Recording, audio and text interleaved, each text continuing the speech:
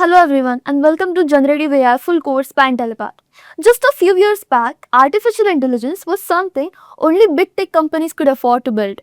But fast forward to 2025, the game has completely changed. The global generative AI market is now on track to reach almost a trillion by 2032. Yes, a trillion. And that's not just growth, that's the complete revolution. I mean, what used to require a lot of manual work and months of efforts can now be done in hours and sometimes even in minutes. And that's where generative AI steps in. With the tools like ChatGPT, Gemini, Claude, Midjourney, etc., that have made complex technology feel easier, turning human imagination into something anyone can build with, whether it's generating code, art, strategy, or entire business solutions. And today, nearly every major industry has integrated Gen AI in some form. And here's the reality. Job roles that demand Gen AI skills have grown more than 20% this year alone. In fact, 8 out of 10 companies now prioritize candidates who understand AI driven automation and impact. Thus, having Gen AI skills isn't just impressive anymore. It provides you an edge. And that's exactly where Intellipaat Generative AI Full Course comes in.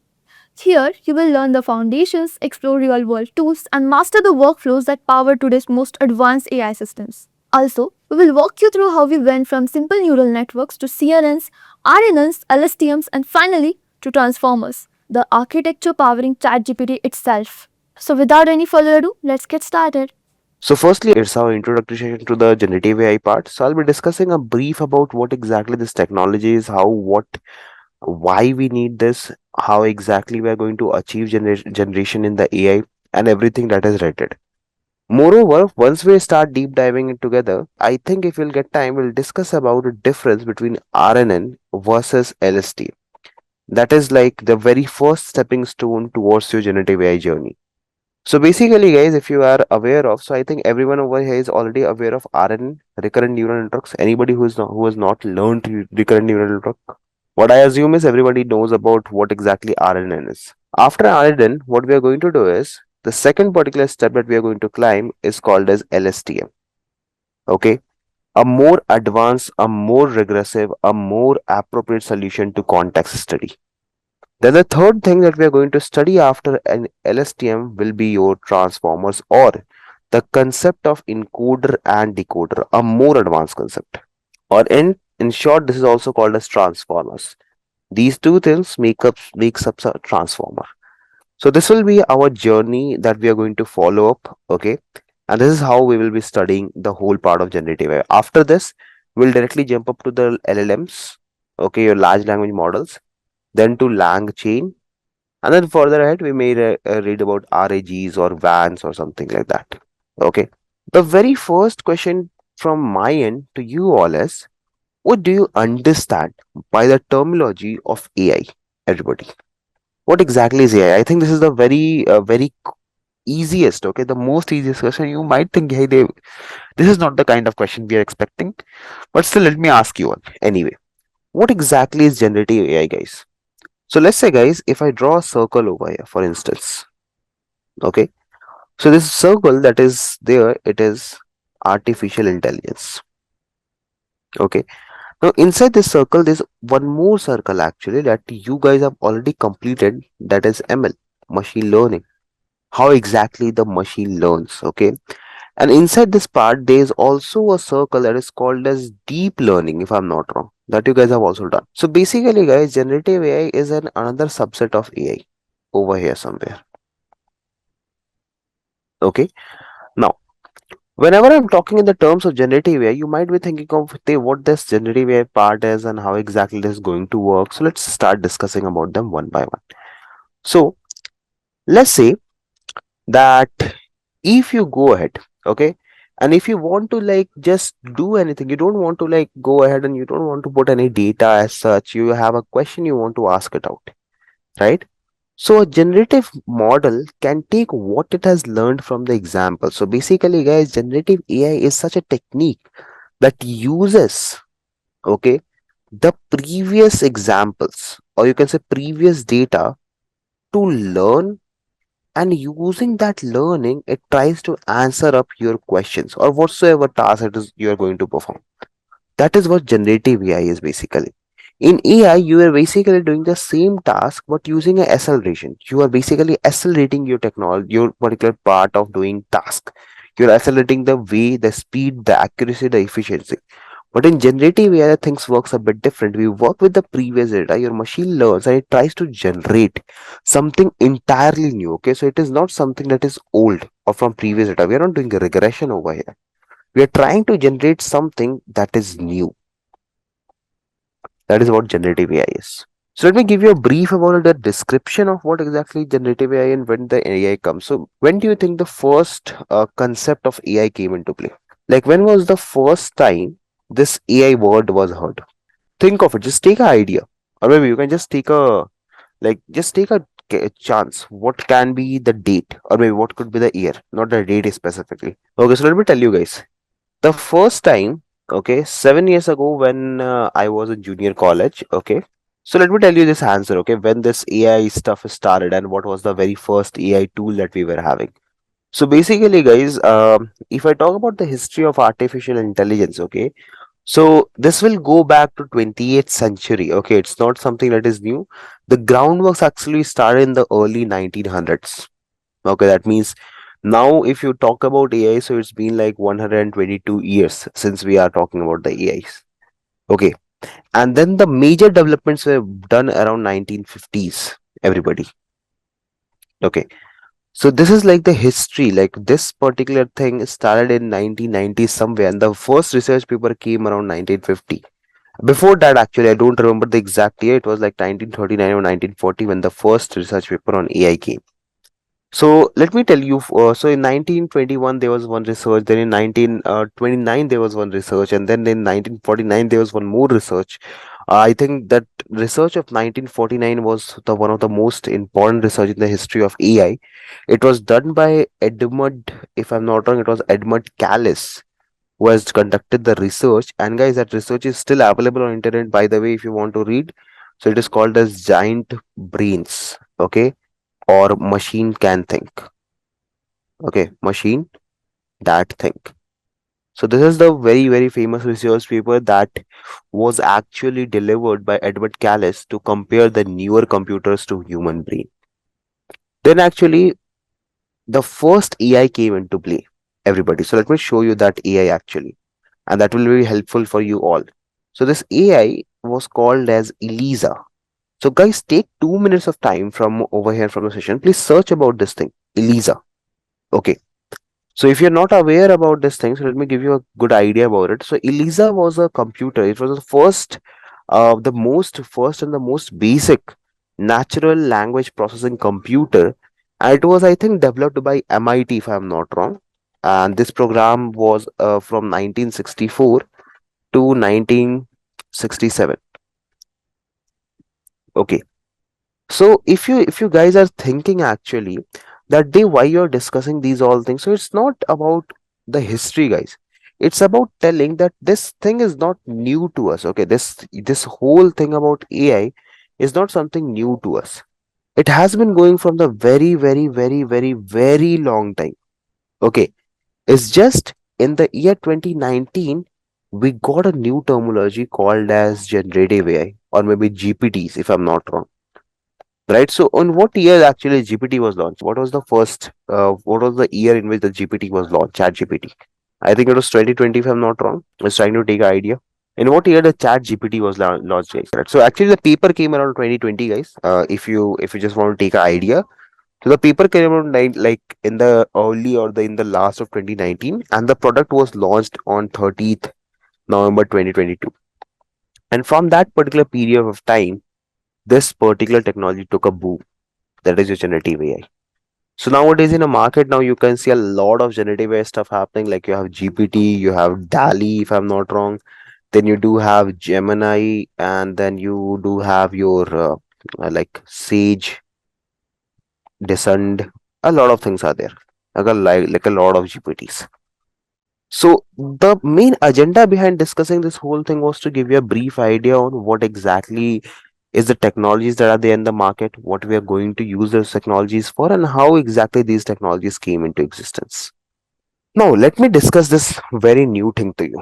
So, let's say, guys, if I'm talking about this recurrent neural network terminology, okay, and I want to give you a brief idea about what exactly the issues are. So let's say if there is a sentence, okay, and the sentence says, "Hey, I am Dave." Okay, now tell me, guys, if I want to do a generation after this particular statement, okay, I want to generate a few more statements over here. What about RNN? Then what is the issue with the RNN, guys? If I'm talking in the terms, can we use RNN over here for generation? I think we can use that, right? So let me give you a more better idea. Let's say if I'm having a stock data with me, okay, if I'm talking about data of the stocks, so is the data sequential or not? Sequential means you're having a data that is continuous, like this. It is sequential. So that means a stock data can look something like this, if I'm not wrong. Correct? Hai? In order to predict any value that is going to be in future, we need to consider all the past values. A very, very great example. Now have a check. If I'm talking in terms of this particular point, okay, let's say this is today. We know the price of today. Now, in order to predict the price of tomorrow, what is going to be our next step? We are going to check for the previous values. We are going to check for the historical data. We are going to check for the what are the data that we are having with us, right? But here is the issue with RNN, guys. So, okay, so let's talk a bit about RNN. RNN don't remember the previous data exactly. It remembers Sarvesh, but it doesn't have a very, very big memory to remember all the data that it does. So let me tell you how exactly this RNN stuff might have worked. So see what is the architecture of RNN is. So if you, let's suppose if this is your input over here, okay. Now your input is obviously going to be connected with some weights, correct? Hai? And then it will also be passed down towards some sort of bias, right? And this whole summation, this whole weighted sum will now go to a activation function over here, correct? And then again, after this activation function, you might have another loop, then you might have another set of bias, let's say, and this might result into an output. So this structure that you're seeing over here, guys, everybody, this is a normal neural network or this is a recurrent neural network? Normal neural network. But let's say if now I put a loop over here, for instance. Now which kind of neural network it is? This is your loop actually, RNN. Now let's say this is going to have some more other weights. And what is this loop called as? This is called as your feedback loop, if I'm not wrong.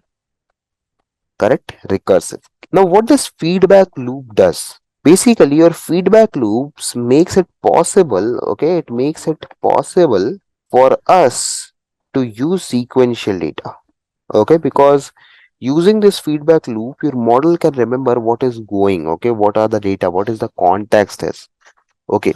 So let's try to understand it using an example, by the way.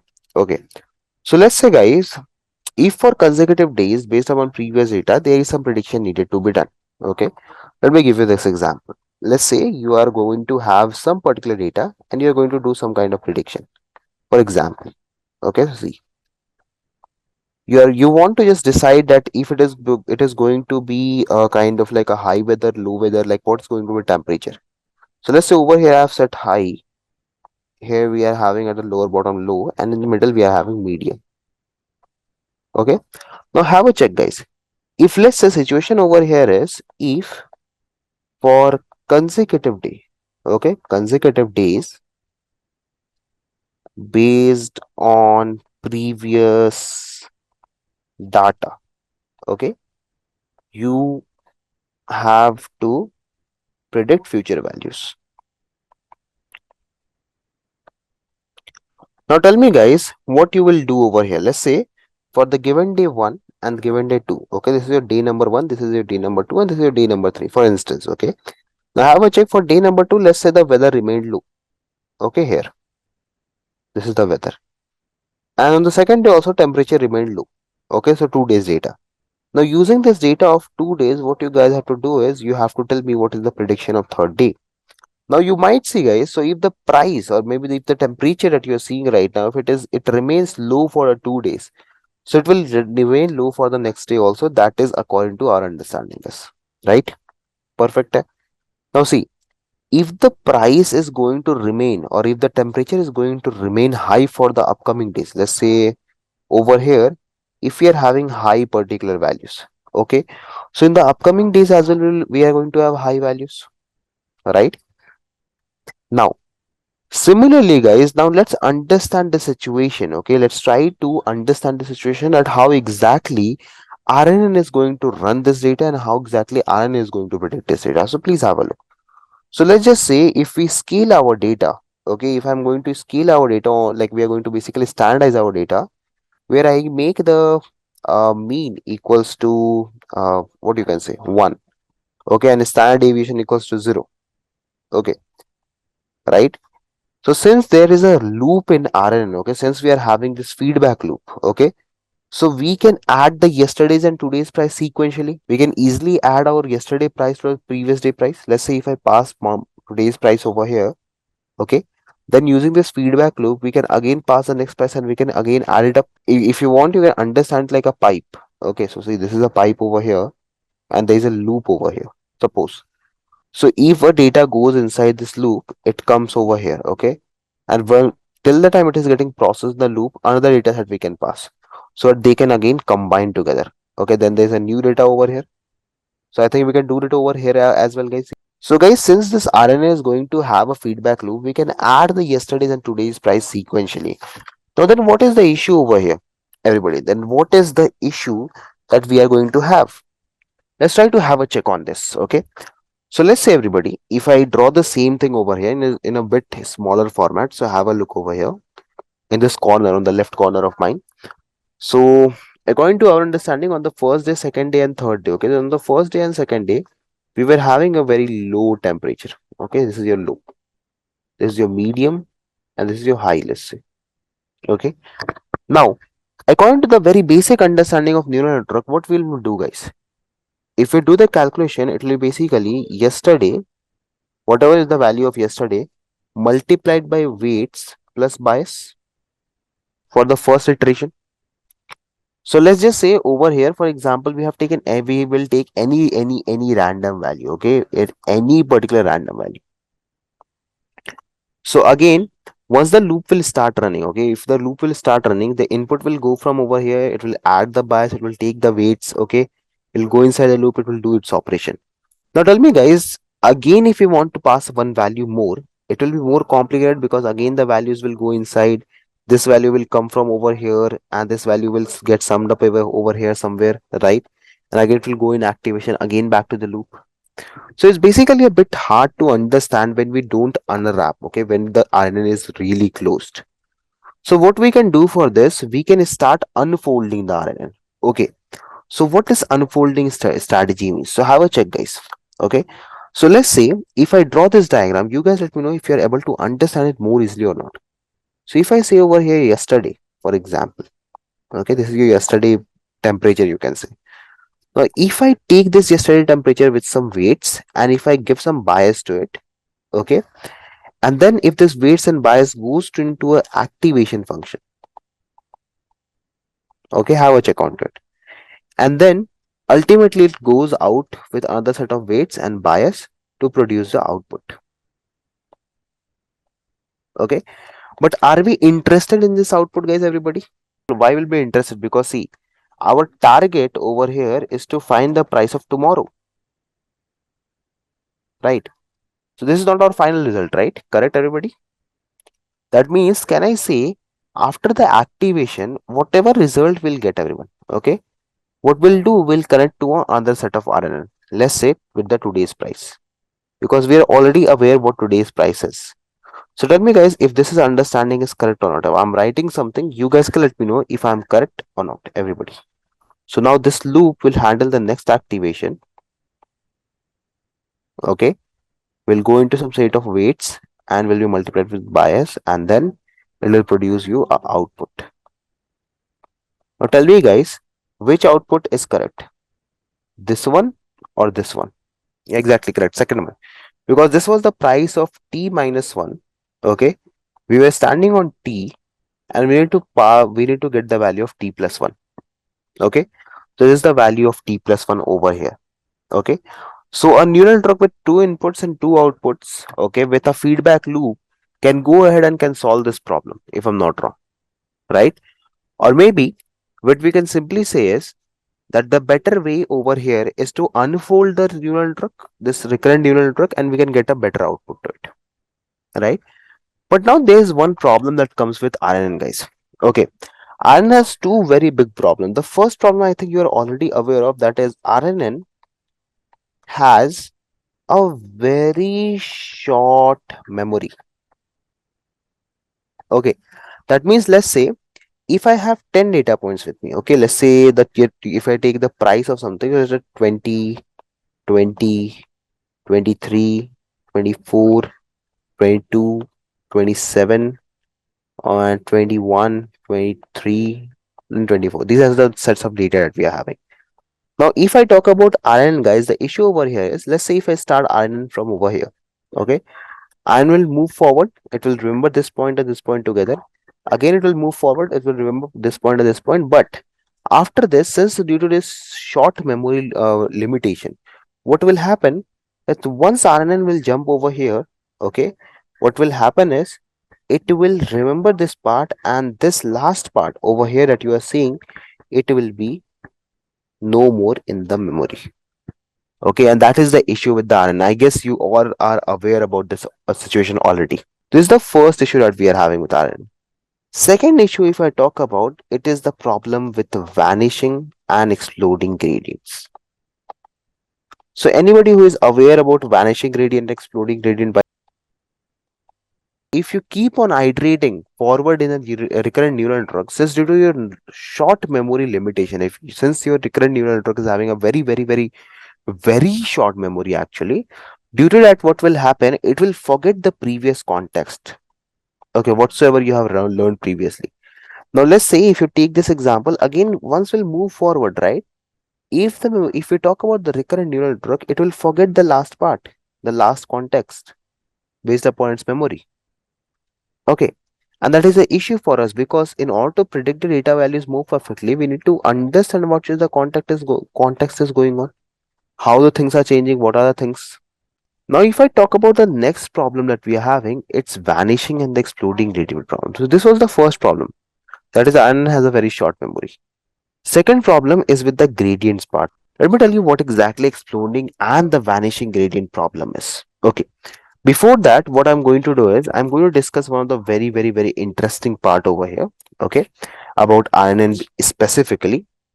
So let me cover up that as well. So as I said, one problem is when we unroll, okay, when we unroll a recurrent neural network, guys, okay. Now tell me, guys, right now we are only having two sequences that we are training, okay. During backpropagation, gradient becomes small, which is difficult for a model to learn. So now have a check, guys, over here. If you see this neural network that is in front of you, the recurrent one that we are trying to unroll. So right now we are only looking at two sequence of data. Suppose, guys, we are having 10,000 sequence of data, or maybe 1 lakh sequence of data. Is it possible for us to train that neural network using this structure that you are saying? Yes or no? Or if even if we are okay with training that, don't you think it will take a lot of time over there? So tell me, if we unroll a very complex recurrent neural network, don't you think the training, as the time passes, it will keep on like the training will keep on increasing its complexity and the time, and the efficiency will also keep on decreasing? Yes or no, everybody? Correct? Hai? Now over here, and this problem that you see right now of increasing the training time and decreasing the accuracy and the efficiency is called as the problem of exploding gradients. Okay, this problem is caused by the exploding gradient problem. Okay, and moreover, there's also one more problem that happens in this particular recurrent neural network is basically a vanishing gradient. So we are going to discuss this both problems firstly. So these both problems are actually related to the weights. Okay, so basically, guys, whenever we are trying to unroll, so let me give you a very easy example to it. So let's say this is your input. Okay, now your input basically goes directly to an activation function after all the mathematical calculation. Okay, and then This particular activation function passes its feedback to the next particular activation function. Okay, and then this passes the next part to the next particular activation function, basically into the next neural network. Okay, so these are all are having their some set of inputs and outputs. Okay, see, connected. Okay, now the thing is, all the neural networks have some set of weights associated with them. Issue is, let's say, or think of it in this way, guys, everybody. Okay, let's say over here, if the weight, okay, let's say if I'm talking about weight number one. If I talk about weight number one, let's say weight number one is two. Okay, once I pass this data to this particular column over here, okay, since the formula is wx plus 1 plus b, right? How many times the neural network is having over here? If I'm not wrong, three times we have unfolded. So can I write it w to the power 3? W1 to the power 3, because we'll be multiplying it three times, right? So now tell me, guys, right now we are having 2, but let's say if we are having some higher weight. Let's say if I'm talking about 16 as a weight. 16 multiplied by 16 is 256. Multiplied by 16 is how much, guys? How much is it? 4096. Okay. So if I'm talking about 4096, so tell me, guys, is this a very big number as compared to your weight? It's a very, very, very, very, very big number, right? This is your amplified output. Okay, your output has been now amplified. And this particular amplified output, okay, if you take 50 days of data consecutively, think of it, guys. I'm just taking it for 3 days right now. Think of it if you're having the sequence for next 50 days. What will happen to your output, guys? Don't you think if we keep on adding this data for the next 50 days, your learning rate will become so large that your model, if you draw the diagram of learning rate, okay, like this, okay, if I draw the learning rate diagram, yeah, now coming back to the problem of the exploding database, have a look onto this diagram, everybody. Now let's suppose we started at this point, everybody, okay, exploding gradient problem. Now let's say the learning rate over here was 0.02. But as soon as we keep amplifying our input, guys, don't you think our learning rate will keep on increasing and increasing and increasing, right? So tell me, in this given situation, our local minima is somewhere over here. This is our local minima, right? So now tell me, guys, if you're having a very, very, very big learning rate, don't you think your model will just keep on bouncing here and there because of the high, big learning rate? Will it be able to reach the optimal state anytime? No, because it will keep on bouncing. See, because with every each upcoming iteration, your learning rate is increasing, and with increasing learning rate, your distance to reach and the probability to reach the optimal state will keep on decreasing. This problem is known as exploding gradient problem. So now let's talk about vanishing gradient ones. Okay, that is more easy than this. Okay, have a check. Now, if I draw a diagram for you all, okay, let's read the same diagram. Okay, this one actually. Have a check, guys, onto this diagram. Now, let's say instead of taking a weight that is bigger, okay, let's say if our weight is less than 1. Okay, let's say the first weight is 0.02. Now, tell me, guys, what is 0.02 multiplied by 0.02? It is, I think, 0.0004. A more diminished output. And now let's say if I divide again multiplied by the second time, won't be 0.00008. Is my understanding correct? And now do this iteration for 50 times, guys, everybody. Now do the same thing for 50 times. Don't you think the output that we'll get from over here, it will be so minimized that we can simply say it is 0? So what will happen from this part? What will happen from this particular situation? Don't you think earlier we discussed the problem of exploding gradient? Now see this situation, guys. In this situation, tell me if I am correct or not. If I draw the same diagram that we have seen earlier, let's say, okay, now have a check. If we start from this point where the learning rate is again 0.2, 0.02. Now, since our outputs are diminishing, so obviously our learning rate will also decrease, right? Because of the short output, the machine will have to go ahead and machine will have to learn the complex patterns, right? But when the gradient will have a very, very, very, very, very small number, because see, what is weight over here? Weight is 0.02, right? A very, very small number. right? So bias and weights are only your gradients that you will try to optimize. So what will happen is, since we are having very small step, the result will be something like this. Have a check again, and this will keep on getting closer and closer and closer and closer, and this will be very, very, very much closer. Now tell me, guys, if I'm running this machine for 10,000 times still, so for the, let's say, for 100 iterations, we had a learning rate at 0.02, and then once it start decreasing, don't you think it will keep on decreasing like this? 0.002, 0.0002. And now, if you're having a learning rate like this, do you think we'll be able to reach the local minima? Will be able to reach local minima anytime? It will not take more number of epochs. Your number of epochs will be over before you reach local minima, because obviously you're not going to run the machine for infinite time, right? Let's say if you're running the machine for 1,000 times, still you won't be able to reach it out. Okay, and this problem is known as vanishing gradient problem. Because if you might notice, your gradients are now vanished. What is your current learning rate? It's 0 point some particular zeros. Okay, let's say if I take a bar and two, correct. And maybe due to this also your weights are also decreasing, because as I said earlier, if you check the feedback back loop, let's say the weight is 0.02, so new weight will be 0.0004, a more smaller value. Again, if we talk about a hair, so maybe the weight could be 0.00008, right? So after a point of time, your gradients will completely vanish and you won't be able to reach the situation. And this particular problem is known as vanishing gradient problem, everybody. Okay, so now how to tackle up this situation? Okay, how we will try to sort out the situation of having low memory, vanishing gradient, and everything.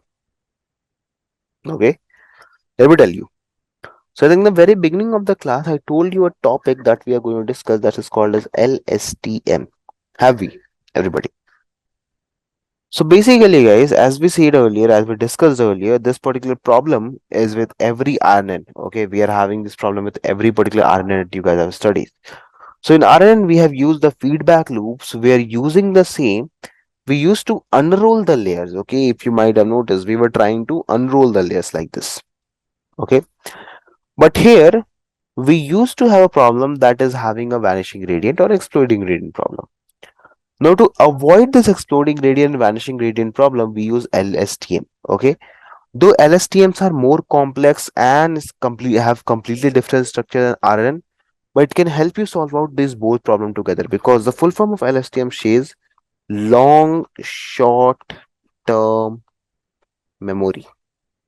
Okay, so it can handle the long term memory as well as the short term memory, guys, everybody. So now let's start talking about what exactly these all things are. So before going ahead with LSTM, I would like to take an idea from you all. Are you guys aware about activation function by any chance? Everyone, I believe you guys have already learned about this activation functions. Okay, so tell me, if I write this sigmoid over here, okay, sigmoid activation function. So what exactly is the core idea behind the sigmoid activation function, everybody? What is the most core idea about the sigmoid activation function? 0 to 1? Perfect, dear. Yes, exactly. So if I draw a line over here, let's say for instance, so this is your sigmoid activation. Yes, correct. This will be y, and the output is going to lie between the range of 0 to, what's the formula for sigmoid? I think it's 1 by e to the power minus x, if I'm not wrong. 1 by 1 plus e to the power minus x. Yes, no, correct. सही है. चलो. So now there's also one more formula to it if you multiply it out. So can I say, if I multiply this whole terminology by e to the power x, can I write it something like this? E to the power x divided by e to the power x plus 1. We can do that, right? And now let's say, guys, if the value of x is 0.1, or maybe like let's say 10, the value is very 10. Okay. So if you put these values over here, e to the power 10, e to the power 10 plus 1, you might get a value something like 0.9995. You can might have a check. Okay. So basically what I was trying to tell you, if whatever point you put, it tries to convert it either into 0 or either into 1 between these two particular terminologies. Perfect. Okay. Now, have you guys ever heard about this TANH activation, by the way. Okay, so what does TANH does? Because these are very important for you all guys, by the way. Before starting LSTM, we need to be aware about these activation function. That's why we are covering it. So if I'm talking about the TANH part, guys, so everybody have a look how exactly TANH looks like. So it is something like this, if I'm not wrong. Have a check. Here is your 0, here is your 0, actually here is your 0, 0. Minus 1, 1, right? So basically, guys, it takes a x, it converts into a y, and the range over here is basically minus 1 to 1. Now look at the formula for this particular equation. So can I say the formula goes something like this: 1 by e to the power x minus e to the power minus x divided by e to the power x plus e to the power minus x. This is the formula for tan h, guys. So by the way, if you want to put any values, let's say if I take a value as 5, so e to the power minus 5 minus e to the power 5 divided by e to the power 5 plus e to the power minus 5. This will result to minus 1. You might have a check as well. Perfect, everybody. Both the activation functions are clear to you all. So, guys, tell me this thing, everyone. Okay, let's try to understand this concept of LSTM using a very easy explanation. Now, think of it in this way: if there exists a neural network, okay, if I say this, if there exists a neural network that doesn't have, okay, that doesn't have any such concept of weights and bias, okay. Now think of it in this way, guys. If there's a neural network, if there's nothing as such in that, there is no concept of weights over there, there's no concept of bias over there, then what will be the situation, guys? If there's no weights, there's no bias. So what can be the advantages of that neural network can be? What could be the advantages of those neural network? Can I say, guys, if there is no such concept of weights or bias, it will allow us to flow through that series of unrolled unit without causing any vanish or explode gradient problem? Yes or no? Let's say if in this situation, if I go back here, okay, in this unrolling situation, so if you check it out, if I remove this concept of weights and bias, okay, if there's no weight, okay, and if there's no bias associated, will we have any problem of vanishing or exploding gradient? Yes or no? No, right? There will be no such problem as such. That is what exactly LSTM is, everybody. Okay. This is a kind of neural network that will help us to flow all our data without worrying about the weights and the bias concept. Okay. So if you want to have a look, as I said earlier as well, the LSTM it's basically having a very complex architecture, but at the same time, it's also rather easy to understand if you have a look onto it. So let me show you how exactly the LSTM looks like in a very short picture. Okay. So we need the architecture to LSTM, right? So basically, guys, if you look onto the LSTM, okay, have a check. So LSTM has two things, okay? So let's say if I design a box over here and then we start comprehending this structure. So this box is called as the LSTM working area, okay? So I'll tell you what in the specific we call it. So now there are two things that the LSTM takes in consideration. So there is the first thing that is called as long term memory for remembering the things that we need to keep in the long run. And the second thing that you remember is the short term memory. Okay. Now these are the two things. So basically, if you see this particular line, okay, so this is nothing. It is coming from the previous LSTM. So I can write this is the output of t minus 1, okay, for the long term. And this is basically the output for short term, everybody. T minus 1, okay, for both the sequences. Now have a look on to over here, guys. What happens is this short term memory and long term memory they work together actually. So over here, if you look onto the LSTM diagram, the architecture remains very simple. Okay.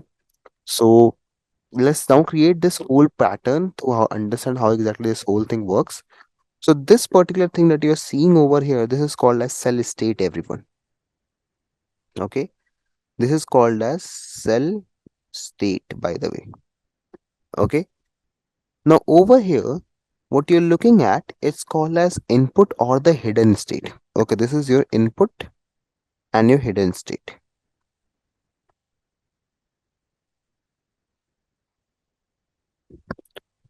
Okay, and now guys have a check over here. There are three gates that are there in this particular LSTM process. Okay, so what happens is once your input goes inside, okay, once your input starts going inside this LSTM, it follows a long process, by the way.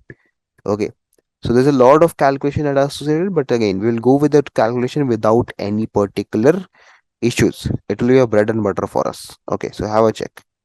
If I draw this diagram, the first part of it, okay, the very first part of it is called as the forget gate.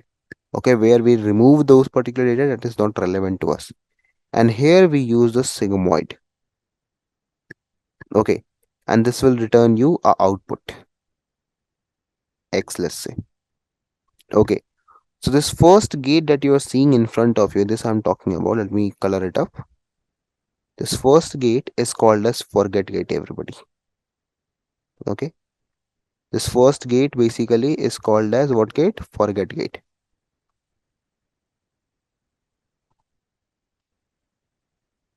Okay, then we are going to talk about the second gate over here. So have a check, guys.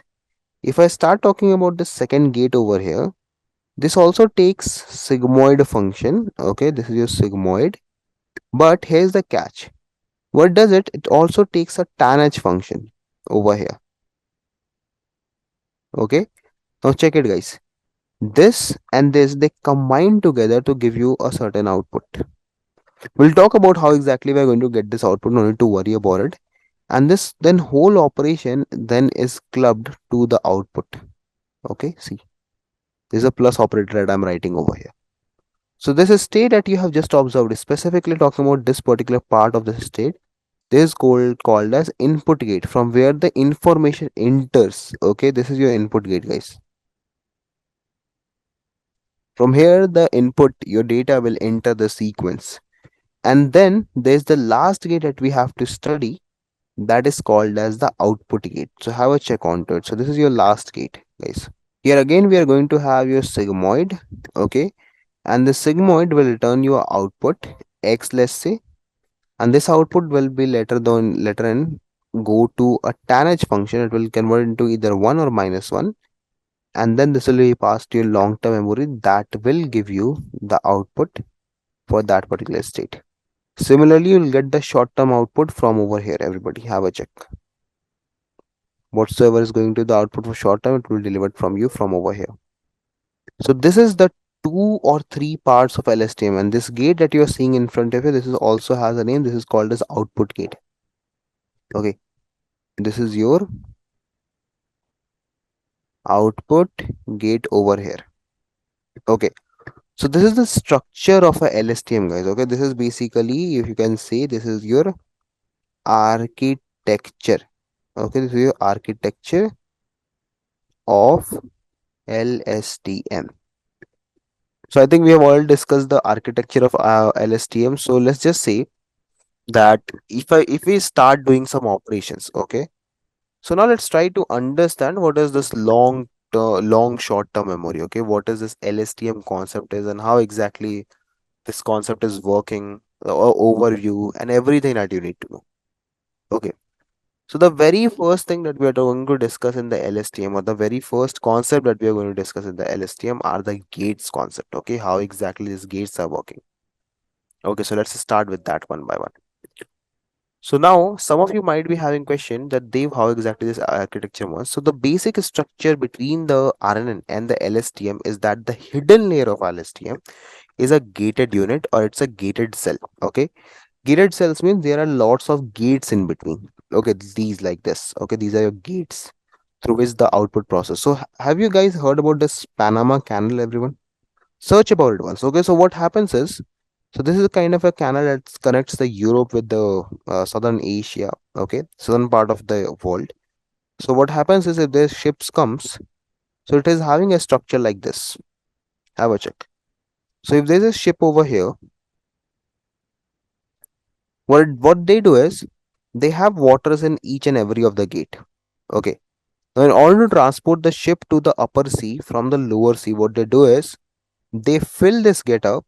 Okay, they close this gate from over here when the ship enters, and then they reduce the water from over here and they pass the water over here. Then now the ship elevates, and then this thing keeps on going. The same thing happens in LSTM also. Okay, see how exactly it is.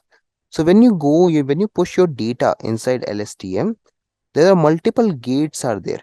Okay, through which your output passes, through which your input passes, and it generates the output for you. So we are going to discuss about each and every gate that you are seeing in front of you right now. Okay, so in LSTM, there are four layers to interact with one another to produce a output. Everybody. These two things are then passed to the hidden layer. So if you might notice it out over here, there are two output guys. Everybody have a check. So what I was saying was about the gates in LSTM. So let's say whenever there is two things passed. So if you might notice there are two inputs passed from this particular thing. That is from the previous LSTM if you say. And then your new LSTM also produces two output. Okay. So unlike RNN, we have only got one single neural network of TANH over here. Okay, so let's try to firstly understand how exactly this whole thing and whole concept of LSTM is working in the backend. Okay, so let me give you one very quick and a very good picture to understand how exactly your LSTM is working. Okay, what's the most appropriate part of LSTM is. Okay, so have a check everybody. Okay, so you look at this information really carefully because this is very important. So information in LSTM is retained by the cells that you might have seen. So let me just give you a very quick picture. So this is your X, okay, and then this X goes to a plus. Basically, you're adding and multiplying. Plus and X basically means to multiply and add. Okay, nothing as such. This connected to a sigmoid function over here. This thing again goes ahead and again gets connected to again a sigmoid function that is connected to a tanh.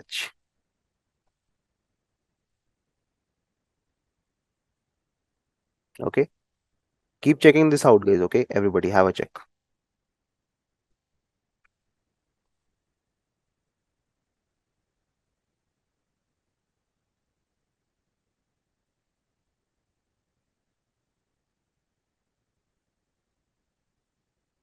Perfect. I guess we are done. Let me brief you on what we have written. So the first gate that you might have seen over here, that was the forget gate. Okay, so let's start discussing about it. So guys, tell me, is the information useful? Okay, is the information useful if you doesn't have removed the irrelevant part of information? Tell me, guys. Is the information useful if there's not the if you don't remove the irrelevant part of the data? Okay, let's say if I'm writing a news. Hey, this is let's say data science. Okay, we are cooking over here. So tell me guys, in this whole written statement, what do you think which is irrelevant part? That means this part is not relevant for us. This information is not relevant for us. We are cooking, correct? Now this part actually is where we use the forget gate because this part of data is irrelevant for us. Okay, this is not relevant to our context. Our context is working on data science. Okay, and suddenly this context came into picture where we are trying to cook something. So the information that is no longer useful in our cell, okay, the information that we no longer need in this particular LSTM is removed by the forget gate, this gate actually. Okay. So the input, the both the inputs that you are seeing, okay, this one, let me draw this. So let's say this is your X t minus 1 and this H t minus 1, both the inputs that you are going ahead. Okay. So they are fed into this gate and they are multiplied by their weight matrices. Okay, what is their weight matrices? I'll talk about it. No need to worry about. I'll tell you what exactly weight matrices are. Okay, and then these particular things, when goes to a sigmoid function, they basically help you to remove the data. Okay, that is irrelevant. So that is the use case of the first gate. It is a forget gate. Okay, so just need to remember this. This forget gate is for removing irrelevant piece of information. Okay, this is for removing irrelevant piece of information. Is this first part clear? And again, mathematically, we will discuss it, no need to worry about. But firstly, I want to give you just an overview of how exactly things works. So let's just say if we are using sigmoid, then what is the value of sigmoid, guys? What is the range of values? It is either 0, either it is 1, right? So let's say in this scenario, if I break down this statement into two pieces, what do you think? Which one will get 0 and which will get 1? 0 for remembering, sorry, 0 for forgetting, 1 for remembering. That which particular part we have to remember. So what do you think? Which one will get 1 or which one will get 0? Everybody. I think the first one, this part is going to get 1, and this one we are going to give it as 0 because we are going to forget it. Correct? Right है? सबको समझ में आया? Everybody? Okay? चलो. So again, if you want to get a more better overview of it, so let me again give you a more better idea. So this diagram goes something like this. Your inputs come from over here. Okay, that is your short-term memory, t minus 1. Okay, and from here your input goes in xt, the new input that you're having. They get combined basically over here. Okay, you pass this data to a sigmoid function, and this returns your output for your long-term memory. This is how it works. Simple, very simple as that. Final memory. Okay, ft. Correct है? Perfect. Now let's now talk about this input gate wala part. Okay, see, this is very important, guys. The input gate. Why? Let me tell you. So this input gates looks something like this. So the gate that you have seen right now was forget gate. Okay, it was looking something like this. Okay, I'm just recreating diagrams multiple times, guys, so that you guys can remember it. Okay, have a check. Now once after this forget gate wala part is done, okay, let me change the color of the pen. Now the part of the input gate starts working, guys. Everybody have a check. How it works? You have a sigmoid over here basically fitted.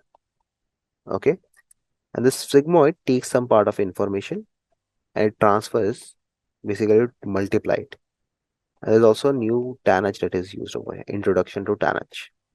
Okay, no need to worry again what exactly is being done over here. I'll tell you, just let me complete a diagram and we're done.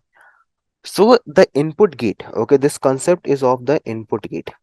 So maybe guys, you guys can take a guess what maybe this input gate will be doing over here. Everybody tell me, guys, what might be this input gate maybe doing over here? Just trying to take an idea from you all. What does this name suggest you? Because this was a forget gate, right? That we are using. This was the forget gate. So we were forgetting some concepts over here. Okay, we were forgetting some irrelevant part of the information over here. What maybe this input gate might be doing? Can I say, guys, this input gate adds, okay, the useful information, okay, the useful information, okay, to the cell state, to the cell state. Yes or no? Tell me, guys. If I'm talking, so this is basically your cell state, guys, the upper line. This is called a cell state, everybody. So can I say that this input gate is basically a kind of functionality that will help us add any useful information that is there? Correct? Hai? So first the information is regulated using a sigmoid and the filter values that are to be remembered. Okay, so basically, guys, the use of sigmoid over here is to filter out the values. Okay, you need to filter the values. Okay, filter the values that are needed to be remembered. Okay, that are needed to be remembered. That is the use case of sigmoid over here, everybody. Okay, we are only using sigmoid over here so that we can remember those particular words that are necessary for us and we can forget all the particular words that are not necessary for us. And then we create a vector using this tanh that give you an output between -1 to 1. Okay, that will contain all the possible values of t8 in this particular two values. And then what we do is at last we just multiply it out simply. We multiply the values to get all the important information. Okay, this multiplication will result in giving you all the important information, giving you all the important information.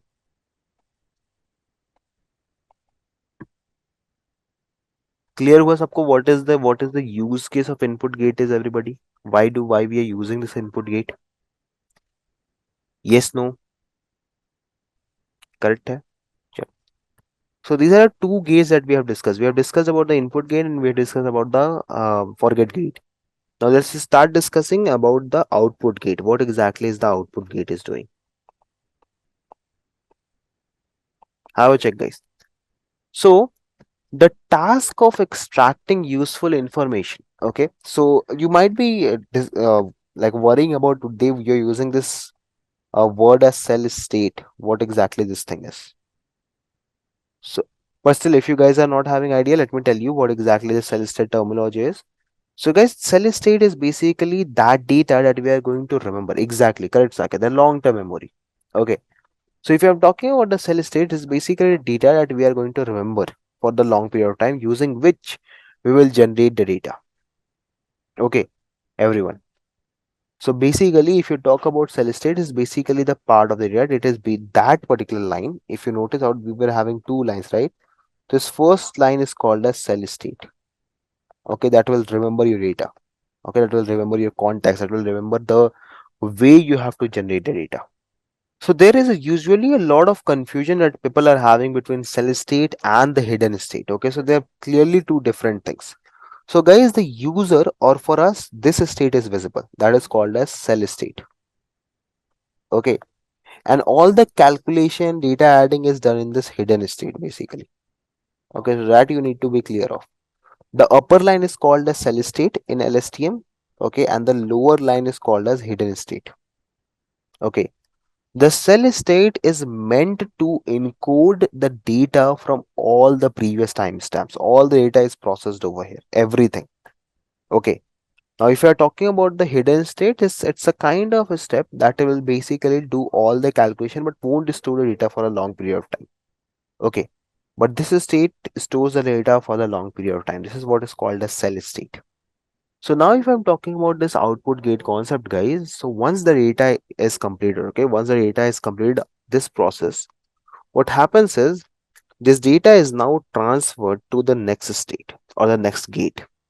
So this data goes ahead, okay, and it outputs. Okay, this is your end of your LSTM. This is the wall of your LSTM.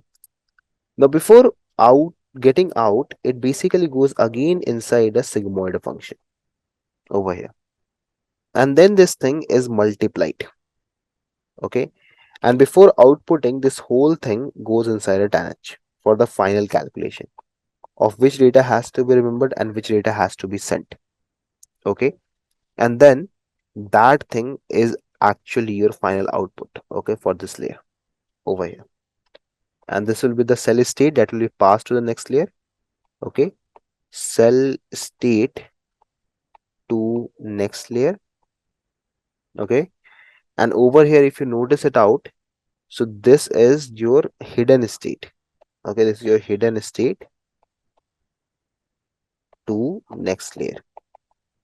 Okay, so the task of extracting useful information from the current cell state to be presented as output is done by this output gate. Okay, so firstly what happens is we generate a vector by applying the tanh function.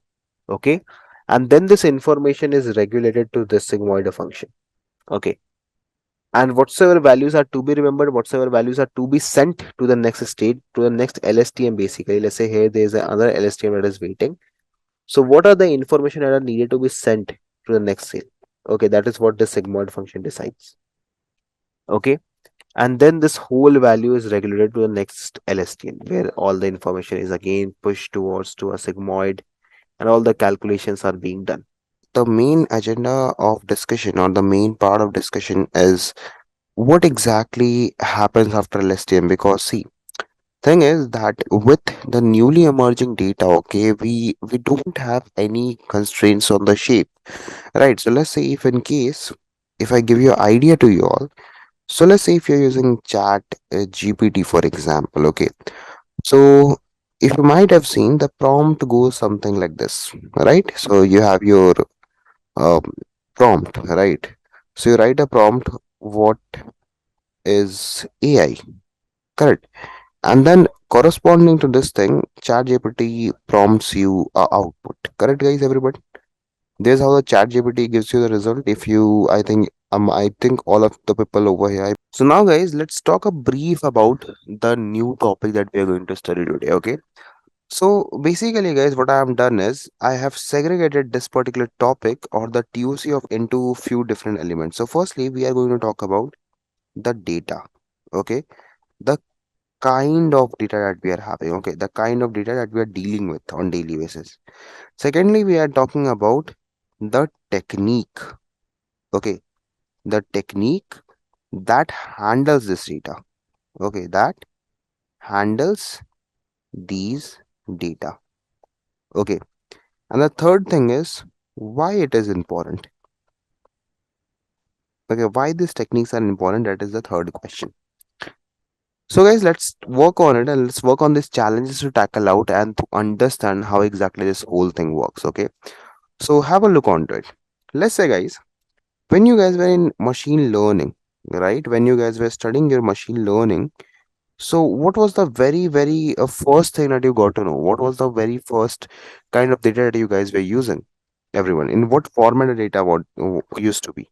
So basically, guys, you were dealing with tabular data, if I'm not wrong, right? You were dealing with the tabular data, maybe in your CSV files, correct? If I talk about, so the data was in your CSV files, or it might be in your XLS files, correct? Or maybe any other file format. So you can also have JSONs, right? Text, okay? Text in sense, it is the comma separated file itself, Sunil. It's not something different. The text that means comma separated file itself, but in a textual data, right? Anything else that we're using is I think Parquet also, right? So these are some different kinds of tabular data that you guys were using in the machine learning part. Now let's talk about what was the main agenda or the main briefing in the machine learning. So we used to have a set of commands. Okay, we used to have a set of commands and algorithms that were designed to do some specific task. Okay, that are designed to perform some specific task, right? So, in essence, if I say, so you had some algorithms like your decision tree, your random forest, your k-means clustering, right? And your KNN, and then you had your linear regression, then you have your logistic regression. Correct. So these are the machine learning algorithms that you guys have used to solve a kind of problem that can be like, okay, you have to predict something, predict house price. Okay, fine, you will use logistic linear regression. You have to classify if a person is having a dog or cat. Okay, use logistic regression. If you want to cluster, you will use k-means. But with the time, what happened was the complexity of the data, okay, it increased, right? I think generally whenever you guys were working with CSV, so the data was not very chunky, okay, it was like very small normal kind of data, or maybe not having a very like a lot of complexity in it, right? But the thing was, then there came a concept that I think you might be aware of. Let me talk about it once. Are you guys aware about this concept of non-linearity, everybody? So what exactly non-linearity? Let me talk about it once, okay? So basically, generally, whenever you're working with machine learning, what happens is the data that you're having, it follows a normal relationship. Okay. Maybe if the x is increasing, the y will also increase. If x is decreasing, okay, so this is one sequence. Second sequence can be if x is decreasing, y can also decrease, something like this. Okay, this is a linear. Okay, this is a linearity. Okay, non-linearity means something like this, guys. Have a check. So if I'm talking about non-linearity, so the graph goes something like this. So let's say, for instance, maybe in the current phase, okay, or in the first sequence, if you might notice, your data might increase, but it can also decrease after some time. Okay, like this. So this sequence that you are seeing right now, this is called as non-linearity. Okay, the non-linearity in the relationship. And actually, the thing is, the machine learning algorithm that you use on your daily basis, they are not able to understand this thing. Okay, We are not able to understand the sequence of non-linearity over here. Okay, and that is a very, very, very big issue, by the way.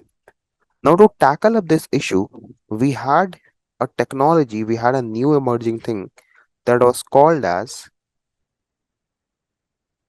deep neural networks, if I'm not wrong, right? Here you used to train a neural network that used to solve the problem of non-linearity, if I'm not wrong, guys, correct? So the second particular technology that came into play was, sorry, DNN, not artificial intelligence. It was DNN, deep neural networks. So basically, over here to solve, okay, to resolve a issue or a problem, okay, we used to train a deep neural network, okay, that was able to resolve the issue of complexity, that was able to resolve the issue of complexity plus the non-linearity. Okay, because the deep neural networks are very good at understanding the non-linear relationship.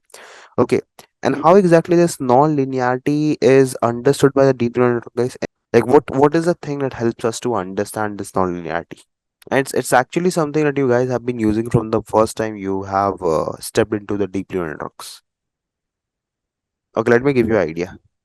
If let's say if we are having two neurons over here, perfect, Sarvesh, exactly, dear. It's activation functions, guys. Okay, your activation functions helps you to understand this thing, the non-linearity part. Okay, but now here comes the issue, guys. Okay, so till this point of time, the data that we were having, it was an entire chunk. Okay, it was not like your data that is coming, it's like one by one. But then we had another problem to face with. Okay, the third problem was data in sequence, right? Maybe the data can be a textual data or a time series data. So guys, when the data was coming with respect to time, okay, within sequence, right? So let's see if I'm talking about time series data. So guys, can we say the time series data is in sequence? Yes or no, everyone? I believe the time series data is, it's always in a sequence. You have like day one, okay, then you have day two, day three, day four, like dot dot dot. And if we are talking about textual generation, so let's see if I'm saying I am going, okay, dot dot dot dot dot. So basically these are like a fill in the blanks example, right? You are saying that I am going out with my friends, correct? So these are two kinds of data, and these kind of data is basically known as sequence to sequence data. Okay, the nature of this data is called as sequence to sequence data because this is in a particular sequence, just following a particular sequence. Now, the issue was the neural networks that we are having normally, okay, they are not able to understand this whole thing. I think we have not discussed about CNN, so let me just give you a brief. So again, like here we were using some kind of like data in the CSV itself, but the much bigger and much complex data. But then we had images, so we worked with the CNN part where we had the filters and the concept of like Convo 2D and all that. Then when the sequence to sequence data came into play, the issue was this data needs to be remembered. Okay, you need to remember the context, you need to have the understanding of how your data is going through, right? So let's just say if we take an example over here, and if I say that, hey, what is the issue is I have a word, let's say, hey there, I hope you are dash. Now guys, in order to generate this word that is empty over here, we need to see the context of the statement, in what context this particular statement has been made. Is my understanding correct? Yes, no, plus, minus, right? So in order to understand these kind of sequences, we didn't had any particular solution. So then only your concept of RNN and LSTM came into play. We do have one more sequence over here that is called as GRU, that is gated recurrent unit. Okay, though if you guys want, you can study about it. It's very similar to what we have seen in LSTM. Okay, the GRU, gated recurrent unit.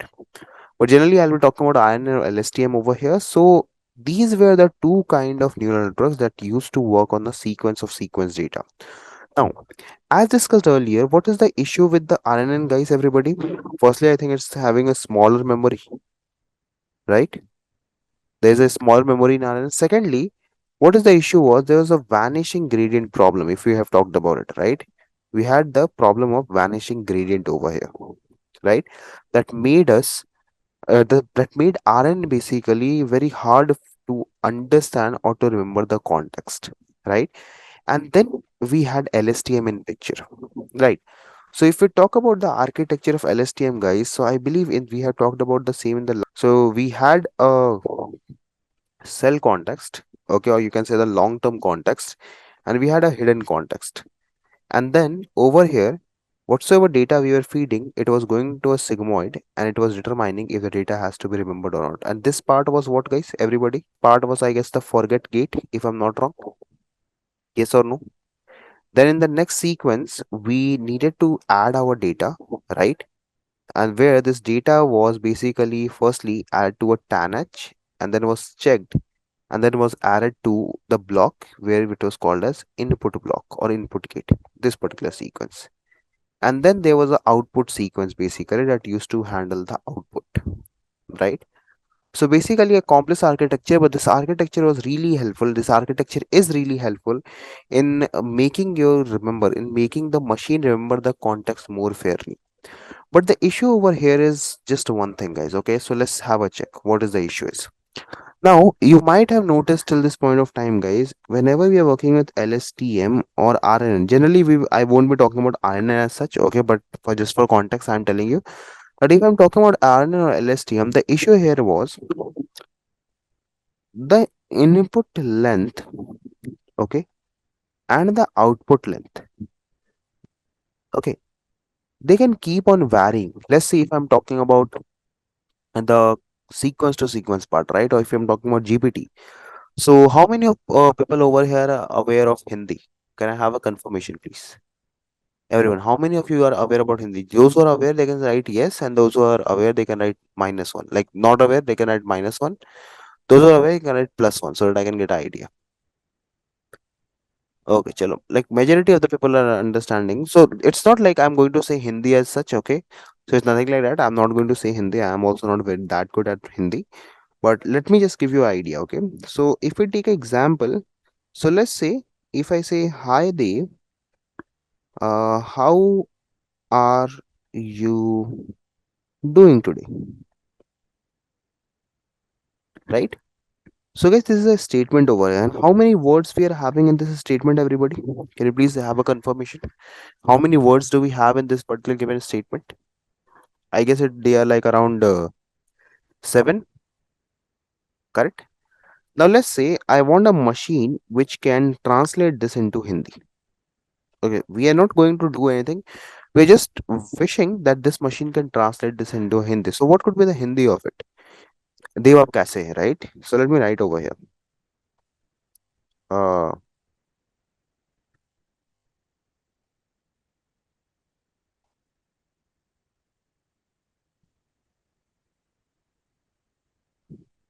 okay.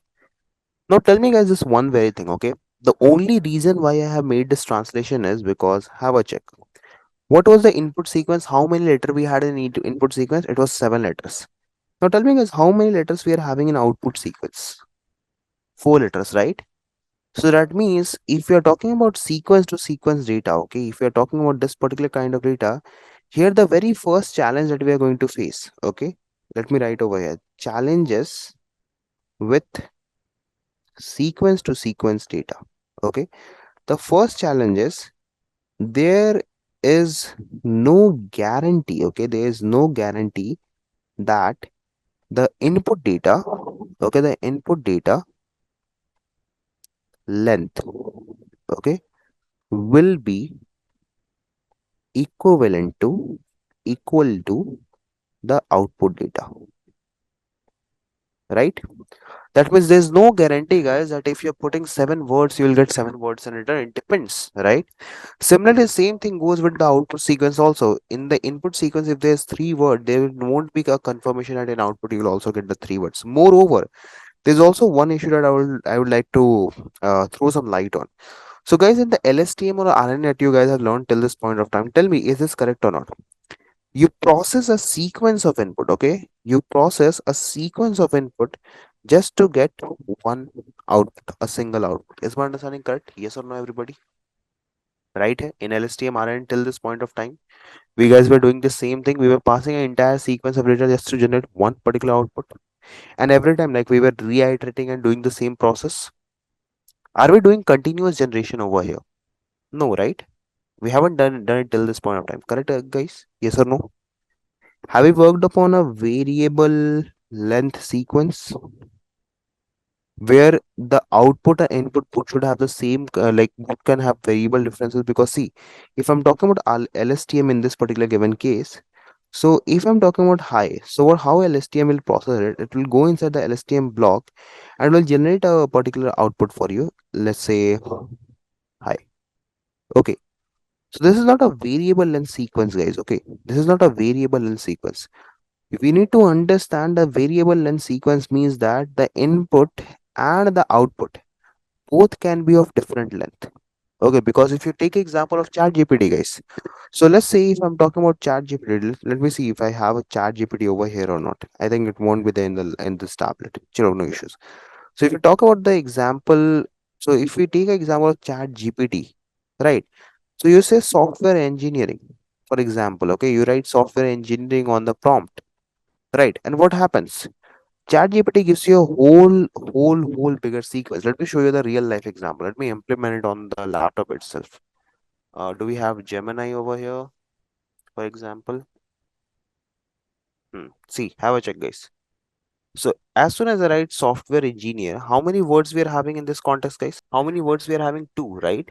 So according to the concept of LSTM, it should only return us two words. But as soon as I run it, yeah. So have a check. What is the returning? What is the return type over here? We have inputted a sequence. We got a long sequence back till this point of time. Yes or no? So how exactly the Gemini got to know that okay, this is the sequence that I have to generate, and this is the problem that we have to solve out over here. Okay, so as you guys have seen in LSTM, as you guys have seen in the part of GRUs, as you guys have seen in the other part as well, what we guys are going to do is we are going to discuss a architecture that can handle these kind of sequence to sequence data. Okay, one of those architecture that I'm going to discuss out of these all is called as encoder to decoder architecture, or in a very hinge also it is known as the transformers concept. Everybody. Okay. Now the issue is we already have the solutions to like the different kind of data, like the sequential data. We have the solution data, you RNA, LSTM. But what about the data that is only about sequence to sequence? Okay. For that actually, we have an architecture that is called as encoder to decoder architecture. Okay. So let me give you a very firstly high level overview of how exactly this architecture look like. So this is your high level overview of the same. Okay. So if you talk about the high level overview of a transformer or encoder decoder architecture, it basically looks something like this. So see, you have a encoder over here, okay, and you have a decoder over here. Simple as that. Okay, it's the most simplest architecture that you might have seen. Now what happens is your input goes through over here. Okay, this is your input. So if I take the input for example, so we'll take the same statement. Okay, this statement. Okay, if we are going to use this statement as the input, right? So let's have a check. So paste, yeah, have a check, guys. This is your input that you are going to put to this model. Okay. So now guys, if you look onto the example, the encoder decoder architecture, so the very first thing is that we are having an input over here. Input is basically a sequence. Okay. The task that I am trying to perform over here is basically conversion of English to Hindi. Okay, very simple machine that we're trying to frame. Now, thing is, guys, have you guys ever worked upon an NLP problem, everybody? Have you guys learned about NLP? So, guys, in what ways the machine accepted the input? Does the machine accept the input in this way or in the numerical way? Correct. Now, the thing is, what we will do is we'll firstly convert this whole thing into a numerical aspect. Okay. Or else, since it's just a high level overview, what I'll tell you is this input will go in the encoder. Okay. And this encoder, after understanding, okay, inside the encoder, their encoder will try to understand. Okay, it will try to understand. After understanding, this will produce a vector for you. Okay. This will produce a vector that is called as context vector. And this context vector will go to decoder, where decoder will process the output, process the context vector, and based upon the same, it will generate a output. Now, the thing is, the output will be of variable length. Okay, this will be of variable length. There's no such correspondence that it has to be the same as your input. It can be of the variable length, everybody. So this is what is the high level overview of a encoder to decoder architecture is. Okay. So I've not discussed this yet briefly. We will see the under the hood parts in a short while, like in 2 to 3 minutes, we'll be discussing that. So if you look onto this diagram over here, dear, so this is like a high level overview of how exactly the encoder looks like, encoder decoder architecture looks like. So here, if you might see, we have an encoder, it takes an input, it tries to understand the input and then produces a context vector. And using the context vector, that is basically nothing, it's just a numerical representation of what your machine has understood. It passes this context vector to the decoder, where the decoded output can be shared to the particular user. Okay, and this is what exactly is the encoder to decoder architecture is in a just case, everybody. Let's what we're going to do is we are going to deep dive a bit into the under the hood section. Okay, like what exactly looks under the hood, like how exactly the encoder and decoder looks under the hood. Okay, so if I'm talking about this particular sequence, or if I'm talking about this particular topic, so under the bonnet or under the hood of the machine, what is happening? Okay, so firstly, let's talk about the encoder once. What exactly is about the encoder? What exactly do we understand under the hood of the encoder? Like, what is exactly encoder? So I'm going to draw a diagram over for you all. You guys let me know if you guys are able to understand or not. Okay, and this is going to be a very, very easy diagram, by the way. So this is your cell state and this is your hidden state. Okay, so I'll represent the HT and this will be your CT or T minus 1, I will say, the previous timestamp. Now over here,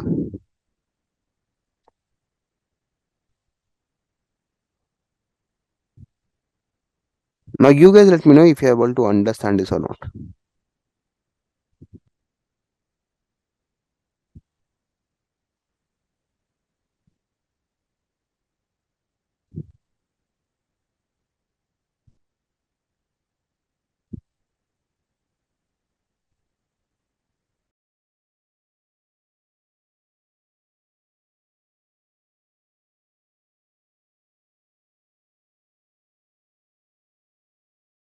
I think pretty far easy that whatever you have seen in LSTM.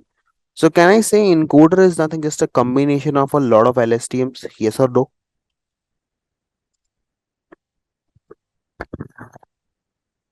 Correct. है? So now have a look onto how exactly this whole thing works. Okay, have a look and try to understand how exactly this whole thing works. So let's say for an example over here, can you please give me a four-letter word, or maybe we can take it how you are doing. Okay. So this is the example that I'm trying to take in consideration. Okay, for conversion. So basically, guys, what will happen is if you talk about the LSTM example. So in this case, here the very first thing is that all the outputs are going to be ignored. Okay, outputs are going to be ignored. Okay, we'll not use any output as such because this is just for encoding. We are just trying to process the data. We are trying to understand the context in the encoder part. So what will happen is if you see, if you pass the data from over here to the first LSTM, okay, what will happen? Let's say I have passed over here hi, it will produce some output. Hi, how? Okay, how are you doing? Sorry, not hi. My mistake. So it will be how you are doing, right? So can you see guys how the sequence to sequence data is working? So basically with each LSTM, we are trying to give up one part of data. And this data is basically sent, okay? Let me write this point also over here. Data is sent in token by token format, okay? So basically token by token means word by word also. Okay, this is also called as word by word format. That is also fine. So basically what we're doing is we're trying to send the data into word by word format so that the machine can understand it way better and machine can understand the context of the given data. So using this technique, what will happen is the machine will be able to understand the context and the nature of the text very easily. Okay, clear as of course the first picture. Now thing is, if you look onto the part guys, this will generate some output. Okay, this will generate your context vector. Okay, this will generate your context vector. So basically this vector is nothing, it's just a sequence of what machine has understood, okay, for this complete scenario. Now this thing that you have seen right now, this is your encoder architecture. Okay, this is the architecture of your encoder. Now let's look under decoder architecture once, like how exactly this whole thing works. So basically, whatsoever you take as output from over here, this output will be the input for decoder simply. Okay, simple as that. Because you might have seen in the picture, so encoder and the output goes into decoder. Okay, so have a check over here, everybody. The decoder looks something like this.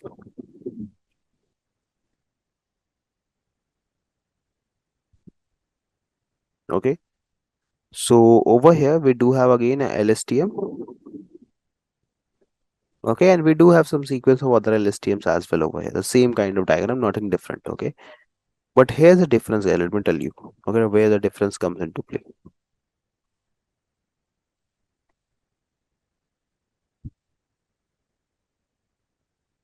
Okay, yeah, perfect. Now have a check, everybody. Okay, so if I'm writing LSTM everywhere, now the thing is, if we are talking about decoder, so this is the cell or this is the area that is basically responsible for generating some output. So whatsoever context vector or whatsoever input, okay, your input of encoder, okay, whatsoever is the input of encoder, it will get passed down towards this LSTM. And the very first thing is that the LSTM in the decoder needs to firstly start. Okay, and once the sequencing is done, it will represent a stop over here. Okay, and that is for sure that remains same in every particular scenario of the given data. So the very first thing is that whenever you're going to have a particular decoder and when you send a data, the first thing is that it needs to start the operation, and then the input over here and whatsoever will the output for this will become the input. See, your output from over here will become the input for the next LSTM. Simply the output from over here will become the next input to your LSTM.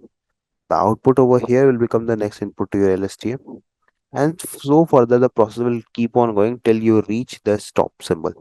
Once you reach the stop symbol, your text generation or the sequence generation will be stopped.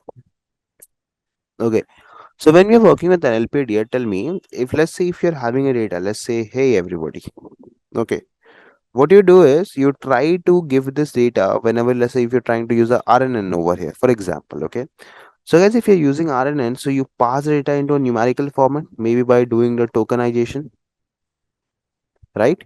And then once this data goes into RNN, it produces your sequence. Correct. So how exactly this whole thing is working?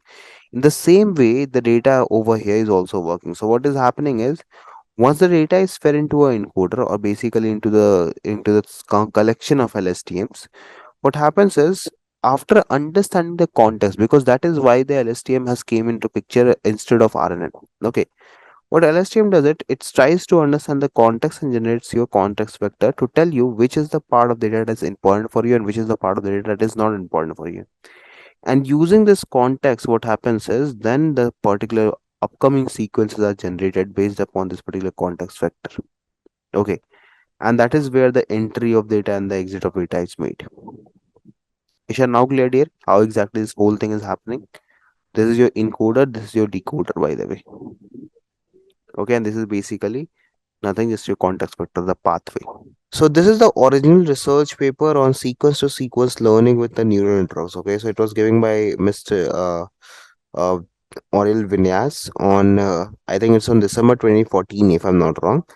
So this particular paper is to make you understand how the LSTM, okay, goes ahead and how it gets converted into a encoder decoder architecture over here. Okay, so the main agenda, or the main you can say motive behind discussion of the upcoming few classes will be that we are knowledgeable enough, okay, or we will try to be knowledgeable enough that whenever we look onto this paper next time, we are able to understand that what exactly is going inside this paper.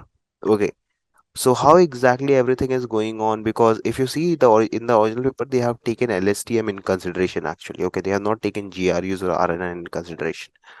So our main agenda, or the motive for the next few classes, is going to be that we get that much knowledge that will be able to understand this particular whole thing very easily. Okay, that is what we are going to go ahead, and that is what we are going to try to learn basically. Okay, perfect. Chalo. So now guys,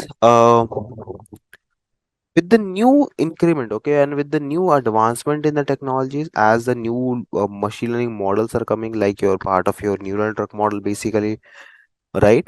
So one particular neural network has proven to be very specifically effective for a very NLP task, right? Like basically I'm talking about transformers. So we can do any kind of sequence to sequence conversion using transformers that you guys are just seeing right now. Okay, and these models basically serve lot of purposes. Okay, it's not like it's going to serve only one purpose, it serves a lot of purposes, not only for the part of transformation, or not only just for the part of your NLP, also for different tasks. Okay, so what we are going to do is, now we are going to go ahead and now we are going to do a more detailed and a more quantitative description about the same. Okay, so there's also one more paper that I'll share with you all, that is called as Attention is All You Need. Okay, this paper is given by Ashish Vashwani, and it is basically on the conversion tasks. Okay, so I'll also share you that paper, if in case if you want to read, you can read it out. Okay, so the thing is, guys, we were talking about sequence to sequence, particular kind of sequence to sequence data. Okay, so if you guys have been noticing, sequence to sequence data is not just a data part. Okay, it's a kind of a neural net architecture, everybody. Okay, let me just show you. So if I'm talking about sequence to sequence data, it's not only about data basically. Okay, the sequence to sequence sequence to sequence data is basically kind of a neural network. Okay, it's a kind of a architecture that supports, okay, or that transforms, basically you can say, that transforms a sequence of element, okay, into a sequence of element, or onto another sequence of elements. Okay, so sequence to sequence models are very good at translation, where you want to convert one particular given word to a different particular given word. A popular choice, I think you already have seen over here, these are the LSTMs that can help you. Okay, with the sequence dependent data, the LSTM module can find the meaning to the sequence while remembering the important part and forgetting the unimportant part. So, guys, if I'm talking about this particular statement, okay, if I'm saying in sequence to sequence models, right, LSTMs can be of great use, right? How? So, the very first thing is that we can remember, okay, the most important aspects, right? And secondly, we can forget the unnecessary details, right? We can forget the unnecessary details, if I'm not wrong. Correct, everybody? Right here. Let's say, guys, sentences, if you take, for example, like let's say if we talk about the previous example itself. So, in order to determine the upcoming word, we need to go ahead and we need to understand the concept, right? We need to understand the context behind this particular given statement. So LSTM could be a natural choice for this kind of given data. Now, as I am talking about a bit earlier as well, so I'm just kind of recapping. So in a sequence to sequence model, there's an encoder and there's a decoder. The encoder takes a input sequence. Okay, so now let's talk about in the more nitty-gritty details about how exactly the encoder and decoder works. So the encoder is going to take your input sequence, okay, and this input sequence will be now mapped to a higher dimensional space. Okay, we will map this data into a much higher dimension. Okay, much higher dimension, or you can say this will create a n dimensional vector. Okay, now this vector that we are creating right now, this vector will be fed directly into the decoder, which in turn will return us an output sequence. Okay, the output sequence can be any other language, okay, or it can be a symbol, or maybe just a copy of the output, or sorry, the input, maybe anything, but the decoder will always return something based upon this given vector to us. Okay, so let's say imagine the encoder and decoder as a human translator, guys. Okay, like to one you are speaking, so let's say if this is you, so you go to encoder, basically you say your word and encoder what it does, it decodes the word and gives it back to you. Okay, so this is a very very simple kind of like a imagination stuff that you can do with the encoder and decoder. Okay, so let's say if you want, if you have two people, there is one person who is German and there is second person who is French, right? So they won't be able to communicate. To translate German into French, the encoder firstly converts the German statement into other language it knows. Okay, so let's say if I talk about this, so here we are having an encoder, guys. Okay, now let's take any general German statement. Okay, German statement. Let me search on Google. Any particular German statement we will take. Uh, what do we say hi in German? Hi in German. Let me check. Okay, so hi is basically called as servus. Okay, okay. So we have a statement written in German. Okay, it is called as servus. Servus is basically a casual, or you can say a casual way of greeting people. Okay, it's a casual greeting way. Simple as that. And now what we need to do is we need to convert this hi in French. Okay, how exactly we'll say the hi in French? So in French, actually, it is known as bonjour, if I'm not wrong. Okay. Now, here are two things, okay, and here is the example that we are going to use to understand the working of the transformer. So, what we are going to do over here is that let's say to translate this German into a French, if we are going to pass this data, okay, into this encoder sequence. So, firstly, to make the encoder understand that what you have passed, because encoder won't be able to understand what is services. So in order to convert and in order to make the encoder understand, we need to convert or we need to tokenize the data. Okay, or we can say for right now, this is an imaginary language that only encoder can understand. Okay, that is the language in which we have encoded or we have converted the data, right? And since the decoder is able to understand this language, so the same thing will be passed through a decoder as well, and this will generate you out. And that's the magic that happens behind the hood, everybody. Okay. Suppose that initially neither the encoder or decoder are fluent with the language, but then what we do is we eventually train them. Okay, we back propagate. I guess you guys have already learned this back propagation concept, if I'm not wrong. Right. So you do back propagate over the neural network so that your neural network can learn, so that your neural network can understand the mistakes that he has done and then can overcome from it. Okay. And this is like a very high level overview of how exactly the encoder and the decoder architecture are working. Okay. So guys, now here is my question to you all, since we have done this all day, all discovery and everything. So let's say if I'm having an encoder decoder architecture, right? In this given case, what will be your choice of the elements of the encoder and decoder? Which kind of element, which kind of architecture you are going to pick for the encoder to decoder sequence with the previous conversation that we had? Everybody, which kind of sequence or which kind of architecture you are going to say? So you're saying RNA, LSTM, or GRU? Okay, fine. What are others? Mostly GRUs. Okay. See, dear, the thing is that it is entirely a personal choice that which particular architecture you want to go with. Okay, though GRUs are easy one to implement and to understand, but in general, what we do is, even if you might notice in the research paper that I have shared to you, so that's the case is that LSTM is one that is quite famous nowadays. Okay.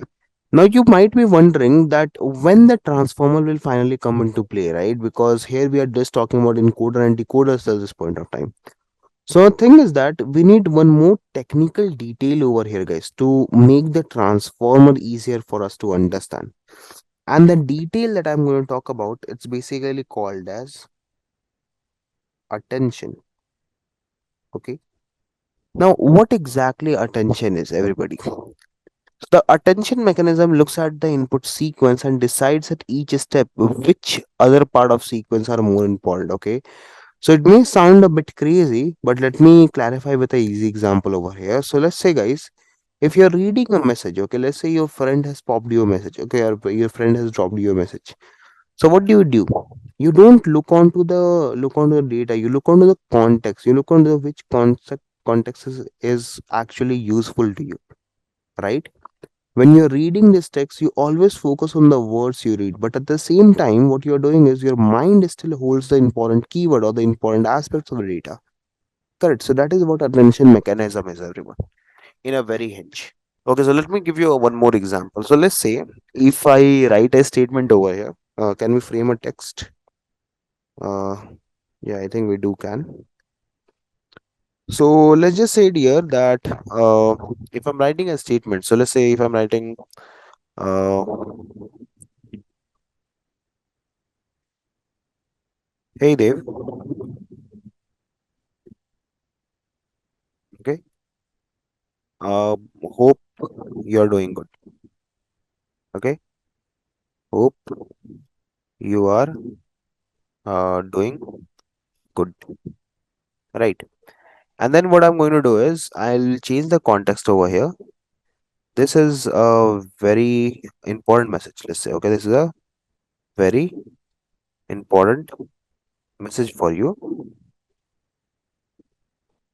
where all the scheduled meeting, all the meetings that were, oh, I think I made a mistake, that were scheduled are cancelled. Okay. Sorry for the spelling mistake that I'm doing right now over here, but I believe you guys are able to understand this, that what exactly I'm trying to do. Okay. Now, guys, tell me in this whole given statement, okay,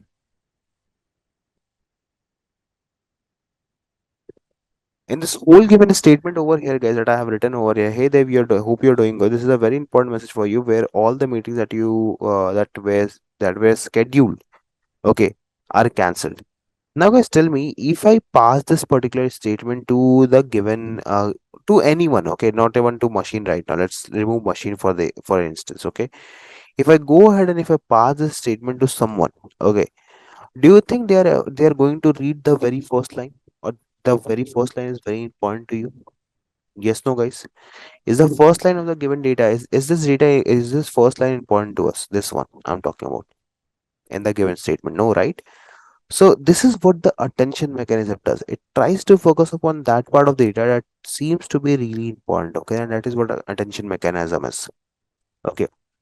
So attention mechanism works similarly for any particular given sequence. So for example, with human encoder and decoder, imagine that instead of just writing down a translation of a statement in a language, the encoder also writes down all the important keywords in of a sentence. Okay, so like whatsoever keywords are important for it, What encoder will do, it will try to write all the keywords over here. Okay, that is the job of encoder is. Okay, and then after taking out all the nodes, it passes its nodes to the decoder. Where decoder, what it does is, decoder tries to understand that okay, this particular word keyword is important to us, and then it tries to create or generate a given statement based upon that important keywords. So if I talk in the other words, so each input that a LSTM reads, okay, each input that this particular LSTM is going to read, this encoder LSTM I'm talking about, each input that this LSTM encoder is going to read, the attention mechanism takes account the several inputs. Okay, it is going to take every input in consideration at the same time and will decide which one is important based upon its weights and their inputs. Okay, and then the decoder will then take these all inputs as the encoded statement, and the weights are provided by the attention mechanism that which particular word has to be given more weight and which particular word has not to be given more weight. Okay, and that is how exactly the encoder and decoder how it works. If you combine this encoder and decoder together with this attention mechanism, okay, so let me write over here. If you combine this encoder plus decoder plus your attention mechanism at the same time, what will happen is this whole thing is then called as a transformer because you have attention. Okay, you don't have to roam anywhere. Your particular data is going to have its attention and can easily grasp up anything that you're going to tell. Okay, it will only understand the important details out of it. That is what exactly is the attention mechanism is, everyone. So please do let me know if you guys are able to understand this concept of encoder, decoder, and the attention mechanism. Okay, so what I'm going to do, guys, is I'm going to share you a particular image over here. Okay, so that you guys can able to understand how exactly everything is working around. Okay, and how exactly the transform works. Okay, so there was a paper. If you guys want to study, you can go with that. I guess the name of the paper was "Attention is All You Need." I think I've already told you the no one. So its name is basically "Attention is All You Need." This paper was actually, I think it was given by, I'm not very sure what was the name of the author, but this is very good. And this was actually a theory that helped in the setting off of transformers, by the way. Okay, this is the original theory of the transformers. Now, as a title, you can see as it is saying, attention is all you need. Okay, as the title is saying over here, the architecture, this transformer architecture uses an attention mechanism that we have saw earlier. Okay, so like LSTM, okay, transformer is the architecture that is transforming one sequence of data into another sequence of data. Okay, but how exactly it differs from the preferred one is that you do have, okay. So now guys, in the transformer, it's a kind of architecture where the transforming of sequence is done by one and the decoding is done by one. So let's say if I'm talking about transformation of the encoding, or you can say about the encoding. So encoding is handled by the encoder, whereas decoder handles the decoding. Okay. So as you might have observed already, it is a bit differentiating from the sequence to sequence models that we have just studied. Okay, because it doesn't have directly any of the RNN networks. Okay, so till this point of time, the RNN was the best way to capture the timely dependencies in a sequence. However, when this particular research paper came into play, okay, so if you compare even this LSTM or this GRU with your normal data, right? So you will see that there's a lot of difference that is there. Okay, so what exactly is this concept of transformers and everything? Let's talk about it one by one. Okay, so that you guys can have a better understanding. So if you talk about do these three makes transformer? Yes, Dilip, exactly, dear. These three particular statements, these three particular part of the things make a complete transformer. Perfect. Chalo. So now let's have a look onto the part of where we will understand how exactly this transformer concept is going to work. Okay.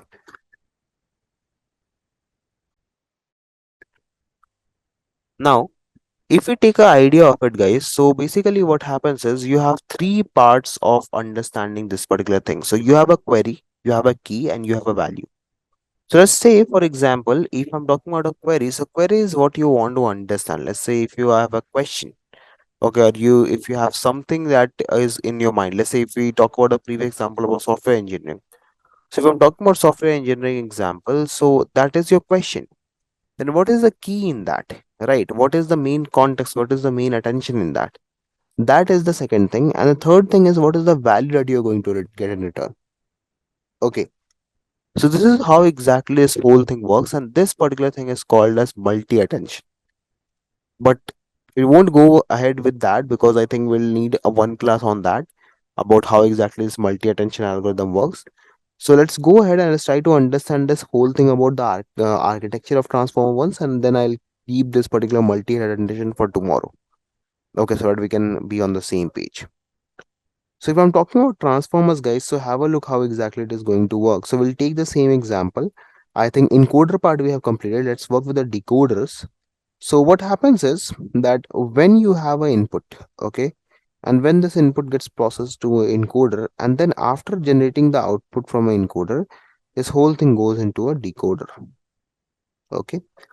Now here's the issue, guys. Okay. The issue is, let's say that if I'm talking about a given text, okay, we have two given texts. Hey, how are you? Okay. And the second part of text is, I am fine. Okay. And let's say you want to convert it. Okay, we are willing to convert this given data into any particular given language. So let's say I'm converting into Hindi. So kaise hai aap? Okay, that is in Hindi of how, hey, how are you? Or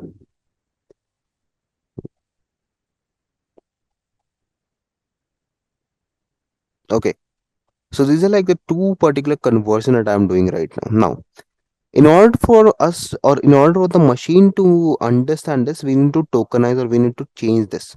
So the best way is to do is it one hot encoding. Okay, we can one hot encode the values. Now, if I go ahead and if I want to encode my input sequences, so how many total data we are having in an input sequence, guys? How many total letters we are having in an input sequence in total? Everyone, please have a look and do let me know. 1, 2, 3, 4, 5, 6 in total. Yes, no? So if I want to encode this value, so if I'm talking about high, so won't high will look something like this: 1 1 1 0 0 0 0 0. Yes or no? Similar, this is the value for high. If I'm talking about how, so this will be like 0 1 0 0 0 0, right? Similarly for the other values as well, and same case will be with this values as well. So over here we will have six particular zeros. Correct hai everybody? Yes or no? Right? Now what will happen is that once this particular data is generated, right? So it will send this data to decoder. And now there's one thing that will happen in decoder.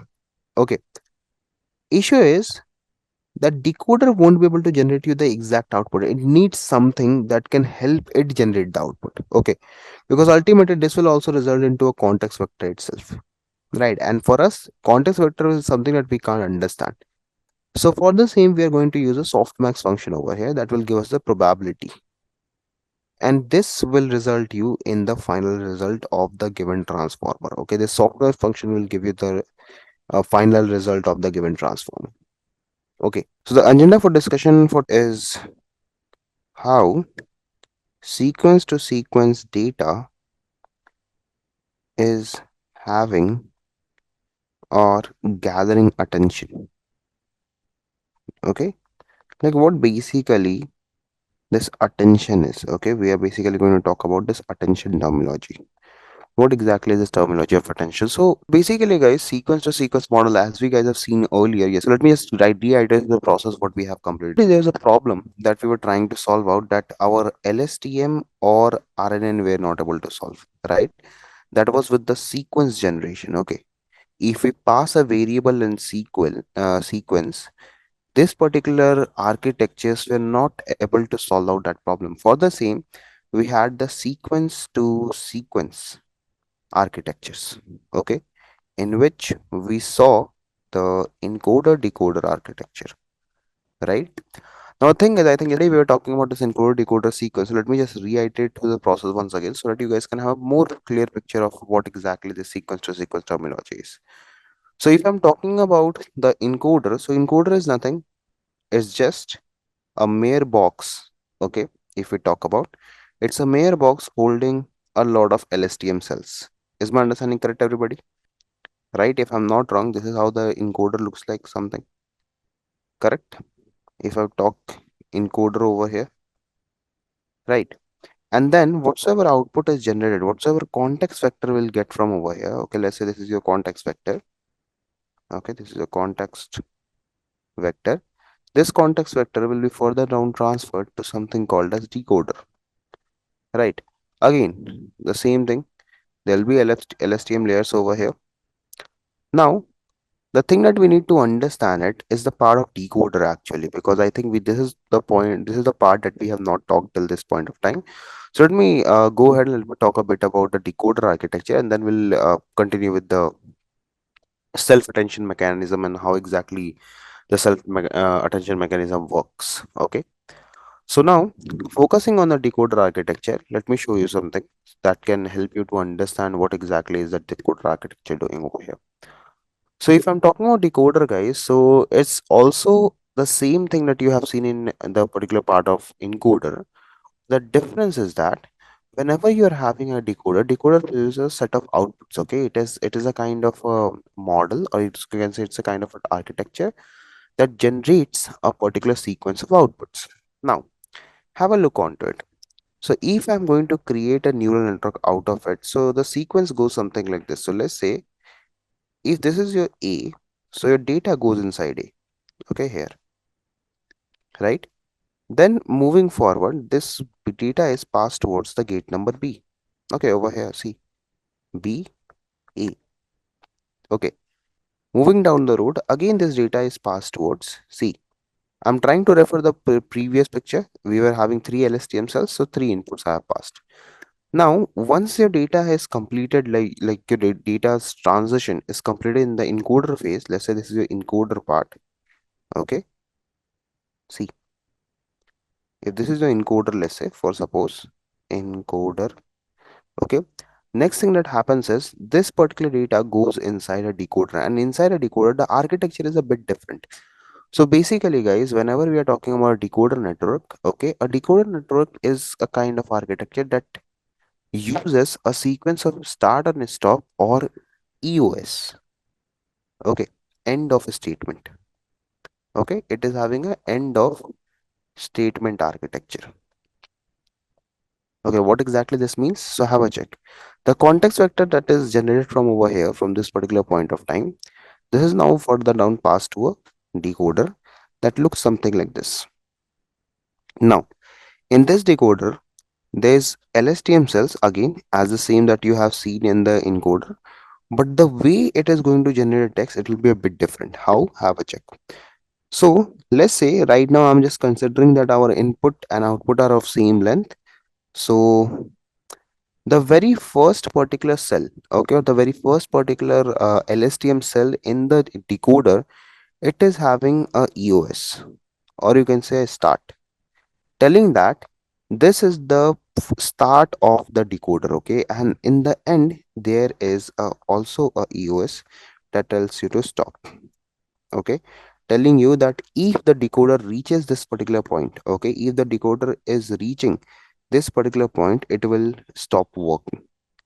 Okay, at this particular point the decoder will stop working, it will not move forward, or it will not do any job. Whereas when the decoder comes over here on this particular picture, it knows that it has to start producing the sequences from over here, and in the mid of the process every particular processing that you're doing is done here in this area. This is your LSTM area. This is a normal LSTM area where the decoding is being done. Now let's have a check how exactly this whole thing is working around. Okay, how exactly this process works around. So, for instance, let's take a translation task. Okay, maybe we are going to translate some text. Okay,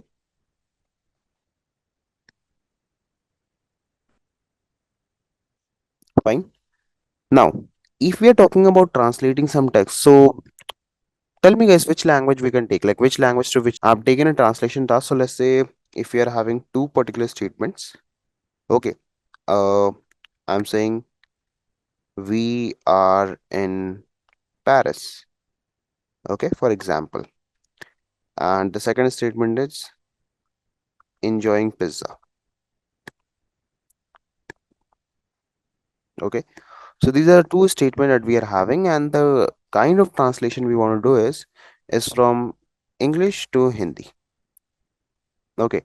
So what is the translation of this particular statement, guys? That is written over here. We are in Paris, right? So I think that Hindi translation is hum Paris mein. Sorry, right? And second thing is enjoying pizza, right?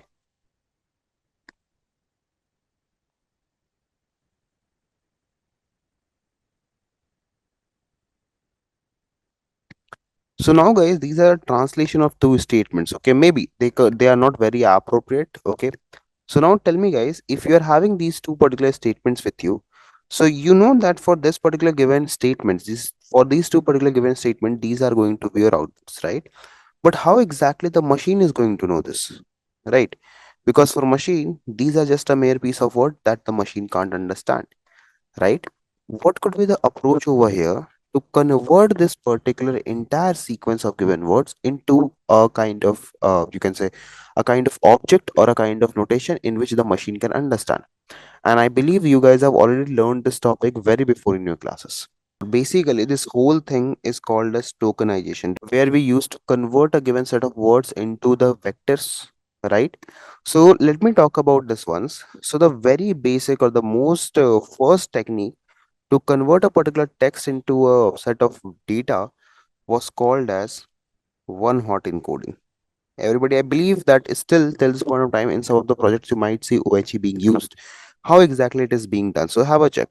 How many words we are having in total over here, guys? Everybody. One, two, three, four, five, six. Six words, right? So basically for OHE, what will happen is we will make a vector. Okay, see. We are in Paris, okay, and enjoying pizza. Okay. Now, for all of these words, wherever these words will be present, it will give them a marking, as OHE does, a binary encoding. So for the first one, we are having V. So for the V, it will give 1. For the others, it will give 0. Have a check. So is this a vector that we are trying to generate? Yes or no, guys? Everybody see, have a check. Now, this notation, will this notation be understood by machine or not? I think this is now machine understandable, right? Similarly, what will happen for the other particular given words, other particular given set of words will generate their own particular one hot encoding. Like for R, it will be something like this: 0, 1, 0, 0, 0, 0. Okay, this will be for the word R. This is for the word V. Okay. Similarly, for N, we'll have a different sequence. It will be 0, 0. I guess it will be 1 over here. 0, 0, 0, 0. Okay, and for the other particular words, they will have their own embeddings. Okay. So this is one particular technique to convert the normal words or the English words or any particular given textual data into a numerical format. That is one hot encoding. Then we also have different particular kind of technique. The second one being the TF-IDF. I believe you guys have already learned about it, TF-IDF vectorization, right? Have you guys learned about TF-IDF? Where we used to convert. And second, also there was one more technique that is that was called as bag of words, if I'm not wrong. There, this technique was actually a more on added advantage to the one hot encoding, where what we used to do that instead of going ahead and instead of putting a binary notation, we used to calculate the occurrences of each word. So let's say in this given example, we don't have any as such recurring words, but if it would have been, so let's say if we would have happened two times, right?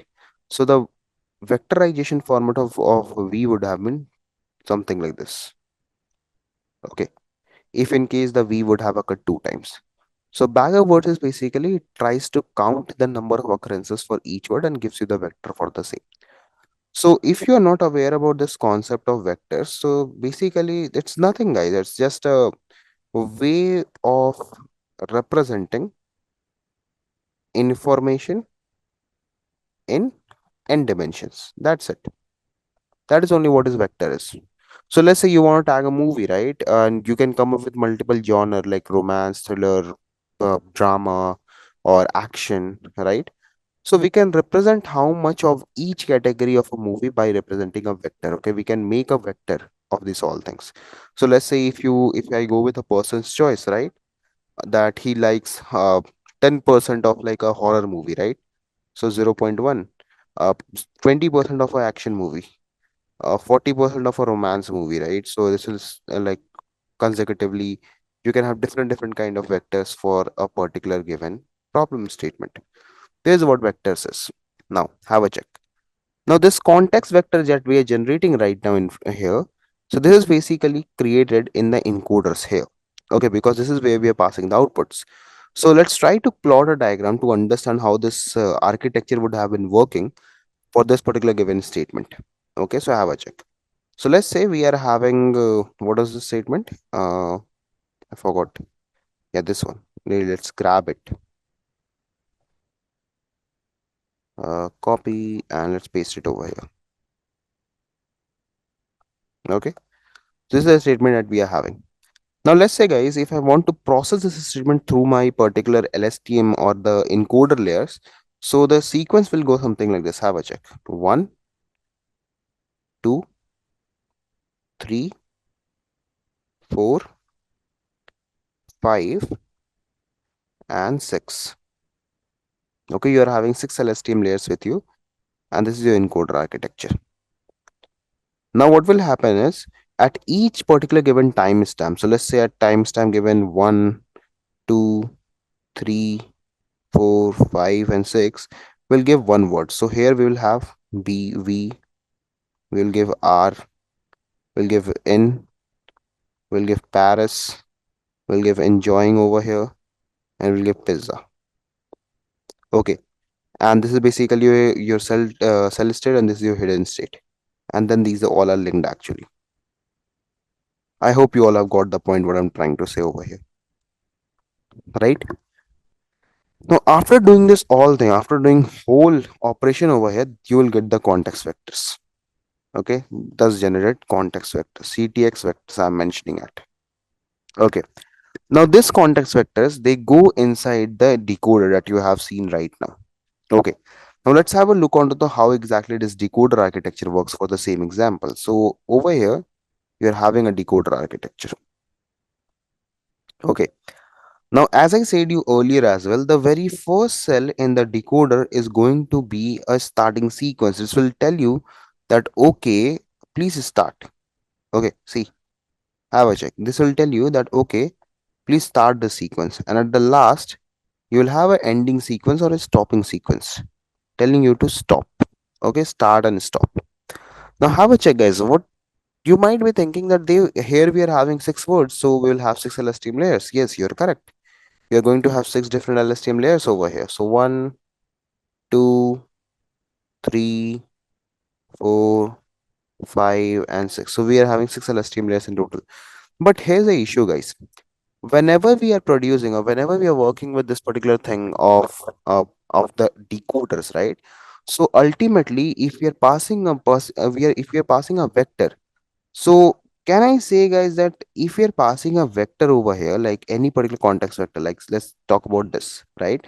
So ultimately, the output that we are going to get will be also a vector. Ultimately, the output that we are going to get that's going to be a vector only, right? So how exactly this vector can be converted to a data or to a kind of data that we can understand? So for the same, we have a softmax layer on the top of your decoder. Okay, this is your softmax. Okay, now guys, if I'm talking about a softmax, that means what exactly is the output that we are going to get, in what context, in what kind of technique, or in what kind of format we are going to get the output. So guys, basically, Sunil saying classification, Atul saying don't know. No. See, let's say guys, here we are having 6 particular words right now. Okay, so what softmax will do, it will take the particular vector that is generated, and it will try to put it into probability format. Okay, you will get a vector of probabilities. Okay, this will return you a vector of probabilities. That means for all the 6 words, you will have different probabilities: x1, x2, x3, x4, x5, dot dot dot. How many number of sequence you are having? Now have a check onto it, guys. Let's say for this particular word v, okay, what was the context vector? It was 1 0 0 0 0 0. This was the vector, right? We sent this vector into this LSTM, and this vector was then forwarded to the decoder for the for the further generation. Now have a check, guys, how exactly decoder knows, or if we are going to say decoder, hey decoder, decode the particular input, right? So that means, according to our expectation, the very first LSTM cell that we are seeing over here, right? If I say the expected output, okay, so this expected output is going to be V. The first word that was passed to the encoder, I think we are expecting the V on the same end of the decoder, yes or no? Correct? But see, when you are going ahead and when you pass a vector, maybe could be a scenario that the vector that's generated from over here, sorry, the vector that is generated from over here, after translation from the softmax function, it might give you output like this, okay, like 0.1, 0.2, 0.39, blah blah blah blah blah, some particular probabilities. Now tell me, guys, looking at this probability vector that you have received, or looking at the probability sequence that you have received, according to my understanding, the very first sequence is going to be for the V, okay, or the very first probability is for the V. So, according to the theory, or according to the theory of the softmax part, you let me know whatever is the highest probability of any given sequence, that is the answer. So, in this case, is V our answer? Are we receiving V as the output looking at the probabilities? No, right? Correct? So, what happened over here eventually? What was the issue? Basically, issue over here is that our particular decoder, right? The particular decoder that you are seeing right now, it was not able to comprehend, it was not able to grasp the output exactly. No context, plus the issue was it was not able to go ahead, it was not able to understand the data completely. So for the same, I think you guys might have read about a topic called as back propagation. What exactly back propagation is? Adjusting on the weight. So basically, dear, what we are going to do is we need to adjust our weights. Okay, we need to adjust our weight. We need to go ahead and we need to change the our feed forward network, right? That is going to pass our data. Correct. So yeah. So after doing back propagation, ultimately after per some particular moment of time, your outputs will be stabilized. Okay. So let me talk to you about the whole process again about the encoder and decoder so that you guys can get a more good and more clear picture about it. So firstly, what we need to do is firstly we need to do word to token. Okay, that is the step number one. Word to token. You need to convert the words into a tokens, unique tokens basically. Right. So if you take one more example over here, like let's say if I say I love cats. Okay. So if I go ahead and if I try to convert this word into a tokenized format, maybe the words could be like 816, comma 8129, comma 312. That anything I have taken randomly. Okay. So this is our encoding, or this is our tokenized input basically. Okay. This is our tokenized input. Now then if I go with the second step, we need to convert this particular tokens into embeddings. Okay. Now I'm talking a much more deeper, guys. Okay, so I'm trying to take you step by step, firstly giving you an overview, then talking in a technicalities. So the second step is going to be token to embeddings. Okay, so guys, basically what is embedding, everyone, can you please tell me? Are you guys aware about the concept of embedding, or should I tell you all? Like, I'm just trying to get an idea from you all if you guys are aware about the concept of embedding or not. So let me quickly tell you what embeddings is. So it's basically a very simple thing. It's the same thing that you guys are seeing in tokenized input, or when I say the vectors that are thus generated, right? So embeddings are the way to represent the complex data, like your text, maybe your images, as a numerical vector. So when you tokenize the input, this is just a tokenized way of seeing the same data that you're having. It's not the vector format of it, right? Embeddings are basically that particular technique that converts your token. Okay, this converts your token into vectors. Okay, that is what its job of the embeddings are. Okay, so these vectors are designed, okay, these embeddings are designed to capture the semantic meaning. Okay, semantic as well as structural meaning of any particular given word. Okay. If you're not aware about the word semantic, it's basically mean the context. Okay. These particular embeddings are very powerful. They understand the context and the structure between the data points. Okay. If I talk in a very simple term, so embeddings allows us to convert the abstract concept into a format that computer can understand. Right. So let's just say if I'm talking about a particular word called as king and queen, right? See, if I talk about a word called as king and queen, tell me guys, are these two words similar or not? Like in the terms of context, are these two words similar or not? Yes or no? Correct? Hai? I think king and queen, both they both, if we talk in the context, they both show royalty, right? The royalty, wealth, power, right? So what will happen, guys, if you see the embeddings of these two words, so they will be mostly very similar, right? Let's say if I'm creating an embedding for it, okay? Just for instance, I'm just trying to tell you something. Now, guys, if you might have noticed, as per you guys have said, and as per I have confirmed, the embeddings are basically trying to capture the semantic as well as the structural context. Okay, so basically, dear, if these two words are similar to each other, like king and queen, so you might notice their vector form is also very much similar. Have a check. It is 0.2, 0.5 minus 0.3, and for the second one, you can see it's 0.1, 0.4 minus 0.2. So can we say now that this particular two particular words were now represented in a much higher dimension, okay? In a much higher dimension with the context similarity, right? Since these two are in similar context, so we are having similar kind of embedding, right? So basically, dear, the very firstly few keywords that you need to note down in the part of embeddings is it's basically just a you can say a powerful way to represent any complex data into numerical format. Okay, second thing is the semantic part. It captures the context, okay, it remembers the concept. Okay, so once your tokens are converted into a higher dimension, that is your second particular process, this one, token to embeddings. Okay, so this embedding matrix that you will get, okay, this embedding matrix is a table where each row corresponds to a vector of a token, right? So let's just say for instance, for this given word that was I love cat. Okay, if I'm going to generate an embedding for I love cat, for instance, okay, I love cats, for instance, I'm just saying. So maybe this embedding can go something like this in 3D because I can't visualize something more than 3D right now. So I'm going with a 3D vector.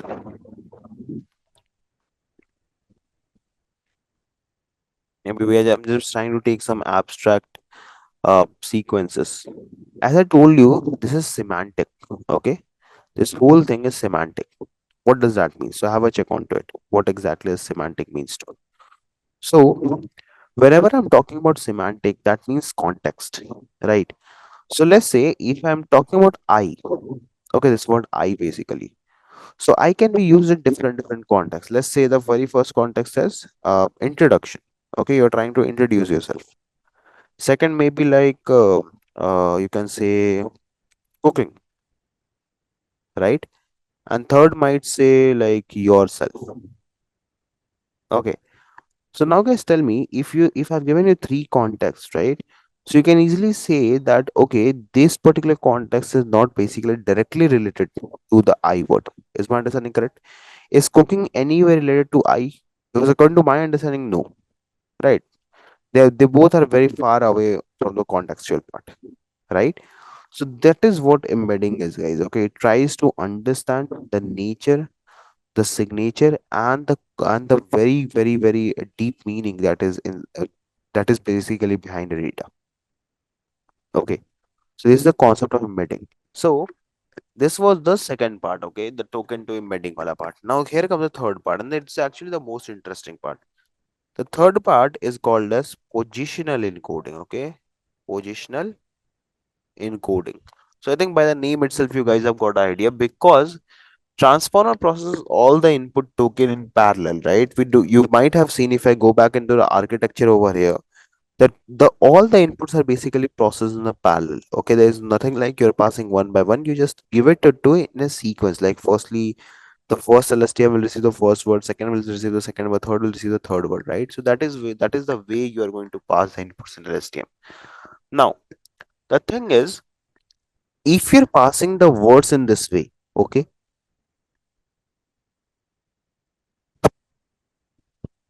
if your all the words are passed in this certain way, okay, like we at the first place, R at the second place, so you need to make sure that when you're passing the same in decoder, the output or the sequence remains the same. The structure of the language and the grammar is a very, very, very crucial for understanding the in sequence without a string being lost, right? So let's say, if for example, okay, for example, if I say, so what we'll do is we need to firstly fix up the positions, okay, that what are the positions for each and every given word. So let's say we'll say position 1, right, we'll say position 2, then we'll say position number 3.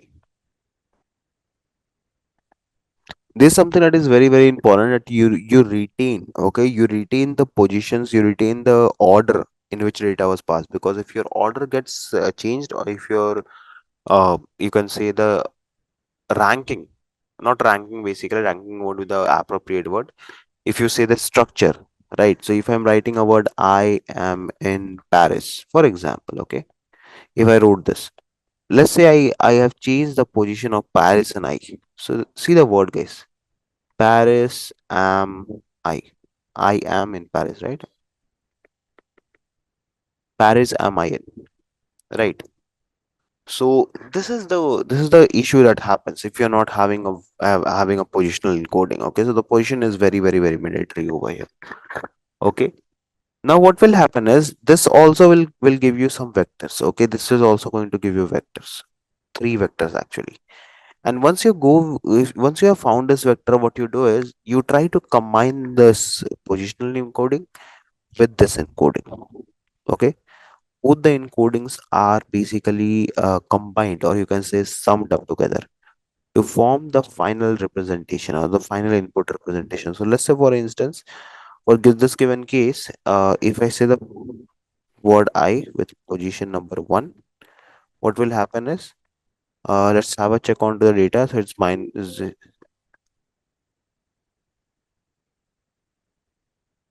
okay. So if I talk about this, guys, so have a check. So the encoding was something like this, if I'm not wrong.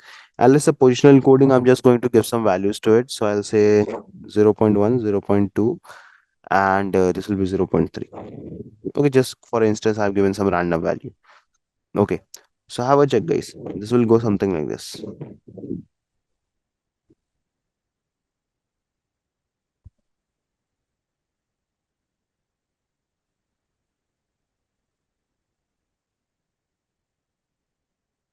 What was this third one? 0.1, 1.12, sorry, 1.12.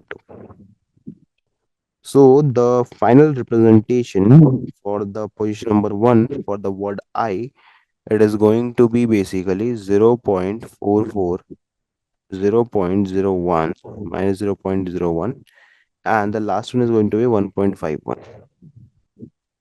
This is basically your final representation of input data. What I'm going to do, guys, I'm going to quickly discuss the whole process of this encoder decoder architecture, like how exactly everything works. Okay, in this particular sequence itself, we will be discussing about the attention mechanism. Okay, so basically, guys, attention mechanism, because see, the thing is, let me give you just an overview. Let's say if you're having an encoder with you and if you're having a decoder with you, okay, this is your encoder and this is your decoder. The issue is, let's say for assumption that if your words exceed more than 25, okay, so the problem that we just faced right now is the same problem that the encoder and decoder also faces, because in order to process and in order to understand the input, it takes time. And basically, see, if you're working with an encoder, there is a summary generated at the very end. Okay. Now, if the word or if the length of the data, if the corpus is small, okay, so that there is no issue with the summary. But as soon as you start increasing the corpus of the data, as soon as the load of the data increases, what happens is the load on the summary part increases. Eventually what happens is when the data is passed down towards decoder, already the data that is generated in the summary is not very appropriate. Okay, and that is the issue. So for tackling this issue, let me give you a very good idea for the same to make you guys understand. Let's say, I have a statement with me. Okay, the statement says turn off the light. Okay, very simple statement. Now, what will the translation of this statement, guys? This will be light. Okay,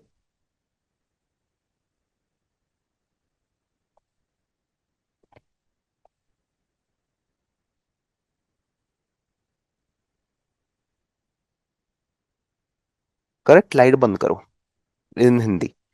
Now, tell me, guys, everybody.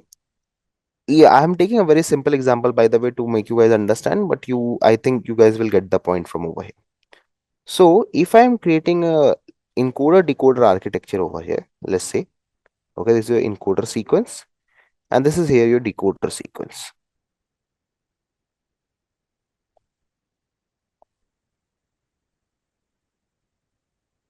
Now, have a look onto the situation, guys, everybody. Okay. So I'm just going to briefly mention every particular thing over here. So let's say this is your hidden context, okay, HT, and these are your basically cell states. So mapping them up. Here we have four words, that is your turn off the lights. So turn off the lights. Okay, these are your particular four given sequences. Now, if you look on the decoder, so what is the first and the last statement, guys, over here? What is the first and what is the last? Can you tell me? I think last is basically stop, and the first is going to be the start, right? Start, stop. Perfect. Now tell me, guys, if I go ahead and if I process this whole input from over here to over here, can there be a particular technique, or can there be a particular algorithm, and can there could be a particular way in which our machine don't have to read the entire particular given data? Instead, what we can do is we can just focus upon that part of the data that can give us the relevant output. Like in this case, let's say if I say light, okay,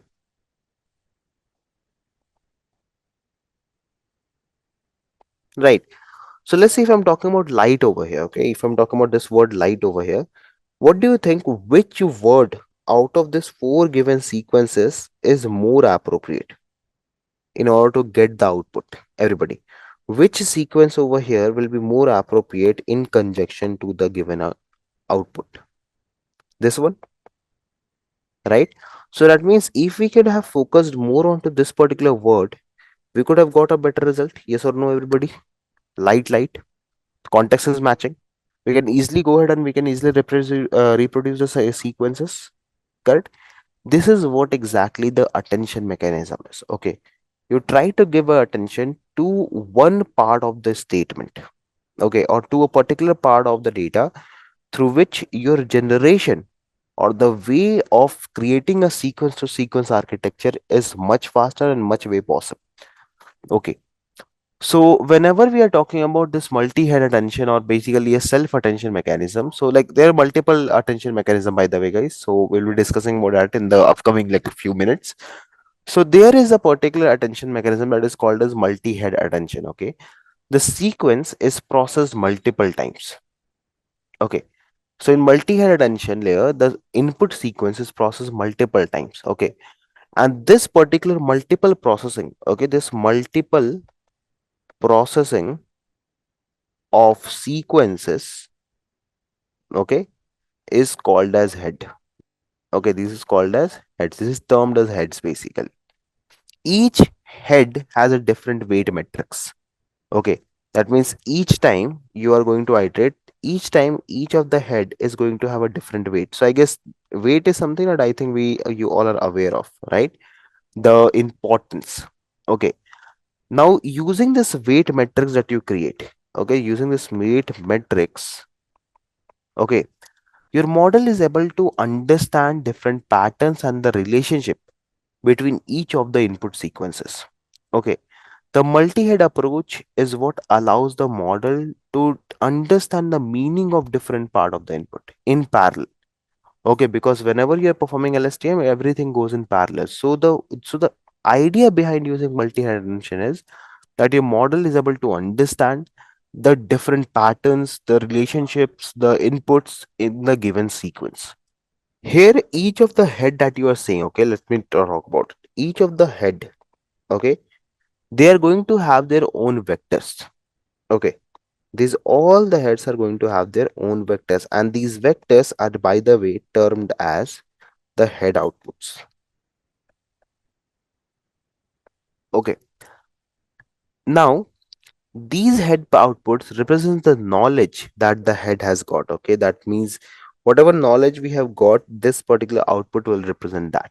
Okay, then these head outputs are further down concatenated to ensure that model has accessed all the information. The metrics produced by the concatenation from all of these head outputs are now being used, like basically this is multiplied by your weight metrics that you are seeing over here. Okay, and then the final output is used to go ahead with the knowledge. You can say this is knowledge uh, rate, for example. Okay, that how much knowledge you're having. Okay, how much knowledge this particular head is having. Okay, each head that you are having in your data, each head that you have in your model is specialized in different patterns. Like, for let's say, for some of the heads, they can be very good with the shorter terms relationship, and some of the head can be very good with the long term relationship. Okay, so head is nothing, guys, just it's kind of like, you can say, a vector that represents different kind of relationship. Maybe some of them can be going ahead, can be good with the very short term relationship, and some of them can be very good with the long term relationship. After embedding and your positional encodings are processed, the self attention mechanism computes a query. Okay, let me write over here. After this process, okay, following after this process, after the computation part. Okay, after the computation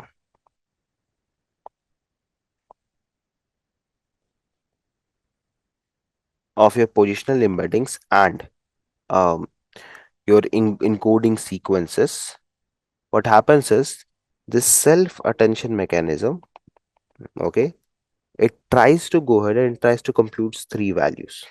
Okay, the first value is called as query. Okay, second value is called as a key, and third value is called as a value.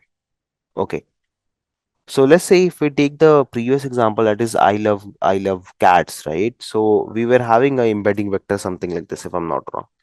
It was 0.44, then we were having 0.01, and then there was 1.51, right? Similarly, over here for the second one, it will be minus 0.96, 1.48, 0.83. And this is actually from a previous diagram itself, guys. If you want, you can just reiterate through it. Once I'll share the files, you can check it out from where I have got these values. So this is your encoding, okay? Your uh, basically, you can say, embeddings, okay? Embedding vector. Now, the self attention mechanism multiplies this embedding vector with a set of weights, okay? So for each different given particular set, we will have different set of weights, right? So let's say, for example, here the weights are represented by weights epsilon, okay? Some particular weights I'm just trying to define, weight k and weight v. There are three kind of weight. You can also mention it like 1, 2, 3. Okay. So now if you look onto the equation, if I say about I, so this whole thing that you are seeing in front of you, okay, this particular sequence, will be multiplied three times. Have a check. Let's say that this particular sequence is your equation number one, this is your equation number two, and this is your equation number three. So this equation number one, equation number two, and equation number three are going to multiply by all the set of weights that you're having. Okay. Once you have multiplied this all things, okay, once you have combined these two things together, okay, so this weights are learned during the training and is shared between all the embedding vectors, okay, one by one. And these matrices are used to perform the representation of a vector into a query.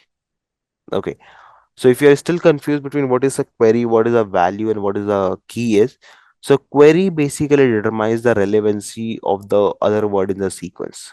Okay, let's say if I'm talking about your, okay, so what are the other relevancy, other words that you might have with respect to yours? Okay, so this is basically your query.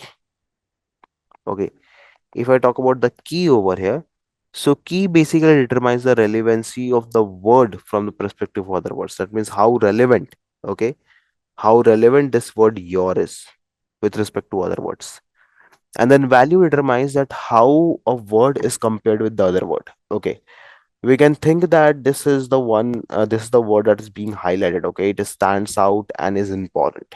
Okay, so using this value, the transformer knows that it has to pay more attention or less attention.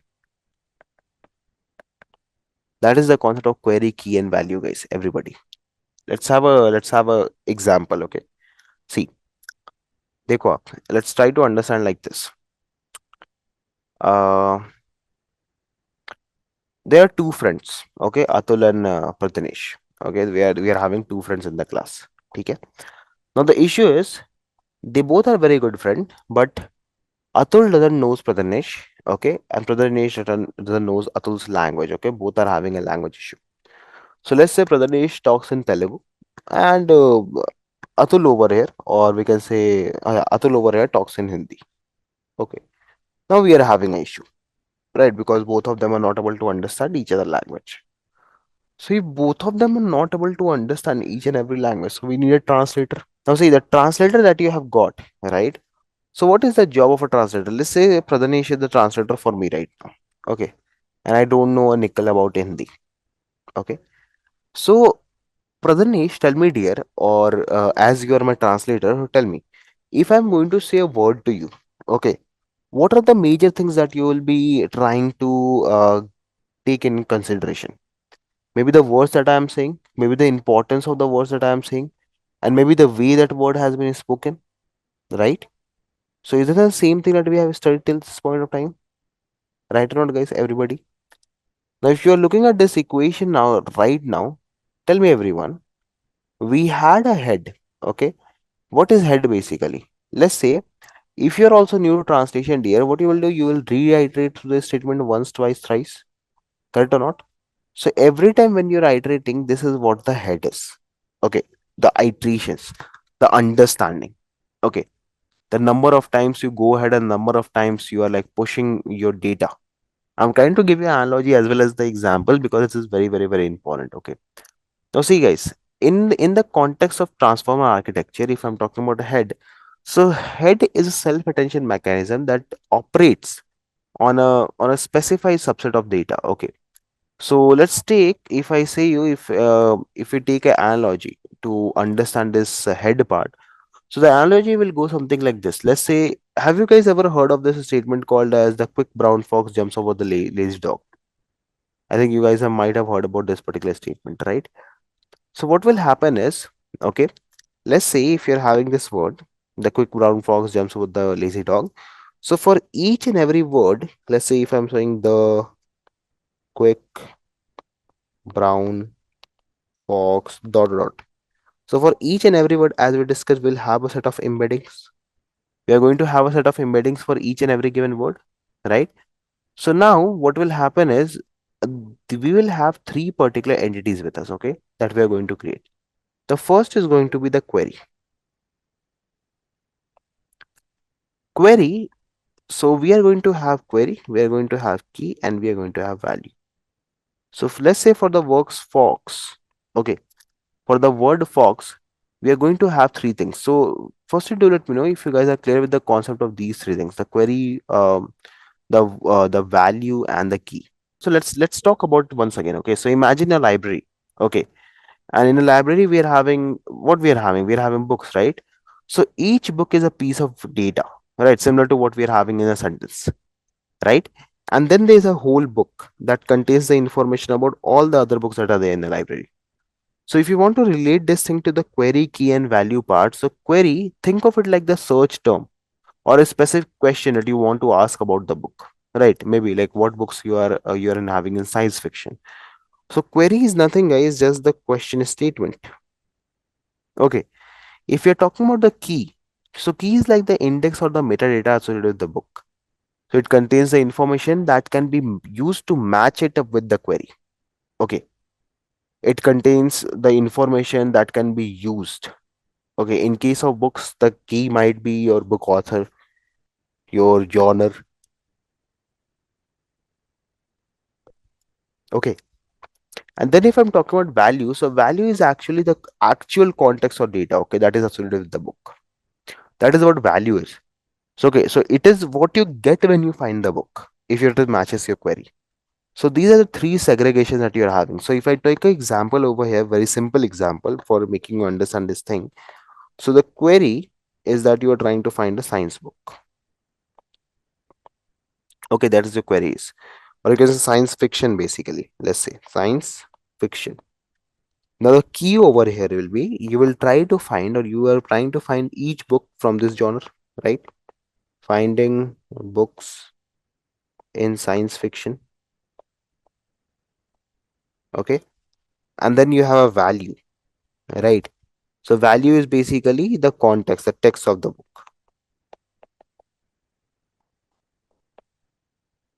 So these are the queries basically. Okay. So you firstly query, you take a key and you find a value. Okay. Now using this whole thing that you might have seen right now, what we are going to do is we will take this particular thing, we'll take this query, we'll take this key and we'll take the value. The transformers tries to calculate the attention score between the query and the keys of all the words. So let's say if you're having a word over here that is the, okay, so this is going to be a query, right? We are trying to find the word query, right? And then what we are going to do, we will try to check for the keys, the questions, the you can say the small hints, okay, and we'll try to correspond, we'll try to find the relationship between these two things. Okay, we'll try to calculate a score that is called as attention score between the queries and keys of all the words. Now, these particular attention scores that you will get will represent how relevant each of the word is in your query. Okay, the higher the value of attention score is, the higher the importance the word is for us. Okay. Just a quick info, guys. Intellipaat offers Generative AI certification course in collaboration with iHub IIT Roorkee. This course is specially designed for AI enthusiasts who want to prepare and excel in the field of generative AI. Through this course, you will master Gen AI skills like foundation model, large language models, transformers, prompt engineering, diffusion models, and much more from top industry experts. With this course, we have already helped thousands of professionals in successful career transition. You can check out their testimonials on our Achievers channel, whose link is given in the description below. Without a doubt, this course can set your careers to new height. So visit the course page link given below in the description and take a first step toward career growth in the field of generative AI. Till this point of time, I think we have discovered that the encoder and decoder, they are a kind of architecture that helps you to generate the sequence to sequence data. Okay. Now let's say if we are having a encoder over here with some of the LSTM cells inside it. Thing is, we have a very big problem that is coming with us. Okay, that is basically with the variable length and the changing context, right? So let's just say, for example, if we have a sequence of words given to us, okay, any sequence of given words, okay, and we want to generate some sequence of given words out of it. Okay, so this is basically a translated sequence of words. Okay. No, thing is, guys, let's say, for example, okay, if I'd give you an example, so let's say I'll say that turn off the mobile. Okay, for example. So now if I have written this into an English statement and you want to convert it into a Hindi, so it will be like, wait, it is basically, we'll have to convert it into Hindi, right? So what will the Hindi conversion of this, guys? Mobile band karo, right? Now thing is, have a look onto it, guys, everybody. Okay, this is a very interesting example, by the way. Now we have a sequence of text. This is your input text, and this is what we are expecting as an output, right? Now, thing is, guys, let's say if we talk in the terms of encoder and decoder. So here we are having four words over here, right? So let's try to design an encoder that is having four LSTM cells handling the same. Okay, see, these are your four LSTM cells, and this is obviously your hidden state, right? So I'm mentioning it as HT. So that means, guys, if this is HT, so this will, let's say, the word that we are passing on to over here, or the context or the word that we are trying to pass over here, or the sequence, you can say, this is going to be your H1. Here we will have H0, Then the second sequence will be H1, H2, H3, and then we'll have H4. Similarly, we can output the same thing. So whatever goes inside, that is the only thing that comes outside, right? So here I can write H1, H2, H3, H4, right? So I think this is the structure that we guys have already seen on. So this is your encoder architecture over here. Now let's notice out one thing. Okay, so if I push on to each and every word over here, so let's say here we are having turn, here we are having off, here we are having the, and here we are having mobile. Okay, now think of it in this way, guys. Okay, let's say if there would have been any magical function, or if there would have been any magical way in which we could have got the idea that okay, in order to convert a particular given piece of text, these words are very very much important to us. Or let's say if I talk about this particular translation, and specifically if I talk about this particular word, so if I tell you for this particular word which is the original word, won't it be easy for you to calculate? Tell me, will it be easy if I tell you okay, for this conversion of this word mobile, you guys can look onto this word? Will it be easy for you to convert and to form a sequence? Yes, perfectly yes. This is what is called as attention mechanism. Okay, this is this particular thing that you just noticed. This is what is attention mechanism is. Attention, giving attention on one particular part, or you can say the idea behind the attention mechanism is to permit the decoder to utilize the relevant part of the input in a flexible manner. Okay, because see guys, ultimately when the output of this particular sequence, your vectors that you form up from over here, when these vectors are transferred to decoder, okay, and if I draw a decoder over here,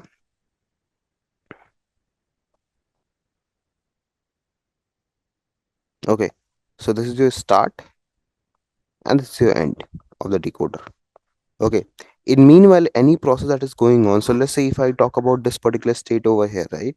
So obviously you know that here we will have a softmax function that will produce some outputs, but the thing is you're not very sure that if the word that you're going to get is correct or not. So for the same thing, if in case if I give you a situation, if there comes someone who can tell you for the mobile phone you will have to look onto the sequence or the context, that is H3, or the word H3, that is the word that is available at H3.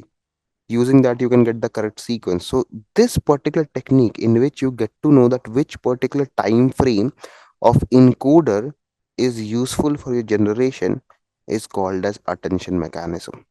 Okay, in very simple terms, this is what exactly is attention mechanism is, knowing the time frame that is very relevant for you. Okay, so if I write a definition to attention mechanism, it is basically it's the technique.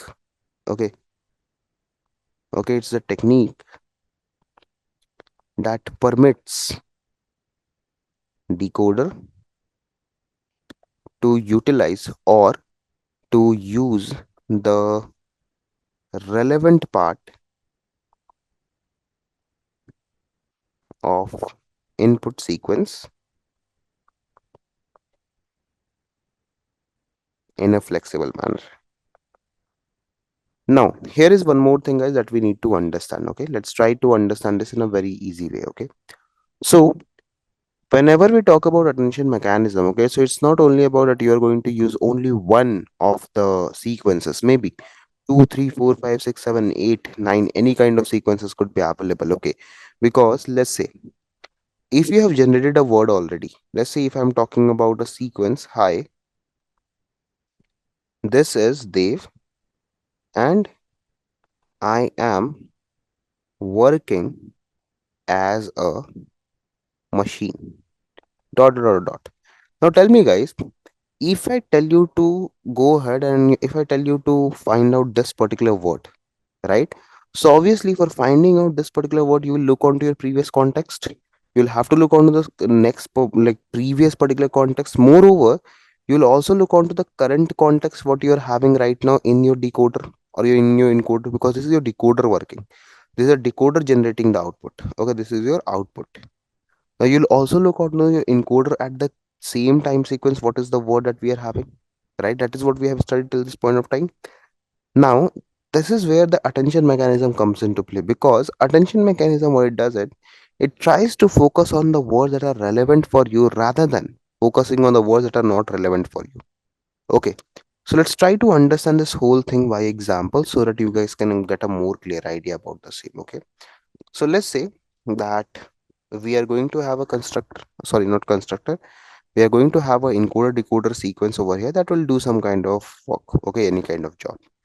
So let's say if we are having four LSTM cells over here, okay, and these LSTM cells are handling a job of converting a statement that is called as turn off the lights, for example. So obviously, when we convert this complete statement into Hindi, it will be light band karo, right? This is your in Hindi translation of this particular English statement. Now have a look onto how exactly this constructor is going to work. Okay, no, sorry, not constructor. This transformer is going to work. So these are basically your outputs that we will be ignoring for the current time. Okay, and this same output will be outputted to the next particular state, that is your decoder. Okay, for easiness, I guess we have already studied that this is our hidden state, everyone, right? Moreover, we are going to pass this whole thing ahead, feed forward, right? Anybody having any doubt? I think this is general architecture of LSTM, and this is whole thing is your encoder sequence over here. Okay, these whole thing is your encoder. Okay, now this same thing is going to be passed to a decoder, and see how exactly decoder understands this thing. So again, we are going to have how many outputs we are having? 1, 2, 3, 4, right? So let's say that we are having 5 LSTM cells over here.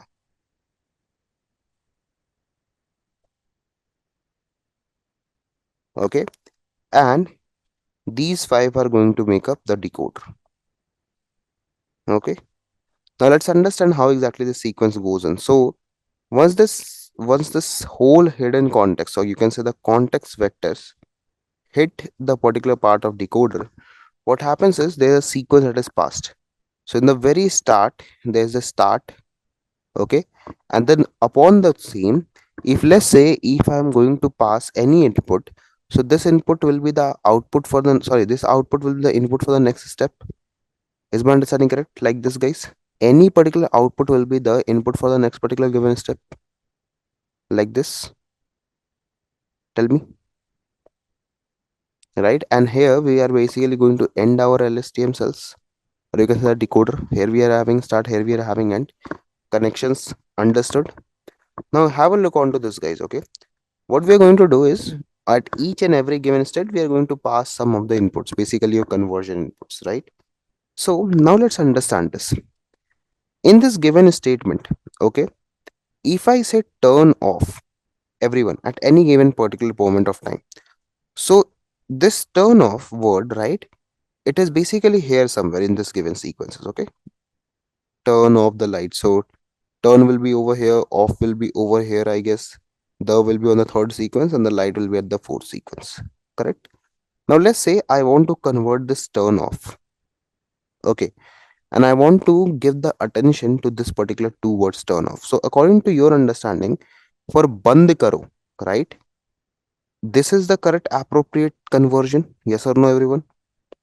Right? If you want to if you want to generate this thing, so for this particular given word, this is the most appropriate meaning, turn off, right? Now how exactly our particular transformer, how exactly our decoder will understand that this is the most important sequence, or this is the most important sequence that we need, like this particular part of h1 and h2 are the most important time frame for it. That is what exactly we need to understand, and that is what exactly is attention mechanism is. Now let's say, now let me give you an example. Okay, let's say, guys, that we are at this particular point. Okay, we are onto this stage. Let me name this also so that you guys can easily understand it. So let's say this is your sequence number one, You go to sequence 2, sequence 3, sequence 4, and sequence 5, for example. Okay. And moreover, the words that we are going to pass over here, okay, from the down part, we'll say them as C1, C2, C3 for our attention. Okay, like which particular input needs our attention. Okay, so let's say that all the words C1, C2, C3, C4, and C5. These are basically for your attention. Okay, attention node, we can say. Okay, these are your sequence node. Okay, and these are your hidden nodes.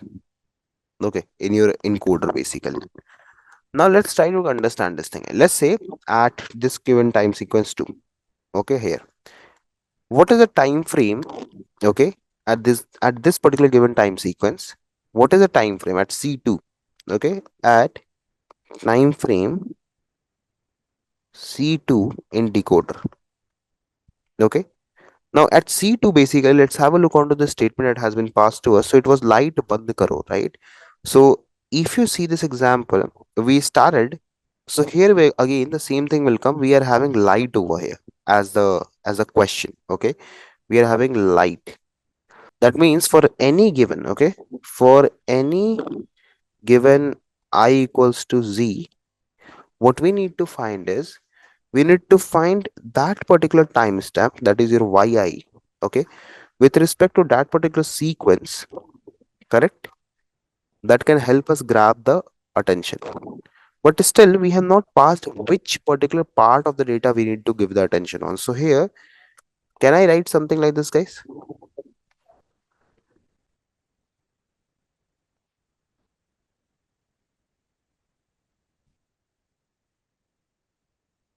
Tell me, guys. Your SI is basically your sequence that you are seeing over here, these sequences. Okay, these are your sequences. Okay, this particular part is basically the attention that your input requires. Now guys, the thing is that let's say if here we are talking about a time frame 2. Okay, let's say if I'm talking about time frame 1. Okay, let's say for example, if I'm talking about time frame 1, or let's say if I'm talking about time frame 3, where we are having band karo as a sequence, right? So obviously for generating any sequence, okay, we will have to consider both, that is your h1 and 2 over here. Yes or no, guys? We'll have to consider both the sequences h1 and h2, right? Now the thing is, guys, firstly tell me everybody, if I'm talking about this particular thing, that is your ci, that is your attention over here. Okay, attention. Now, what is the return type of this attention? Is it like, is it a array, or is it like a vector, or is it like a matrix? What it is, everybody? Can you please guess? Whatever attention you are having, okay, whatsoever attention you are going to have, what is the type of the data that you are going to have? Vector, okay, Saket is saying vector. Chalo, 1.2 vector. These all thing that we are having over here, these all are vectors. Everything over here is vector, correct? Now tell me, guys, if everything is vector over here, don't you think a CI is also going to be supposed to be a vector with n dimensions? Correct or not? Sahi hai? So this CI, this attention part is also going to be a vector for you all. Okay. Now, thing is, let's say if you're going to have more than one particular time frame that if that will be used for attention. So let's say if I'm talking in general about one particular time frame, so you can pass h1 over here.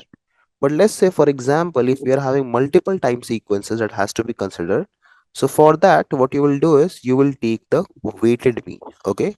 When you are having two sequences, you will take the weighted sum of both the vector sequence. Simple as that. And what will the dimension? Same as the vector. Okay. Dimensions has to be same as the previous vector. Simple as that. Now, have a look onto this part, guys. Okay, and this is very important. So you guys have understood that what exactly and how exactly this attention part is coming. Okay, like how exactly the encoder decoder attention part is working, how encoder and decoder they are having this understanding of attention to this particular word. But how exactly this whole thing works around, like how exactly this calculation and everything happens. So let's have a look onto that part first. So for that, actually, I'm just going to draw a very simple encoder decoder architecture. So this is your encoder, and on to over here we'll have a decoder, for instance. Okay, this is 1, this is 2, this is 3, and this is 4. This is your encoder sequence, by the way. Okay, this is your encoder, and here let's say these are your decoder sequences. Okay, 1, 2, 3, 4, 5. Okay, now tell me, guys, everybody, let's see if I'm talking about this particular sequence that you are seeing in front of you. Okay, any particular thing that you can understand from over here. Okay, so let's just say if I create this sequence, so obviously we know that this is going to be your h1 over here. This is going to output your h1. This is your h2. This is your h3, and this is your h4. Okay, very much clear to all. And from over here, your sequence goes into your decoder. Okay, onto over here, where this particular sequence is basically S0, S1, S2, S3, and S4. Okay, and this is basically your end of statements, right? Now, thing is, guys, let's say everybody, okay, let's say if we are working on this particular time frame, okay, and we are doing basically all the generations before this has been done. So we have some set of text with us, okay. So there is some set of text that has been already generated, okay, generated text, and there's some few text that has to be generated. Now, tell me, guys, everybody, very clearly, if I'm talking about the generated text, and if I'm talking about a text that has to be generated now over here. Now, don't you think the previous word is also important? Yes or no, guys? The previous timestamp is also important for us, correct? To understand the context, right? So, for the previous context, or for understanding the previous nature of the data, right? Can we write that this particular equation can go something like this? That yi minus 1, okay, with respect to whatsoever sequence we are going to calculate. Like, let's say if I'm talking about s2 over here, so I'll also look at the s1, that what was the previous situation, and then I'll also look at the attentions that we are having, that is a ci, right? Correct. But how exactly things work over here? So here I introduce you all the concept of alignment score, or in very simple words you can say similarity, right? So how exactly your encoder decoder will understand, guys, that this word is very much similar to your current context or the previous context? For that we need to have some similarity score, right? Correct or not, guys? Everybody do let me know, like how much similar these contexts are with respect to that particular situation, right? So let's say, for example, if you check it out over here, so for this current given time sequence, okay, I'm talking about this particular time sequence over here. If I talk about this time sequence with respect to this particular given time frame, so what we'll do is we will try to check for the similarity of this particular time sequence with each and every given particular time sequence in the encoder, with this, with this, with this, and with this. And these all are basically your alphas. Okay, so let's say alpha 1, alpha 2, alpha 3, alpha 4. Okay, these are basically some of the weights that you can assign. We'll talk about the weights again on the just upcoming few minutes. Just trying to give you an overview.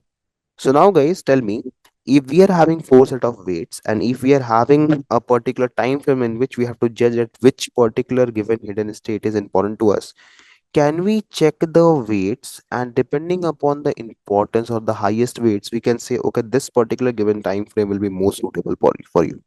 Is this approach good or not? You can easily find out that, okay, this word is can be like this word can be the very best fit for the current particular situation using the weights equation, right? Now let's understand this, how exactly this weights are going to come into play. Okay, like how this thing came into play. So this alignment, okay, this alignment score, okay, this is given by the encoded hidden state from your particular encoders. Okay, here you can see, okay, these are the states that give you this weights. Okay, so h0, h1, h2, h3, h4. Okay, so the alignment model takes the encoded hidden state. Okay, let me write it over here. We take the encoded hidden state, that is your hi, and the previous decoder output. Okay, that means let's say if I'm talking about S2, so what is my previous decoder output, guys? It is Si minus T, the previous decoder output, Si minus 1, right? So basically, guys, this whole thing will be used to compute a score that is called as ET at the given situation I. Okay, this is what is called as alignment score. Okay, this indicates basically, okay, this indicates how well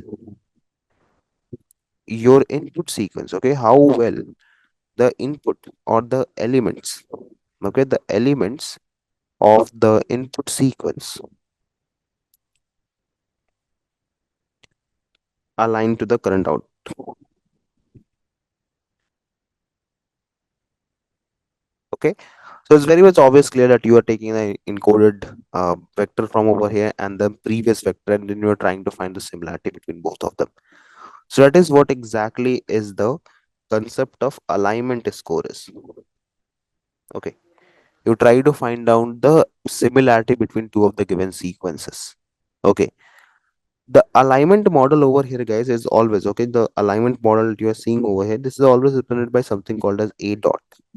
Okay, that you can implement using the feed forward neural network.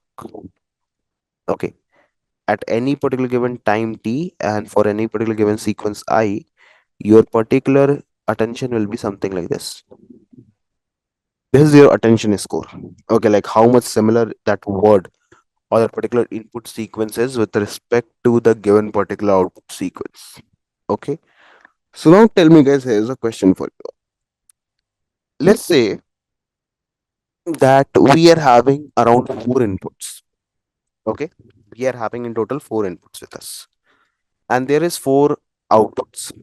Okay, so in total, what I'm saying is you are having four inputs. Okay, and there are four outputs. So how many input or how many attention scores you will get in into this situation, guys? Everybody. So if I'm talking about this particular given sequence, these are your output sequences, right?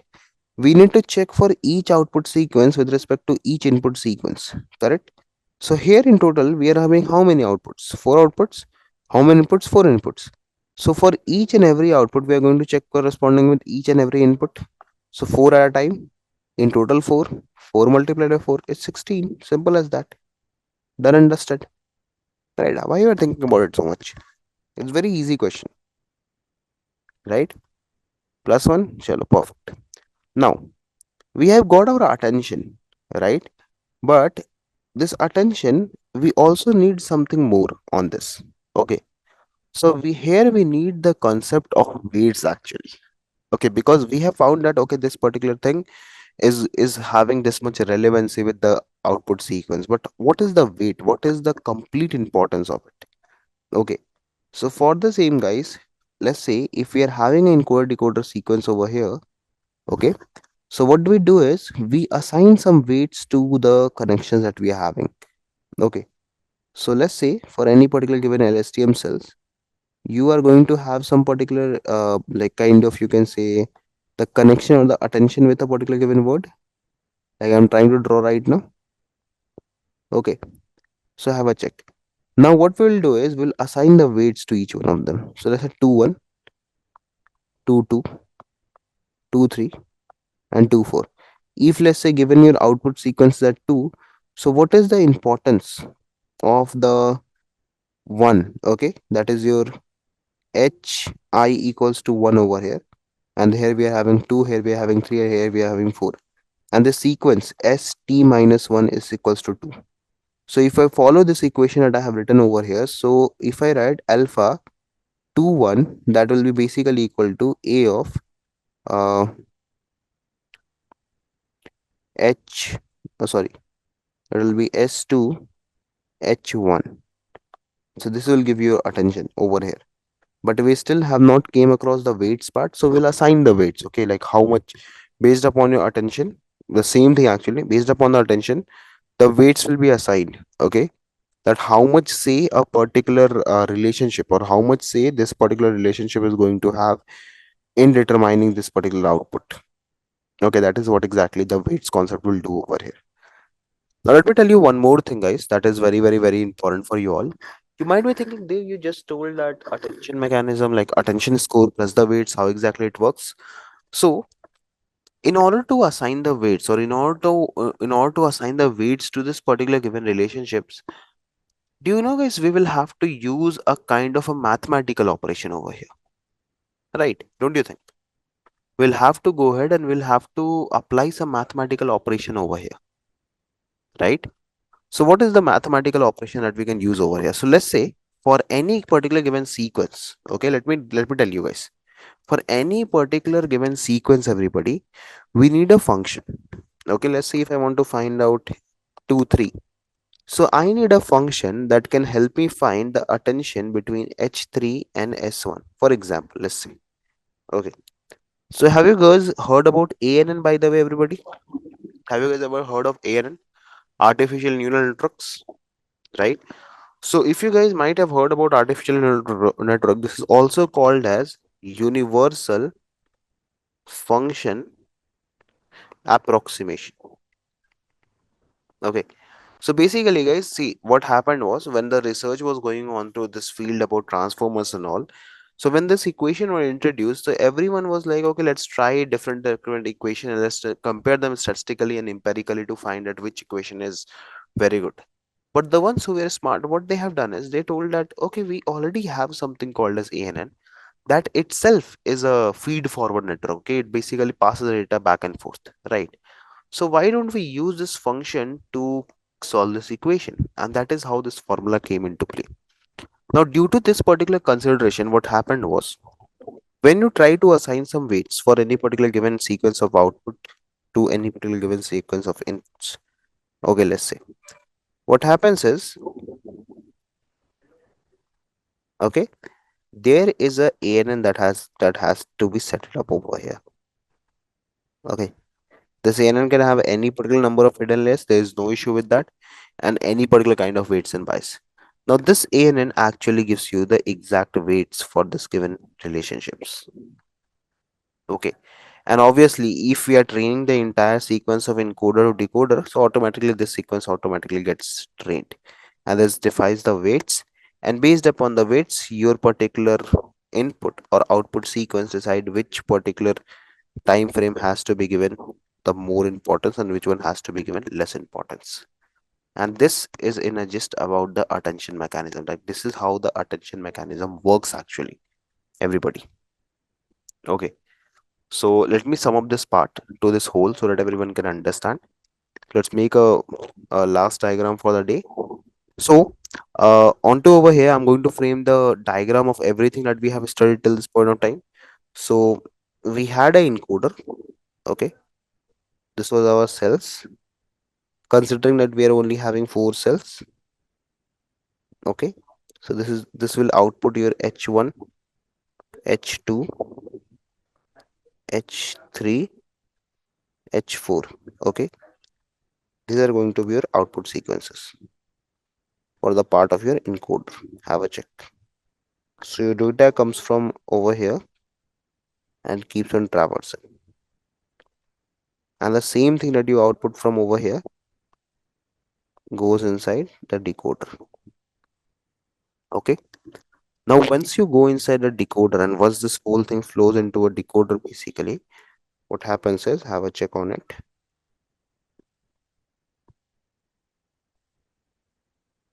Okay, here's your decoder, and here basically is again your cells.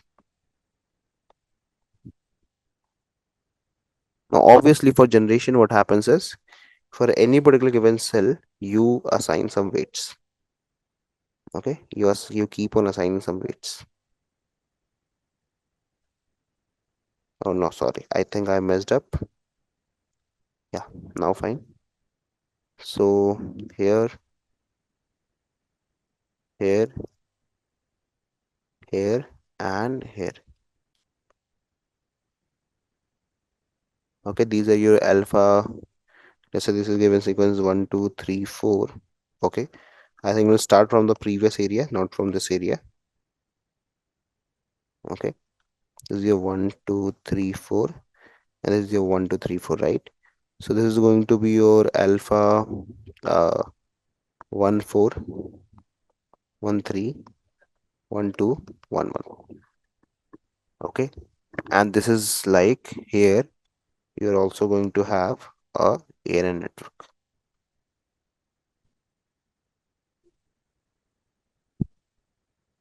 And this is the whole part of agenda about the attention mechanism, guys. Though we are not completed yet, here we still are having some few more attention mechanisms. But this is the kind of like a attention mechanism that we generally study, the general attention mechanism. After this, we have cross attention. Okay, we have multi-head attention. Okay, then we have self masked attention. Okay, so these particular things will take less time to understand, but this whole thing, I think you guys have got an idea now, like what exactly attention is. So in the coding, we will do is we'll try to go ahead and we'll try to make our own particular attention mechanism. So we are going to use the NumPy and SciPy. Okay. So from NumPy and SciPy, I'm going to use few of the things. Okay. So like obviously you guys have already got an idea that hey Dave, we know that you are going to use this operations, that is your import NumPy. Then we are going to import this dot operator also will have the in NumPy, so we don't need to explicitly import it. Moreover, I'm from the SciPy library. I just need to implement one thing, that is special function. We are going to import softmax. Okay, that's it. That's all we need to. Okay, we need just softmax from over here. Now, what I'm going to do, guys, onto over here is I'm going to generate the encoder representations. Okay, the encoder representations.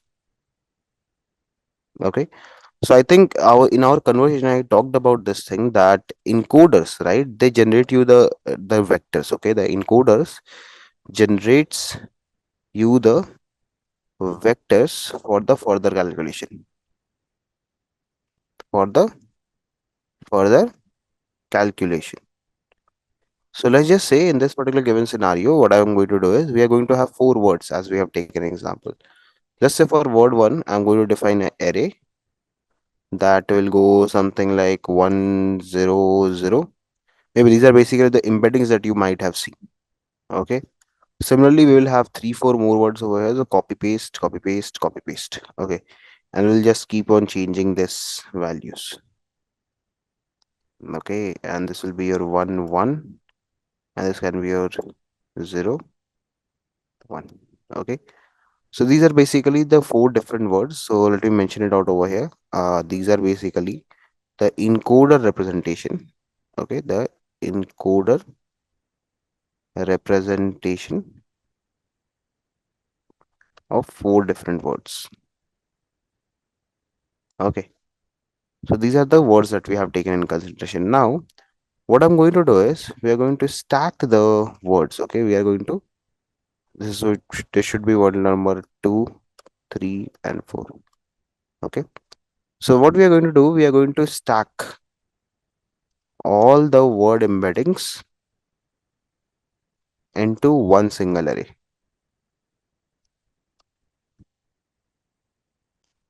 Like this. Have a check, guys. Okay.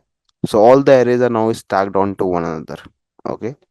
And now what we are going to do is we are going to generate the weight matrix. So do you remember the concept of weight matrix, guys? Everybody? The weight matrix concept that we have just discussed. Right. This portion was a stacking. Okay. Stacking of the array.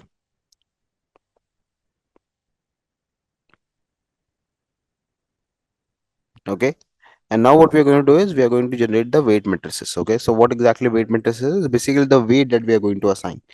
So I'm going to say np dot random dot seed will fix up the randomness, and then after that let's set up the weights. So I'll say weight for q.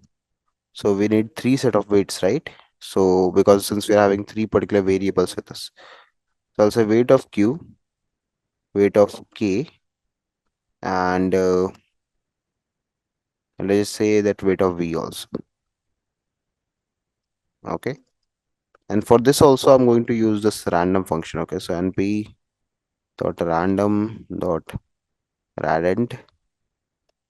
Okay. 3 and size equals to 3 3.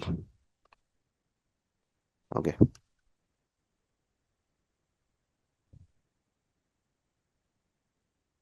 this is your weight matrix, everybody. Okay, over here that you're seeing is your weight matrix that we will be using. Now once we have got this whole thing, okay, what we need to do is we need to convert this queries. Okay, we need to generate the queries. Okay, so we need to generate the queries, the keys, and the values. Okay, how we can do that? Simple formula. So let's say I will say words at the rate. That's all. That's how you do it, everybody. That is how you generate the queries of given words and everything. Okay. So those who are not aware about this process, so let me just quickly brief you on this process, what exactly this whole thing is going to do. Okay.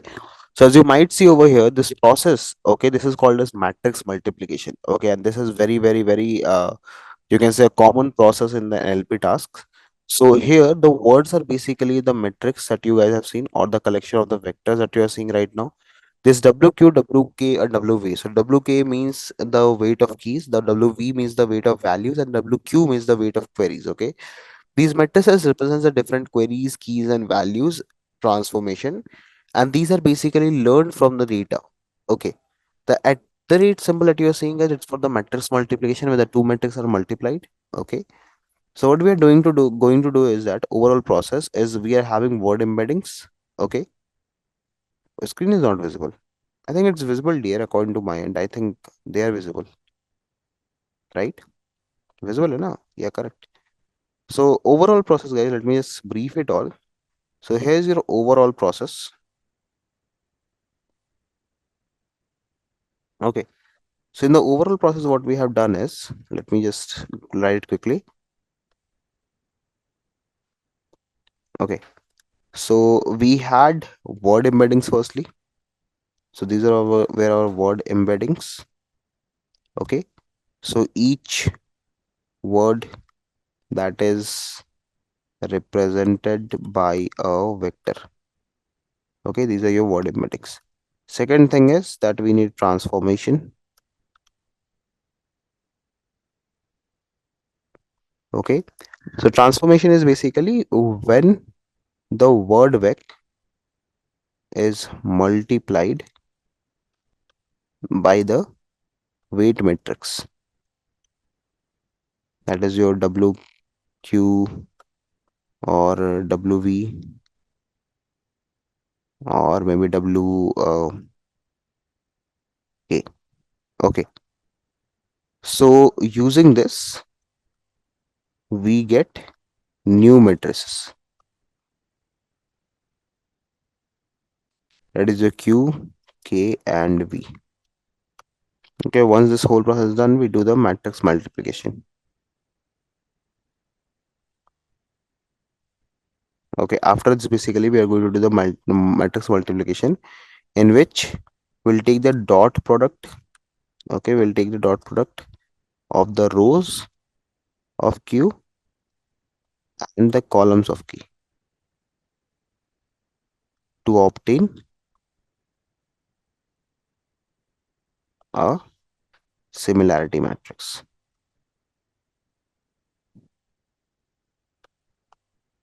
So this is the overall process that we are going to perform over here. So now we have got the words. So we'll try to check for the query vector against all the key vectors. Okay, like how exactly this whole thing is working. Like what is the score of your queries? Okay, your queue with respect to all the key vectors. Like see, I think in the last example that we guys have already seen, yes. Okay, it is in queue is not defined. Okay, we have not run. So this is a query.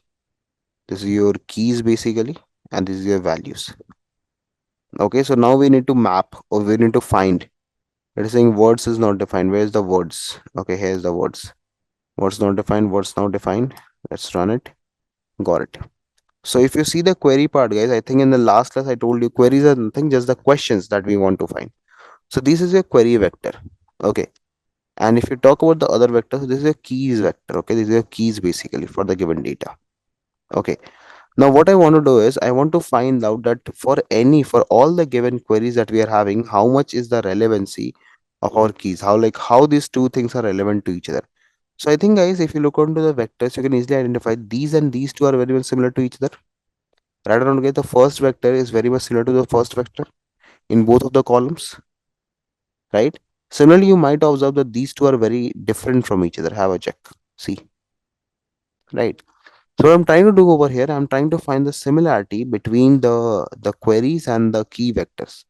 So let's say if I'm trying to find the scores, so I'll say since we have to also find in the sequence that we have to multiply the rows with the columns, so we'll take a transpose. So I'll say query uh, has to be multiplied with key dot transpose. That means keys dot transpose.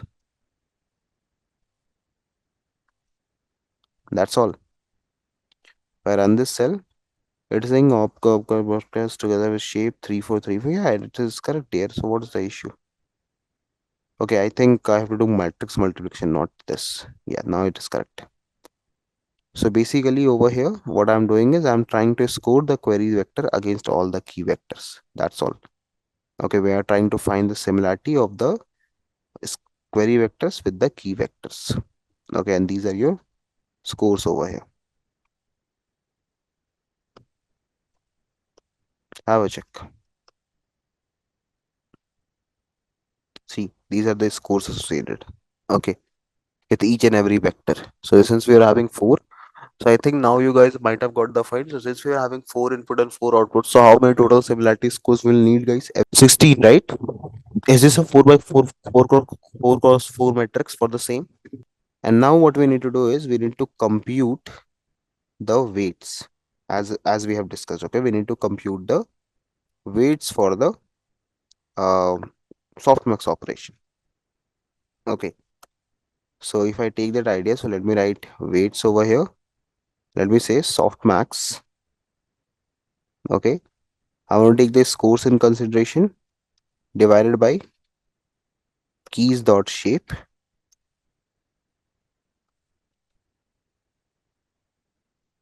We need the number of columns whole square.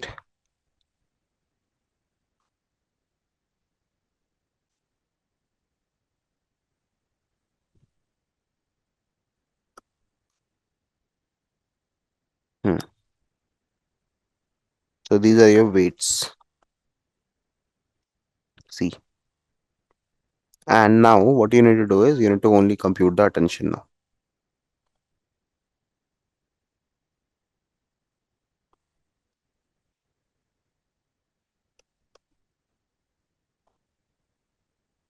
Okay, so we can say attention equals to weights matrix multiplication values. This is how we have built up our own attention system. So this is just a random set of inputs that we have taken, but this is how exactly the code works in the particular transformers, everybody. Okay, so this is how it is, everyone. With reference to previous discussion, we were talking a bit about the n-gram model. So let me circle back to the things and then we'll get started. So I told you guys that all the probabilistic model that are there in the world, be it ChatGPT, be it Claude, be it your Gemini, be it your Poe, Sage, anything. So these all models works on the basic concept of probability. So one of them actually was introduced. So it's not like this large language models came into picture by today or maybe by right now. Okay, they have been into picture from a very long time, but they were not very much capable enough. Okay, so if I share your fact, guys, do you know the data?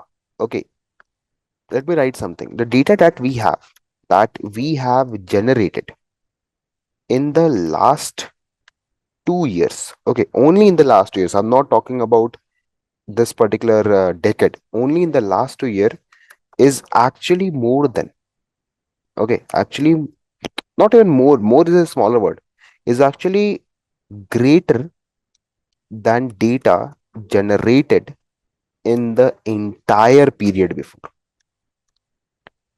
Okay, that's a fact actually.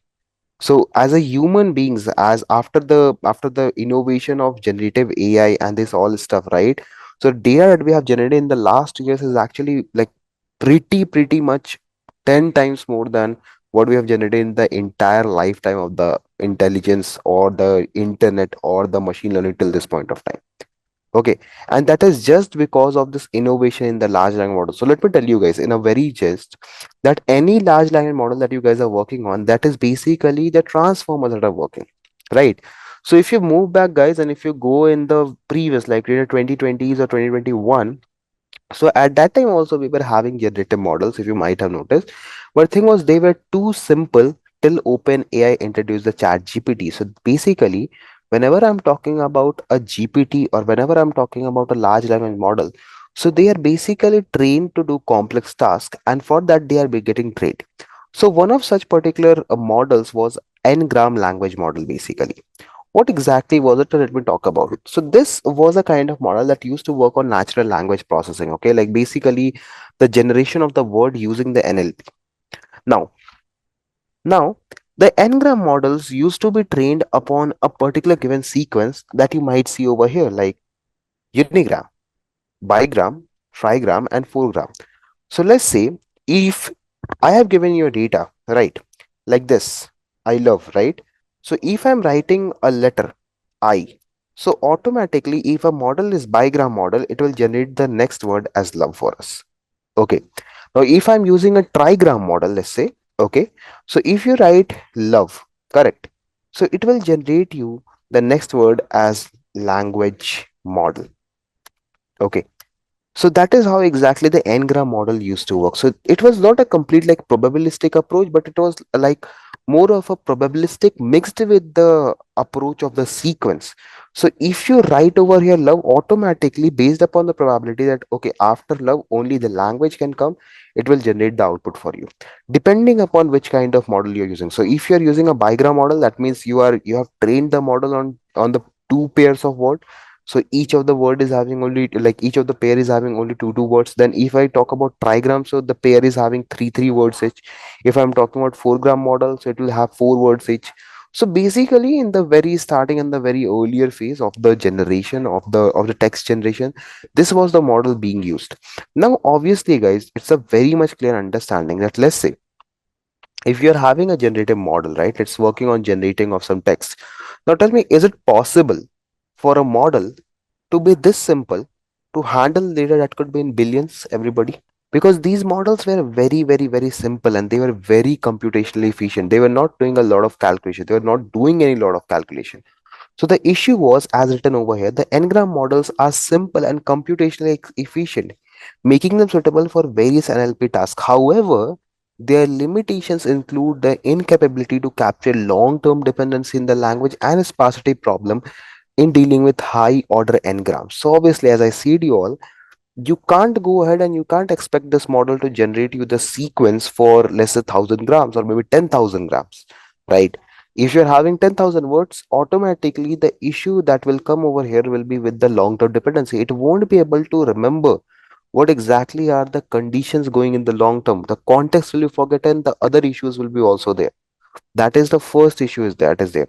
Second issue is the sparsity problem. That is when you are having a very high dimensional, you can say a large and lot of words, this particular part, that is the simplicity of models, actually creates a issue for it. Because since the model is simple, if you give him a very large data to work upon, the issue will be this model won't be able to understand, this model won't be able to calculate properly.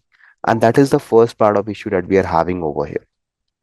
So to overcome this issue, right, then what the researchers done, they worked on a particular research paper. The very first research paper of the generative AI was made. That was attention is all we need. So now the after this particular concept, after having this n-grams model, using this research paper, we worked upon the large language model. I guess we already have discussed this. So our main agenda that we are going to brief about the types of LLM, and this is a very important concept by the way, guys. So the very first part in the large language model is on what basis we are going to categorize the large language models, and that is very much important for you to understand, like how exactly and on what basis we segregate the large language models. Okay, So let me tell you guys a very interesting history about it.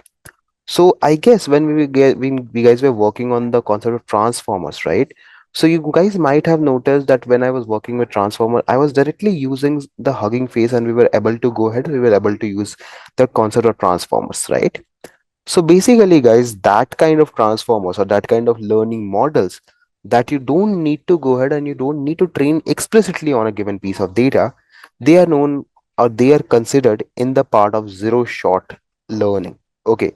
So zero shot learning is a practice where you don't need to train, you don't need to go ahead and you don't need to train the particular machine every time. Automatically what will happen is that once the machine is trained on the corpus of data, it will remember the things. Okay, it will remember automatically what exactly are these whole things. Okay, so zero shot learning is a technique in which you don't need to go ahead and you don't need to keep on you can say training the machine. You don't need to tell the machine, okay, this is what you have to do, this is what you have to do. Automatically, once the machine has been trained, right, it will be able to understand, it will be able to know that, okay, what exactly are the things over here. So traditionally, the machine learning models required examples for each and every class to recognize everything, right? In zero shot learning, model learns to recognize the objects or the concept they have never seen. Hence, this is called a zero shot. That means you train the model once. Let's say there is a model of CNN, for example, that is trained on dogs and cats dataset.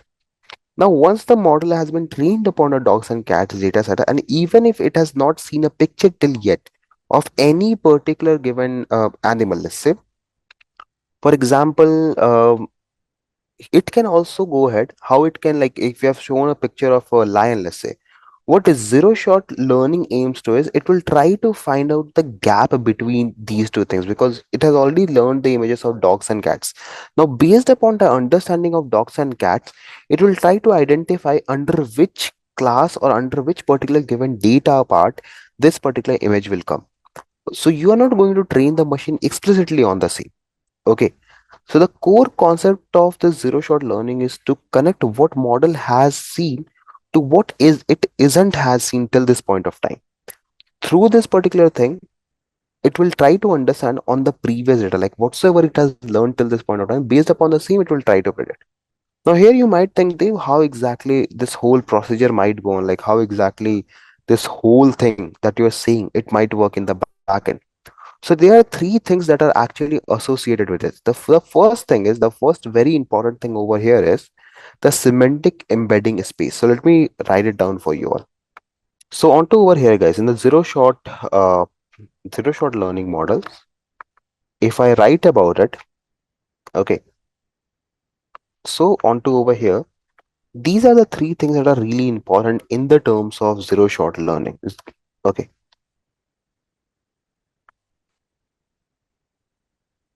So the very first thing is semantic embeddings. Okay. The second thing is your model training, how exactly you're training the model, and the third thing is the inference. Okay, so semantic embedding basically represents the both seen and the unseen classes in the common space. Okay, you can always use the word vectors or the semantic description about the same. So basically, it's just to understand what exactly that picture is. So what exactly semantic means, guys? So let me tell you guys about the semantic embedding space. So let's imagine you guys are in a library, right? So each book represents a concept or a word, you can say. The location of a book on a bookshelf signifies the relationship of that book with the other books. If there's a book that is there on a shelf written as non-fiction, so that means that book is related to the non-fiction part. Or for instance, if a book is about animals, it might be grouped with the books that are related to animals only. Correct? Now, replace the books with words and the bookshelf with the multidimensional space, everybody. Now, think of it in this way. Okay?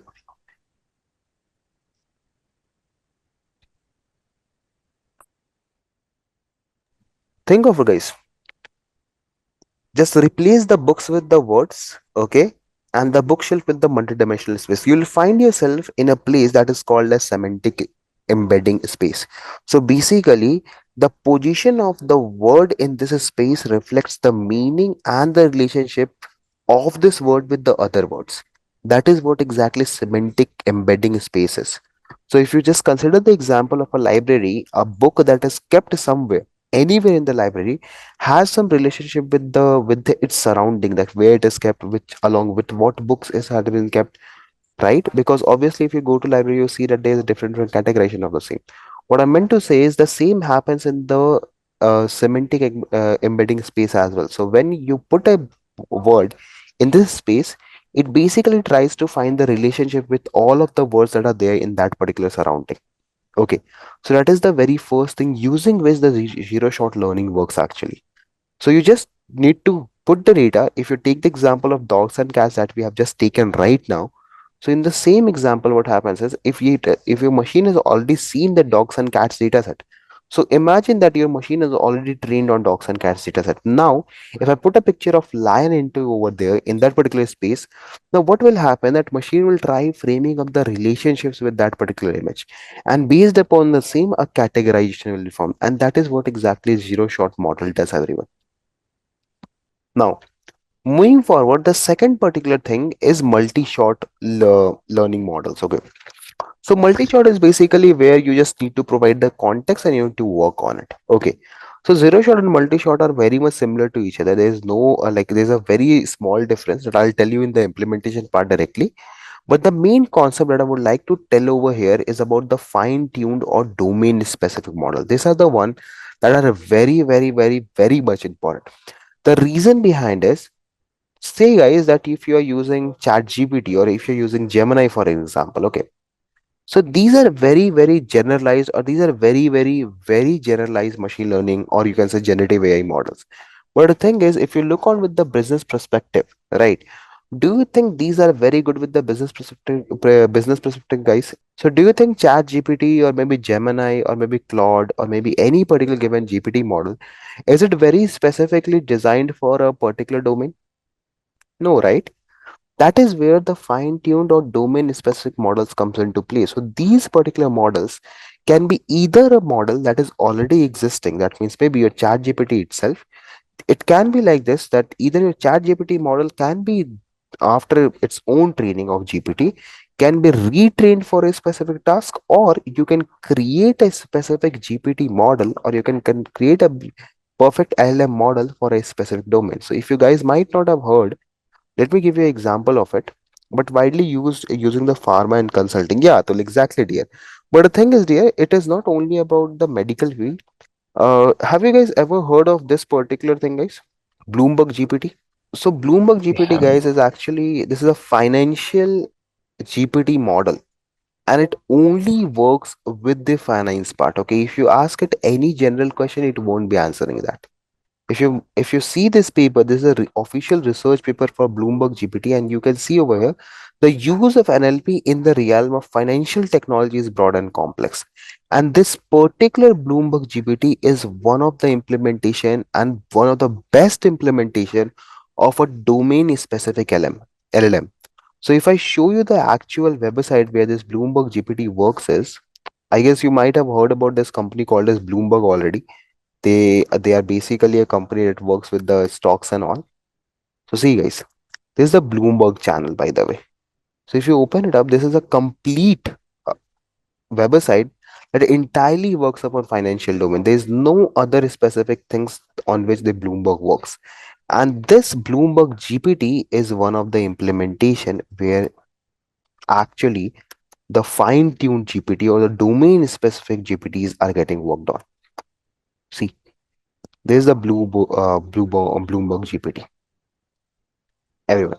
And this is like a, if you open Medium, right, you will get a lot of things about it. See what exactly Bloomberg GPT is. So see, Bloomberg GPT is a high-performance LLM for financial NLP achieved by mixing domain-specified and general-purpose data during the training. So I guess now the very first part about the fine-tuned, not about the fine-tuned specifically, I'll talk about the domain-specific part is clear. Because see what exactly this model can do. This language model can suggest news headlines, making it useful for the news application and assisting journalist in constructing newsletter. It takes the paragraph as an input and suggests the relevant title for the same. Okay, and why finance industry needs AI and all that, everything is written over here. So this was like first kind of like a kind of a model that was specified with a domain, and there are a lot of like this, guys. So if you go ahead and if you open Hugging Face once and if you search on the same, so let's say if you want to work on the medical domain, right? And if you run it, okay, not medical, I just want to run about the medical domain. So see over here, everybody, you have around 1362 models on the part of just on the medical field, and these are the models that are specific regarding a domain. Some of the models present over here can be fine tuned. That means basically that, let's say if I'm talking about chat gpt for example over here, okay, so you guys have already been using chat gpt, so let's say you're having chat gpt. Now chat gpt is a general purpose ai, right, everybody? It's a general purpose generative AI, correct? Yes or no? Now you use this as a base model and then you tune it or you tweak it for a specific task. Okay, maybe for your financial task, maybe for your medical task, or for any task. So this process where you take a pre-trained model, okay, where you take a pre-trained large language model and you tune it according to your preferences to get a desired result is called as fine tuning, by the way. Okay, and this right now that we have seen the examples like Bloomberg GPT, the Claude, and all that, that are the examples of domain specific models. Okay.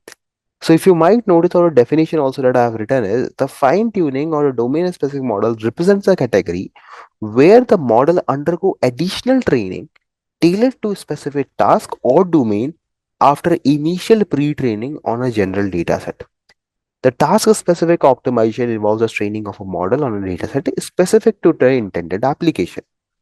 Some of the models, like biomedical field, are fine-tuned and are specialized in a specific domain, tailoring their knowledge and the nuisance to this particular context. So if you go ahead and Hugging Face, so obviously you can see there are a lot of things over here. Now, if I just open up any model over here, let's say if I talk about this medical AI, clinical bot. Okay, so see over here, guys, what exactly this particular model is. So this model card describes the clinical bird model, which was trained on large multi-central data of the corpus of 1.2 billion words. Okay, and that's a lot, guys, to be really honest.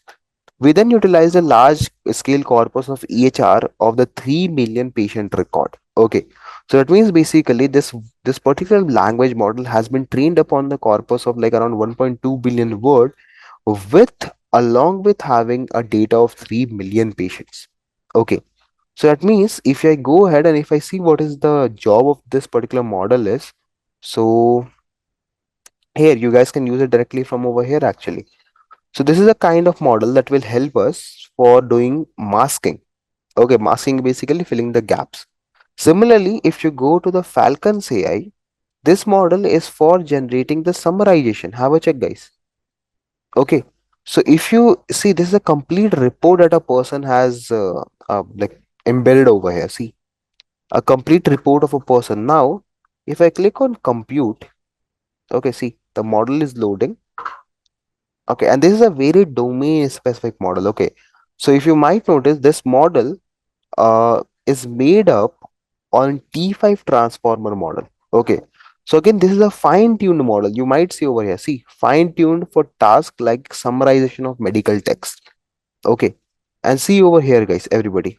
This is a summarization of it, right?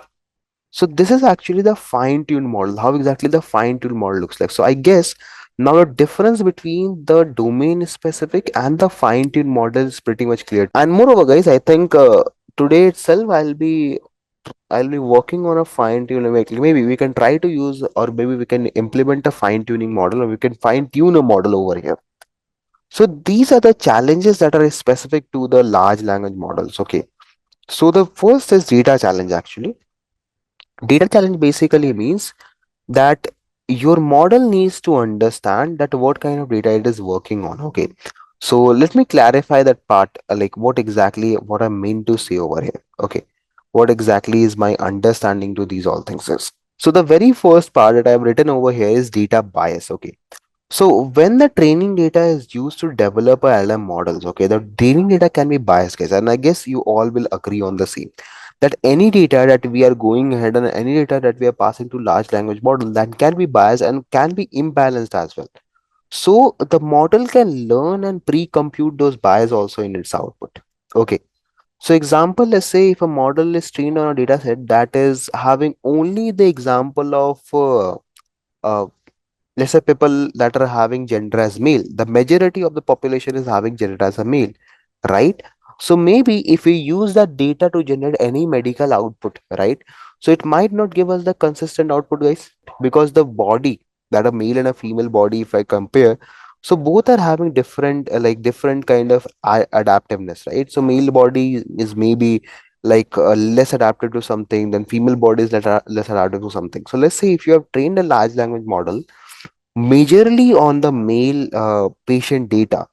So don't you think, guys, when you will ask that model something, the model will generate the output. It will be good, but it won't be very specific to to a particular patient who can be female.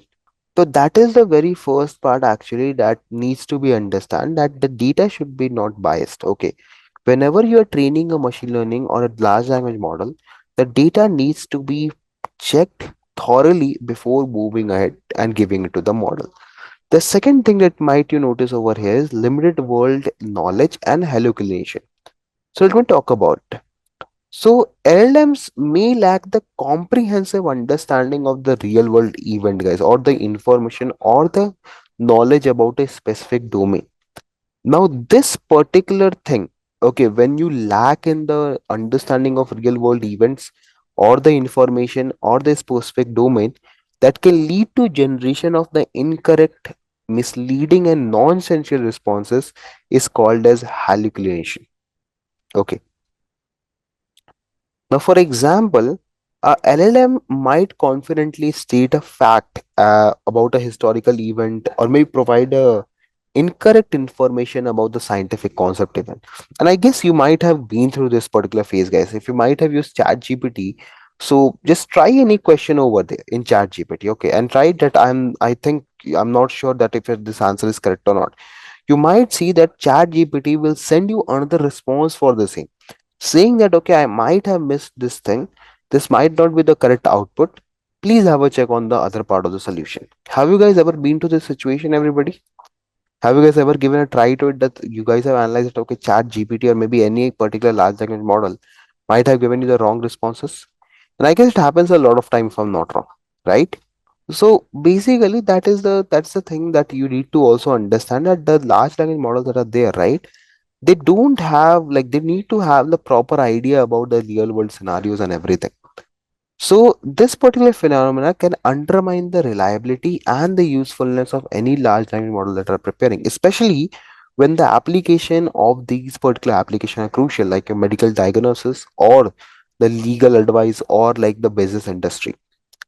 Then the dependency on the training quality, the data training quality is also very crucial, because the performance of a large language model is heavily influenced by the quality and the representativeness of the training data.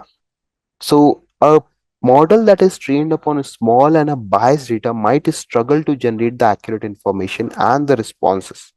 Okay. And this will narrow down the scope of your research or maybe anything that you're trying to do with that large language model. Now, if you do so, the impact will be that the low quality or the insufficient data can limit the capability of the model, making it very much vulnerable to any error or the biases that you're going to have. Okay. And your model will be really like exposed to everything. Okay, you won't be able to get good output, you won't be able to understand everything perfectly, your model won't be able to understand this very thing, like everything very clearly. Okay. And that is the worst part of any large language model. Okay. Then we do have technical challenges that again, like I guess everyone is already aware about these challenges. So these particular models, all of them are very computationally expensive. You need to have substantial computational power to train these kind of model. Like you should have GPUs or TPUs. And by the way, we also have something new in the market called as NPUs now. So have you guys ever heard of this? I guess GPU everyone has heard of. So let me tell you guys what is a TPU and a NPU is, by the way. Okay, so NPU is basically a neural processing unit, and TPU is tensor processing unit. Okay, and these particular kind of hardware are specialized. in hardware acceleration to efficiently manage the computational demands of machine learning, particularly about the large language and deep learning models. Okay. So if you talk about TPU, so TPU was generated by Google, by the way. Okay. And NPU is generated, like it was developed by Huawei. So I guess you guys might have like heard this name somewhere before. Have you guys ever heard of Huawei? So Huawei is actually the company or the organization that has produced the NPU, the neural processing unit. So TPU is very much famous nowadays because obviously of the silicon architecture. I guess the ones who are too into the mobile industry or too into the tech, they are already aware of what exactly silicon chips are. And the NPUs, they work on the like the architecture of neural networks. Okay. So if you talk about the strengths, so the TPUs are very much good with the TensorFlow models. Okay, they are very much reliable. They are very much energy efficient. If I talk about the NPUs, they have a very strong configuration with the part of AI frameworks. Okay, so both of them are having their own particular, like you can say, pros and own particular cons. Now, for the research, you can have a look onto the internet. There are a lot of things available on that. Okay, going ahead, going forward, the next particular issue that we have over here is on to the part of evaluation. Okay, so if you want to access the performance of a LLM across different tasks or domain, that could be a complex challenge because there's no such standardized evaluation metrics. Because if you might have noticed in the regression or in the classification, you had a lot of matrices onto which you can identify the model and you can see if the model is good or bad. Similarly, in the AI as well, you had a lot of matrices to configure and to evaluate the performance of a model. But here we don't have such kind of matrices. So it is very difficult to evaluate a freely generated content. You don't know that if this content generated is good or bad. Similarly, the fine tuning is also a challenge if I talk about the large language model, because the very first thing is that already a model that is pre-trained, okay, to a specific task, okay, or to a very general task, now you need to narrow it down to a specific domain. That's a very big issue because the model is already trained on a general purpose data, and now you're going to train it on again on the part of a domain specific data. Okay, so maybe a fine tuning, if you take an example, so if you're trying to fine tune a general purpose large language model for answering medical questions, so it might require careful consideration of some specific words, terminology, or the context in the medical domain. If your model is not able to understand those, that will be a very big problem for you because the fine tuning task or the fine tuning challenge that we're trying to achieve over here will be incomplete. And the fourth thing that I have mentioned over here is contextual understanding, and that is very much relevant because the main issue that always the large language models and any particular generation model fails is that they need to remember or they need to maintain the coherent context over the long passage or the conversation. Okay, see guys, I have opened Gemini. Okay, now see, if you remember, this was the question that we were doing earlier. Now see, if I talk about what was the first question that I asked. Now see, if this particular model is able to recall that, that will be perfectly fine. Now see over here. Unfortunately, as a AI model, I don't have access to your personal history or the records of our previous conversation. See, check this out very clearly. I asked this question in the very starting, and it is just two conversation above, right? So I guess now you guys are very much clear with what exactly the fourth particular point suggests. Because AI models, they very much struggle with this thing of remembering what has been asked previously.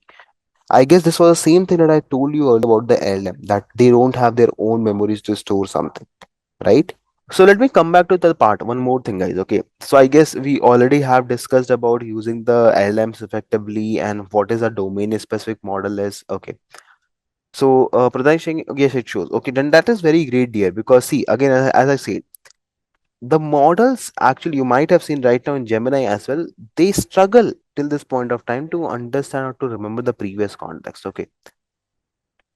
So if I talk about the types of domain specific model, guys, or the domain specific methods, so we are having two or three kinds of very famous domain specific model training. Okay. So let me talk about that. So the very first thing is the domain specific pre-training over here. Let me talk about this once. Okay, where did it went? Yeah, over here. And I guess this should be like this. Yeah. Uh, the domain specific methods involve three specific tasks, guys. So very first thing is domain specific pre-training. So duration of this training is from days to weeks to month, depending upon what kind of problem you're trying to solve. So if I read it out just over here, I guess it will be enough for you all to understand that the domain specific pre-training involves training large language model on an extensive data set. For instance, the model like Palm 340B, GPT-3, and the Llama 2. So guys, if I'm writing 340B over here, that means this particular model, this is Google Palm model by the way, this model has been trained on a corpus of 540 billion tokens.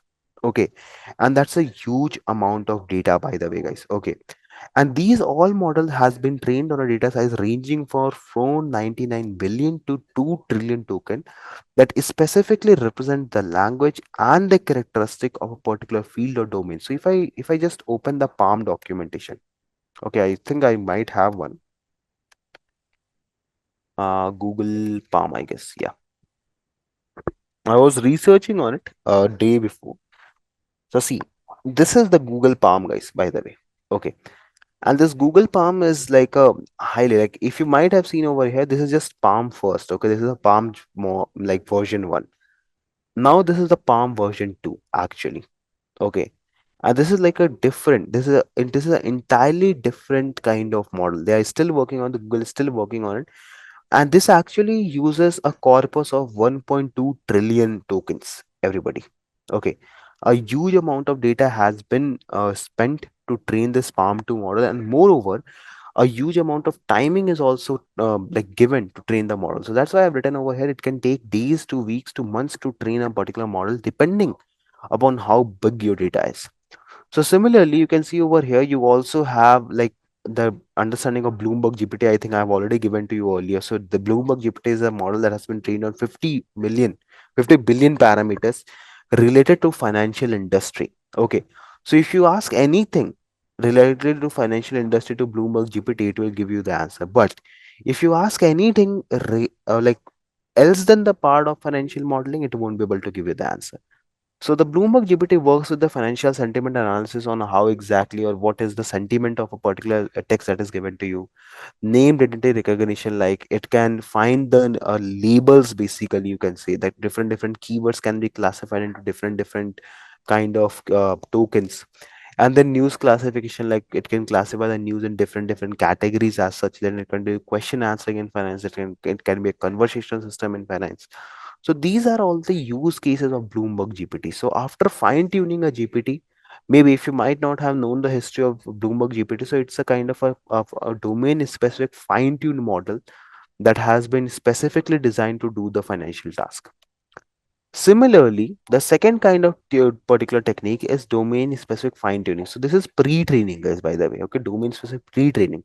That means you take a model and you from the very starting, if you want to know the difference between pre-training and fine tuning, there's a difference between it, guys. Okay, see, if I write it over here, uh, pre-training, if I write it over here, fine tuning. So there's a difference between them. Let me tell you. Pre-training means that if there's a kid, let's say, and from the very start, from the very beginning, in the very childhood phase, from the childhood phase itself, you're just teaching this particular child about finance. Okay, only everything about finance. So, guys, when this child will grow up and when he will be he'll be going ahead to a university, and also over there as well, he's learning finance. So that means this is what exactly pre-training means. From the very earlier phase, from the very starting, this particular kid has been only trained for the finance domain, so he only knows about finance. But fine tuning basically means that there is a kid and you have given him the general knowledge or her a general knowledge about everything. Like he has learned everything till his college and everyone. Now, once he goes to university, You can be now specific about what kind of domain you want to go in. So you can go either in finance or either in computer science or maybe in AI, maybe in ML, whatsoever you want. So this is the difference between a pre-training and a fine-tuning, guys, everybody. So is this difference clear to everyone? Firstly, do let me know this because this is very, very, very important, everybody, that you understand the difference between pre-training and fine-tuning. So whenever someone asks you that this is a pre-trained LLM or it is a pre-trained kind of LLM, so understand that it is a custom-made LLM for a specific task. If I'm telling you that it is a fine-tuned machine, that means we already had a general GPT that was fine-tuned for a specific task. So if you might see over here, if I go back to Hugging Face, so mostly all the models that are available on the Hugging Face, they are an example of fine-tuned models. See, let me open it out. Where is my profile or where is my models hub? Yeah, over here. So if I talk about, let's say, a document question answering model, right? So maybe not. Let's take a question answering this text classification model. So see, guys, over everyone over here. If I talk about a model, let's go to page number 3 and maybe we can take a model over here. See, ECG BERT. Okay. See, this is a domain specific BERT model for text mining in substantial investing. So see the domain. This is substantial investing. Okay, I am not very sure what exactly substantial investing is. So it's basically that balances traditional investing with the environmental, like all the environmental practices. So this is that kind of model, everyone. Okay. So that is how exactly you do the task. So is this understanding from the domain specific and domain pre-training? The there comes a very interesting topic now. Okay, the topic that I have been waiting for. Okay, RAG, Retrieval Augmented Generation. Okay. So let me give you guys a very good idea before starting to this topic.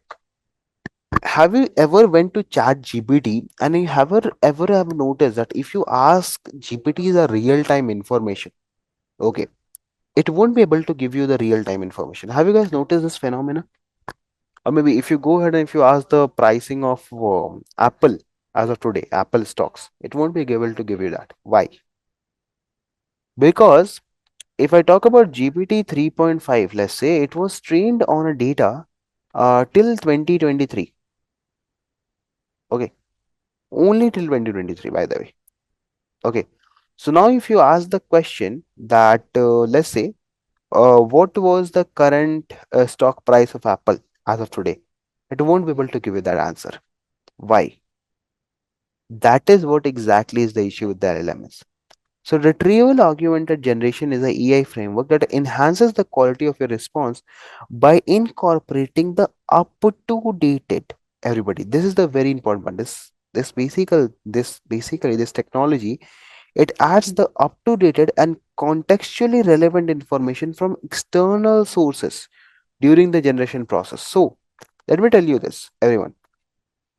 Go to Gemini, open this up and search for what is LLM, everybody. Okay. Now check this out, guys. This particular generation that you might see, this is just a contextual generation. Okay. See, this is just a contextual generation, nothing else. Okay. Now, if you open this links up, you might see from where it has taken up this documentation, where this text is coming. This is what exactly the RAG does, or might be. Have you guys ever heard of perplexity? This is one of the best platform that I have seen that uses the part of AI, okay, or the RAGs. So let's say if I talk about give me any question, guys, anything, a normal question, a very normal question that you might think of to ask.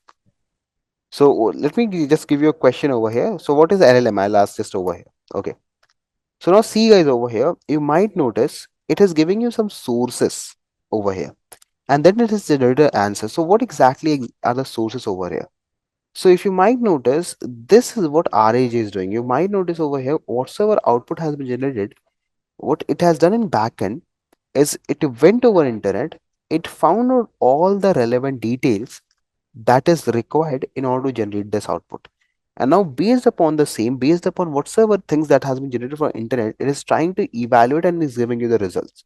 So you might notice that these are the sources from where these results are generated, and that is what exactly the RAG does. It tries to go ahead, it tries to give you all the context of frame where the particular text or from where the relevant information can be framed, so that the output that you're getting should be contextually correct and should be updated. Okay. So now if I go ahead and if I ask what is the stock price for Apple. Okay. So see over here, guys. So this is what exactly RAG does, everybody. Okay. Whatsoever you're understanding, you can let me know. Like, what do you think? Is it a pre-trained model or is it a fine-tuned model? This is a fine-tuned model, guys. By the way, guys. Okay. So now the thing is, we all have learned about what kind of large language model we are having, how we are fine-tuning it and everything. So this topic is actually what is going to be the next particular concern of ours. So what is exactly GPTs are? So GPTs as written over here, these are the most initial language model introduced in 2018 by OpenAI to demonstrate the power of performing natural language processing using the transformer architecture. So in the meantime, guys, while after 2018, there have been numerous number of changes that GPTs has been gone through. So we went from GPT 1 to 1.5, then to 2, then 2.4, GPT 3, then 3.5, 3.5 mini, and then we had GPT-4 coming up, GPT-4o, and then GPT-4o mini. So these are like the variants of GPT-3, GPT that we were having. Now, with the transformation that we have seen over the period of time, like from the starting from 2018, so at the very first initial phase, as I remember, I was going through a research paper. So the first GPT was trained on a very small corpus of data. But when it came to GPT-3 and GPT 3.5, the data increased tremendously on the amount of data that has been trained, that has been taken in order to train this particular models are enormous. Okay. So with the introduction of GPT-3 in 2020 marked a turning point because the model exhibits a remarkable performance for tasks like language translation, question answering, creative writing, right? And even further, GPT-2 provides two possibility to interact with OpenAI LLM. So user can visit to a browser, use a conversational style to perform the task, and alternatively, a developer can utilize the API provided by the OpenAI to integrate the GPT model into a LLM program models. Now, this is an important statement, guys. Okay, because ultimately, a lot of you might be having question, they why we are studying this LLM. It is none of our use. We already have GPT. We already have everything. So what is in the use case to it? So the use case comes here, guys. GPTs, LLMs, actually they work in a different way. So if you guys might have noticed, it's not actually GPT that is working, it's the LLM that is working in the backend. So if I'm talking about Gemini for an example, or maybe if I'm talking Perplexity, what was that? I think I forgot the name. Perplexity. Yeah. If I'm talking about Perplexity, for example. So the thing is, this over here is just an interface. You're basically interacting with a API. In the back end, the LLM is working. Okay. In the back end, a application is working. And that this particular phenomena, this particular technique through which you use the API of a particular LLM in order to utilize its functionality is what is called as a LLM powered application, or to understand that you can say it's a LangChain, it's a language chain in which you go ahead and you perform the if you develop a application that utilizes the capability of a LLM in order to do your tasks. So this is kind of a implementation to it. Okay. So here this particular application, that is the Gemini, okay, moreover you can say, so basically Gemini over here is using the API of the Google Gemini platform, or you can say the Palm, and using the same it is giving you the answers. Okay. So you do have different like frameworks also. LangChain is one of the framework. Then you have other frameworks are also available. So in order to make a like kind of a task or a kind of a application that can help you to give you the same kind of output that a GPT can does, is what is called as LangChain. Okay. So you can see over here, LangChain is the open source framework available within Python and JavaScript to facilitate The integration of LLM to develop the LLM powered application. It links the LLM with the external data source and services. So always, I guess you all know that the issue with the LLMs is that they don't have their data source. They don't have the access to your organization data. So in order to do so, in order to perform any task with respect to your organization, you don't have any such option. So for the same, LangChain came into play. What it does, it tries to give the access to the data source that you are having, and integrates your large language model with your data to facilitate a understanding between both. And using the same, the large language model can learn on your data and can do your specific task. And that is what is the use case to LangChain is actually. So there was this particular page that I was going through. If I'm not wrong, where's that page? I again forgot. Mm, yeah, I guess it should be somewhere over here. Okay, fine. Even if I'm not able to find it, I'll tell you what exactly it is. So if I'm talking about a LLM application, okay, or if I'm talking about just about fine tuning application, okay. So that basically means that I'm going ahead, I want to just go ahead and I want to perform a task on a LLM, but for a specific thing. And now if I talk about the as a organizational aspect, so as an organization, what do you want? You always want that your particular organization should have that much capability that it can generate everything on its own, and that is where the LangChain will come into play. It will take your data, it will give it to the LM, the LM will understand everything and will give and it will start giving the answers based upon data that you're having. And that is what exactly the LangChain does. So now on further, what we are going to do is we are going to create our own LangChain application in few moments of time. So in the part of this whole thing, in the process, we are firstly going to start with the Hugging Face API. So what I'll do is I'll show you the basic pre-processes. Does everyone over here has a account on like Hugging Face? So those who are not having profiles on Hugging Face, please do go ahead and please do make your profiles on Hugging Face. It's very much superbly easy. So let me show you how exactly you can build that up. Go on Hugging Face. Let me open that. See, go on Hugging Face. Okay. Sign up for it. Okay. It will ask you for an email address and it will ask you for a password. Go ahead and do this, and you'll be all done. Okay. That is how easy it is. No particular hiss and fuss over here. Okay. Now coming back.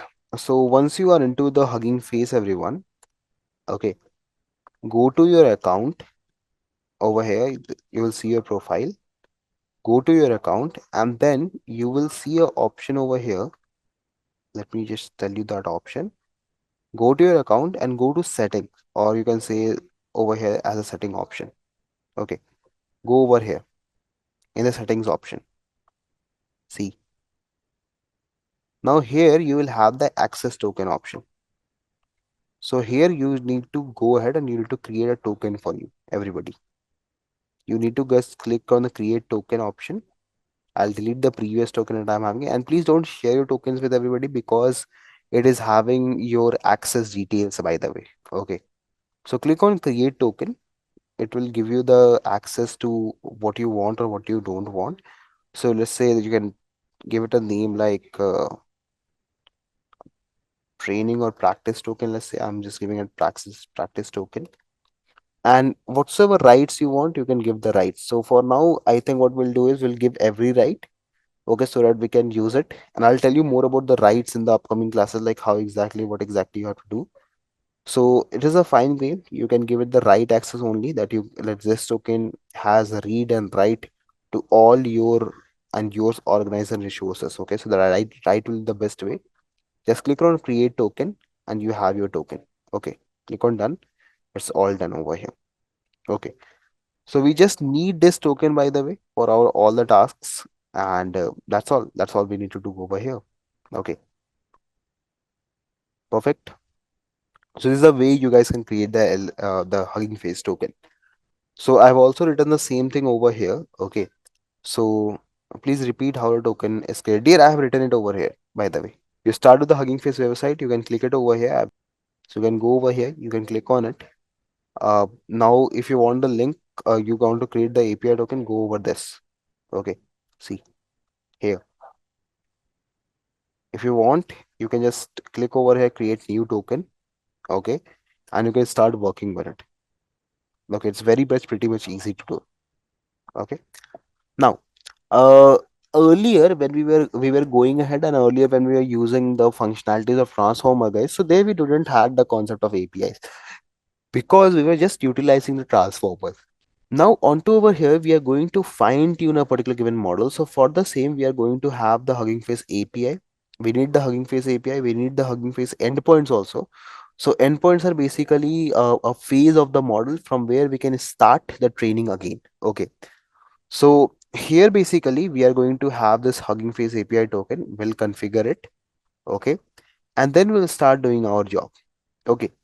So the next particular part is we are going to bring up the models and the prompts. So LangChain provides the framework for developer to swiftly create the LLM powered application. And using the LangChain, developer can streamline the development process for several language models. Okay.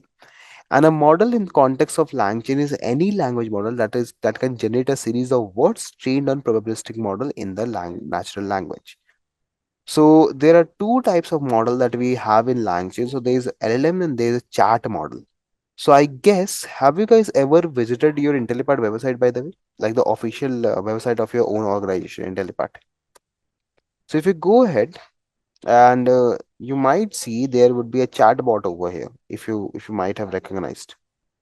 I'm not very sure. It pops up sometime and maybe it doesn't pop. Yeah, see. This is the chat bot. Right. Welcome to Intellipaat. So this particular chat box is a kind of implementation to what you see in LangChain. Okay. This is a chat model.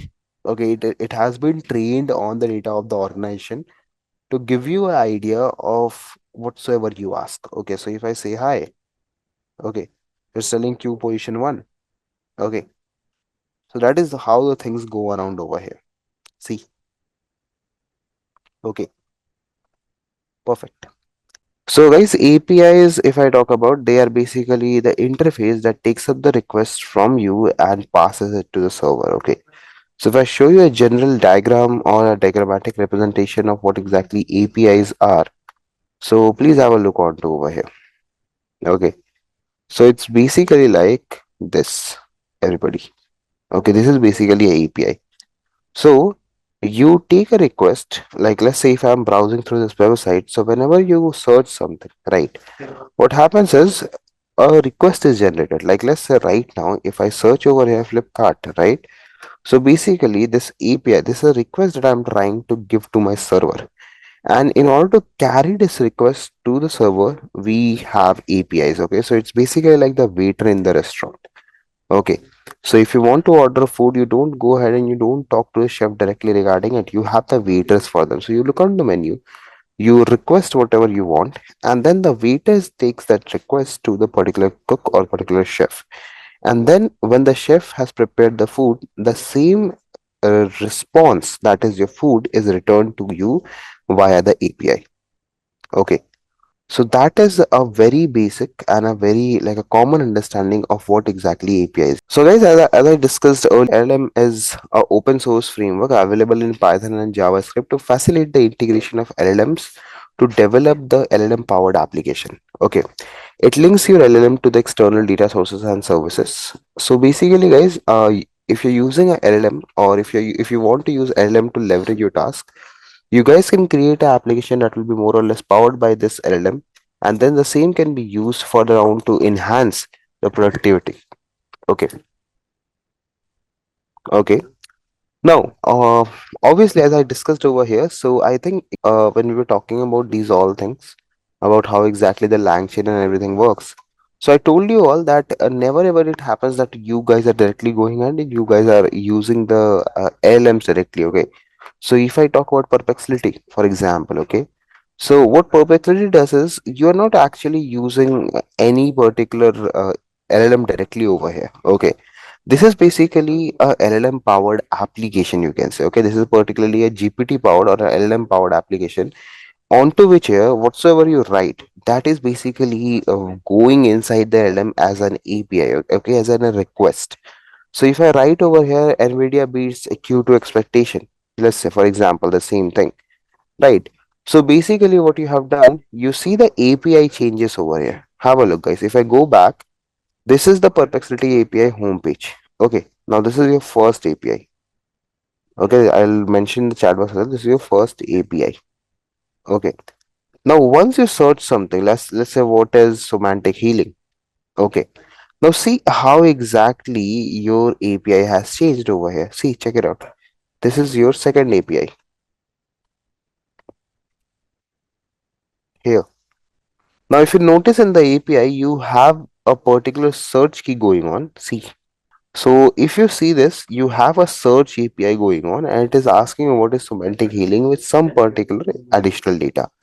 So that is what exactly LLM also does. What they do is they take your data, okay, they take this data, and this data is now transferred as an API, okay, to the LLM.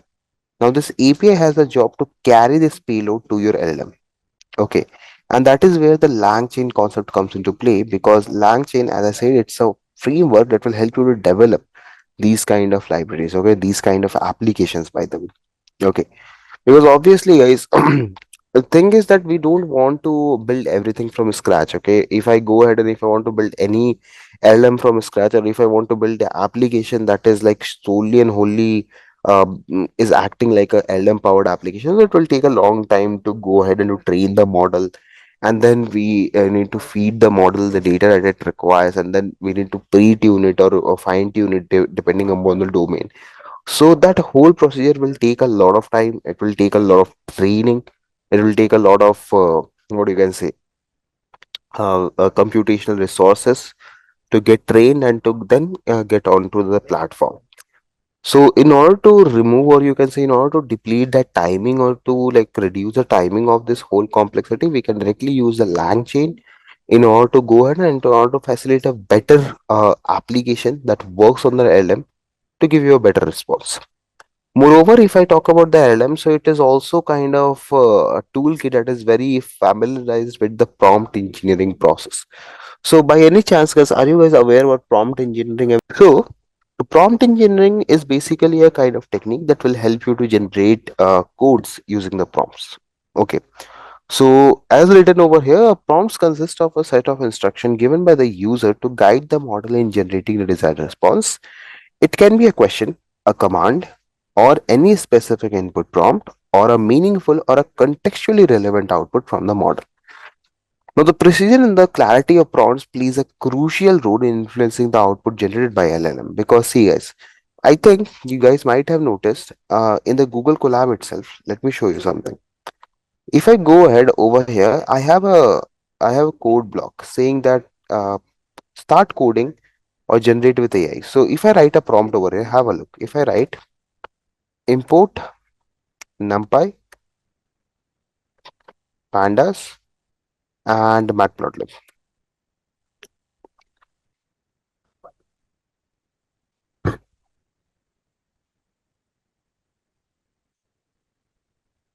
See, everything has been generated now. Okay.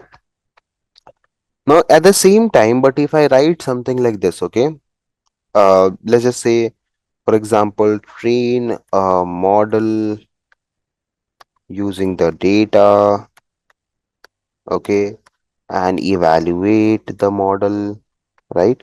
Now, thing is, guys, this particular prompt has no sense because you don't have a model over here, right? And there is no data as such, correct? So this is what exactly the prompt means. So for input and output for both the condition, it doesn't goes only with one. For input and output for both of them, you need to understand that both of the things should be consistent. Both of the prompts should be consistent enough to understand like how exactly things are going ahead. Okay. So that is where the prompts plays very crucial role, and LangChain provides you predefined templates of prompt for common operation like summarization. So as written over here, the interaction of LangChain is centered around the concept of chains.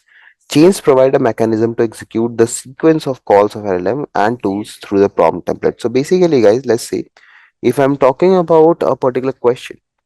So generally, what happens is, let's say you ask the question, like let's say, hey, I want to go to this particular thing, or maybe I want to know about this particular X thing, right? So you get a response out of it. And obviously, it's a human nature that after getting a response, you again have the same question. So basically, guys, in the LangChain, the name changes that you have a chaining system. Okay. So basically, the output of one particular answer is the input for the next question. Similarly, from over here, we can go ahead and we can frame another chain. And similarly, from over here, we can go ahead and we can frame another chain. So let me tell you this chaining concept if I'm talking about. So the very first thing is that when we are having only one chain structure, only one question to answer structure, that is called a simple sequential chain. If, sorry, simple chain, not sequential chain. That is called a simple chain. If I'm going ahead and if I'm talking about the chain to chain branching, that is called as simple sequential chain, where your sequence is going on of a chain. Okay. So that is like two parts of chains that you need to understand for now. And moreover, I think we'll be doing practical also on the same. So you guys will get more clarity on it. If I have completed this part of how exactly you guys can create the Hugging Face API and where you can go ahead. If you're not, so you just need to visit the Hugging Face website over here. Okay. Under your profiles tab, you will go to settings. Okay. In settings, you need to go to access token. Let me delete the previous access token, by the way, so that we can have a fresh one. So just delete the previous one if you're having one. Create a new access token with your some ID. You can just give any particular ID over here. You need to go. You need to just create an access token and keep it in read mode for now, everybody. Okay. Don't keep it on write mode. I guess I told you about to keep it on write mode. For right now, just keep it on read mode so that your program can just read the files and it doesn't make any changes. Create any name and just put on create token, and then you will get the API key. Copy and keep it with you. Okay, that is how the APIs are created. Bit slow for token. Okay, Atul, let me tell you again. Again. Okay, in the part of here in your Hugging Face part. Okay, go to your account over here. Okay, on this particular scenario, go on the settings part. Under settings, you will find this access token over here. Go on the access token, and here you will have a create token option. Now you have three options over here. Fine grained basically means that you can change, do the changes according to you. Okay, like whatsoever changes you want, it can be done over here. Read means this token will be always be readable by all the files, and write means, okay, write means basically you can go ahead and you can read and write both. So let's say if your particular program is willing to make any changes to your key or to any property of that API key, it can be done into that scenario. Okay. But if in case if you are on read mode, so it won't be possible for your API to change your API key. Okay, perfect. So read mode is basically when your system, it means the system is configured to extract the information from a token. Okay. Write mode basically means that your particular information or your system can go ahead and modify or create new content within the token. Okay. Can this be changed at any point of time? I guess they are right now in the Hugging Face. If once you're creating a token, you can't change it. Like you can't change the properties of that token. Okay. But if you do want, you can create unlimited number of tokens. So maybe you can have a token if you want to, if you're doing such kind of program in which you know that there would be some certain changes to my API key. In that particular programs or in that particular cases, you can go ahead and you can keep your API key as it is, or maybe in the write mode. Other than that, if you know that if you just need your program just needs to read the information inside the file, keep it on read mode. If there's some specific requirement for that, you have the option of fine grained, so you can go with that. Okay. Now, here is one of the most interesting thing, guys, that I'm going to talk about right now. So, firstly, I'm going to talk about the paid models that we are having, and then we will talk about the unpaid models that we are having. Okay. So that you guys can have a fair about the idea about both of them. If you go on to the Hugging Face model hub, okay,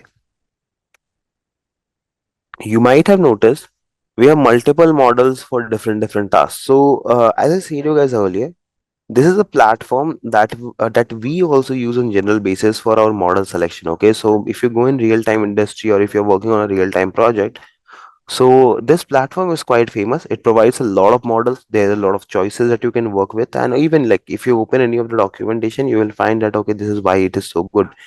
Because see over here, this is the kind of platform that can give you everything that you need. Your documentation, everything that you need for a specific task. Okay, so that is one thing. Second thing, it is very easy to access. You don't have to go ahead and you don't have to do a lot of stuff together. Okay, you can just go ahead, you can select a model, you can choose a transformer, and you can start working on it. Okay, but moreover, the issue, one thing over here is that all the mostly the very famous models like this Microsoft 5 3.5 Mo Instruct, or maybe if I'm talking about Black Forest Lab, or maybe if I'm talking about Microsoft 5 3.5 Mini Instruct, these all models are paid actually. Okay, so in order to use that, let's say if I talk about Meta Llama. Okay, so if I'm asking you to use this model, okay, you will have to pay the price for it. Okay, so that is one issue over here. Though there is also a list of the free models that are available, I don't have them currently with me. Otherwise, I would have shared to you. So these particular models are basically those models that are not free; they are paid ones. But the reason behind being paid is because they are very strong in whatsoever the task they are doing. Okay, so let's say if I'm talking about text classification, so obviously everyone knows that the BERT models are quite good into that. Okay, they can classify text, or maybe prompt guard is very good. This is basically trained on 86 million corpus of data. Okay, similarly, if you go ahead and if you let's say if you talk about text generation, for example, so for text generation, obviously your Meta Llama and like there's a lot of like even OpenAI models will be there if I'm not wrong. See, OpenAI Community GPT-2. Okay, so basically, guys, GPT-2 is one of the free GPT models that is available. If you guys want, you can use it. They'll also show you how exactly you guys can use this one. So we will be talking about it once. Okay, this is actually free. You don't need to go ahead and you don't need to use anything as such for this. Okay, perfect. Going back over here, so uh, right now, no need to run these codes because these are for the paid models. So once I'll tell you about the free ones, I'll also share those particular files with you all. So let's firstly discuss about them one by one, how exactly these all things work. So I guess I told you all that the LLMs are of two types. So the very first thing that you might have noticed in the code block is that particular import OS and OS environment. Okay, so that is basically that what I'm trying to do is I'm trying to load up my this particular Hugging Face key into my environment, because without Hugging Face key you won't be able to run your model. Okay, because you need a access token so that you can access all the models that are there in the Hugging Face. So this code will help you to do so. You can import the OS function, and in the OS function you can just create a environment variable named as Hugging Face API token, and in this one you can paste your API token, by the way. Okay, and now this will take the API token and will be helpful for any particular given point. Now on to the model and the prompts part. This is a very interesting part, by the way. So if I am talking about the condition or the criteria of LangChain, so there are two kinds of operation. There are two kind of applications that the LangChain provides. The first is LMs. The second is chat application. So I guess LM, I think more or less everyone is aware about. So you have a language model that can do a task for you. So I mentioned a similar kind of example over here that I am trying to use the Meta Llama 3's 70 billion instruct. Okay, so this is a text generation model. Let me show you. If I go back to the Hugging Face part, and if I search for it, see your Meta Llama 3, and this is a text generation in friends. Okay, and if you want, I think you do have the examples for the same. See, winter holiday. Okay, so you can see server Metalama doesn't seems to do that compilation. Model requires pro subscription. See, everybody. Okay, but more or less, what you can do if you want, you can just see some examples over here how exactly the model will respond to you.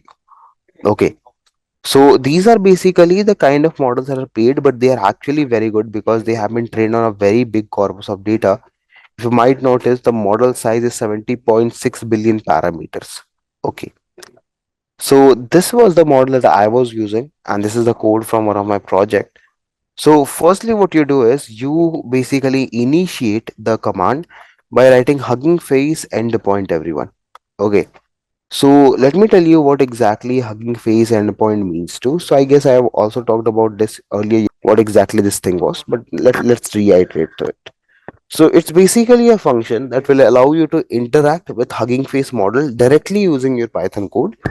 So it's a kind of like a convenient and a simple way to load the model, make prediction, and perform any other task without having to deal with the complication of the infrastructure. Okay. So here, if you might notice, guys, the very first thing is that I am trying to load a model. You can use any model from Hugging Face Hub, including a transformer-based model like BERT, GPT, Robota BERT, Claude, or anything.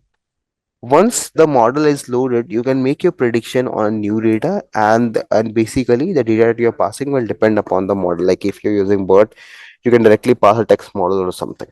Okay. So this over here, if you might notice, where is it? Yeah. So this over here, I'm using the Hugging Face endpoint and I'm calling a repository that is your beta llama. And then using the same, I am invoking a input statement that is saying that what is the tallest building in the world. Now, once the LLM is invoked using a problem statement, it will generate a response for you, and the response will be printed over here. Okay, and that is how exactly the Hugging Face works. This is the first part of it, by the way. Now, the very first kind of model is LLM dear that we have already talked about, and the second model is chat model. And these guys, to be very honest, these are very famous nowadays. Chat models. So LLMs are kind of like a technique that can help you provide the access to like a lot of models. You might see right now we're using the Meta Llama. Then we also have the access to OpenAI models, then to Microsoft models, Coher models, Hugging Face, like the own Hugging Face models itself.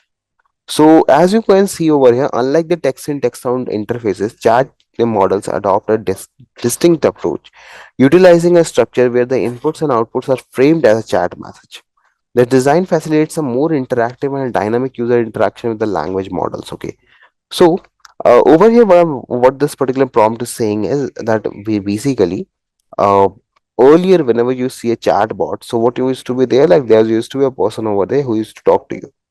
Now the thing is, after the introduction of LangChain, the people they have built such application that has been trained on data, using which whenever you ask a question, right, it can generate an output for you in the same way in which the nature of the question was asked. So basically, we are reducing the work, like the human force, by these particular machines. Okay, so there are some particular chat models that are available over here. So we have AI messages that shows the messages that represent the AI responses. Then we have system messages that says the objective of model needs to follow. Then we are having human messages that represents the query sent by the human to the AI. Then we have function messages that passes the function message back to the model after execution.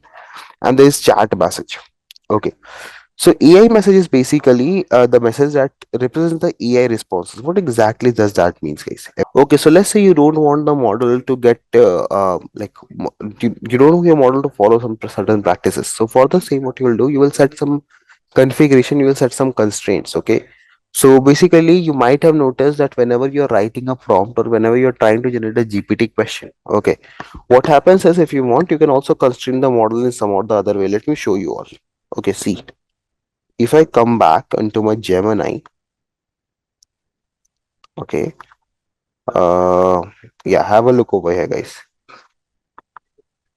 This was one Gemini basically, okay, and now if I come back over here, so let's say if I ask frame a mail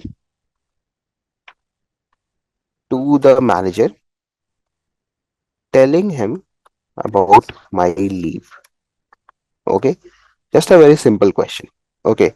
Now, more or less, this is a very simple question. This is now a very like a very frank, very simple question. But what you can do, you can constrain it like uh, size or length of the email. See, length of the mail is 200 words, for example. So now it will create a particular email in 200 words. Now you have constrained it. Okay, there will be more constraint. Let's say say tone formal. Okay, that means it should be very formal.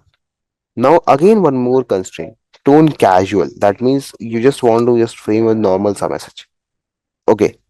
So this is what is means to say when I say system message, because these are basically messages that are not meant for you.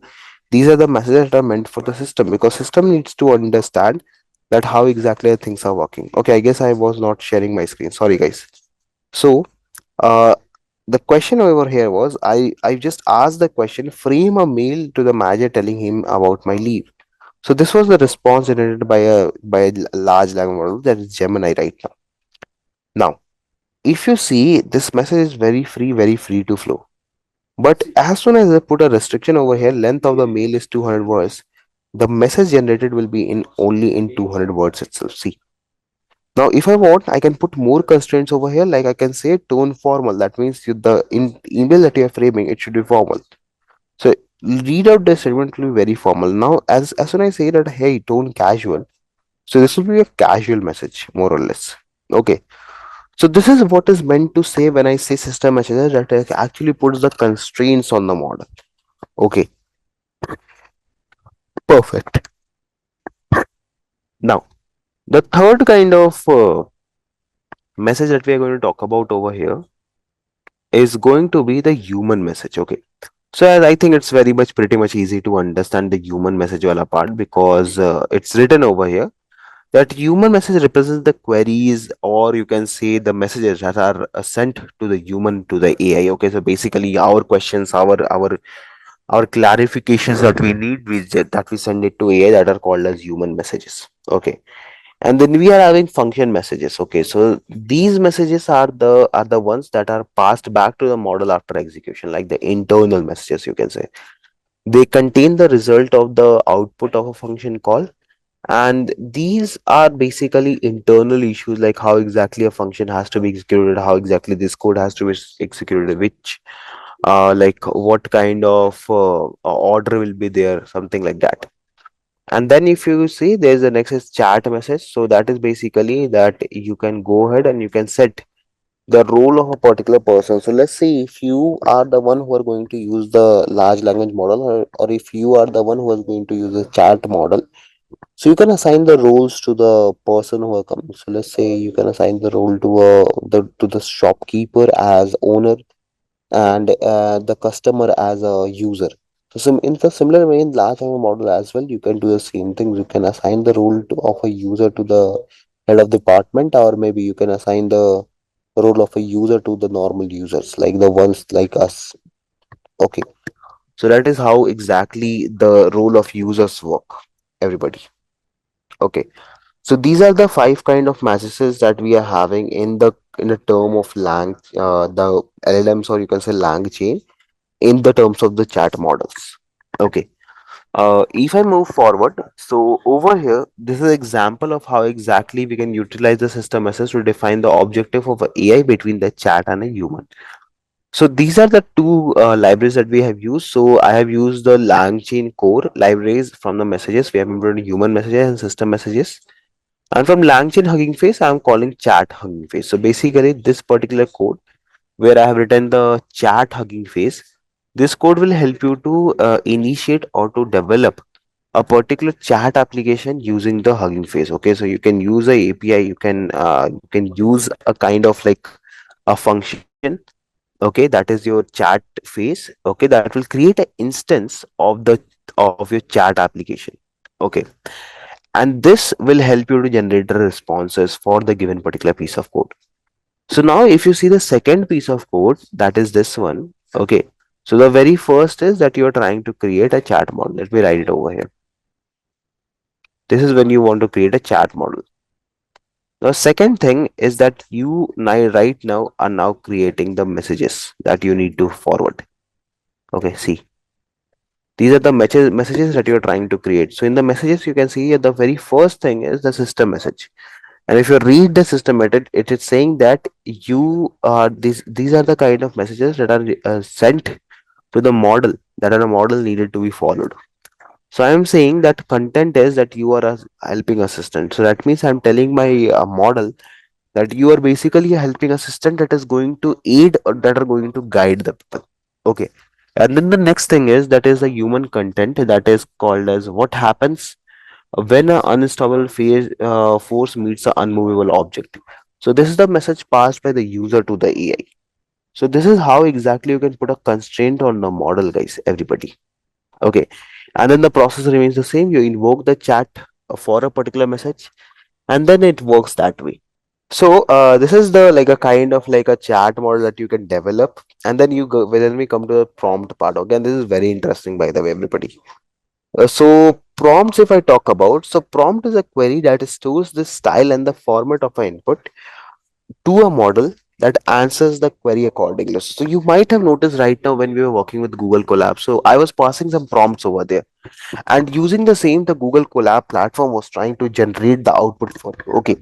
So if you might have noticed, guys, so as the way you write the prompt, okay, that means as the way you are going to write the prompts, that is actually the way you are going to get the output.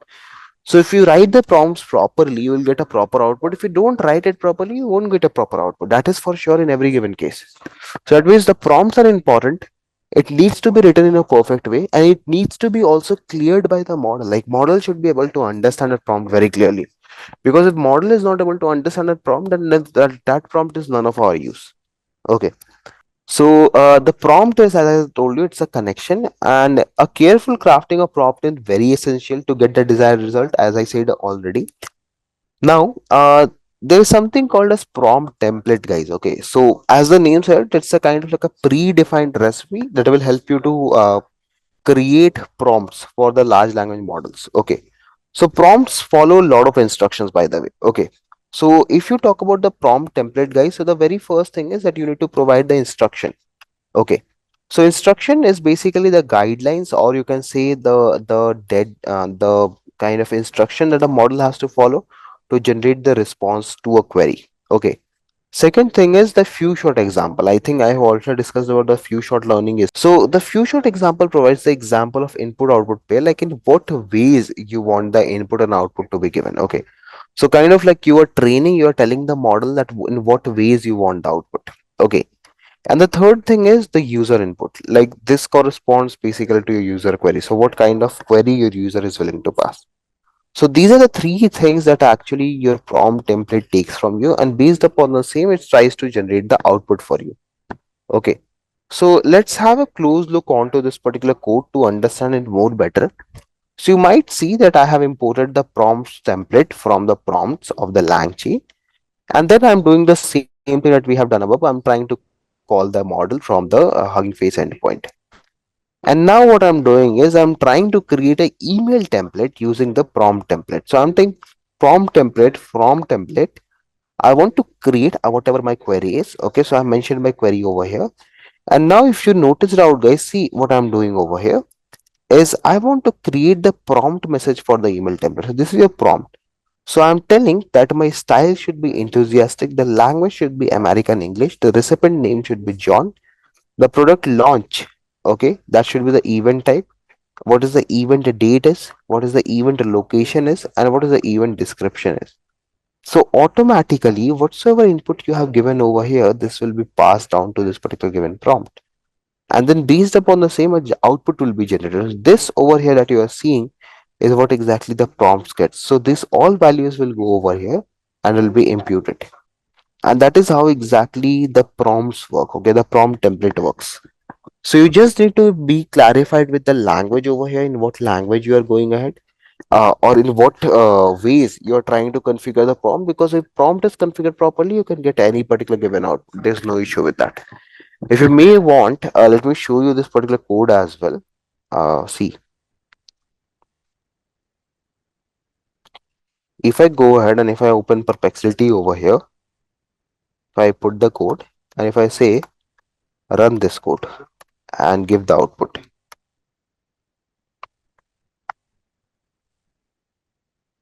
see, it will analyze and now check it out.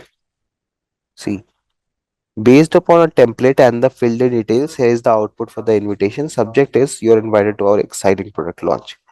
Dear John, we are thrilled to invite you for the upcoming product launch event, and see the values being highlighted. Product launch event. Join us on January 15, 2014 at the stunning Hotel Taj Palace for the exciting unveil of our latest innovation. So this is how exactly the prompts works, guys, everybody. Okay. So see, I have just given you a prompt over here, and this is how exactly it has responded to the same, everyone. Okay. Now I come to the part of few short prompt templates. Okay, so it's basically a very like as mentioned over here. There's a very strong technique that can help you to help your LLM to give you the responses. So idea behind future prompting is to provide some examples. Like let's say if there's a student and if you have given him some task to do, so if he is not aware about a task, like how to do, in what ways he or she has to take the input, and then how they have to develop the answer, or how they have to go ahead with the output. So at that particular given moment of time, few short prompt template will come into place. So basically what you do is you give an idea to the model that how exactly you have to generate the output, or how exactly the input and output will be configured together. So that is where the few shot template will come into play. Okay, so it's not very different, you might notice. So we have again initiated a simple chat application, and over here this is the example that we are passing. So I'm passing a statement, I'm saying that okay, the sentiment should be positive. So this is how my output should look like. And similarly, I passed three particular examples over here. The point that has to be noted over here, guys, is that this is not the data onto which the model has to be trained. This is the sequence into which the model has to generate and give us the output. Okay, so this is like a format to it, like in which format your input and output will be generated. Now, using the same format, the first thing is that I am taking an input variable as a review and second variable as sentiment. And then the template says that based upon a template, you take the reviews and then in the next line you give me the sentiments. Okay, as you might have seen over here. And then for the few shot, as the example, you are taking this in consideration, and for the example prompt, you are taking this one, like how to design the prompt. So firstly, your review will come, and then you might notice after a escape character, your sentiments are coming. And this will be considered with reference to this examples that we have taken. So our suffix over here is review, that is our input variable, and our input variable is also input, like this variable basically. And then what you do is you use the format function to input a statement, and then once this message is formed based upon this statement, so how this message will be formed, guys? It will form something like this is a review. Okay, so this little review will be formed like this, and the next particular given line, your sentiment will be given to you. That is how exactly the few short template will work. Okay, so you just need to give the model a idea of how exactly they have to work, and then based upon the same, the model will try to generate the output for you. That is what exactly few short learning or few short template is. So training your model not for the input, for the output part, like how exactly they have to generate the output. That is what is few short is. Let me show you the show you this actually how exactly the application of a LangChain looks like. So this is a very fair amount of like you can say a very simple kind of application based upon LangChain. So it's a restaurant ID generator application basically, and this application works with the OpenAI part.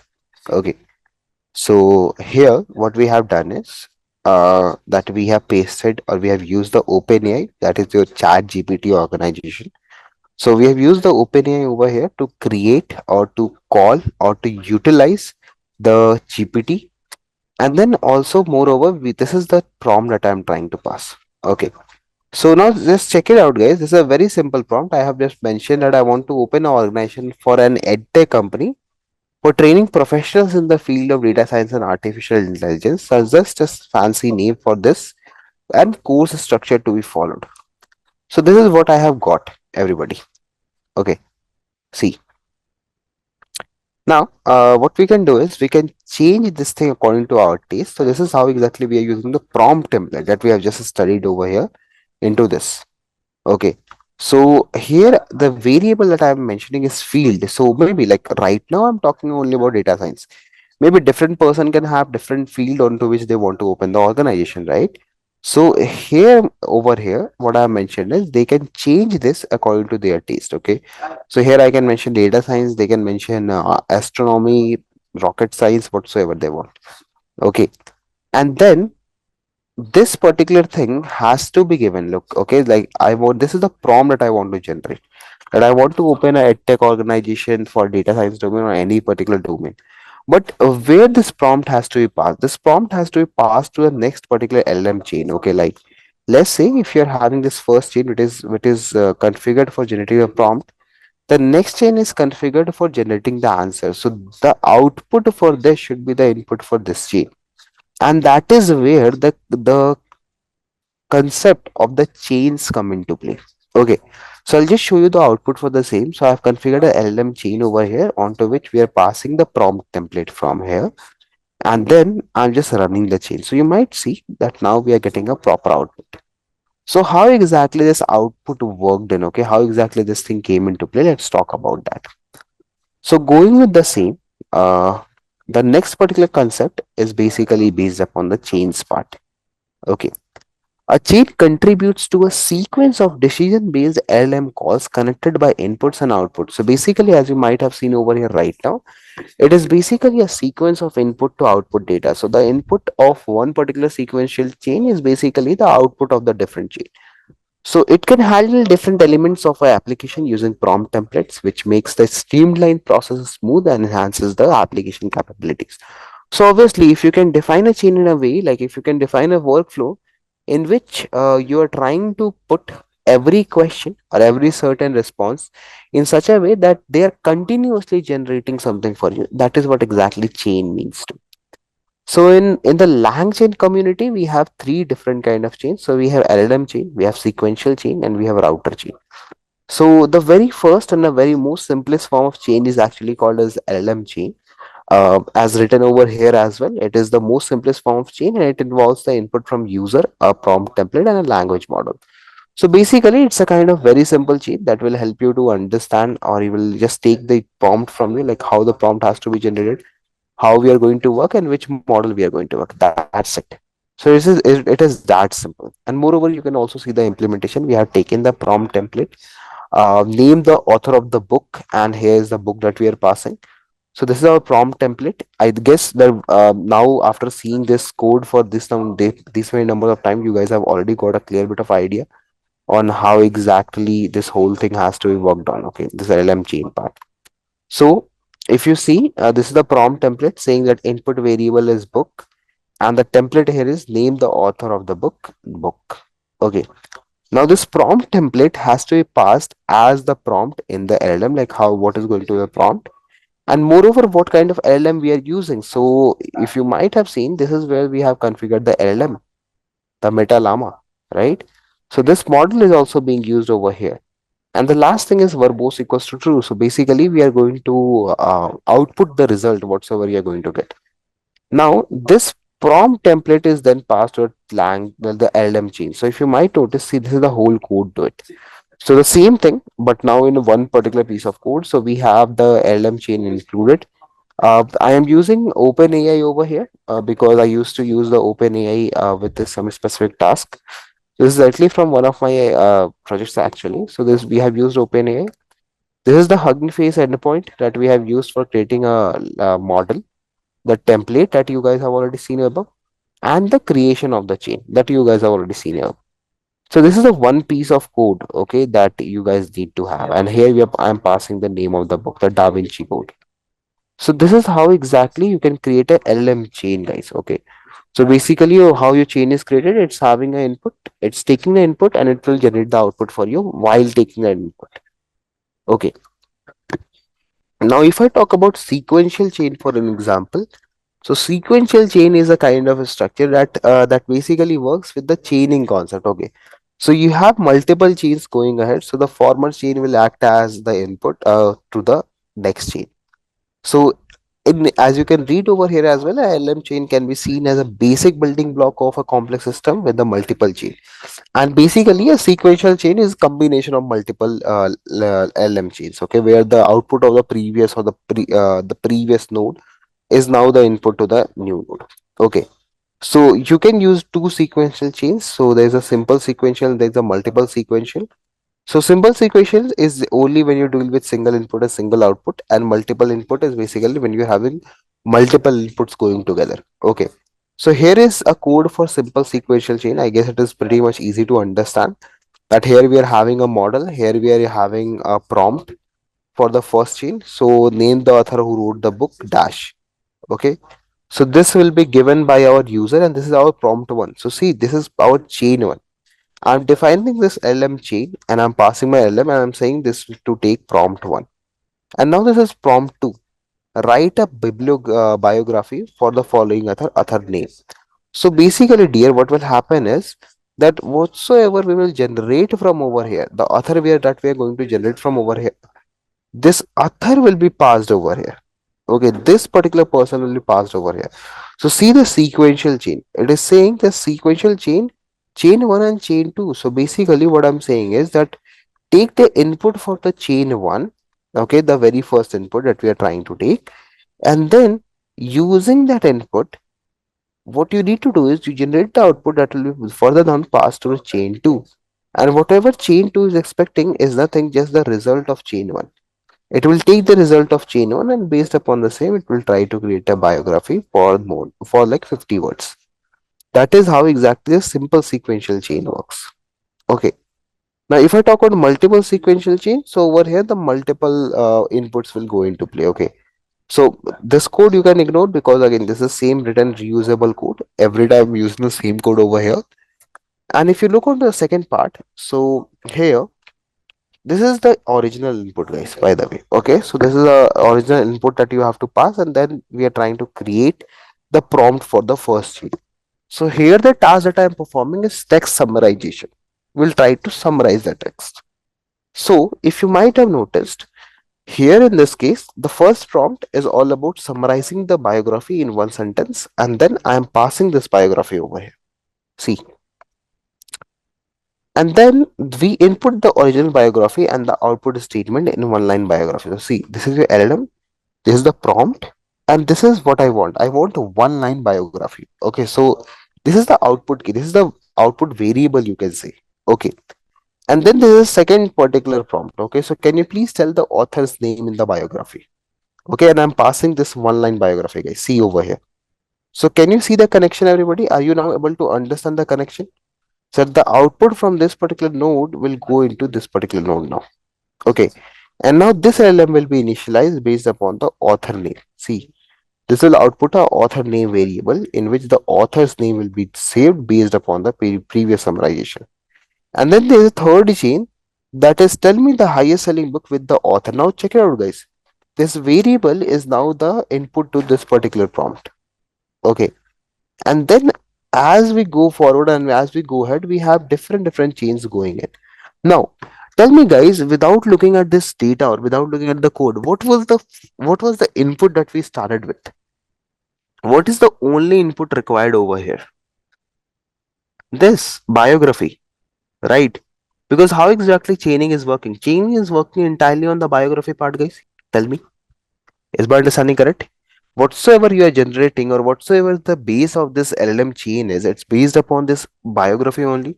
Using this biography, you're trying to summarize it, and then using the summarization, you're trying to find the author name, and using the author name, you're trying to find the highest book named on that author, right? And then using that particular output, we are trying from over here, like the book part, you're trying to create a template that will be follow-up response to the summary of the highest selling book of the author, right?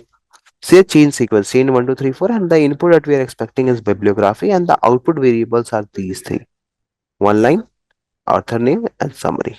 So let me firstly tell you what exactly Gradio is, because we are going to use the Gradio. Okay, so you can see over here, it's a build and a share platform for machine learning applications. Okay, so Grady is the fastest way to demo your machine learning model with a friendly web interface so that anyone can use it anywhere. Okay, so I'll tell you about how exactly we are going to use this platform over here. So the very first thing that we are going to work is on the part of how to use the Hugging Face for LLM tasks. So the very first and most important thing over here is you need to understand the libraries. Okay, that what kind of libraries we are going to use. Okay, okay. So there is only two libraries as of now that we are going to use. They are basically, let me tell you in the prompt engineering part itself, side by side. So I'm going to install the transformers, okay, and the pipeline function. Okay, the pipeline function, or you can say the Gradio. Okay, now this is the prompt that I have written for doing so. If I go ahead, you have your command for it. If I run it, you will have both the libraries installed and up and running in your system. So this is the first form that we have used, guys, over here. Okay, now once you are done with this, we will just quickly check up for the versions. Okay, for versions of both of them actually. So version check for transformers and Gradio. Okay, so I'll write check the version as well as Gradio over here. So see, this is how you do the prompt engineering, guys. Okay, you just need to be very clear with what kind of prompt you're using. Okay, so here it is running right now. We have imported transformer and Gradio side by side, and this will give us the the versions, that what versions we are on. So we are on 4.42 of point 4 for transformers and for 4.42.0 for Gradio. Now what we are going to do is we will utilize the transformers, and I guess so. What I'm going to use is I'm going to use the pipeline. Okay. Now using the pipeline, we are going to call a function or a call a model basically. Okay. So here I'm not going to mention any model as such. The main agenda is to show you how exactly we can use a LLM over here. Okay. So let's set up the particular pipeline firstly. Okay. Setting up the pipeline for LLM. Okay. So here what we'll do is I'm going to create a translate pipeline that will help you in translation task. Okay. So kind of an NLP task. So I'll say pipeline, and you might see it's already mentioned over there what I want to do. Okay. So saying I want to do translation, the model is this. Okay. I'm not very sure if this model is going to work or not, but let's give it a try. Okay. See, it's loading up the data. It's loading up the model. Okay. Have a check. This is a model that is of 506 MBs, by the way. And it is saying that your Hugging Face token doesn't exist in collab secrets and all that. So if you want, we can have our Hugging Face token, but for now, I'm not considering that so. And then what I can do is I can create a variable called as results, or may I can say that create a variable results that will store the result for us, that will store the result when we pass a statement, when we pass a statement from user input. Have a check, guys. So see, now what it is doing it's just giving me a simple sa code saying that this is your result. And now if I print the results, you'll find out what is the result for it. See, मैं football खेलने के लिए प्यार. Okay. So obviously this model is not very much fine tuned, so you are getting this particular output. But I hope you all have got an idea that what exactly I was talking about. Okay. So the similar way, if you want to use a better, you can say a better kind of output, what you can do is I'll tell you this also. So setting up this pipeline number 2, setting up pipeline 2 actually. So in this case, what I'm going to do is I'm going to use a translate pipeline that will do English to France translation, but I'm not going to mention any model as such. Okay. So this is your pipeline number 2. Okay. So you might see it is working on a Google model. See, Google T5 base. Okay. See. And now if I go ahead and if I search this model on Hugging Face Model Hub, okay, check it out, guys. This is a free model based upon Google. Okay. And the number of parameters that has this model has taken to be trained was 223 million. Okay, a lot of models actually. And this model is specifically for a task of translation from English to French. Okay. So if I go ahead and if I pass a statement over here, let's say in the translate pipeline, if I go ahead and if I pass a statement that is LSTM and deep LSTM is the base for generative AI. If I go ahead and pass this up, so this is your results by the way for the same. Okay, it will take time to run. Obviously, it's a bigger model, it's having more data, and then it is doing the conversion. So this is a task I see. LSTM, deep LSTM, ESLA based they जो भी है like whatsoever this output is, I'm not able to read French. Okay, so this is how we are invoking a LLM into our code. Okay.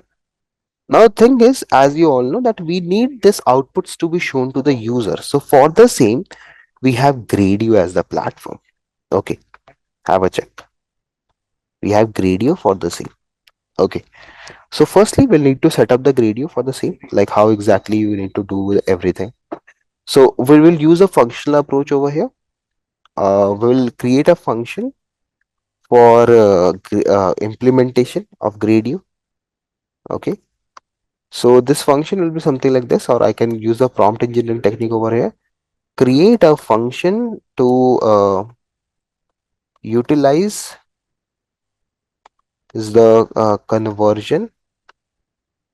Utilize the previous code. Let's see if it can do that. See, it can do that from over here. Okay, and this will return us a result. Okay, so we have got a function, and now what we can do is we can set up the Gradio interface. Okay, this is our Gradio interface setup. Okay, so in the Gradio interface setup, it's quite easy. If you want, set up the Gradio for uh, the translate function.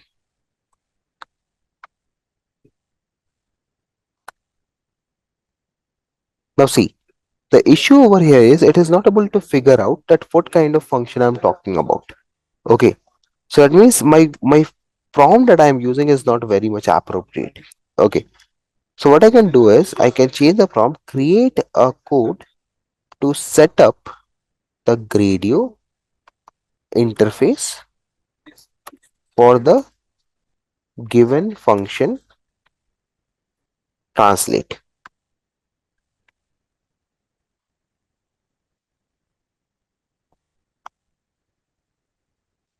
Now see, again it is not able to configure it, right? That means over here, what is the issue? Over here, if you see, it is not able to understand what we are doing, right?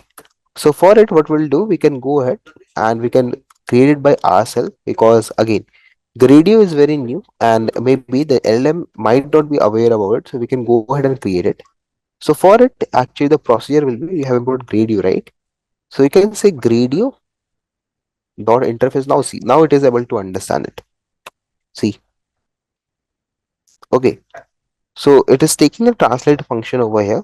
Have a check. This fn parameter is for function. What is the input that it has to take? Okay, and what is the output that it has to take? So for the better or easy understanding, what I'm doing is I'm going to put it simply as text. Okay, so that everyone could be on the same page. So my input is also going to be a text, my output is also going to be a text. Okay, and this is my gradient interface now ready and built. Now just the last thing that we are needed to be done over here is we need to launch the interface. See, we need to launch the interface. Okay, so in order to launch it, it's pretty much easy. You just have to say launch radio interface. That's all you have to do. That's it. Okay, if I write launch and I'll say debug equals to true over here in case if there's any error, so it will automatically debug that. If I run this now, see guys, it will take time.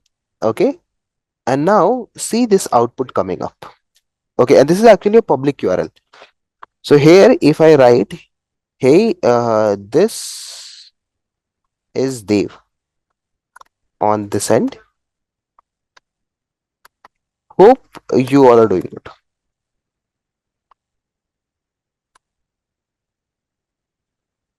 Now, if I submit this one, The Gradio is running, it's saying connection error time dot. Why, sir? Why so? Now, so it's processing, it's taking time. Now, see, guys, everybody, you have got the output as well. We are going to move ahead and we are going to do some of the tasks using LLM so that you guys can get more hands-on clarity, and I'll give you some models also to work on basically. So, again, we'll visit the model hub directly. Okay. In the model hub, let's say I am going to go with a summarization task. Okay. And we'll take a model that we can use over here. So let's say I'll use this model. I'm not sure if it is paid or not, but let's just see this. So it's a inference model. This model doesn't have enough activity to be deployed to inference and serverless in Creed. Okay, fine. Chalo. So I guess we can use this. So this is a summarization kind of model that will do text summarization for you. Though here I guess there is nothing as such example mentioned. Okay. So we'll try to use it. Again, I'm not very sure if it is a paid model or not. And this is made in PyTorch, by the way. Okay. So let's try to go ahead and let's try to use this model. So if you want to use it, guys, you can directly click on transformers over here and you will have two things. Okay. So you have your pipeline part. If you don't want to go ahead and if you don't want to use this whole big code, so you can directly copy the pipeline part and you can directly use it, by the way. Okay. So the very first task that I'm directly trying to do from over here is we are trying to implement, okay, a text summarization task. Okay. Implement the text summarization task. Okay. And the model that I'm using onto over here, I guess it corresponds to which one?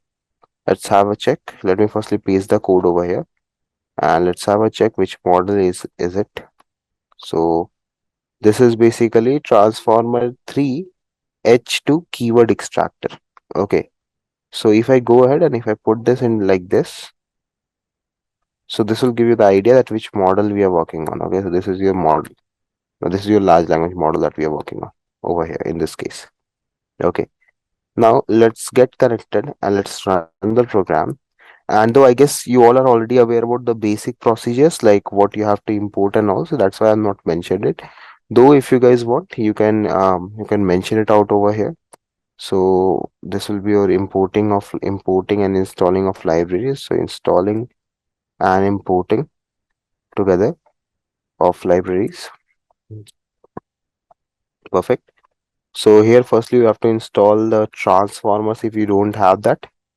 Okay, and that will be all fine. Install that, and then after installing, import transformers simply. Okay. And actually from transformers itself, you will have to import pipeline as well. Okay, both the things. So these are all done. Now what I'll do is I'll simply run this model. So I'm talking about a transformer pipeline that is going to do summarization for a model that we are taking, that is transformer H3 H2 keyword extractor. Now here's the issue, guys. Okay, let me tell you this very frankly. It's not an issue actually. It's just you can say how exactly the LM works. So any particular LM that you work on, okay, it is basically a model in essence, right? And every model is having some space. So whenever you guys initialize a LLM, the thing is it will download. Okay, it will completely download a complete model on your device. Okay, and now this will incur your storage over here. So this model is around of 1.63 GB. Okay. Similarly, any other model that you are picking from the internet or any other model that you're working on, they will have their own particular specific sizes. Okay. So be considerate about that which kind of model you're using and what is the size or what is the storage that you are having. Generally in Collab, whenever you guys are using, so it is having a disk size of around 107 GBs. So it's fine by me. I can use it. Okay. But if you guys are using Jupyter or maybe any other IDE like PyCharm or VS Code, so anything that you are doing, it's on your local host or in your local system. So please be mindful of your spaces. So now if I run this code again, so it is going to basically firstly download the model. Okay, so it will take time for me. Actually, not it should not take time for me. I have good internet speed. So hardly I think it will take 10-16 seconds to download it. Okay. And once this is downloaded, we can configure the way the output can come. So I can simply say pipe. Let's pass a text over here. So let me open perplexity. Let's grab a piece of text, maybe semantic. Yeah, see this one. Let's take this. Copied, pasted.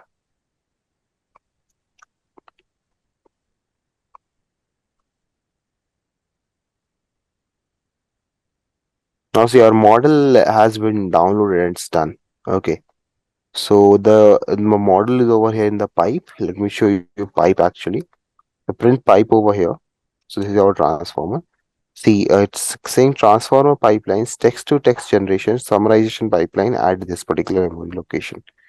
Now, if I pass something inside this pipe, okay, let's put some backslashes so that it should not interrupt the output. If I run this, see dear, it is saying your max length is set to 128, but the input length is only 67. Since this is summarization task, where shorter inputs than are typically wanted, you might consider decreasing length manually. Example, summarizer max length 33. See, by the way, it has just given you a warning, but at the same time, it is trying to summarize the text by giving you the important keywords that it has found. Okay. So though if you want, we can go ahead and we can like limit the kind of like a length you can say. But if even if we don't give that, we'll still present you the output. Okay. So let me just go ahead and let me put the maximum part over here. So let's say maximum equals to 10. I only want 10 particular characters to be printed. So it is saying model keywords are not used, max typo generation. Okay, so it is saying in this particular model, the parameter max is not there, right? So it is saying your max length and all that. So fine, there's no issue with that. We'll see if the parameter works or not. We'll take the time to run and it will generate the output for you. And now if you want, I guess I'm not stored into a variable as such. So let me show you the results. So if I say results equal pipe, okay. So basically whatever result are there, it will be printed over here. So if I print the results now, okay. And by the way, these are your free models, guys. Okay, if you want, you can go ahead and you can use the Open API key for accessing some of the models. So I'll try to show you that as well, like how you can go ahead and how you can use the like a paid model or a good model like GPT and all that. Okay. So see over here, whenever you guys are working with a LLM guys, or whenever you guys are working with any kind of like task of Hugging Face, right? So the result that is always returned is in the form of a list or a dictionary. So there's a outer list that includes the dictionary, by the way. And the dictionary you have different keys supporting your different values. Okay. So have a look onto this. So here in this case, we have summary text as first output. Okay. So if I say print results, let me write results, and if I say um 0, and then if I say summary text over here. Now if I print it, so this is the values. These are the keywords that the model has observed in this particular given statement. Okay. So this task is kind of like a keyword extraction task. Let me write it over here. This task is more of a, you can say, keyword extraction task.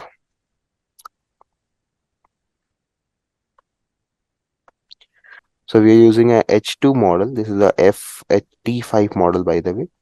And it is based upon T5 model architecture designed for tasks like text generation, text summarization. Mm. It is adapted and fine-tuned to generate concise and coherent summaries of input. Okay. So if you see over here, this is the implementation of it. So let me copy it and let me show it to you. If I go ahead here,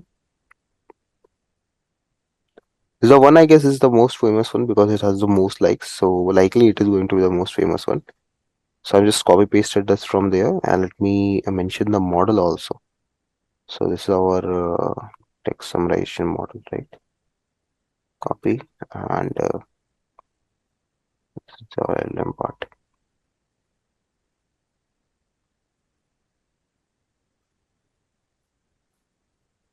So if I run it now, let's see. I guess it will ask for a particular syntaxing. If I'm not wrong, this is the output that it is returning. I don't want the output. So let's wait. Now see, this is a very small model. See, 242 MBs only. Okay, and Hmm. that could be the reason why it is so famous, because ultimately the small models are very much famous because they don't have to, like, they don't have a lot of complexities with them, right? Because ultimately what happens is that you have a small model, you can easily download it and you can quickly use it. That is the advantage with the this particular models. Okay, so let me store it into a result variable, maybe results equals to summarizer. And these are the samples that we can pass. So obviously we can pass the maximum length of output and we can pass the other things as well. So again, you will see the same thing that is saying token index sequence is longer than the maximum sequence length. Running the sequence of the model will result in indexing and all that. So it doesn't concern us for right now. So fine, let's see. Simply say results. And the best part about this particular platform or any particular kind of this thing is, guys, that even if you're using multiple models, the kind of result that you see, okay, like if you see the result for this model, the way the results are written are mostly similar. So you can see over here, here also we are having this like the summary text in the dictionary, and here also we are having the summary text. So that is kind of like a similarity that you have. So you don't have to like worry about different models, and you don't have to worry about, okay, this model can return something like this and that model will return something like this. If the task is very much similar, so it is like 90% chances that you will have the same kind of like output result, not the result in the terms of, not specific in the results, the way the results are presented. Okay, so this is the Falcon's AI text summarization. I guess let's read the results to understand how good it is. So it's saying Hugging Face has emerged as a prominent innovative force in NLP and all that. So I guess yeah, this is pretty much good. And the if I mark it as text a summarization, so yeah, it's pretty much good over here. Okay, if it is able to summarize this many texts, so it's very fine. Now this is one kind of like a LLM that we are using, guys. Okay, but we do have some very major tasks or the very most famous tasks that are being done these days actually. So let's work on that.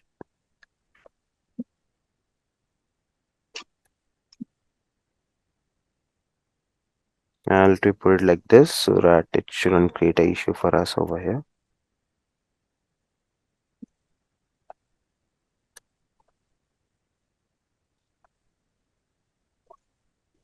So this actually over here, guys, it's the model for text generation in the medical field. Okay. As a very famous model, this is called as Falcon's AI Medical Summarization. It is based upon T5 large, and the way to use it is very complicated. So we can't directly use it using transformers, though it is available. But for seeing the code and in order to like implement into your code, what you can do is you can go over here. See, this is a summarization. Okay. So let's implement this one as well because I want to show you a medical summarization task as well in the real life scenarios. So how exactly the medical summarization works actually nowadays. Okay. Not exactly in India we do have this, but we do have this thing in, I guess, in Australia. I heard a bit while before that in Australia they were working upon these kind of things, and it's very good actually. Working fine over there. They are trying to fine tune the model a lot nowadays, and it's still it's on the play. Okay, so let's do a kind of like a medical report or something. So medical report text, or we can ask Perplexity to generate the same.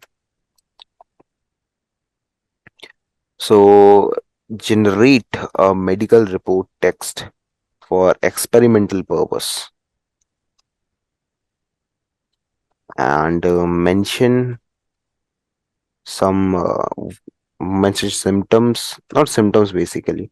Let's see how exactly how good it generates based upon this prompt. Okay, perfect. Okay, so let's do copy paste this. Okay, and let me paste it over here. This is our summarization, and it's going to a big model if I'm not wrong. Again, it's a shorter one.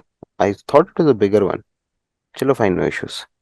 So now if I say pipe, let me again call the results variable, and then we can call pipe.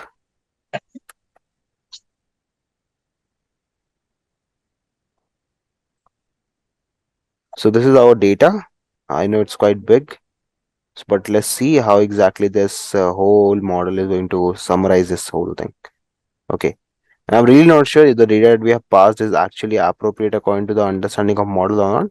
But let's see again how exactly it's going to work on the scene. So this is our pipe. It has came into play now, and let's run it. We already are storing into a results variable. Okay, and all along with the same type. Actually, what we were doing a mistake was earlier. If we want, we need to pass the sequence like this, like the maximum length, minimum length, something like this. For now, I'm just ignoring that part. So again, the same thing. It is returning us, and let's look onto the results once. What exactly are the results for the corresponding example? So as you guys have might seen right now that I have just taken a random input, given it to the model. So it is saying, see, summary text. Let me just see. And now, guys, this is third model that we have used, by the way. So now guess you all have got an idea that, yeah, the more or less whenever you're using the same kind of task, you tend to get the same kind of output. So see over here, whatsoever the report I have pasted. Okay, we are getting a result like a 45-year-old male who developed a fever, cough, and shortness of the breath 3 days ago was admitted to a hospital for intravenous antibiotics, oxygen therapy, and close monitoring. Now, if I look on to over here, what's the next part? I forgot. Here it is not mentioned. H it is written. So let me just quickly print this statement so that we can see the whole output. Yeah, his fever was ranged between 101 to 103 Fahrenheit. He was dry, non-productive cough, and has experienced shortness of breath with minimal extortion. And he denies any chest pain, wheeze, or sputum production. So this is how exactly a text examination works. And see the grammar; it's very perfect. Okay. So these are like the three models that we have discussed till this point of time that can help you out. So again, like you can just, if you want to use, you can go ahead, copy paste it, all done, question answering. Let me put up the task. So this was implement text summarization. Now let's work on, this is a Q&A kind of task. So not this, task question answering.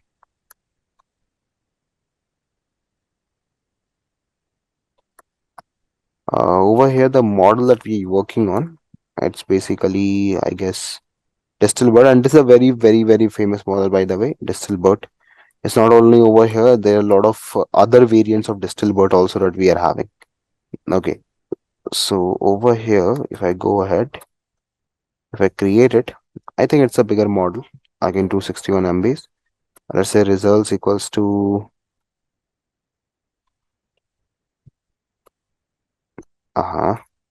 pipe. And let's take a question. What is the capital of France? The capital of France is Paris. So basically, guys, what we are passing over here is two things. Okay, so the very first thing is the question, and the second thing is the answer. Now, what happens is it needs the context to know the answer. Okay, so right now we are basically trying to train the model. Okay, so now based upon the question and the answer that you have passed, right, it is giving you a score. You might notice. See that how much is the score of the question to the answer that you have passed. So it is saying score is 98 and the answer over here is Paris. So obviously we have got a correct output over here, and that is how exactly this pipeline works actually. Okay. So you basically asked a question to your model. So see, these are the results. 98% accuracy with answer as Paris. So you actually have answered the question and it has given you the confidence for the same. This is another kind of task. Then, if you want, you can again do one more task over here. I guess that was token classification. That is also famous nowadays. A lot famous actually nowadays. Not even famous, a lot famous. So it was token classification. And let me show you something. Again, we can take this. See, elastic BERT. See now. Again, the same distill BERT only used over here. Okay. So now see over here. This is a kind of model fine-tuned for NER using call 3 English dataset. So this is a data set that has been used. Okay. And the size of the data set is quite small, but let me see the number of data points that we are having. So total chunk tag and all that. This is none of our use. So see, there are like 14,000 records in over here and 3,200 records over here and 3,400 records over here. So in total, I think we are having 20,000 records onto which data will be trained. Now, if I go back over here, so this model is basically for what kind of thing? Let me have a look. So I guess this is for finding out the classification. Let's have a run on it. So like you can go ahead and you can actually run the model directly from over here. So this model has been trained upon 64.4 million parameters. Now see over here, it is trying to classify that if a particular given word is what kind of thing. So let's run it. Let's call a transformer. Let's copy it. Okay, and no need to worry about this procedure, guys. This whole procedure that is written over here, auto token and all that, I'll also discuss about it. So here, the next particular task that we are performing is basically token classification.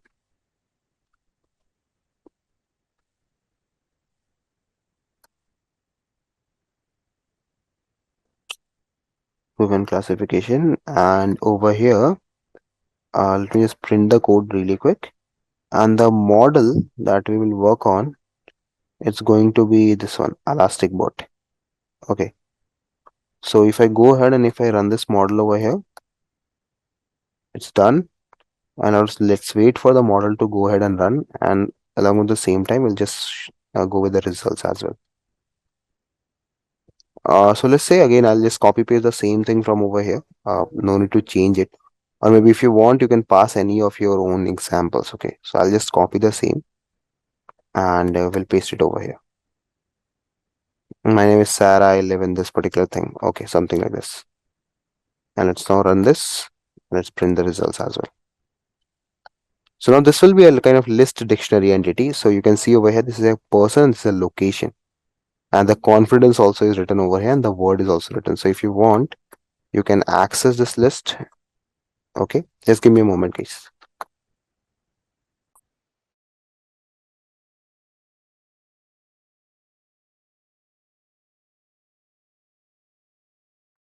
Okay, so this is a kind of like a person. And for this very person, what we can do is, if you want, now here's the issue actually, guys. If you might have noticed, let me show you the results firstly to tell you the issue. The issue is for each and every word now you will have the same kind of meaning. Okay, like you will have the same kind of keys basically. So let's say for the given word Sarah, that is over here, you have all the same kind of dictionary. So let me show you what exactly I'm meant to say is if I say about the word, okay, and then if I talk about the entity. Now thing is I can't reiterate every time, right? This is a very hectic process to go ahead and to like continuously keep reiterating because this is one part, then maybe like there could be another part and all that. So what we can do over here is you guys can may use a for loop or something like that, because again this is like a continuous entity inside a list, if you might have noticed, right? So you can use the prompt over here to like go ahead and to create a code for the same. See, okay, so this is what I meant to say, because again if I print this one thing, then the second thing will be left. Okay, and this is actually bad, this should not be there. Okay, so if I put to one, let's say, can I put to one and can I check? It will give me an error or what? No, it is not giving me error. So basically we need to change this thing. So let me see what is the length if we can do that. So length is 2. Perfect. We can do that now. So for I in results, I can simply print over here. I will be starting from 0. So print I of words and entity. Let's run it. So I have 0, it will give me a Sarah and the person location. More if we want, we can just put it like this and put a f string, put this brace and put this brace over here.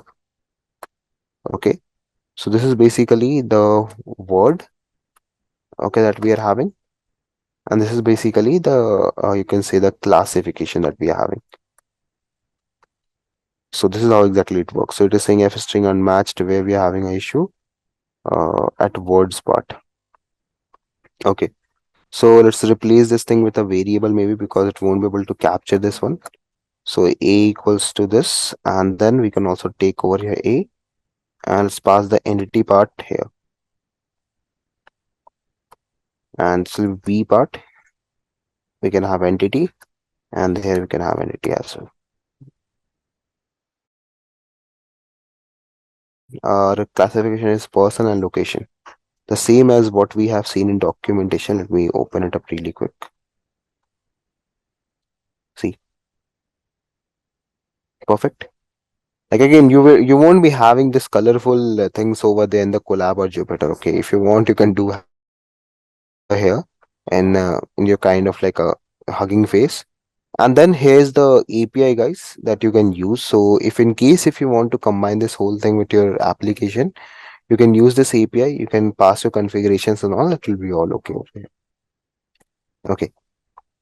So this is all another kind of task that you can do with like LLMs, everybody.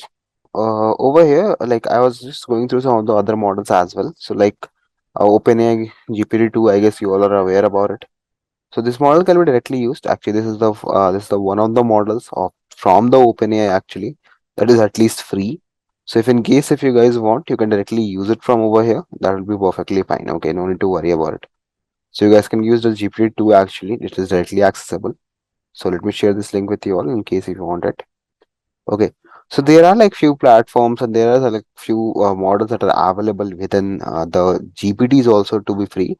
But the thing is, you might notice the training size is just 137 parameters. Though if I go ahead and if I open the another OpenAI models, so let me just remove the filters. Okay.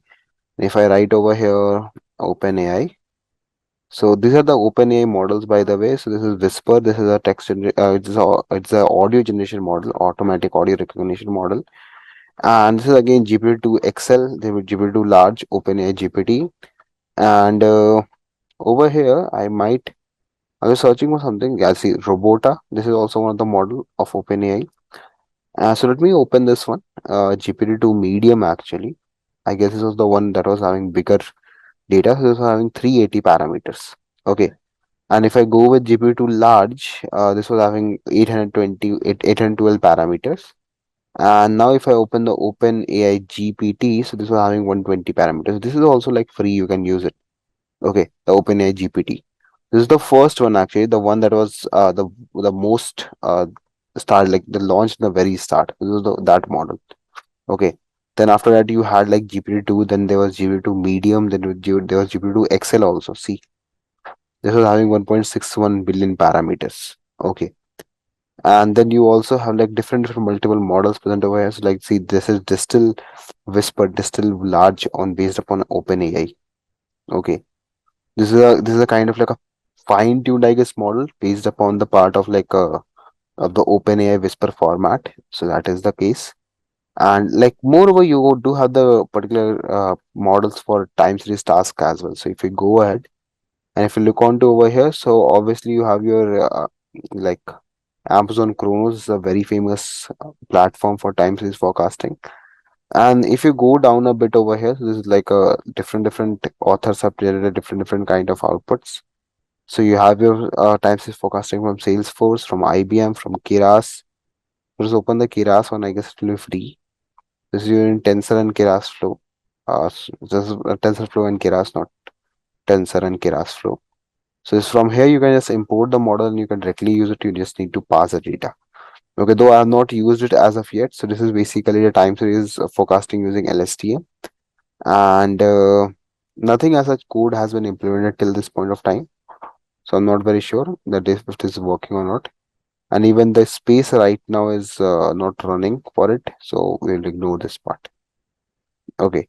But moreover, there are models that you guys can directly use and you can like go ahead and you can do your task by the way. Okay. So let me tell you what exactly the meaning of prompt is. Okay. So the very first thing that you need to understand is prompt engineering, if I'm talking about. Okay. It's a basically a art of crafting the effective prompts for large language model. Okay. So it is nothing, it's just the art of crafting the prompts for your large language models. Simple as that. Now, The thing is, you guys might have observed you have been using chat GPTs and you have been using the other different products of the LLM as well and other parts.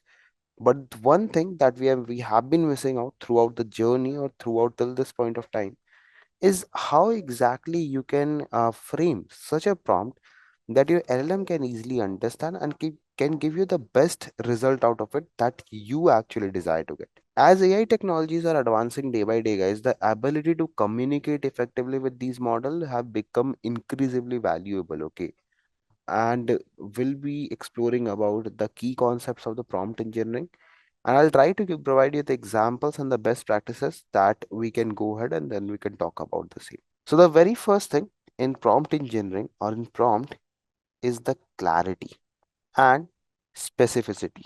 These two things are very important in any given prompt. So one of the fundamental principle of prompt engineering is to be clear and is to be specific to the instruction. For example, guys, let me give you an example. Let's take one example. Let's take example number two. So first thing is tell me about dogs. Let's say this is a simple question that I'm giving you. Okay. So this is one particular prompt that I am given. Okay. And the second prompt over here is that let's firstly try the first prompt and then let's talk about the second prompt. So I'm going to launch my particular perplexity or any particular GPT that you want. So if I say tell me about dogs, right? So it is just like it will give you idea about okay what exactly dogs are, what is intelligence, behavior, lifespan, and everything. Okay.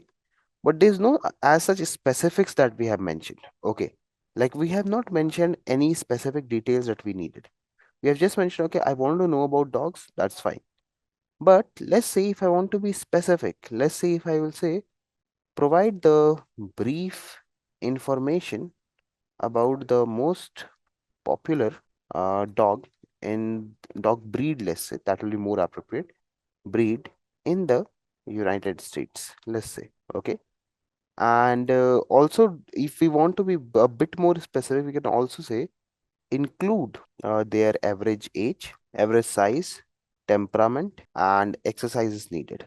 EXE, I guess exercise, yes. Now see the difference in the output, guys, everybody.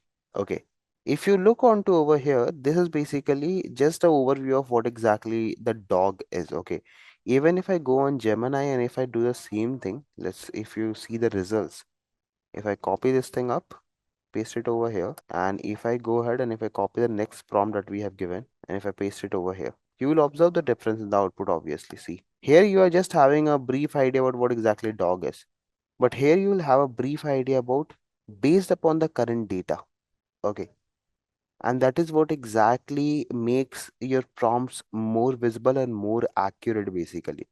So if you have noticed over here, the difference between the answer is just because of you have changed the context and you are very specific about a particular context. Okay, so previously, if you might remember, the example is just about tell me about a dog, right? So that is the thing, guys. Okay, that is what you have to remember actually.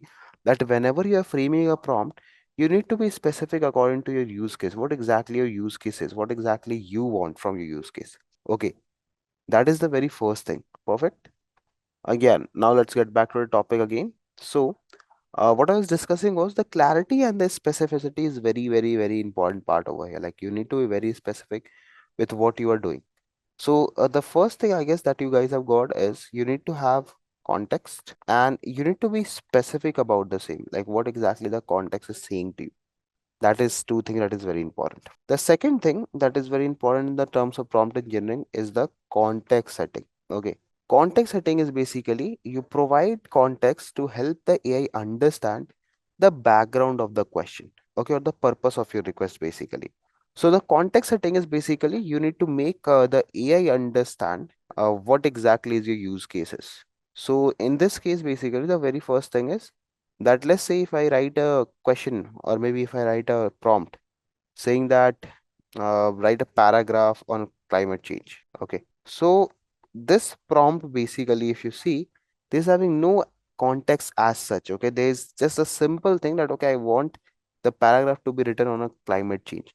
But let me add one context over here. So let's say if I give you this question that assume yourself as a environment scientist. So see how exactly you're trying to frame the answer. Assume yourself as an environment scientist writing for a let's say general audience. Okay. Now, if you notice the way of writing the prompt, guys, it is basically we are telling two things over here. The very first thing is that you are an environment scientist and for whom you are writing for general audience. So this is what gives you the context of the given data. Okay.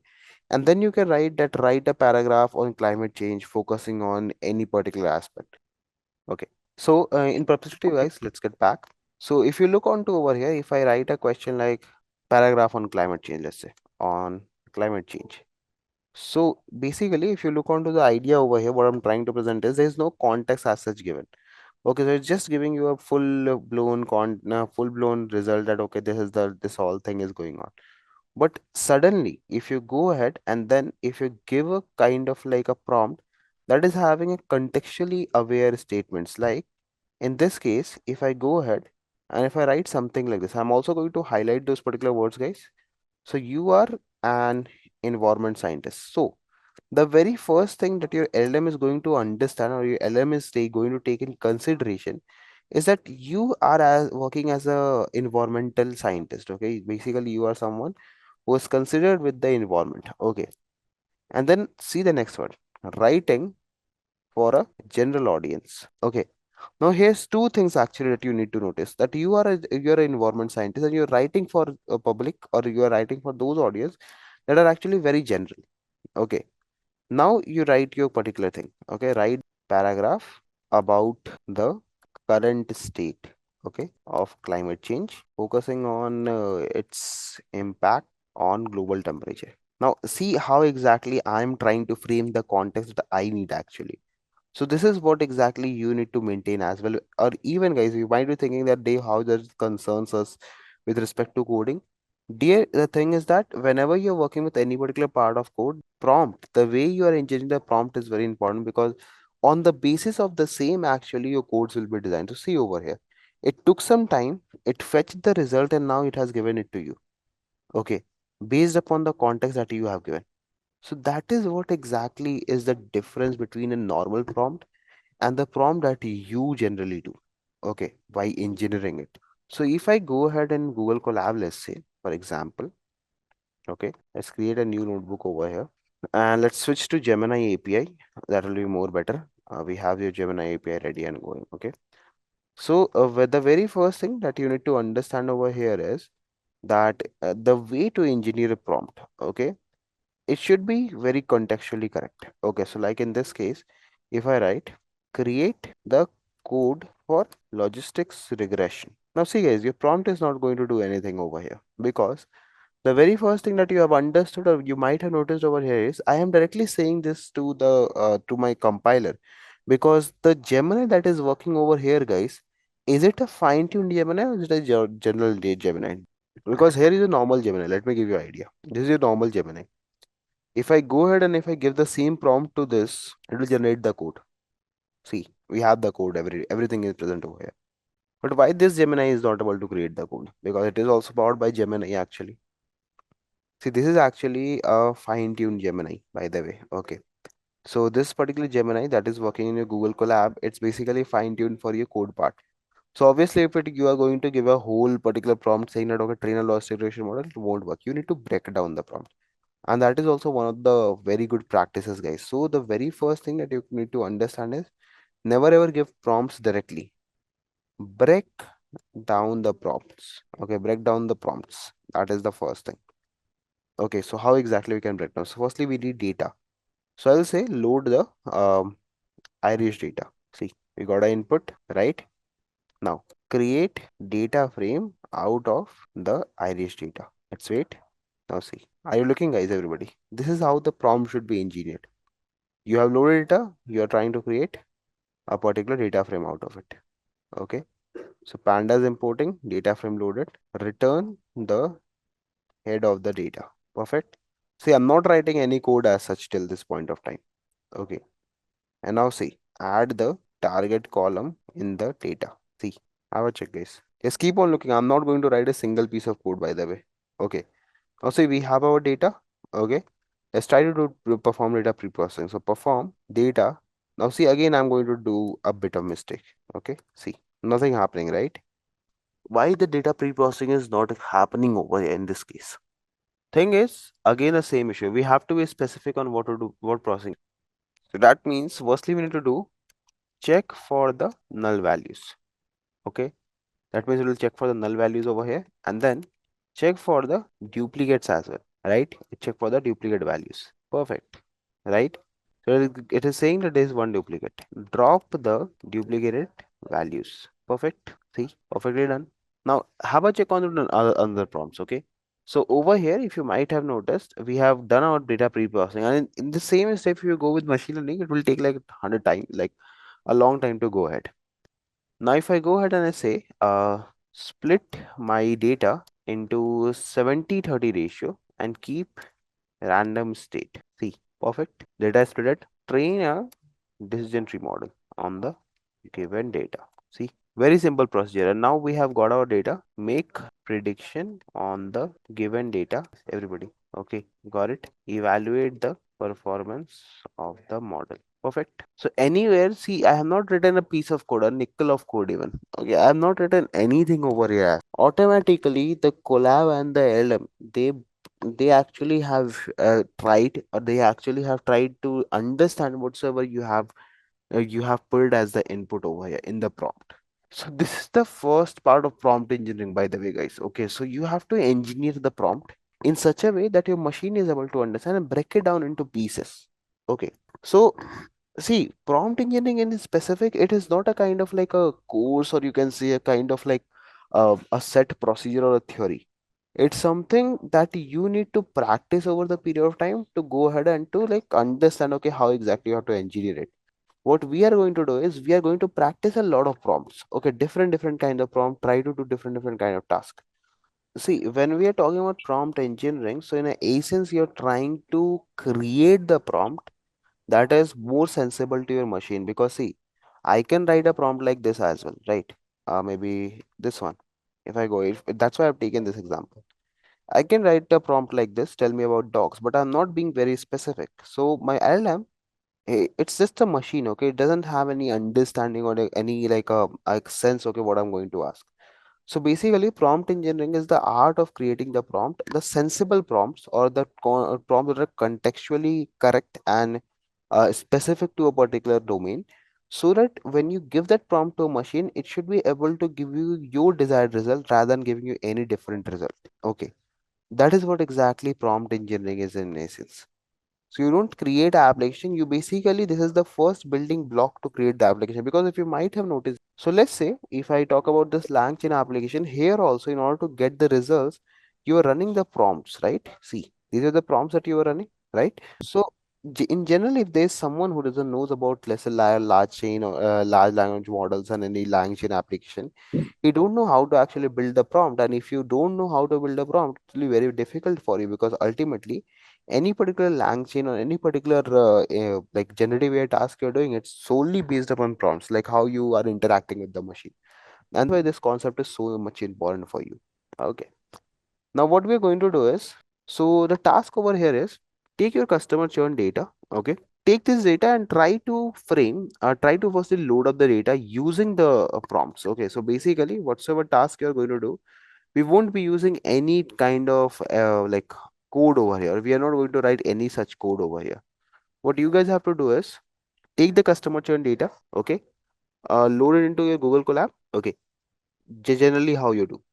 Okay, now the very first thing is, for every particular task that I'm writing, you have to do prompt engineering. So load the data into Google Colab, and after that what you need to do is perform EDA.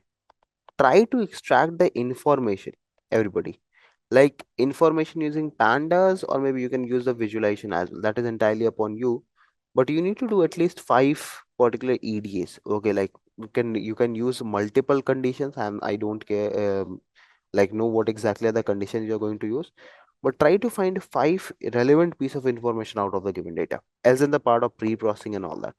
I don't need pre-processing and all. I just need the EDA part to be done. Okay, I need to explore the data. I want five valid points. And again, you don't have to write any single piece of code. Okay, there should be not a single piece of code that has to be written by you. Everything that you have to do is using prompts. I guess it is pretty easy because now you don't have to write the codes if I'm not wrong. Perfect.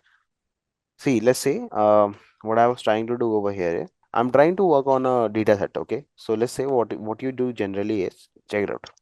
If let's say if in case I want to get a data, okay, and obviously you know the procedure of getting data is you will go over here, you'll upload a file and then you'll work on it. So if in case if you want to use generative AI for the same, you can simply say get the load breast data. Okay. Now see over here. I have not done anything. We have not written a single line of code. Automatically my data got imported. Now uh, create. See here basically if you see there's a simple in your code block only. What you have to do, you have to just comment. Okay. Comment what you need actually. So I needed this data. Okay. So I've said over here get the load breast data. It has given me that. Now create data frame out of the data. Now see automatically it will generate the prompt and it will give it to me. Now if I just check for the df.head, so exactly the same thing. See, you have your entire data present. And if you notice, I have not written a single code over here. And if I write add the target column to the data frame. Now since I guess this particular load just won't be having a particular target column, so we'll have to check for the description actually. So check for the description of the load breast data. See, automatically, I'm not writing any piece of code. I'm just writing what are the steps that you have to perform. And you will start getting the results actually. See, every time. This is what exactly prompt engineering is actually. Okay. And now the task that I've given was that I guess you guys have already worked upon the customer churn problem. So I wanted you all to share me the same particular file, the kind of like one collab file that I am making. Try to work with the same and try to find at least like five good inferences out of it. But the condition is you don't have to write any code, just you have to use the prompts. Okay. So this is the data. Telco, okay, perfect. Prompt, okay, great. Prompt check null values, check for duplicates, remove ID, describe data, and do all that stuff. Okay, perfect. And encode. Check. You can know that okay how exactly the collab will try to create such kind of codes for you. So like let's say how many customers are having this particular number of like this particular amount to be paid. Okay, something like that. Work with that part and you'll have an idea. What I want is the data from the customer churn data basically dear. If in case if you're not getting a customer churn data, search for a telecom churn. Okay, like this. Telecom churn data. You will have it. See, you have it over here. And even if you want, you can just change it to sites, let's say GitHub if you want to. So you can change it to GitHub and you will have the answer. See, customer churn analysis data. So here's the churn CSV basically. Okay. So this is the raw content that I need actually. You can take it from over here. Okay. And this is actually not the correct one, but let's see if this works actually. So instead of this, I just want to go ahead with this one. See, this is a complete different data, I guess, but also this can work. Okay. And even if you want, you can just search for the sites.github and change it to customer churn data. Okay. It'll only show you the data from GitHub part. See, so here is your data actually. Yeah, this is, I guess, the one that we need. If I go to raw, you can grab this data, put it over here. Just change that. Now you'll have a proper data. Check it out. Same data that you guys are using in customer churn. Now, instead of going ahead and instead of having these all cells, I'll just remove it. Now I can work directly with the part of analysis of the data. Okay. So firstly, you can like perform your data processing. Okay. So you can just grab the link of the GitHub from over there. Now let's work on it. Okay. So if you might have noticed, so let's just say I want to get the records for people who are male and they are having tenure greater than 50. So get the records that are male and uh, are having tenure more than 50. Now have a check, guys.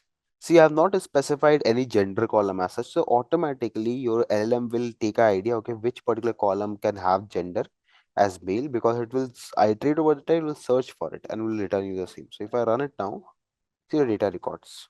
Everybody, directly we are getting it. Okay.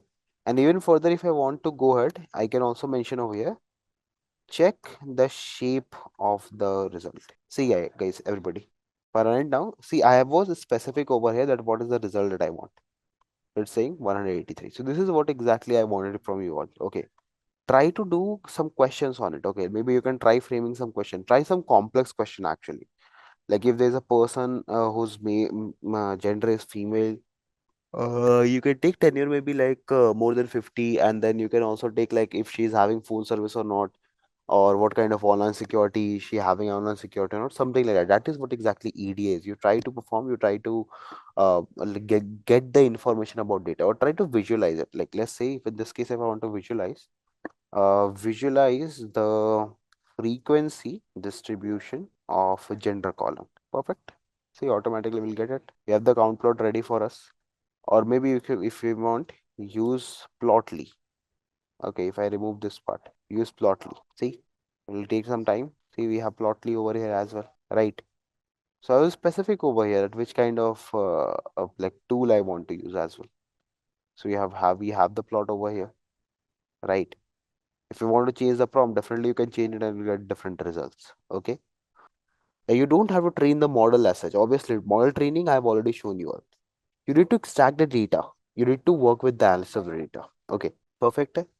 Here, maybe what you can do is after the doing this, let's train a, a neural network basically. Train a neural network for the given data. Okay, predict the output for a given data, and it is giving us the prompts also. Okay, see, fine. If I want to go ahead and if I want to put this into play, we can directly go ahead and we can start putting it one by one. Okay, so let's work with that. For the uh, for the data frame using TensorFlow, use TensorFlow. Import TensorFlow as TF. Done. Work fine. Define the layers of the neural network for classification. See, perfect. We are going good actually over here. Everybody, we are making progress. Classification task. Okay. Automatically, you might see if we are getting everything one by one, getting it's getting done one by one basically. Okay. So this is how you need to understand that you need to give the prompts, guys. Everybody. Just a quick info guys, Intellipaat offers Generative AI certification course in collaboration with iHub IIT Roorkee. This course is specially designed for AI enthusiasts who want to prepare and excel in the field of generative AI. Through this course, you will master Gen AI skills like foundation model, large language models, transformers, prompt engineering, diffusion models, and much more from top industry experts. With this course, we have already helped thousands of professionals in successful career transition. You can check out their testimonials on our Achievers channel, whose link is given in the description below. Without a doubt, this course can set your careers to new height. So visit the course page link given below in the description and take a first step toward career growth in the field of generative AI. Perfect. The very first thing is how exactly we have to develop the prompt. So there are a lot of techniques actually using which you can develop numerous number of prompts actually. Okay. So we will be discussing few of them and we'll be trying to cover up all that part one by one. Okay. So let's begin, guys, everybody. Fine. So over here, the very first thing or the very first technique that I'm going to discuss is chain of thoughts, guys. Some of you might have noticed about this thing. Some of you might not have noticed what exactly is chain of thoughts is. So the very first thing that we are going to discuss is chain of thoughts. Okay. So let me just mark it as chain of thoughts. Okay. So chain of thoughts is basically a kind of technique that will be helpful when you are marking or when you're trying to create multiple chains. Okay, like let me give you an idea. It's an approach to improve your reasoning ability of the LLM in the arithmetic and the common sense context. Okay. So when I say this, okay, when I am saying about common sense and about these all things, so what I meant to is that's what we have to understand today. So let's start with this. Okay. So yeah, going with the same, so chain of prompting is a technique in AI, particularly in the context of large language models that enhances the reasoning capabilities, you can say, by manipulating the thought process of the LLM step by step. So this method is actually working on a step-by-step procedure. Okay, that means this is actually a method that was given by a very known research paper that was in 2022, if I'm not wrong. And after that particular research, this particular technique has been very much effective in improving the performance of the LM by involving logical, arithmetical, and common sense reasoning into them. Okay. So if I give you an overview about chain thought prompting, so COT basically, in short, this is also called as COT. Let me just write it over here. So chain of thoughts is also called as COT. Okay, you might see this somewhere or maybe anywhere in your like research papers or something. So COT basically is a technique where you guys can go ahead and you can break down the steps, like break down the procedure one by one. So COT prompting basically involves structuring prompts in a way that encourages the model to break down the complex task into a very small steps. Okay. So might be if you ask a question to a Gemini or LM model or any kind of LM model, okay, give me this. So instead of giving you a complete answer or instead of providing you an answer, the model will guide you through the process, will explain you one by one, okay, how exactly this thing could be done. So for an example, let's say if you ask a model, okay, or if you ask the model a mathematical problem. So using a COT prompt, that is a chain of thoughts prompt, the model would instruct you to how exactly you have to solve the same problem step by steps, like how exactly a human will be processing the same. Okay. So if you want to take if let's say if we take an example. Okay, so let's try example. So with the example part, let's discuss it once. So the problem over here is, or the most common technique that I am taking over here is, what is the result of 45 multiplied by 70? Okay, let's say. Okay, this is actually our problem. Okay, this is 45 multiplied by 70. Let's say. Okay. Now, question over here is how exactly will give this prompt to a machine learning model? Okay. Like how exactly I can give this prompt so that the machine can understand how exactly you have to calculate it one by one. So generally what you do is the normal prompt will go something like this, guys. Have a check. You will say calculate 45 multiplied by 70, right? You give it the question, it will give you the answer. What's 765? But let's say if I want to understand the same question as per the perspective of 5 years old, this won't be a good answer to me, right? So for the same, what I can do is I can start a chain of prompting. Okay, how? Have a check. Instead of writing calculate this plus this directly, I'll say please explain the step by step process to calculate 45 multiplied by 70. Now, this is what exactly is chain prompting is, guys. So, in order to understand, see, this is a very easy example that I'm taking right now. Okay, see now, see the difference between the answer, everybody. Check it out.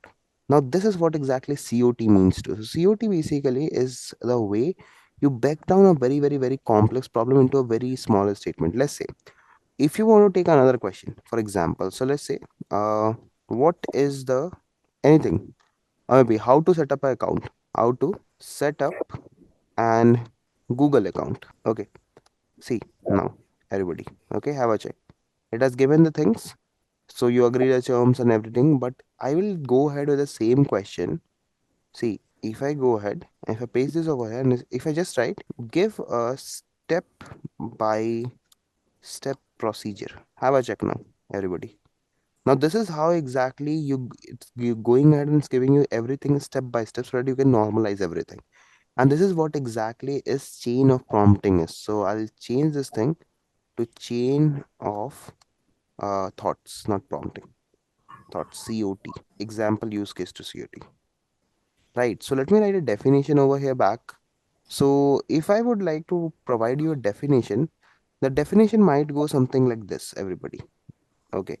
So let me just copy paste that directly from my notes. Okay, this is a chain of prompting. And this actual definition also I have taken it somewhere from internet. I found it like it's a very correct and a very accurate definition according to the understanding. So basically that's why I have taken this definition. I guess this was from GitHub, I guess, or maybe prompt guide. I'm not very sure. Like I'm not very sure from where exactly this definition was picked up. So this is the definition, guys. I think I have mentioned it. So definition is chain of prompting is a technique and whatsoever we have discussed. Okay. So it's mentioned over here. Now this is a problem. Or maybe you can take another use case also, like problem can be set up a Google account or something like that. Right. So this could be also a problem. Any problem actually you can take. There's no issue with that. So this is the first particular technique in the prompt engineering, guys. Okay. Like the very first and the very basic technique that I would like to make you understand that what exactly is prompt engineering technique means to actually. Okay. So let's say if you are designing, or it's not basically relevant that I use this AI studio or you are using GPT or you're using Gemini or whatsoever. Okay. It's basically the way the answers are being generated. So generally, if you ask a simple question, it will give you a one-liner answer, I guess, if you might have noticed. Okay. So if you ask what is this particular thing or what is X, right? So generally what happens is ChatGPT just gives you a single answer, okay, this is this.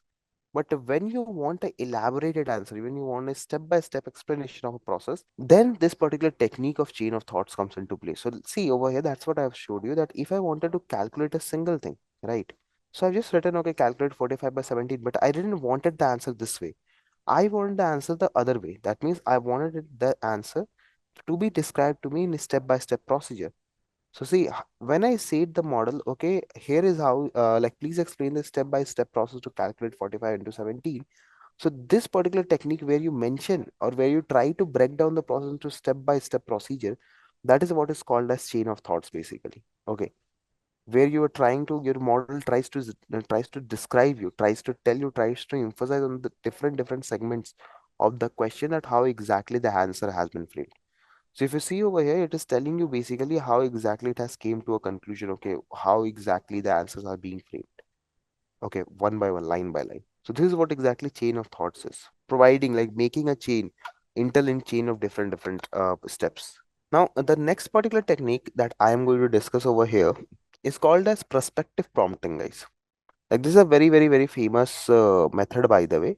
So I don't know, like, if you guys have heard about it or not, but let me still give you an idea about what exactly this particular thing is. Okay. So prospective prompting is basically when you try to get a better understanding, or you want to get a better idea of any given topic. Okay. So let's say if you want to take an idea, or if you want to go ahead on a discussion or a debate, right? What you do before going to any debate or any particular extempore or something. Okay.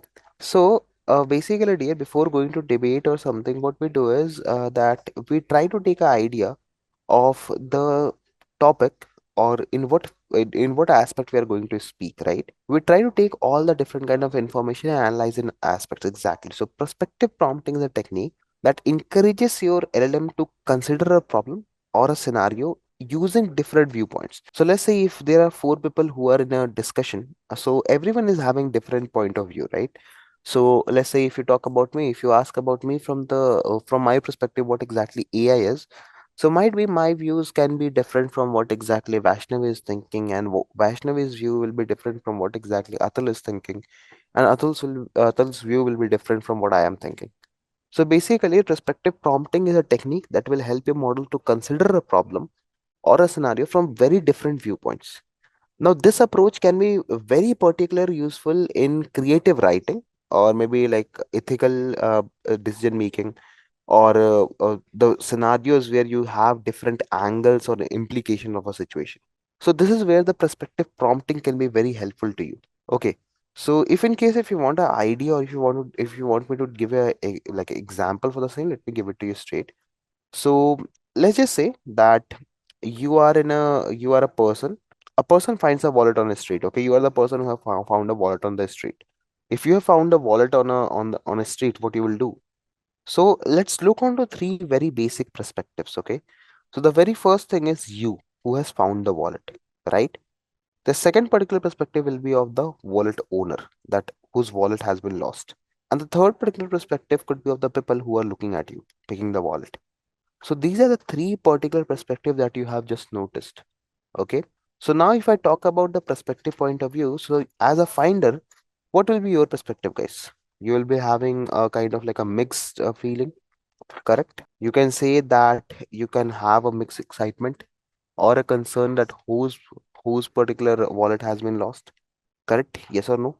So you will always think, okay, see, if I'm just trying to give you all guys an idea. If you find a wallet, you might think that, okay, you can take the money, you can keep it with yourself because I know that it belongs to someone, but you can always think that, okay, I can keep the money. But at the same point of time, you can also think of that, okay, someone has lost his wallet and he might be in distress because he has lost his wallet.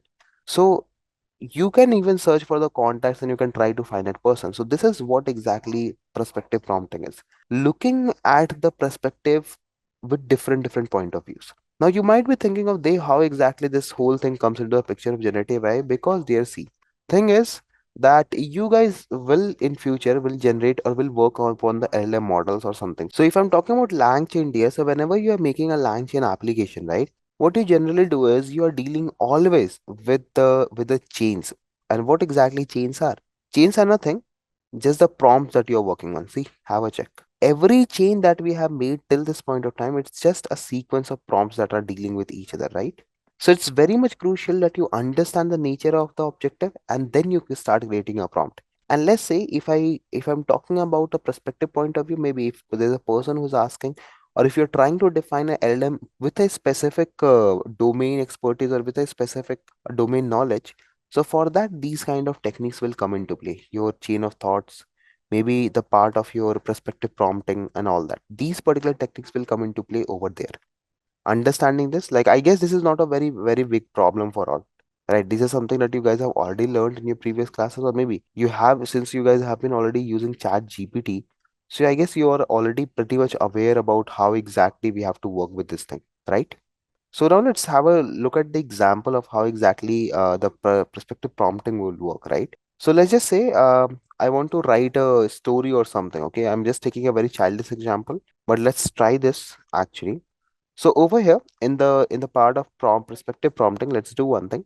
Let's create a new particular prompt in order to generate our thoughts. Okay. So over here, let's try to work on the perspective prompting part.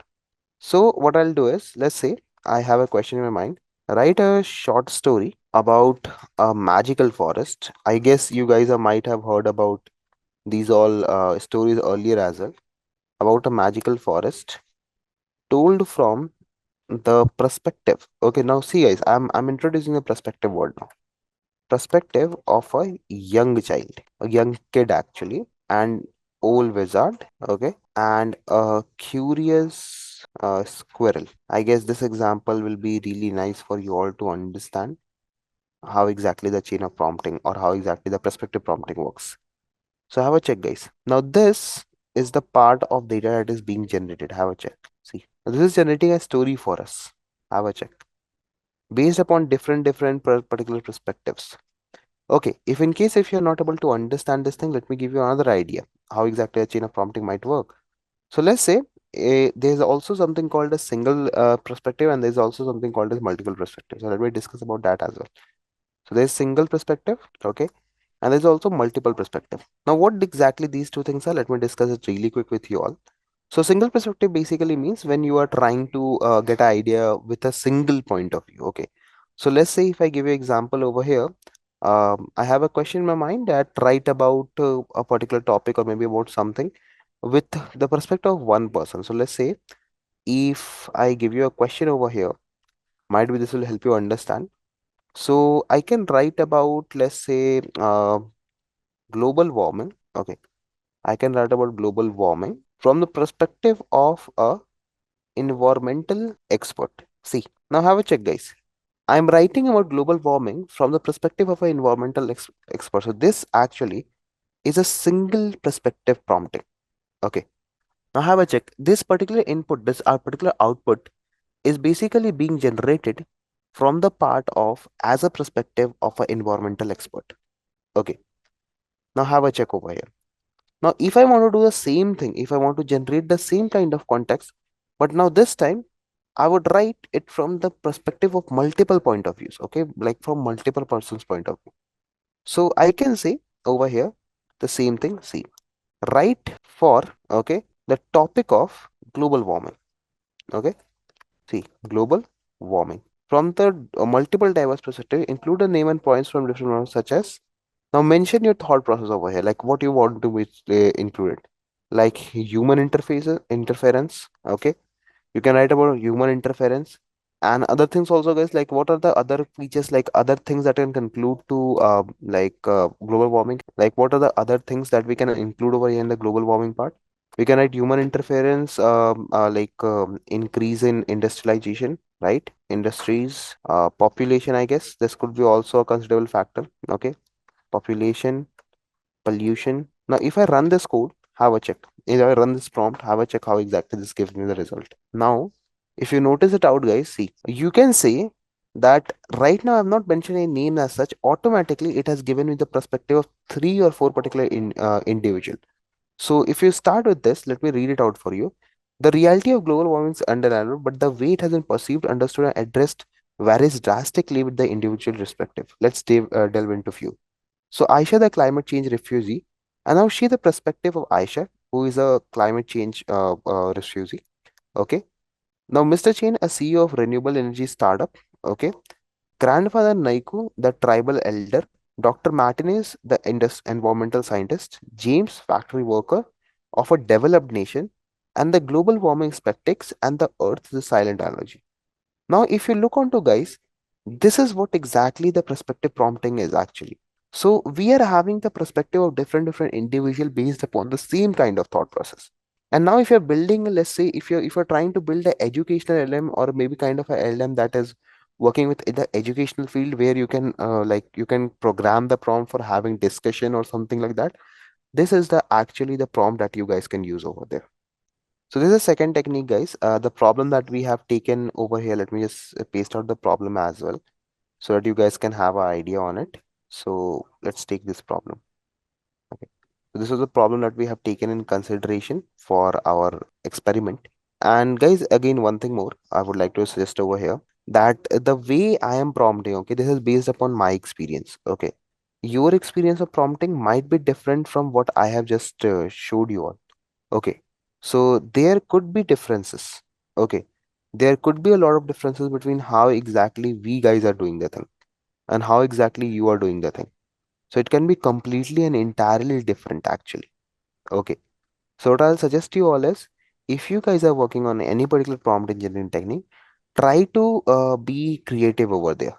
Okay. So I'm also mentioning the key points of every particular prompting. So chain of thoughts, and then we have perspective prompting. Okay. So both are mentioned over here. Okay. Now moving forward, everybody, this is the perspective prompting concept. Now, third concept that we are going to study as of now, it's very interesting actually. It's basically called as tabular prompting.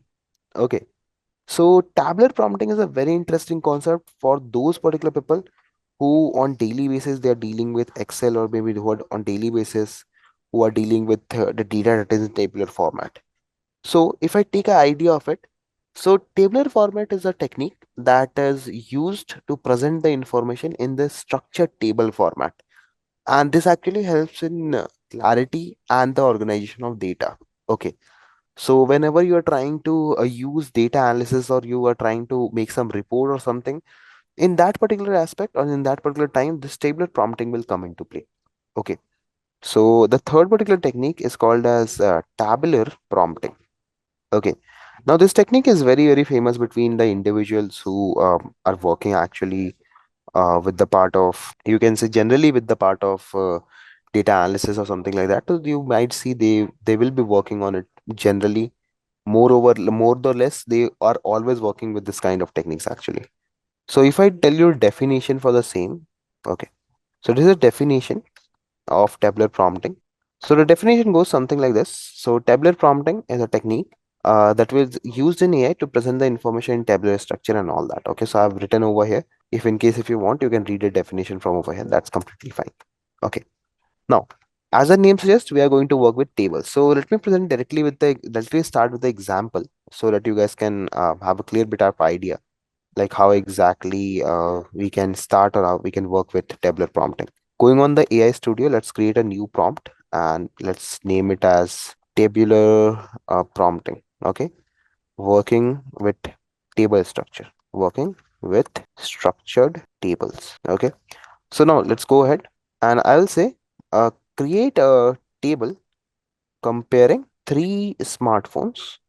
Okay. Based on their features. Okay. Like brand, model, pricing, battery life, and something else. Let's say I also add camera quality. Okay. Now see guys, everybody, this is where this particular concept of table prompting come into play. Create a table comparing it. Okay. If I don't mention table, okay, if I just say compare three smartphone based upon pricing and all that. If I run this code, you might see that the way the answers are being generated, they are not in a table format. Okay.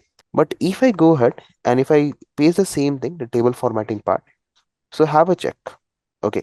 So let's say it is saying that you can provide me answer like this. So let's take this also in consideration. Maybe we could not have provided that. So let's copy this and let's paste it over here. Okay. Now see guys, everybody. Now it's going to generate a table for us. See, a tabular structure in which everything will be there. Have a check guys. Earlier, if you might have noticed, it was not giving me the results like this. Okay, we were not having a table like this, right? So even if I go ahead and if I put this particular previous question into play, and then if I just put the smartphones as well, now see, if I now run this code, you won't be getting a table structure if I'm not wrong. See, earlier actually we have created a table, so it will obviously give us a table. But if not, it will just generally give you an idea about, okay, this is the phone, this is how exactly it goes like. So this is a tabular prompting structure. Even further, if you want to go ahead and even further, if you want to notice. So let's say if I say you a question, what are the main categories that you can break down, or maybe let's say if I give you an idea about it. So what is the different kingdoms available in animal class? Animal different categories actually, not kingdoms, different categories available in animal kingdom. So I guess those who have might have studied biology, they would have got this point. I'm trying to ask over here, what are different categories available in the animal kingdom? So this will now give me an idea. See, vertebrates and vertebrates and whatsoever particular categories are available. Okay. Now see, the output that I have got is basically like a kind of paragraph structure. But what we can do is we can mention it out over here. We can break down the structure. We can also like combine the chain of thoughts over here.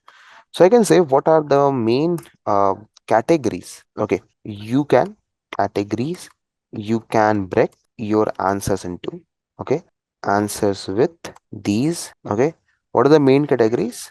Okay, you can break your answers with these categories, separate it into different columns. Now have a check now, guys. Everybody, see again we are having the table structure. Have a check. Perfect. So this is what exactly tabular prompting is to give you more clarity on the answers. Okay. So let's say if you want to further move ahead and if you want to further enhance your answers, you can use another prompt. So you can say now create one table that includes your original answer. Okay, with these categories. Okay, see, separated by different columns, separated into different columns. And again, guys, I'm just letting you know this is what I have got from my idea. Okay, so this is what like I have understood from using Gemini and all like every particular platform over the year how exactly they respond. So this is my prompts or this is my experience with the prompts. Again, your experience with the prompts can be a bit different, but the context or the equations will remain the same. So if you see over here, now if you look, the first answer that we have got was combined with the second input, and now this is the final table that you have got. Okay. If you would do the same thing in ChatGPT, you might get a table like a structure. If I do the same thing in Gemini, I'm not very sure how exactly the answers are going to be framed over there, but let's still give it a try. So if I go ahead to my AI Studio and if I pick up an answer from there, like this one, okay, see, copy and let's go over here, paste it. So see, it's giving you a structure like this. Have a check. A straight structure. Okay. Notice this out. Now if I go ahead and now if I do the same thing, but using a table format, I don't know how exactly Gemini will respond to it, but let's have a check. Okay. See. Perfect. Now have a check, guys. And even I guess if you're using Gemini, you can directly export it to sheets. See. And then if I go ahead with the another question that we were comparing. So let's take this. What are different kingdoms? I paste this out. Okay. And now if I go back and if I use this, what are the main categories in which you can break down your answer? So have a check. Now see again, we have got a table like a structure. And then again further down, if I go ahead and if I create it into different columns. So now see the idea guys, everybody, right? I guess it's pretty much easy guys. There's no hectic thing as such involved in here. You just need to understand one thing that whenever you guys are working with any kind of problem as such or any kind of technique as such, the very first thing is you need to break down or you need to understand what exactly is the ask of the technique is. Okay. Now the discussion that is on that I'm going to do it's on ABA prompting. Okay. So ABA prompting is very much famous these days due to obviously its creativity because in the terms of language model, whenever we are talking in the terms of GPTs and all, There's a prompting technique called as ask before answer prompting. Okay. Now, ask before prompting is a technique where you particularly go ahead and you try to give question to a GPT before getting an answer. Okay, that is what exactly the ask before prompting is. Okay, ask before answer prompting is. So if we deep dive into this concept, okay, if I'm going ahead and if I'm trying to deep dive into this concept as such, so let's just say that if you want to discover, if you want to ask some question, okay, so this particular technique will encourage the language model to ask a clarifying question before providing you a response. Okay, using this approach, the model will understand very clearly that what are your intents and what are your requirement before generating any answer. Okay, so that is what is actually ABAS, everyone. Okay, that is what exactly is the meaning of ABAS. Okay, so I've written a definition over here, the same thing that we have been discussing as to and fro. And let's say I will just paste the link over here for the further clarification. So let's not waste the time. Let's create a new prompt. Let's create the prompt for ABA, that is your ask before answer prompting. Okay, so this area would be asking questions before answering. Okay, chalo. So let's go ahead and let's try to work with the same. So the prompt is that if you ask a general prompt, okay. So let's just say that I'm going to ask a prompt like, what is the capital of France? Okay, let me write. This is a very general prompt. Okay, what is the capital of France? Okay, if I run this code, you'll obviously get it's basically Paris. Okay, very nice, very gentle, sweet answer. But now, if I go with ABA prompting, okay, the questions will be something like this. The prompt that you're going to generate will be something like this. Let's say, to provide the most accurate answer, okay, I would like to ask a clarifying question first. Okay, are you asking about the current capital of France or historical France? Historical capital. Now, if I run this code, see the way the answers has been given. Okay, you're very wise, and to be precise, it is true that country's capital can change over time. However, in the case of France, the answer remains the same. Paris is the current capital and it's been capital for many centuries. Okay, now this might not be the perfect question you can say for answering this particular thing. So let's go ahead and let's try to ask the question on the same. Like, let's try to understand the context, or let's try to understand how exactly we can frame a question. Okay, so let's say the question over here is, you are an expert in the field of data science, let's say. Okay, okay, this is just an example. Now let's say I'm going to ask you, okay, I'm going to ask you some questions, okay, or you can say some specific task. Okay, but before you answer, to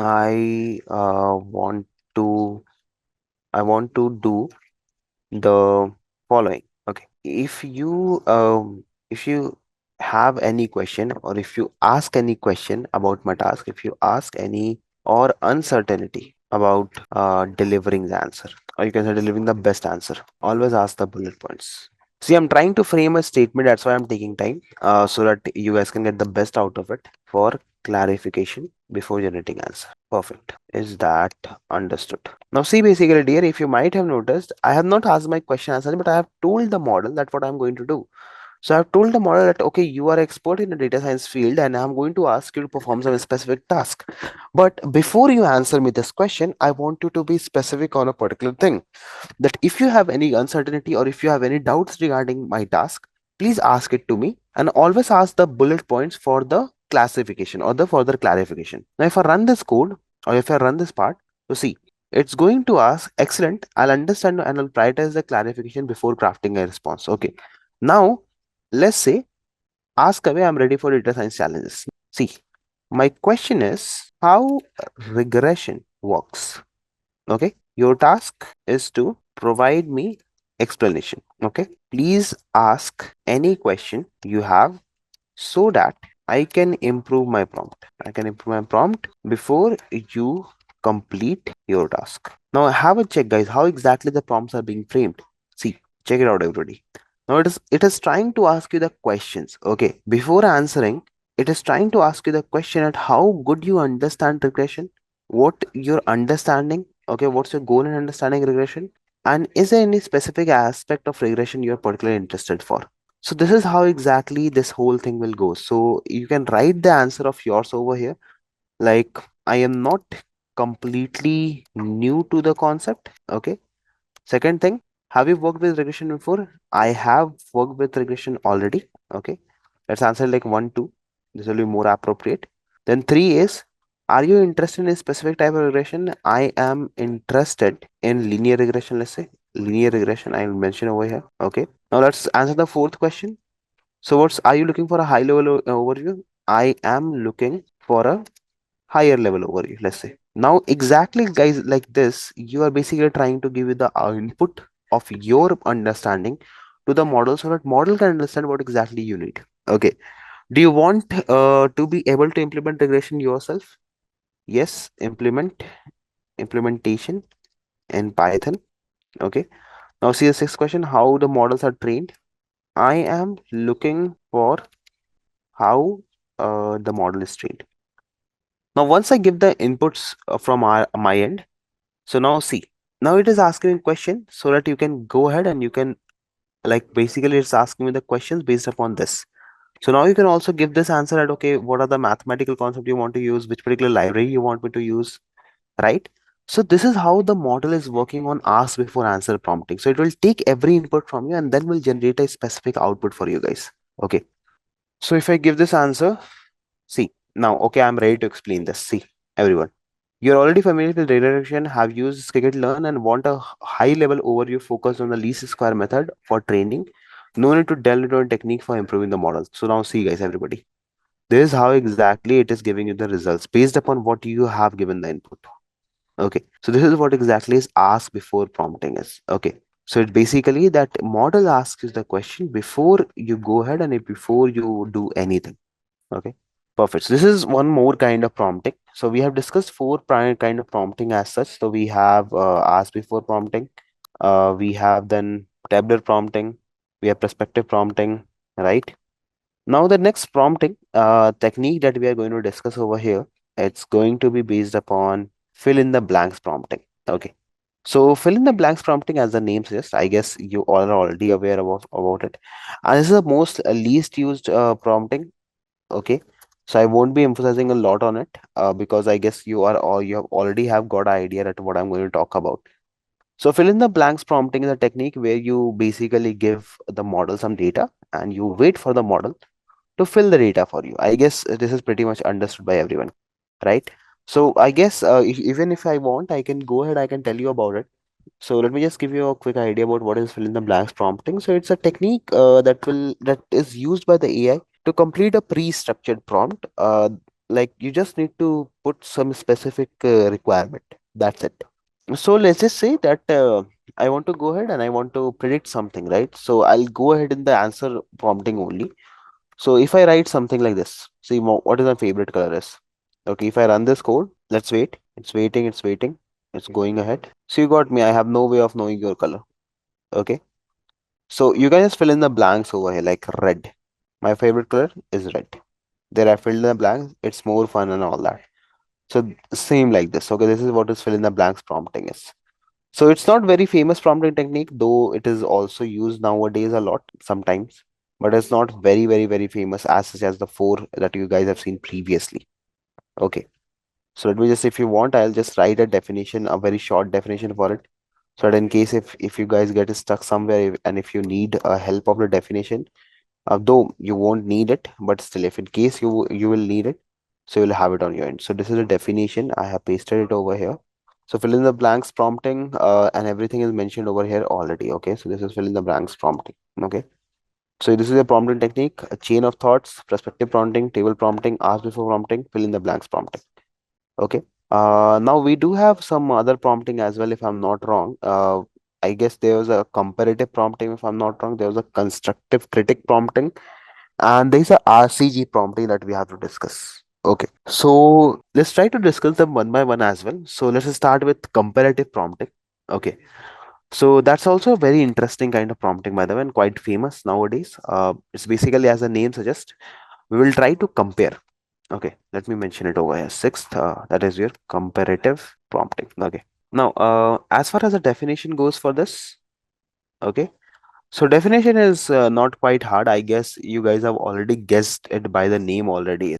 So it's basically a technique to instruct the language model to compare a different or multiple scenarios together. Okay. So basically, the prompts will try to guide the model to highlight the similarities or the differences that we are having in two particular given context. Okay. So let's just say that firstly, let me put the definition over here so that you guys can like have a pretty good idea about what exactly is this thing. This is a definition, guys. Everybody about the comparative prompting. Okay. Now let's try to take up directly the ideas how exactly this whole thing has to be implemented. Okay, before we go ahead and before we discuss something else, let's try to take an idea on how exactly this whole thing has to be like compared and all that. So it's pretty much the same thing that you guys have seen in tabular prompting, but a comparison purpose. Okay, it's basically based on the comparison perspective. So if I go ahead, so I will write over here. Let me create a new prompt. This will be your comparative prompting. Okay, queries to compare. Okay, queries to compare the results. Okay, now have a check, guys. If I go ahead and if I write, please compare and contrast the following topic. Okay, the following contrast, not contrast. Contrast the following smartphones. Okay, so I guess we have already taken the smartphone example. So let's take it again. So let's say I want to compare iPhone 14 and Galaxy S23 that we have taken earlier in the previous example. And I'll also mention outline the similarities and differences. And let me also show you side by side how you can combine the table prompting over here. Okay. So I will mention the changes that I need in design, the performance, okay, camera, quality, and price. Okay. And if I write table format, this will actually give me the results in table format. That means I'm trying to combine two techniques together. That is a comparative prompting and a tabular formatting. So see guys, everybody. See, whatsoever I mentioned over here, the design, quality, everything, it's basically design, performance, camera, quality, and pricing. See, similarities, both phones offer the premium design, aluminum frame, and all that. The differences, perfect. Conclusion, perfect. This is what the comparative prompting is. Moreover, if you do want, you can have different other prompts as well that you can use. So, like if you want to go ahead, you can say that please compare. Okay, maybe we can go ahead and we can say that please compare the context or please compare something different. So let's just say in this particular given scenario, I can go ahead and I can say that please compare and contrast the following text, or maybe you can say that if you want, we can also outline something like maybe let's compare Apple and Microsoft.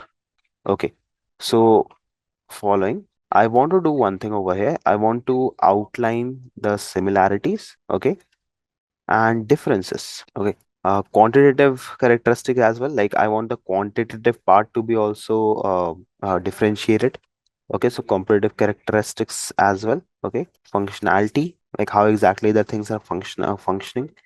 What are the impacts? Okay, what are the key takeaways that we are having? Okay, and other factors on in one table. Again, trying hybrid minute. Okay, here is the two piece of content that we need. Two piece of content. Maybe let's say I want to compare Apple and Microsoft. Okay, have a check, guys. Everybody. Now, if I'm doing this step, see Apple versus Microsoft, a comparison. Have a check. Again, the same thing, but in different prompt. See, guys, everybody. What's the difference between their capitals, revenues, and everything that is present? Okay. So see everybody. What are the culture? What is the challenges over there? What is the key takeaways and everything? So everything over here is mentioned in this particular file. And if in case if you're thinking that Dave, why we are discussing this, so it's not about discussing this theory. It's about discussing when you are going to make a LM or when you're going to fine tune an LM, how exactly the prompts has to be figured out, or how exactly you have to design a prompt so that your model can understand it very easily. Okay, that is why we are using this whole thing. Okay, so let's just start with this now. With reference to LangChain, okay. So as I said you guys earlier also, LangChain is basically nothing. It's a framework, okay, that will help you to build the application. Okay, these applications are based upon LLMs. Okay, now you might be having a question. They most of the applications are based upon LLM nowadays. So what is like a difference between these things that you are talking about? So the very first thing is that whenever you build an application, Okay, that is based upon any particular configuration. You take any particular tech stack and you make an application. So the thing is, the application are not contextually aware. Okay, contextually aware means that they should know about what exactly is going on and what is the previous history or the previous conversation. So most of the application nowadays they lack in this part. Okay, they don't have this thing going ahead. Okay, now if I talk about the other part of application that you guys have used, like perplexity, for example. Okay, though it's a kind of a conversational bot. Okay, you are trying to conversate with two of the things, like basically your LLM over here and the user over here. These two things are actually communicating with each other, right? But if you see the example in a bigger picture, it is basically like you're trying to make a contextually aware application. Okay, and this contextually aware application is actually far more better than your non-contextually aware application, since this application can help you to know, like you don't have to repeat the same thing multiple times. Once you have said something to the application, it will remember, it will keep it in memory. And that is how these particular applications that you see, like perplexity and all, they are contextually aware applications. Okay, they are called as contextually aware applications. Now you might be having question, okay, fine, this is okay, we have got an idea. Now what exactly are the components that will make up a LangChain? Okay, so there are very some few interesting components to the LangChain. So the very first one, let me mention it, components to LangChain. So the very first component to LangChain is obviously your large language model. Okay, your LLM basically. So that is the very first or the very most important uh, component to a LangChain. Okay, so basically, this is not eventually a LLM; it's a LLM wrapper. Okay, so what exactly a LLM wrapper is? So these wrappers actually help you to interact with different LLMs like your OpenAI, okay, or maybe GPTs, or maybe your Gemini, or maybe your Palm. Okay, so basically, these wrappers will help you interact with these all particular mentioned LLMs. They are basically an abstract way the detail of API and everything is hidden so that you can easily access them. Because if you have noticed, guys, API has a structure like this. Like you have some ID, then you have your data over here, and then you have your payload. Whatsoever payload you are having. And this is also enclosed in a dictionary. So this is like a format or a return type of what you see in an API. Okay, for an API call actually. And to a user who is not who is not aware about what exactly the API is, it will be very hard for them to comprehend. So that is why the wrappers basically are the kind of, you can say, a bridge, or you can say a kind of like a wall that helps the user to just send the information and get the information. Rest everything is handled by this wrapper actually. Okay, that's like a very quick idea about what exactly wrapper is. So if you take an example of the same, so let's say if you are using LangChain, okay, if you're making an application using LangChain, so let's say onto over here you have your Open AI's GPT-4, I guess is the most recent one, right? And currently GPT-5 is now in evalu like it's basically now getting developed. So you send a request basically to this GPT-4 saying that what is the tallest building, right, in the world basically. Now this particular request is now sent to GPT-4, but in between you have an application, right? Tell me guys if it is correct or not, you can just respond to yes or no. Okay, and this is the application that you call as Chat GPT, if I'm not wrong. Correct? Because have you ever seen that GPT-4 is actually, have you seen that GPT-4 is working? You know GPT-4 is working in the backend. But which application is actually lending you the capabilities of GPT-4? This, right? Because Chat GPT in itself, it's not basically a kind of like a LLM. It's an application, guys, everyone. So basically, if you don't know, like if you are not aware about the one more thing, so basically GPT means generative. Okay, let me write it over here. It's generative pre-trained transformers. Okay, this is what exactly the chat GPT means to. Okay, so it is basically this name was kept to highlight the capabilities in generating the human text, and it's pre-training on the vast amount of language data. So that is why it was named as chat GPT actually. Okay, perfect. Now, as we guys were talking, the very first component is LLM wrappers basically. So this is done. Now let's just say that if you want to go ahead and if you want to code this up, so if you want to connect your LLM to a particular application, so the process is going to be quite simple. Okay, it's not like it's very like humongous and very complex process through which you go ahead and through which you interact with the application. It's very simple. So what you do is you simply try to import some of the libraries like from LangChains. You import the LLM. Okay, and then whatsoever LLM you're using, you can import that. Like let's say if I want to use OpenAI, I can use the OpenAI. Okay. Now what you do is you just want to, since you have imported the OpenAI, so you need to initialize it also. So I can say LLM equals to, let's say I want to create a OpenAI object, right? And then inside this I can pass my API key, whatsoever API key I am having. Okay. Once this part has been initialized, once you are actually done with this part, okay, after the creation of your LLM over here, okay, once your LLM has been created, you are now good to go ahead and receive response and send the request. That is like a basic, the most basic part behind working of any LLM. Okay, you created an object. Now we are all set to go ahead. Now the next step is just capture the responses, ask the questions. So let's say I can say, hey LLM, what is the capital to France? Okay. Now automatically once you will print this, you will get the response on your end. That is how exactly you make a LLM application. Good morning, Dilip. I guess you are late, dear, but fine. Chalo, no issues. This is the first part, everybody. Now, the second part actually to LangChain is called as prompt template. Okay, this is a second entity that makes up the LangChain actually.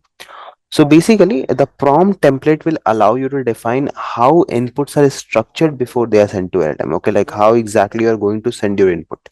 So you can say this actually, this is the way to interact with the LLM. Okay, interact with LLM in terms of input actually. Okay, in terms of input. Okay, so let's just say that if you are going to send a mail, okay, or if you are going to send a particular question to LLM. So how exactly you are going to tune or how exactly that the statement should be, that is what exactly the prompt template does. Okay. So the very first thing is will ensure the consistency that you are having throughout the period of time. Okay. And even further, whenever you're going to fine tune the model, this will be also useful over there. So firstly, the thing consistency is, let's say if you're user one who is trying to ask some statement. So every statement that the user is going to pass, it is going to be unique with respect to every user, right? Maybe if I have asked the same question, like let's say what is the capital to France? Maybe some other person can ask it differently, like the capital of France is what, right? So for the same, since we are receiving different kind of input, there needs to be a centralized way through which the LLM can receive an input. Okay, and that is where the prompt template will come into play. Okay, so let's say if I want to generate a prompt template for a question answering task, right? So procedure will go something like this. See, firstly I'll have to import the like the libraries. So again, from LangChains actually, and LangChains will be the library that we'll be using mostly. From here I'll call my prompt module, and from here I'll import this prompt template. Okay. Now, if you're having your prompt template with you, it's far much easy, because see what I'm going to do is actually I'll create a template, okay, and I'll call my prompt template over here. Basically, we are trying to make an object of it.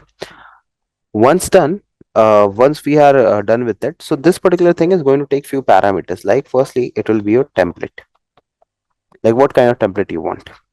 So let's say I'll ask a question over here like what is the, and over here I can put the subject, like in what context I'm asking of, or maybe the topic. This is basically the prompt that I'm preparing. Okay. Now I might also ask for two input variables, okay, that we are passing up. So I can ask that two input variables that I should have is subject, that I need the subject, and I need a topic. Okay, I need these two things to process my request. And thereby I'll just close my prompt. Now whichsoever is going user is going to pass something. Okay, so let's say I will say I'm preparing a prompt. So I'll say use a template basically to render the data. Okay. And inside this, what I can say is my subject over here. Okay. My subject is basically I want to find the capital with reference to the previous particular question. And my topic is France. Okay. So this is how exactly you are going to generate a question. Okay. So this particular thing will give you the idea as what is the, see, capital will go over here. Capital of France will go in the topic. See, this is how exactly a prompt is generated, everyone. Okay. And this prompt that you have generated, now it will go to your large language model basically. Okay. And that is how the LangChain applications work. So this is the first part of the LangChain. Okay, where you are giving the input as a user. Uh, See, we have now two things on our plate. Okay, so we know that we have a LLM with us. Okay, that can process our input, and we have our prompts ready basically that can be passed to the LLM. But in order to connect these two things, we need some kind of bridge, we need some kind of chain. Okay, so here is a third main concept to what exactly we call as chains. Okay, so chains basically combine of multiple LLM calls or the other components, you can say, to perform the complex task. Like you might use one LLM to retrieve the data, and maybe other LLM can be used for analyzing the data. Let's say, okay, so that is where this chains will come into play. So if you look onto this example, I can simply write that chains is basically the same thing that it basically this word denotes to. It's basically a combination, or it's a connection, you can say. Let me write it better. It's basically a connection, okay, that will help you connect multiple inputs, okay, multiple inputs or LLMs together to perform any specific task. Okay, that is what exactly is the use case to chains is. So let's say if I take an example over here as well, I might think of like I can have multiple questions. So I guess in our theoretical classes, I also told you about chains, that there are three chains, if I'm not wrong. The first one, as I'm remembering over here, let me open that collab file on my laptop. So the first one was a simple chain. Okay. Second was a sequential chain, if I'm not wrong, right? And there's one more chain that I think I'm forgetting the name of. What was that? I guess it was router chain, correct? These are three chains. So now if I go ahead and now if I talk about it, so let's say I want to create a very simple chain over here only for one prompt. So the question will again go very simple. So you can just take out the inputs from over here actually. This particular example. If I take an idea, so I just need this part of code. Uh, let's copy this and let's paste it over here. Okay, have a check, guys, everybody. So this is my lang chain. Okay, now think of it in this way. I think again I'll have to cut. I'll paste it over. Paste. See, now this is my API ready. My LLM is ready. We have called the LLM model and it is all up and going. Now what I can do is I can also make a chain over here. Okay, chain is basically where you can pass what exactly you need. Okay, so I will say simple chain. I just have one LLM right now, so I'll say LLMs equals to LLM, the one that we are using over here, till pass down to over here is equal to symbol. And now I can say response chain dot run. Okay, and let's say over here whatsoever prompt we are having, we can directly pass it over here prompt. That's all we have to do. So that is how a chain works. So you basically create or link multiple LLMs together so that they can operate at the same tune. So let's say the input over here and the output over here will be the input of the different particular LLM. So for this LLM, the output of this LLM is going to be the input, and for this LLM, the output of this LLM is going to be the input. So this is how the chain works. So they basically pass down the information from one chain to different chain. Then I guess there are multiple other components as well. So like you have memory. So memory basically is the component that allows the application to remember the previous interaction of the data. And I guess you might have seen, I guess I might have shown you example earlier as well, where we were trying to compile, or where I showed you that today also Gemini and all, they lack in the feature of memory.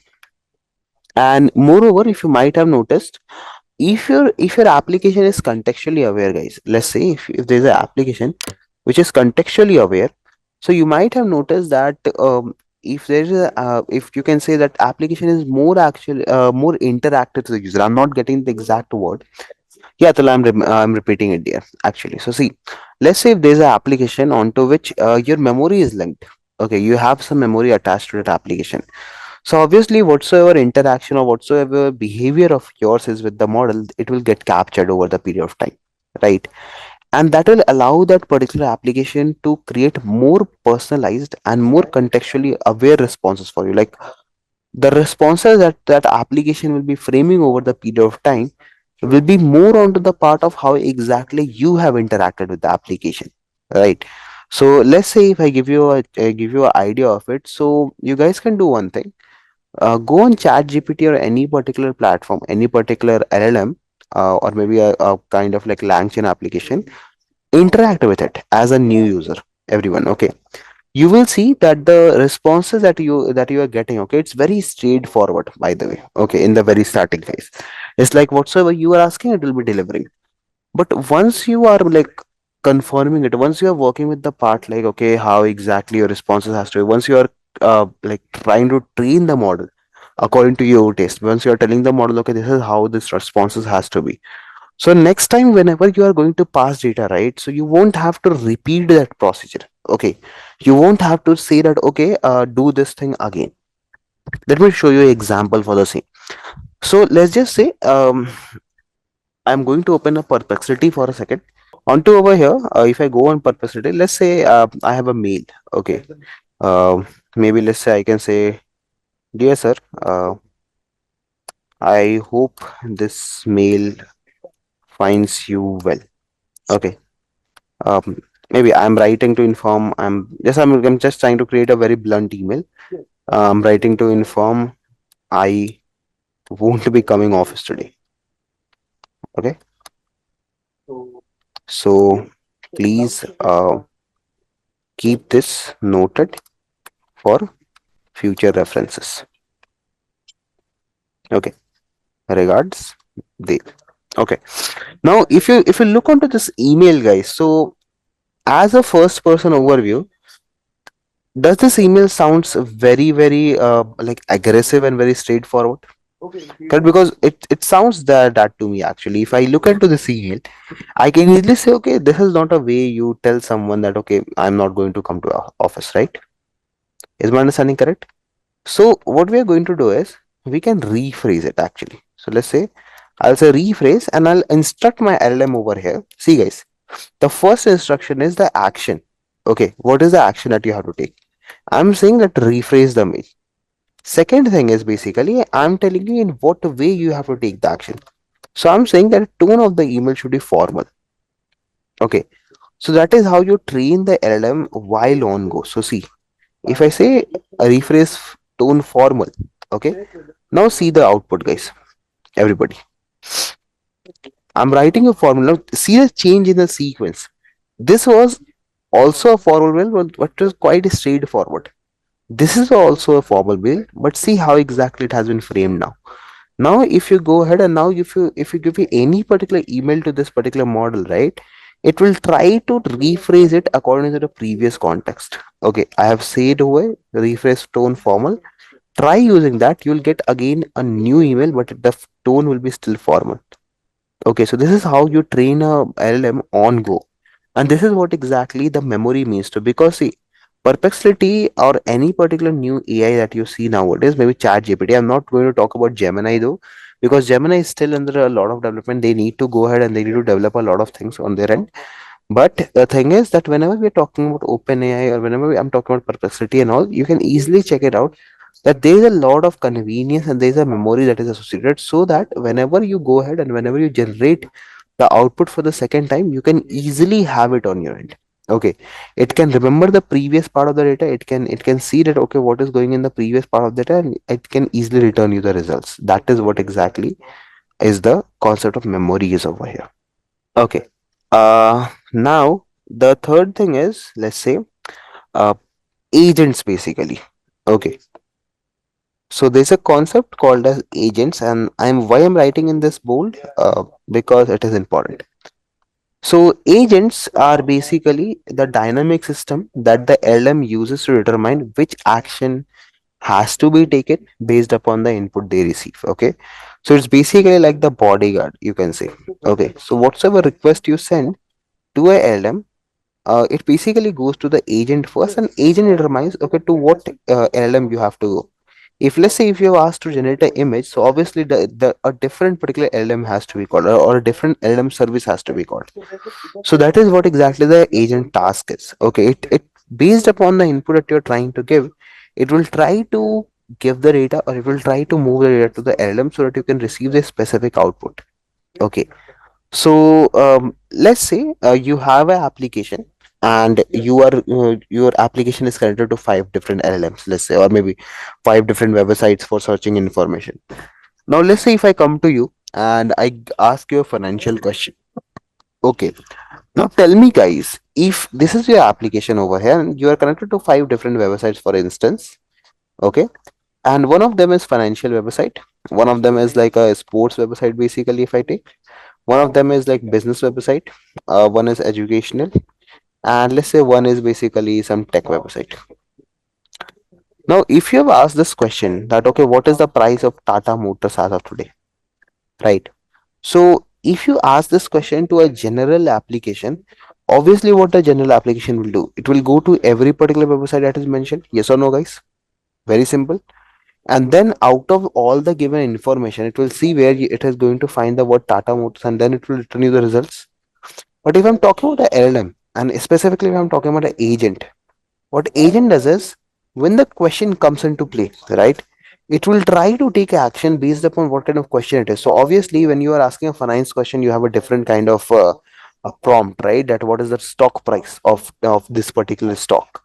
So based upon that prompt, the agent will directly assign that part to the financial LLM without any delay. What is the advantages? First thing is time less, computation plus plus, both the things. Your computation increases obviously because you are not wasting your resources over here, you're trying to save the resources. Time reduces because you are directly reaching out to the point where you have to go. That is how, and that is what why the agents are important actually. Okay, then the other component is basically the document loader that will help you to load the document and process the documents from various sources. And then there's a retriever that will help you to retrieve the relevant piece of information from large data sets. So these are some of the components that will make up your LangChain complete, and using which you can make a very good LangChain based application or the LM based application. So I guess we can go ahead and we can talk or we can implement the LLM directly. Okay. So let me open a particular project for you that we can work with, and using which we can go ahead and we can like make a kind of application. Okay. So let's work with that. Okay. Perfect. So let me share my Google Colab with you really quick. We already have Perplexity open, so we'll just switch it off. Let's create a new Colab file over here. And one more thing, guys, the AI that I'm going to use over here, it's going to be the Open AI. Though some of you might be having its key, some of you might not be having key. So I'm going to show it in a very clear way. But better if you guys have a Open AI key, work with that. Then otherwise, if you don't have, refer to other particular AI models or the LLM models. That will be more better. Key that I am using, I'm also not sure. It's been a time I have used this key. Generally, in the organization, you have the access to directly to the keys. So I'm loading my key file over here. Okay, it is having my key actually. And what I'm going to do next thereafter is we will try to load up this key into the environment that we are having. Okay, so let's begin with that firstly. So I'll just put up some of the things for you all so that you guys can have a quick idea that what are the things that we are going to do. So LangChain and all that application, the basic parts that we have just discussed till this point of time, it's over here present. Uh, I'm going to install some of the requirements that we are going to need, by the way. So we will be installing, I guess, we need the LangChain module. Okay, so we'll use that. And moreover, as the LangChain, we also need LangChain community package.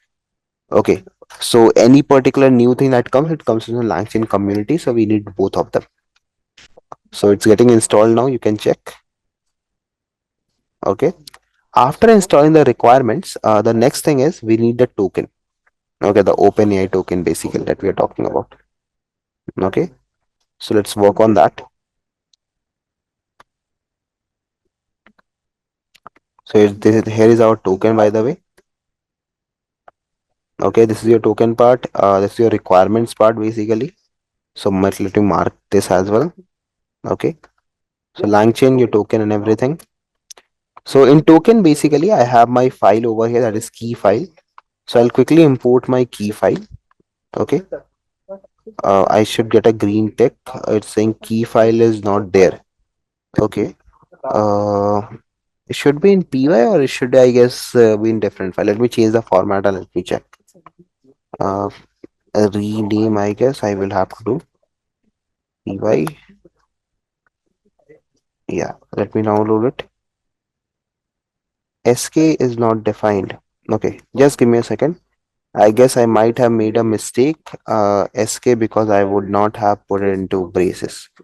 So it is now considering it. Yeah, perfect. Okay. So let me show you in the notepad actually so that you guys can have an idea. So you can define it in any way, guys. Let me share it. Yeah. You can define it in any case. So the way I'd use it, it's basically I write let's a secret key. Okay. Or maybe you can write just key or maybe any particular variable you can take. So for instance, I'm taking secret key, for example, and here on you can pass your whatsoever key you are having. Okay, directly. Save it in .py format so that you can directly access it in your Google Colab. Okay. Now let me show you how you exactly you access it over here. So I have my key file imported. Okay. Using which or in which my variable or my particular token is there.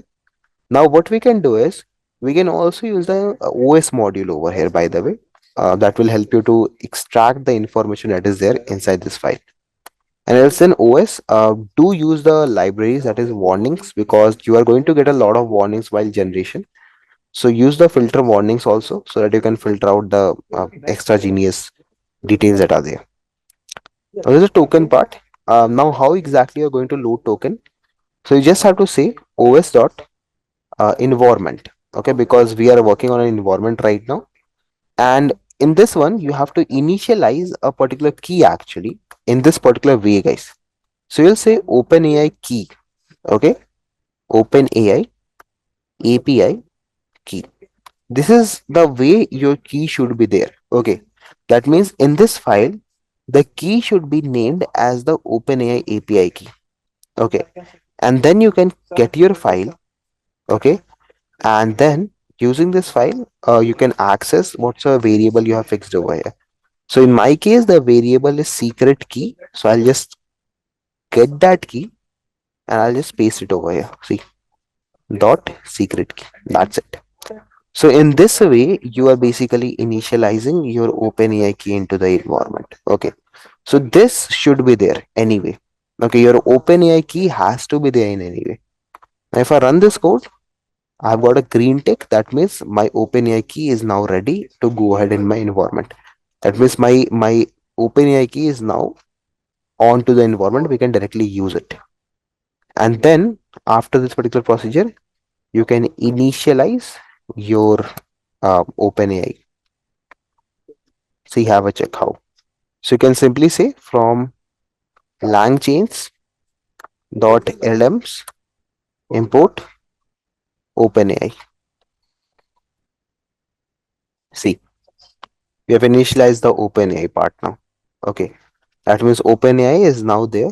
If in case if OpenAI is not there, okay, so what you can do is you can install it obviously. So for the same, you have pip uh, install.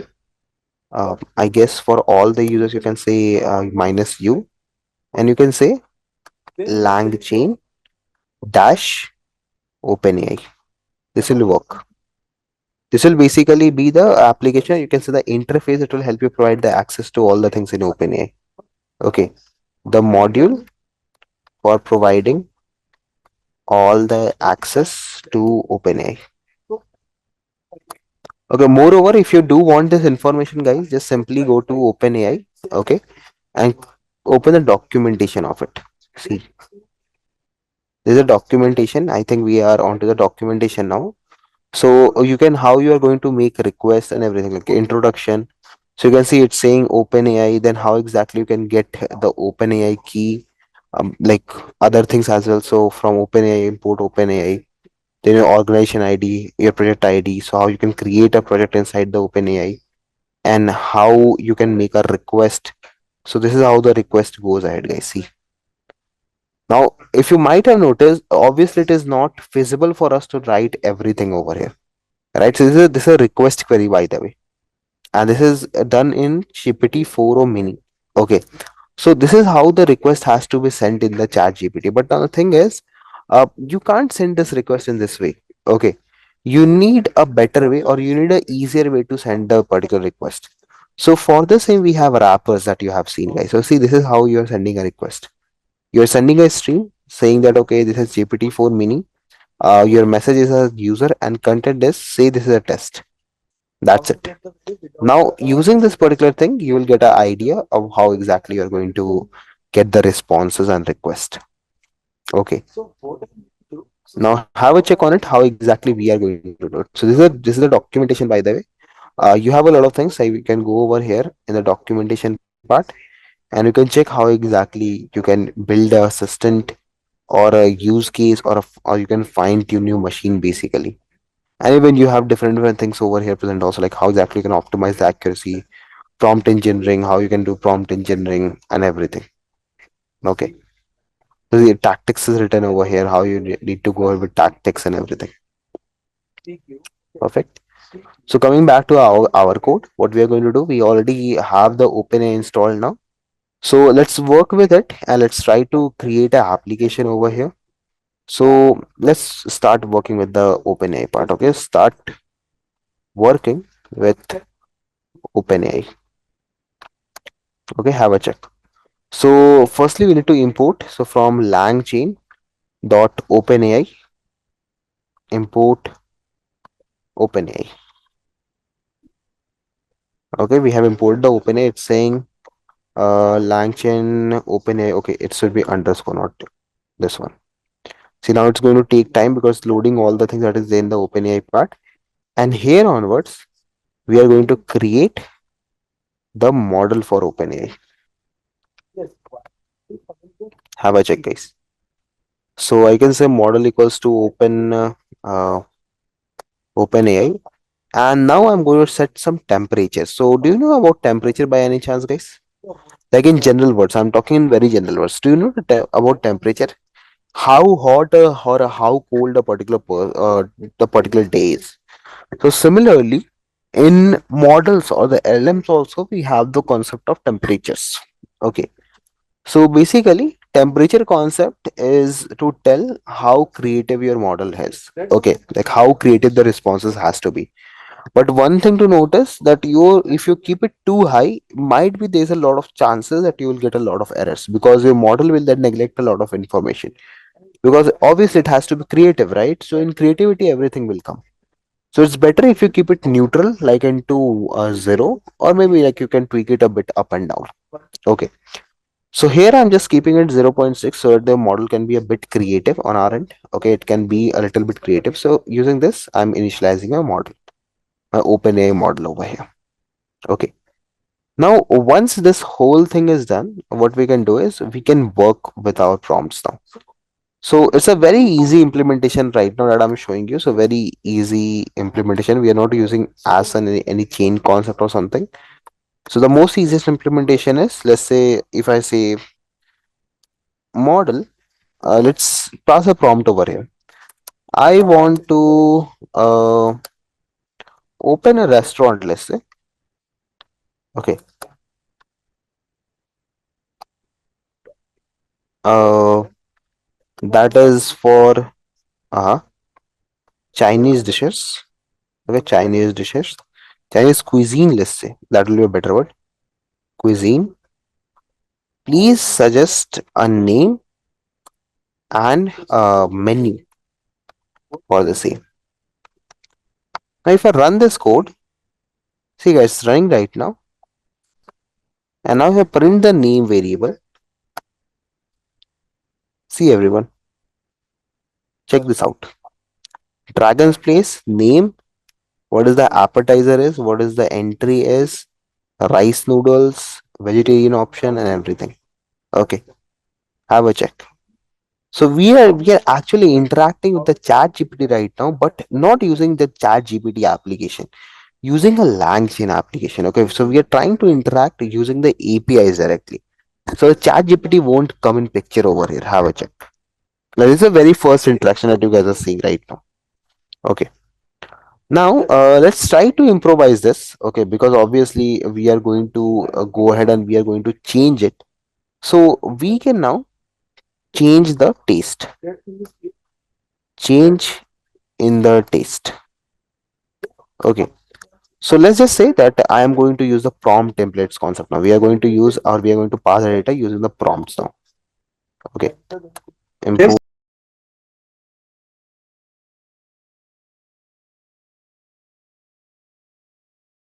Temperature basically means that how creative your model should be. Okay. Like let's just say here that if you're going ahead, okay, and if you have seen the large language model, they are mostly neutral, right? Now let's say that if you want your model to be a bit creative, okay, or if you want your model to be a bit random, okay, that is where temperature concept will come into play. So it's basically a parameter that will influence the randomness of the model output. Okay, so if I have kept it to zero, it will produce most deterministic output, like most probable next word or most like suitable answer for the given question. If you set it to 0.6 or maybe a bit higher, so this setting will yield some creative responses. Okay, that means your responses will be real, but it will try to be more creative for it. Okay, you can say that it will try to put some innovation in the answer. Okay, it will try to go beyond the limits of it.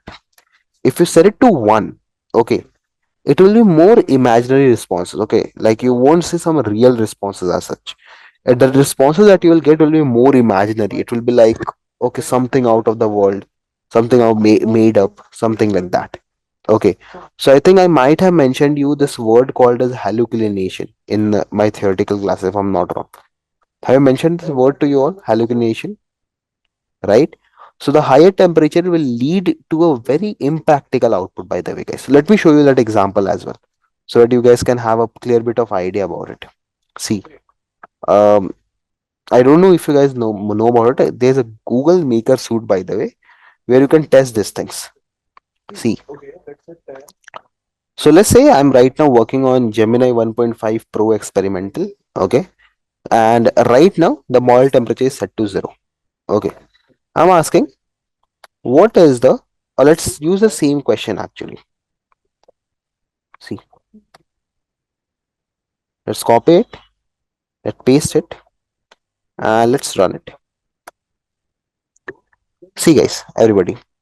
So it's a very like you can say it's a very proper name, elegant and suggestions basically. So all the names modern, catchy, sample menu and everything we have got. Okay. See, very realistic and very normal kind of thing, right? But now let's do the same thing with a better or with a higher temperature. Let's head to 1. Okay. And now let's generate the output. Okay. See, have a check guys now. You might see earlier it didn't give us any particular description about the name. See guys, everybody, have you noticed it? Earlier there were no particular descriptions given, right? Now if you see, there's a description given to everybody. See, evoke a sense of luxury and traditional Chinese architecture. I didn't ask about it. I didn't wanted it, right? But see, with each and every given name, there's a tagline. And now let's increase it to 2. Okay. And let's now do the same procedure. Now, if you will notice all the names that are there, okay, you won't have listened this names or these names are basically made up. You know, if you might notice, see, salt and pepper, calamari, and everything. Okay, so this is how the temperature affects the things. Okay, so it's basically like the particular model is trying to improvise and will give you less create like less realistic responses.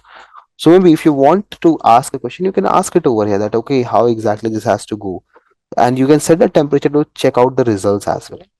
So this actually is Google AI Studio, guys, in which you can use this thing. Do I have a pro version of it? So I'm having tokens. You guys can also check. I guess in the starting they also give some free tokens, so you can just have a check on the same. Okay, where you can go ahead and you can play with different things. So here's the result that we are seeing, and now we are going to work with the templates. Okay, as such, like what exactly and how exactly we can process one output to different input. Okay, so have a check over here.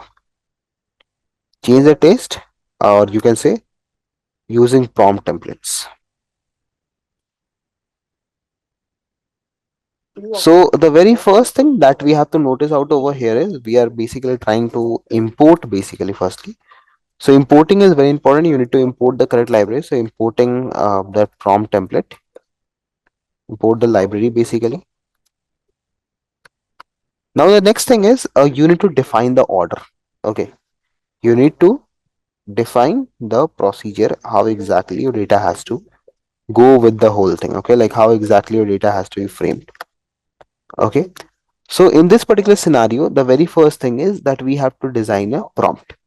So let's design a prompt over here really quick. So I guess we can take the reference from the PDF earlier that we are working on. So the prompt over here will go something like this, guys. Let's have a look.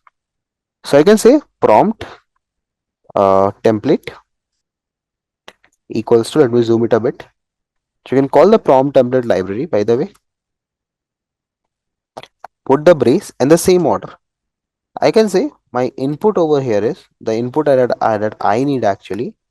It will be in this order. I need the cuisine basically, or you can say the nature or the reason on which I want the restaurant name. Okay, and then this is a template, by the way, everybody. So I will say I want to open uh, a reason restaurant. Okay, okay. Suggest a name, everybody. Have a check. Suggest a name and the 10 top dishes that we should keep. 10 top dishes that we should have. Okay, a very easy example that I'm taking right now. So I want to open a dash restaurant. That means Indian restaurant, Chinese restaurant, Japanese restaurant, or whatsoever kind of restaurant you want. Okay, so I'm creating a template for it. If I run it, got a green tick right now. And now let's go ahead and let's try to initialize this prompt. Okay, so prompt template dot format. I'll say here we have reason, right? So reason equals to Indian. Okay. Now have a check, guys, how exactly this the LLM is going to respond to this. See, I want to open an Indian restaurant, suggest a name and top 10 dishes that we should have. Correct? We have our prompt ready to pass to a model. Correct? Now let's have a check on how exactly the model will accept it. Okay, and what will the responses and how exactly it will be generated. Okay. So see, now if I go, I need to just define the chain structure. Okay, I need to define the structure of chains. That's all. Okay. So have a check on how exactly I'm going to define it. So I will say from LangChain dot chains, we will import the LLM chain. Okay, this is a library that I need. I will say chain equals to LM chain. Okay. Here I need three things. So you might see over here chain to run queries against the LM, and you can also see the examples. I guess it won't be having examples as such, but chalo, fine, no issues. So I'll tell the parameters. It needs the LM that you're using. So in this way case, our LM is actually our model we have created over here. See, here we are having the model, and second thing that it needs is the prompt. So the prompt that we are passing over here, I think we have not saved the prompt. Nope, we have not saved the prompt. Chalo, no issues. We can directly pass the prompt template over here. Okay, done and dusted. Now this is actually our chain. Okay, this is a chain that we are going to use. Chain that is going to be used. Okay, now if I run this, you have a chain ready. It is saying to validation error, LM field type error, type missing. Okay, LM chain. What is the issue in this case? Let me have a quick check. Model template prompt, everything seems fine. What is the issue over here, dear? Uh, it seems to me everything seems fine. I'm not very sure why it is giving us error. So it is saying over here that our object should be in the part of dictionary and all that. Okay. So no issues. We will have a quick check on our prompts. So prompt over here, it seems fine by me. What is the issue? Okay, we have not put this or what? Let's have a check. To validation LM chain requires type error missing, extra field permitted, type value error, and where this is having the error. The very first line itself in the chains. Okay, let me have a quick check, guys. That what is the issue over here? Like why it is giving us error? It shouldn't give us the error, by the way, but let's still let me quickly have a check. Uh, okay. So if I remove this, will it work? Yeah, got it. So guys, if you might have noticed earlier we were having LLMs. Okay, it's not LLMs actually. It is just LM. Okay, so that is what the issue was. Troubleshooted. Now we are having our chain ready. Okay. So the only thing that is left now is the thing that we have to run the chain. Okay, so I'll say a equals to chain dot run, and maybe we can pass Indian directly. Okay, if I run it, will take time calling the open API. I'll print A over here. See guys, name is Spice Junction, top 10 dishes. Have a check on it. So let me give you some of the free tools that will help you to like utilize the capabilities of LLM. So I guess you guys are pretty much aware about Hugging Face already. So Hugging Face could be one of the platforms through which you can access it. Moreover, GPT-2 right now is free, so you guys can directly use GPT-2, by the way, if you want. You can directly use the GPT-2. The code is available over here, so you can work with this. Moreover, what you can do is you can go to Maker Suite, that is provided by Google actually. So you can use the Maker Suite, by the way, for free access of the APIs. So you can get an API from over here. I think I do have a API created for me, so you guys can directly use it from over here. It's free, by the way. So it's Google AI Studio, powered by Google AI Studio actually.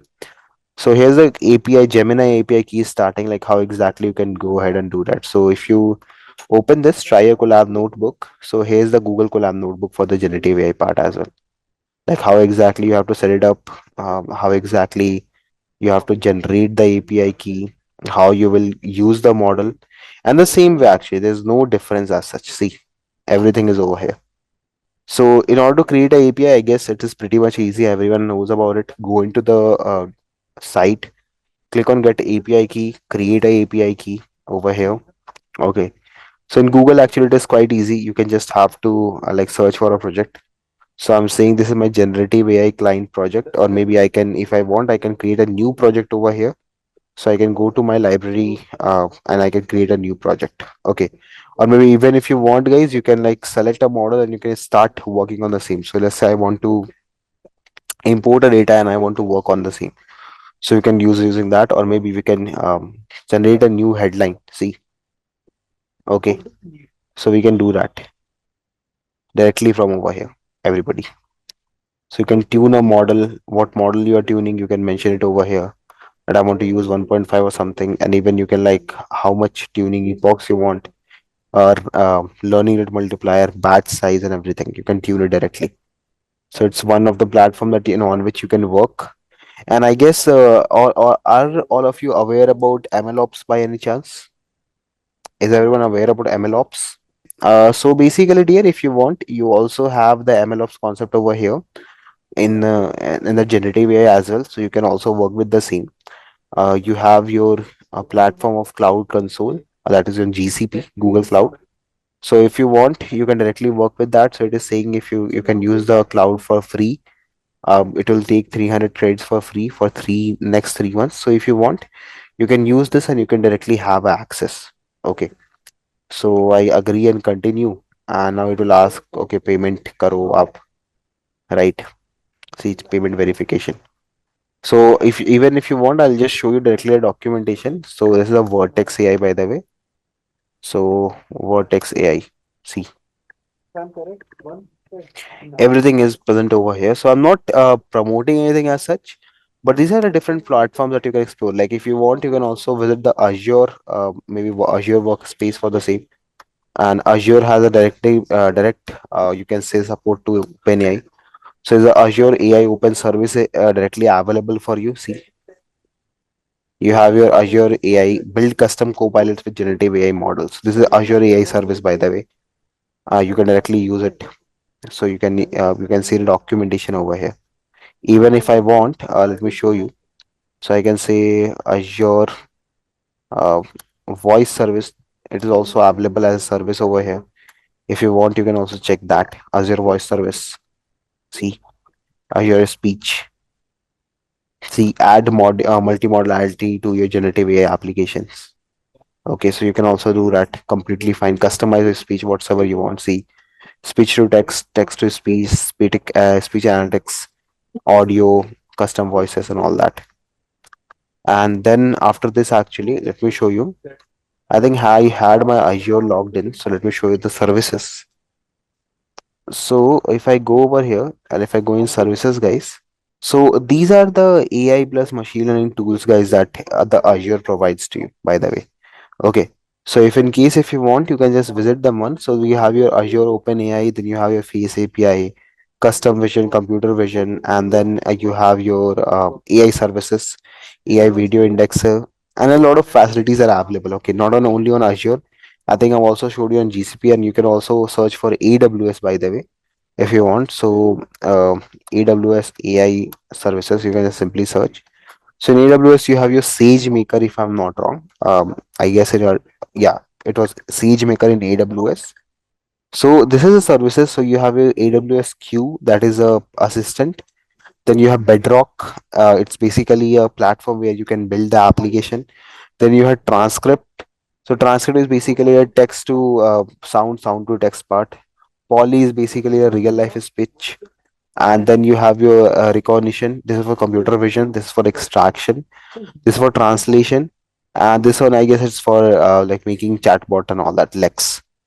So these are the facilities available in the AWS. So I think I have shown you all the three particular very famous cloud services that are available in the Google platform, and then the GCP basically. Uh, Sorry, I think it was cloud.google.com. Yeah. So in this Google Cloud, basically, you have another different kind of services available. So if you want, you can just go over here in solutions and you can check for AI. See, Vertex AI for retail, Gemini for cloud, generative AI on the cloud. So if you search for generative AI on cloud, so these are the examples. See, new customers can get 300 credits for free to try Google AI cloud products. Okay. So you can use it for multiple purposes, guys, by the way. So these are like the some of the techniques that you guys can use. Okay. And see if I open, you can see this Try Gemini 1.5 model, latest multi-model from Vertex AI. See what you can build with 2 million token context window. So you can use that. Okay. So again, like I am currently having this issue because I've not done the payments. But in case if you want, you can go ahead and you can make this particular application working and like you can deploy it somewhere. Okay. That will work completely fine. Perfect. So last time actually what we have done is we tried to analyze how exactly this particular data, how exactly this particular uh, given data is flowing around. Okay, like what is the flow of the data, is how exactly everything is coming around and everything in bits and pieces basically. And I think over here we might have made a mistake. I think data equals to this is flows, right? And we have made it. There is a very छोटा सा issue over here. What is needed to be done is we can say data dot index over here for simplicity. Now it will be all fine. Now I think we have again messed up some of the things. So uh, anything else that we need to change is we need to have a y column as well. So we'll put a y column. In y I'll mention close so that we can only plot close column. Yeah, now it's full. Have a check base, everybody. So according to the given graph, everybody, what can be inferred? Can I say that in the last year, around about the same time, the stock prices were very low. Like if you see the time frame, it's near about the year of 2023 in the September part. You guys can, I think you guys can easily see over here. I'm talking about this part, guys, everybody. Okay. And I think round about this particular part, we are really reaching the same particular stage. Yes, guys. Yes or no? I think right now we are in September 2023, and right now also we are like somewhere around September. Okay, it's already like mid of August, I can say. So previous year, actually, if you see the prices, so there's a huge inflation, everyone. Like there's a huge difference between the prices. Like last year at the September it was 190, and again, if you check out the maximum pricing in the July itself, it's around 230. So it was guys the stock that they're using. What kind of nature of that stock is? That means it is a rising stock. It's a gaining stock basically. Can I say like that? Everyone? Yes, no, plus minus everybody. Can you say like that? Because if you might have noticed, it is basically closing at a very good price, right? So keeping the thing in reference, let's try to go ahead. Let's try to do a idea about it. Okay. So firstly, let's take the data information part in consideration.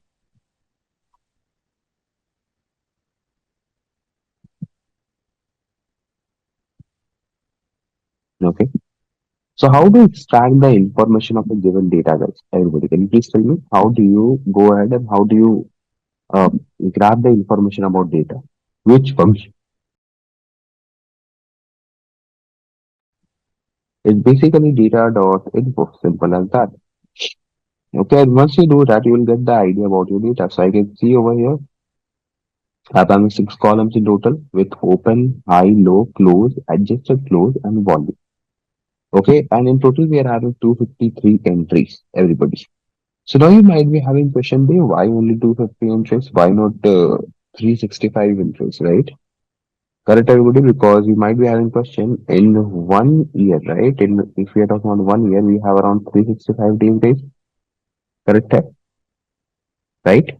Now tell me guys, if you're talking about 1 year, In 1 year, how many weekends are there? How many Sundays are there? 52, right? 52 Sundays, correct? Hai? There are 52 Sundays and 52 Saturdays, correct? Now, guys, in total, it's 104. If you subtract 20 holidays, leave it. Holidays are not even considering others. Okay, I'm just considering the part of weekends. Okay. So if it's 365 minus 104, what is the final values? 365 minus 104. Roundabout summing up, it will come approximately 260, 261. Now, are you guys getting it? Why exactly it is 253, everybody? Why only 253 entries are there in total? Everyone? Because obviously the stock market is also closed on the weekends, right? It's not there. There is no flow of assets on the weekend. So we can also see over here that all of the columns that are there, they are all in float except the volume, which is in integer. Okay, which volume is basically how much quantity of assets or how much shares, okay, you have purchased or something like that. So this is the information about data. Okay, this is telling us, okay, we have 6 columns, all sorted. We are having all the float values. Everything seems fine. But according to me, we can work with some other things over here. Like we can work upon date column. Okay, because date is actually indexed right now. So maybe if we want, we can use it for some further data analysis or something. Otherwise, we can keep it as it is. Moreover, the weekends are not there because since the market is closed on weekends, so we need to check for that as well. Okay, so here are my inferences to this particular given data. Have a check and do let me know if this is correct or not. Everybody, data information part. Now, let's have a look on to over here, everybody. Okay, have a check. The next procedure that I'm going to go ahead is that I want to get a description about the given data. Okay, I want to grab the description, sorry, description of the given data. How do you get the description of the data that statistically? By the way, how do you get the statistical description of the given data? Let us describe very big, perfect.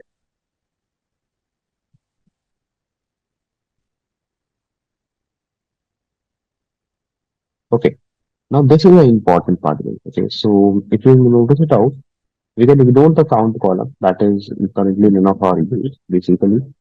Okay, but now if I check about the other columns, okay, let's say if I'm talking about open or if I'm talking about close or if I'm talking about any other column. So if I talk about open column specifically, everybody have a check. So normally on average, the market always opens at 188 points, okay, with the standard deviation of 16. That means on average, there's 16-point deviation. Can we say everybody? So can you take a rough idea from over here how much the market will be fluctuating on a daily basis, right? Eventually, guys, if you notice it out, the minimum and the maximum, okay, they are not having like too far range, and even the 75% and 20% are not having very very very far range. Even if you notice out, the mean and median are actually on the same page, okay, they are not very far away from each other, right? So tell me, guys, if I want to plot a distribution, okay, if I plot the distribution, okay, for let me make in the comment as well for open column, how we can do that? This is a distribution of the given data. Okay. So you might notice it is basically normal at this point, but again, there is skewness at the right. Okay, that means there are some few bigger values at the end as well. So this is what kind of distribution that since it is pushed from the right hand side, is the right skew distribution. Yes or no, everybody? Right? Correct, Hannah? Sure. This distribution tells us that even after having good amount of data points being scattered around the mean and the median, where still skewed due to two bigger points.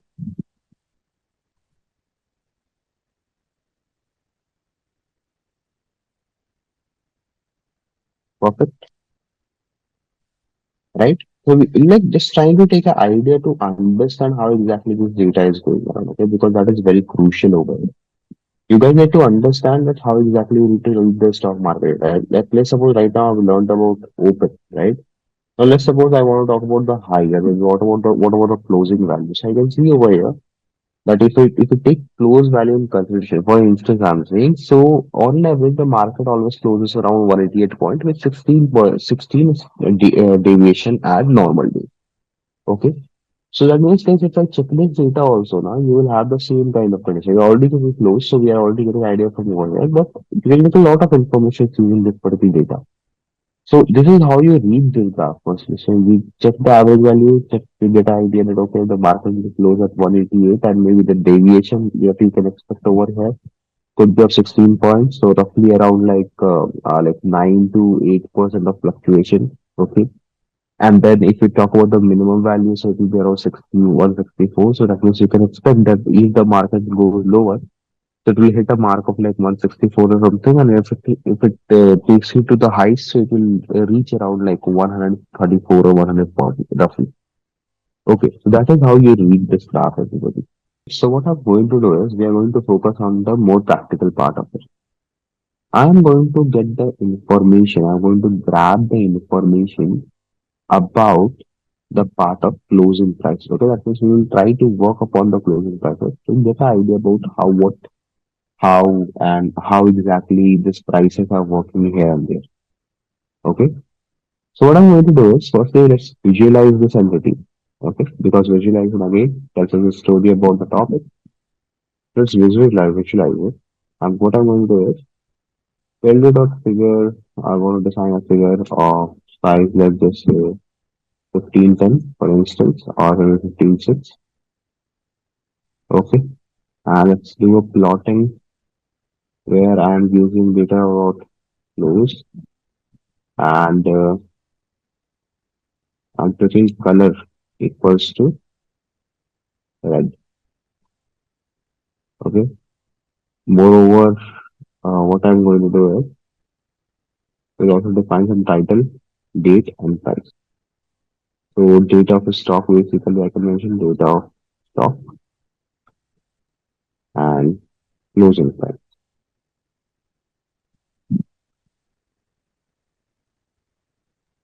I will check on the given data, guys, and now it's your task to tell me what exactly this particular thing is telling me. This is on the closing price, by the way, gentlemen.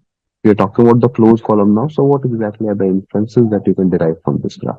Firstly, you need to understand how exactly the time frame is going. So, I know that this data that I have taken it's from the previous year till the current year, 1 year time span data. Now, I have a check on to it. If you see the last or the very first point in the graph, it's basically near around like in between 170 to 180. Roughly, I can say it will be 188. Let's just say. Okay. So now check out the graph guys with the time frame. Okay. Just keep the time frame track also with you. If you see September, then if you see the frame of directly November and then January.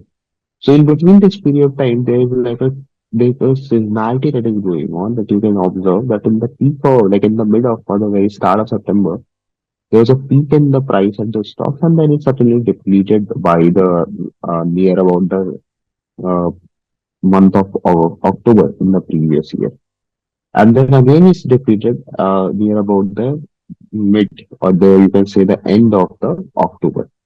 Then it started increasing and it increased in December and then again it fall down a bit in the starting of January and then again continued to like raise and then again was fallen sharply near about the May of this year. So you might notice it out over here. I'm talking about this very region, right? Okay. This region I'm talking about here. Okay. And then after May, it started increasing. There was a few declines, but fine. And it went to the mark of highest, that is more than 230 points. Okay, more than 230 points for close, actually. What we are going to do next is We will try to grab the information about the volume or the quantities that we have seen. Okay, that how many quantity of assets we have traded. Okay. So guys, can you please help me with this? That can you guys go ahead and can you point out the same, like what is the information on the volume of assets sold? Question is over here. Okay, information on the volume of assets sold. Does this answer the first question? So then you can say like it partially answers the first part of the question. Like was the change in the price? Okay, this particular question. Okay, so if I take this question and if I write the answer over here, let's say, was the price of the stock changing up like with respect to time? So obviously, yes, as it can be seen here, the price of a stock is completely different. Okay, it's completely different from what we have seen in the last year, around about the same time. Correct? Everybody, if I'm writing this a particular statement, does that proves the particular question correct? Have a check and do let me know. If you guys want to me to add something over there, do let me know as well. I'll also add that. So there is correct.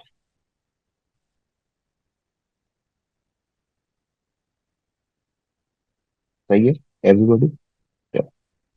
Now, now looking at this data, everyone. Okay, and by the way, this data is in 1 to the power e to the power 2. That means 10 to the power 8.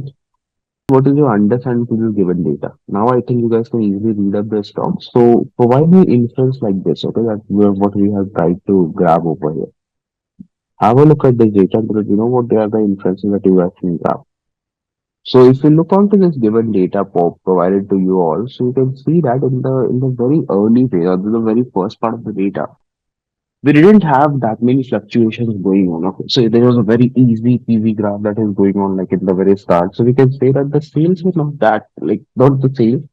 The trade in the very start was not that good because obviously the market was low, the pricing was low. And then if you see the next part of the data, guys, over here, if I'm talking about. Okay, see, if I talk about this part of the data, and then if you compare this part of the data, okay, so they are mostly similar. Okay, so there's like still the trading is going on, but not at a large quantity. But if you notice on this time frame, after this time frame till this time frame, check out the variability. Okay, check out the times the bars are fluctuating. Okay, so you will see that there are a lot of number of bars with high peaks actually. So can we say guys in the May? Okay, starting from the March of 2024 till the July of 2024, there was a huge lot of trading of this particular stock that went ahead. Yes or no, guys? Looking at this graph, because as you might have observed, here there are a lot of things that are going on. Correct? Right. So what could be written over here? Like what can be the inference that I can go ahead and write from over here? You need to know, guys. Can we write something like this as a business objective? Okay, we have to write according to business objective. So can I write something like this? Using the given graph, we can conclude that the trade of assets was normal in the initial phase of data, in the initial phase of the data. But as soon as we touched the new year, okay, roughly around March, I would say roughly around March till July, there was a huge inflation in the volume of stock being traded. Now, guys, tell me, is this understanding correct, everybody? If I write this particular thing, is it appropriate to say that, yeah, if you check out, So the daily production or the daily trading that is happening, it is basically has changed from the March part. Again, using the given graph to include a trade of asset was normal in the initial phase of data, but as soon as we touch the new year, roughly around the March till July, there is huge inflation in the volume of stocks being traded. Okay. So if you want to be more specific, guys, you can also mention it over here like this. Okay. See, like uh, in the July, there were a lot more trading done as compared to other months actually.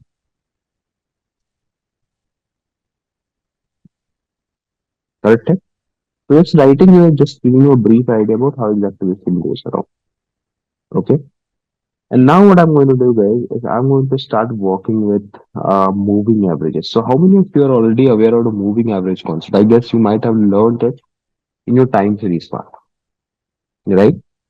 So why do we perform this moving average, guys? Everybody, moving average is actually used for to find out the updates. Okay, that means let's say if you are working on a 1 month data and you want to understand that how exactly the first week was different from the second week and how exactly second week was different from the third week.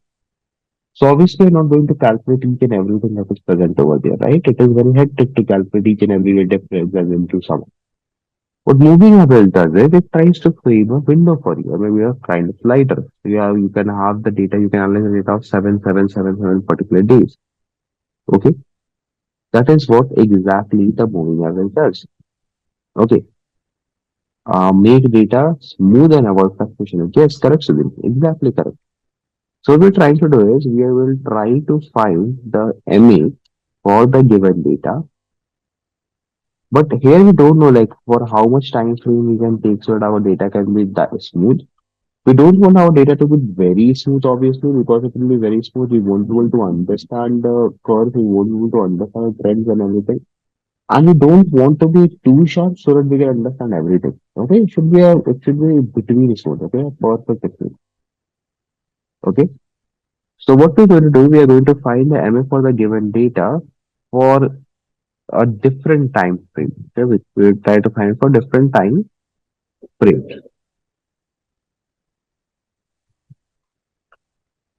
Okay. So what could be done over here is first we'll say that we will take a MA value. Okay, we'll say moving averages. Okay, and we'll say I'm going to define three moving averages. Let's say for 10 days, 20 days, and 50 days. So right now we have taken 3 days in consideration. Maybe we can also take four depending upon the use case. So we'll try to find out the moving average for these particular 4 days. Okay. Now have a check everybody. How exactly we find that? Okay. So I'll say for X in moving average, for X in moving average, what we want to do is we want to calculate the column name firstly. Okay. Have a check guys. And here I can type F and then for X days. And let's try to put the same into this data column first where we will take the column name and we'll try to find out the rolling mean. Okay. So I'm providing the rolling mean over here and we are taking the mean. Okay. I am basically moving averages. If I run the code, this will be actually go ahead and it will grab all the information. Okay, about the moving average part. Okay, see column name, close or rolling or text. Okay. So if you see the data now, this is going non-new data over here. So for visualization, it will be very easy. It is not going to be very hectic and hard because you already have data with us. And if you're worried about the slan values, so here we will 10 slan values or 20 and we will have the actually. Now let's try to visualize it really quick. Okay, so visualizing to understand. Okay, to understand the moving average data.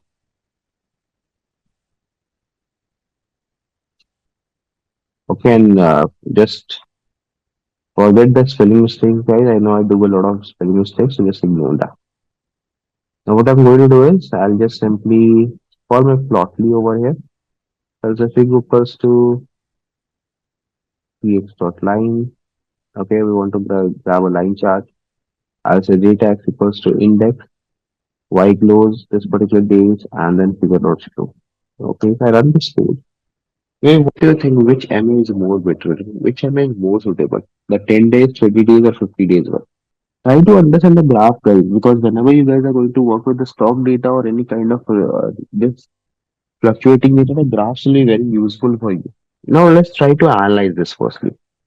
So, guys, we have three different colors over here. Okay, so let me take a specific time frame in consideration. Let's talk about this time frame.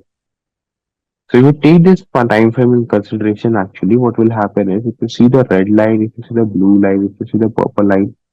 So basically, blue line is telling you the original value. Okay, that is the perfect original value of your data.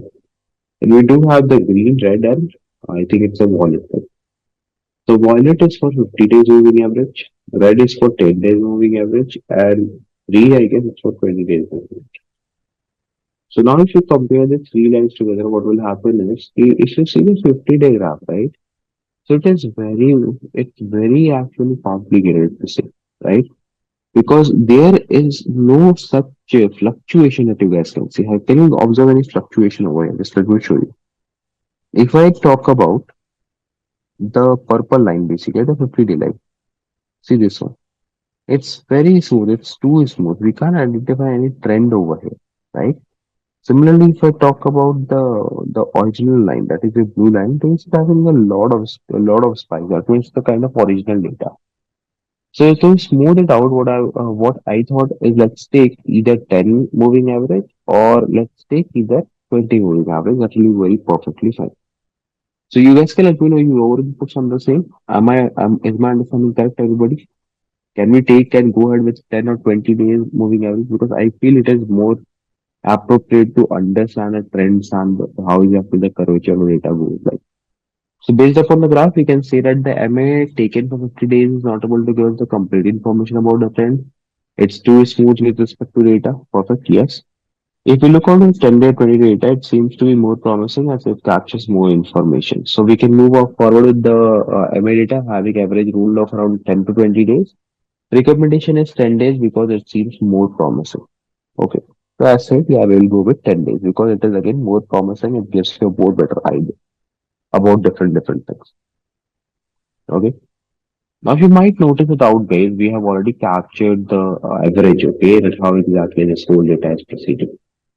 Now, what we'll do is, we'll try to understand, okay, we'll try to answer the second question out from here. What is the daily return of the stock based upon the average? Okay, this is the question, guys. And I think that this is the most important question if I'm not wrong. So whenever you invest in stock, you do want that how much is your return values, okay, how much percent of error you're targeting and how much like particular percent of error you're taking while investing a particular like investing into a particular project or maybe into a particular stock or maybe into a particular security or maybe into a particular fund. Okay, so as written over here, this will help you understand the risk associated in investing each stock. So to judge that, we have will have a look on daily changes, what is happening in this or in the stock.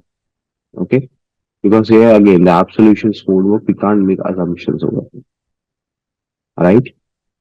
So guys, do let me know if you guys want to understand how exactly the fluctuation is. Okay, so what we'll do, we'll try to firstly we need to understand the fluctuation actually. Okay, how much we are fluctuating. You can say fluctuation, or you can say that changes. Okay, whatsoever you're comfortable with respect to time. Okay, that is what we need to understand firstly. So what I'm going to do is I'm going to take data and I'm going to take daily return. I guess that was the column. And I'm going to calculate the percentage thing. That means how much is the percentage change in this given data. Okay, with respect to close. So this will add a new column in our data set. Our check guys.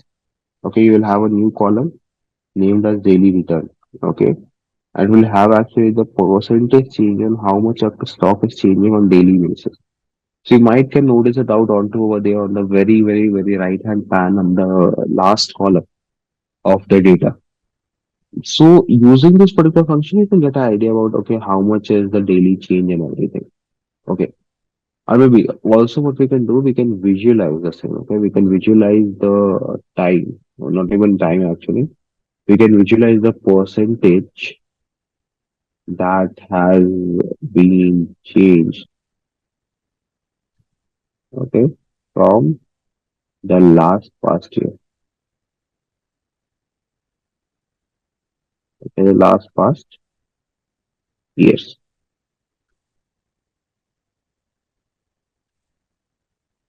Okay, have a check there. What I'm going to do is I'm just going to plot really quickly a new plotly. So I'm going to say data index daily returns. Okay, and let's keep the title also over here. The title may be like uh, change in the stock on daily basis. Okay, change in the stocks on daily basis. Okay, perfect. The code looks fine to me. There's no issue with it. Let's run it. Let's have a check. Perfect. So you might notice it out, guys, as discussed. So you may see if you try to insert the same graph with the previous one that we have seen, right? So you might notice that in the initial phase of September 2023, as discussed, due to low volume of trades and due to low prices, maybe there were not a lot of fluctuation that is happening. But as it came across the part of July, there is a long fluctuation that is going on. Maybe can we say, guys, everybody, that this fluctuation that we are seeing right now in front of you and you all, it's because of this particular condition over here. Is you understanding that? Yes, no, plus minus thing. Because if you see over here in September, there's a huge lot of trading that is going on. Sorry, in July of this year. And if you might notice it out over here, that's the same condition. See, fluctuation. So what could be said from over here, guys? See, what can I say from over here? This graph is good for you all to understand, okay, that how exactly this data is changing over the period of time, but not that good to like understand this completely. Okay, so what we are going to do is we'll try to go ahead and we'll try to plot a histogram so that we can understand the sequence of the data. Okay, like how much or maybe how what is the frequency of everything is. Okay, so let's try to analyze that. So we'll see figure equals to px dot histogram. Okay, we can say data equals to data, x equals to returns, and n bits equals to 100. No, we don't need n bits actually. Okay, what we need over here is we need a title, maybe saying that change in stock pricing I should be in percentage. If I run the code, now have a look guys. So you might observe that mostly, okay, on average basis, if you see the frequency of the return, okay, it's between 0.2 to 0.2. That means you can expect that a stock price may fluctuate to around about like 2%. Okay. Because if you look onto the other section of the graph, you might observe that there's not a lot of things that are going on. Okay. But if you see the middle portion of us, so there's a lot of going. Okay. If you look onto this part of data, okay, specifically I'm talking about this part of the data. See, you might observe that here the frequencies are quite high, but if you see this part of the data, you might observe that there is low frequency data is there. Okay, see, there's one point. So can I say, guys, if we are investing in this stock, okay, there is a fairly high chance, sorry, not change, it should be chance that the that the fluctuation or the changes are going to be okay are going to be between minus 0.2 to plus 0.2. So I hope everyone is able to understand like how exactly I'm trying to frame a story. Everybody, like, how exactly this thing has to flow around. Okay, check that. Now what we are going to do is now comes the interesting part. Okay, What we are going to do over here is we will try to implement the network over here, okay? But before that, what we are going to do is we'll try to go ahead and we'll try to understand how exactly data has to be fed. Because if you remember, there is a CNN problem. Okay? Sorry, not CNN. It's a RNN problem. Okay, it's based upon a complete sequential database data, right? So if we are using database data, everybody. So and if you are using some time series problem or some time series techniques like recurrent neural network or maybe like LSTM or something. So what is going to be the sequence of data, guys? Because if you might observe, our current prediction will depend upon the previous prediction, right? So does that mean that I will have to carry your previous prediction also? I'll have to carry the previous to previous prediction also. Yes or no, everybody? Is my understanding correct? If we are talking about in terms of Arjuna or less team, that is how it works, right? Where to store, we need to remove the context. What we want over here is we want to work upon with our data. Okay, so what is the next thing is we have already analyzed a lot of things. So let's just start working with the training and the testing data. Okay, because that is a crucial part over here. Okay, let's try to work upon it. Okay. So see guys, firstly what I'm going to do, since we have done a lot of changes to this our previous data, okay, this one, so you might see we are having volumes and all that. What we'll do is we'll download a fresh new data for us. Okay, so I'll say data equals to wire dot download. Okay, and maybe we can download the same data as Apple. It is double APL. Yeah, Apple. And then for the start, we can mention over here what at what date we want to start. So maybe like a year back at 15th, maybe I think like 15/08, and it was 2023 if I'm not wrong. It has to be given in US format, so it will be like 2024/08/2020. Okay, this is the date where we will start with. Okay, and for the end date, okay, and for the ending date, we can say date time dot now. That is the current date. That is whatever is going on right now. Okay, whatsoever the date. If I run this, we get a data. Okay, and it will show you the data actually, the same amount of data. So I will say figure equals to px or line. And we copy this from somewhere.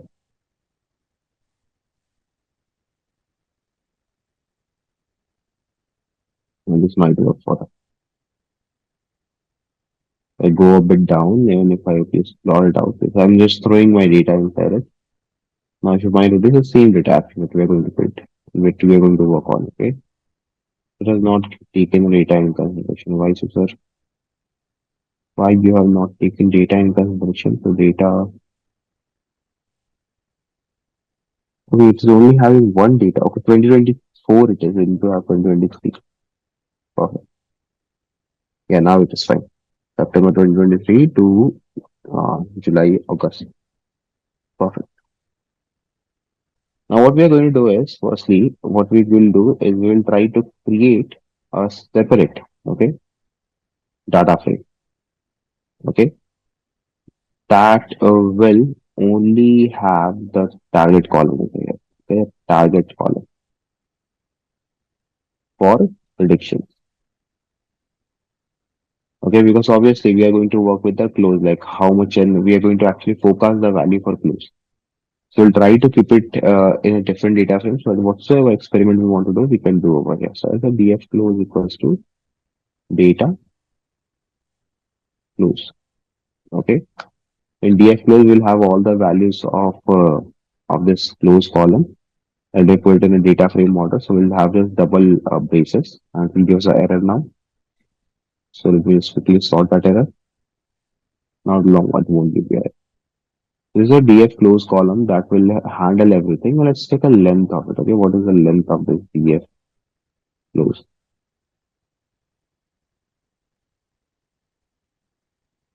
It's 253 records only. Okay, we need it a bit bigger actually. So let's do one thing. I don't need this much small data. Let's take it from this date. Okay, a more bigger data to train on. Okay, starting from 2020, 2014 till now. Okay, that will be a very big data that we can work on. So now the data set length is 2673. Okay, and this is just a random assumption. So again, if you guys can have a look onto the graph, you can easily observe in the initial phase the prices were too high, and then again as we cross the April 2020, there's a boom in the pricing. Okay, like a sudden boom you can say. Okay, so I have created a new and a very particular data set through which we can start working on. Okay, so what I'm going to do is we will try to keep around 95% of data for training purpose. Okay, for the training purpose. So we have enough amount ample of data to go ahead and train our model. So I'll say train length equals to let me break it down. So the length of df underscore close, and I want to take out the 95% of it, whatever it's going to be. Okay. Now, moreover, this should give us the seal value, not the floor value. So I'll just include into a seal value. Okay. And seal can also return the float integer. So I can just type as into float. Okay. So int seal, length of close 95%. If I now do a train length, that means what is the length of the train data is. So the length for train data is 2540 records. That means on this amount of data, our model will be going to be trained. Okay. So we'll try to grab around these many records. Okay. Now let's build the data for prediction. Okay. That will be our next step. Step number 7 is going to be building the data for prediction. Okay. Like we need to actually create our own sequence. We need to generate our sequences actually so that we can work on it. I will check this. How exactly we'll do that. So firstly, what we'll do is we'll start with scaling of the values. Okay, so I guess you already know that why do we scale the values? So that all the bigger values, all the dominant values can come to a same page, right? So let me mention it over here, scaling the values. Okay, and why it is going to be done to uh, remove the ahead bias of the data. Okay, and that's fine. That's all. Okay. So let's just scale it. So for scaling, what I'll do is I'll call the min max scalar over here. So scalar equals to min max scalar. Okay. This is our scalar over here. That will help us to normalize the data. And what we'll do is we'll simply say data is scaled. Okay. That is we are going to scale our data and we'll try to fit transform the given data. Okay. We are trying to normalize the given data. If I run it, now the data has been done and that's it. So if you want to have a look, if you check out the data frame part of the scene, data frame, if I put D as a scaled over here, and if I punch in the column as uh, maybe scaled data or scaled column, so you might notice this is the data, how it looks like. Okay, 2672 records in total. Okay. Out of this 2672 record, we'll take out around 2500 records for our training purpose. Okay. Chalo. So let's start working on that. What was the step number? 1, 2, 3, 5, 6, 7, right? So we are on to the eighth step. Step 8 is going to be, let me think of it. So we have already created it, right? So we will split the data into training and testing purpose or testing data. Okay, how it will be done? So firstly, we need to create a training data. Okay, let me write over here. We need to create the training data for us. Okay, that means I will simply say train data equals to data is scaled till the length. Okay, starting from 0 till the training length. That means this will be the length of the data. And moreover, I'm not specific about any column, so I'll leave it as it is. That means only grab the rows. This is your training data over here. Okay. Moreover, what I'll do is later on, we will try to split this training data into training and testing. That is basically into X and Y I'm talking about. Okay, so I'll say X train and Y train equals to two empty list. Okay. See, as I'm mentioning the comments as well, so that if you guys want to understand, you can understand really good. Okay. And then after this, what we'll do is we will try to create a sequence of data. Okay, everybody, where we will use a series of past values. Okay, to predict the upcoming future. Okay, predict the upcoming future values. Okay, so for that, actually, what we are going to do is say for I in the range of 0 to, let's say that I'm, for right now, what I'm doing is I'm just going to consider that will take around 2 months, to 2 months of time actually to print a new value. Okay, so that means each sequence of data that will be made and each prediction that will be made actually in the given data will take last 60 days in consideration to go ahead and to print the value. So let's work upon it. So if I say x train dot append, okay, I'll say from the training data, just take this consideration. Okay, so how I check this? What I'm saying is start from I, whatsoever I is, okay, 0 minus 60. That means start from 0, okay, and go till I, like whatsoever is I going to be. Like, okay. So basically, this is how you create a sequence as well. So I'm taking 60 days. You can also take 30 days. You can also take some other days like 30, 45, 20 days in consideration. You can take any of your days in consideration. So this particular code is creating the sequence for you for a given data. Once done, everybody, what we need to do is we need to convert, okay? Convert the given data into numpy array for the model. Okay, so I have a check this. I can say x train and y train equals to np.array x train, np.array y train. Simple like that. Conversion full and final, we are done. So it is saying setting an array element with a sequence, the requested data is having inhomogeneous. The shape was this is this plus inhomogeneous part. Okay, where we have done a mistake. Let me have a check. Hmm. Okay, yeah, we have done a mistake over here. It should not be 0, it should be 60. Okay, yeah, correct. Now it should work fine. Let me rerun the entire code. Restart and run off. I think this is because of this, okay, because we have mentioned I equals to I minus 60, right?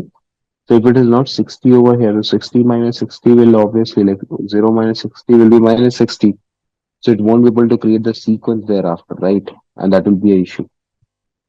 Correct. So that is the issue that is happening over here. We actually messed up in the for loop. It should be 60 at the very initial place. Okay. Other than that, everything was fine completely. I think now it should run fine, if I'm not wrong. Let's wait. Let me check till what point we have already run the code. It is beginning still. Okay, it's running. So perfect. Let's wait. Yeah, now see. Now everything is fine. Because we are considering 60 days, so our starting point will be 60, right? Because see, 60 minus 60 is 0, so that means it will start from the first index and will go till 60. Then again, for the second time, it will be 61. So it will start from 61 minus 60. That means from the index 1. And again, we will put 60 values in consideration. Okay. So that is why we have taken something like that. And then what we will do is we will try to, wait. Yeah, this is. Then what we are going to do is we are going to reshape the array for better consideration because it is right now in 1D, will to create in 2D. I'll say x train equals to mp dot reshape. Okay, x train dot shape 0. Okay, what shape basically you want, and the next is going to be x train dot shape 1. Okay, that's it. That's all we need. Okay, see. So in x train we need to reshape it into whatsoever shape of x train was earlier. So row, column, and your particular channel. Okay, XYZ, three values, 3D. So you can see over here what is the new shape. It is 2480 multiplied by 50 length, width, and Z. All the three values are right now prepared. Now actually we can start working with the LSTM network. Okay, have a check guys. So firstly, let's create a sequential model. Okay, let's get a sequential model over here. Also model equals to sequential. Okay, once done, what I'm going to do is we have created the more sequential model and now we need to add the LSTM layer. Okay, so see, adding the LSTM layer to the model. Okay, so I'll say model dot add LSTM will take let's say 128 neural working units, return sequence, input equals to x string 1 1. Okay, similarly, let's add one more LSTM layer over here. Okay, maybe this will have less number of neurons, let's say, place of 64 only, and yeah, that's it. Okay, and I want the return in 30 days. Okay, and the final return should be a one value only. Okay, so this is my network actually. So the two LSTM layers, one lens layer to process all the things, and one lens layer to return everything. So I run the code. Our network is now built. Now, what we'll do is we'll try to compile our network. Okay, we'll try to compile the network, thus create it. Okay, so I'll say model dot compile. Okay, we'll compile the model and we'll use the optimizer. Okay, optimizer equals to Adam. And maybe what we can do is we can use the loss equals to, sorry, not loss equals to mean squared error since we're using regression because time series is a regression kind of problem. Like we are trying to regress over here with respect to time. Okay, so if I compile your model, okay, it's done. Okay, that is our network is now done. Now it is a very crucial phase. We are going to fit, okay, sorry, fit the data into the model. Okay, so it's a model dot fit x train and y train. I'll also take a batch size actually. So every time we are just going to feed only one batch at one time. And currently I'm just taking a very small epoch space. So it will be around two or three. You may change it according to your benefit and advantage. Okay, so if I run the code, it's running for two epochs, you might see. Okay, so now see it's loading the data now. Okay, it's also evaluating the loss side by side. Let me do one thing. Let me set the epoch to one only and let's rerun.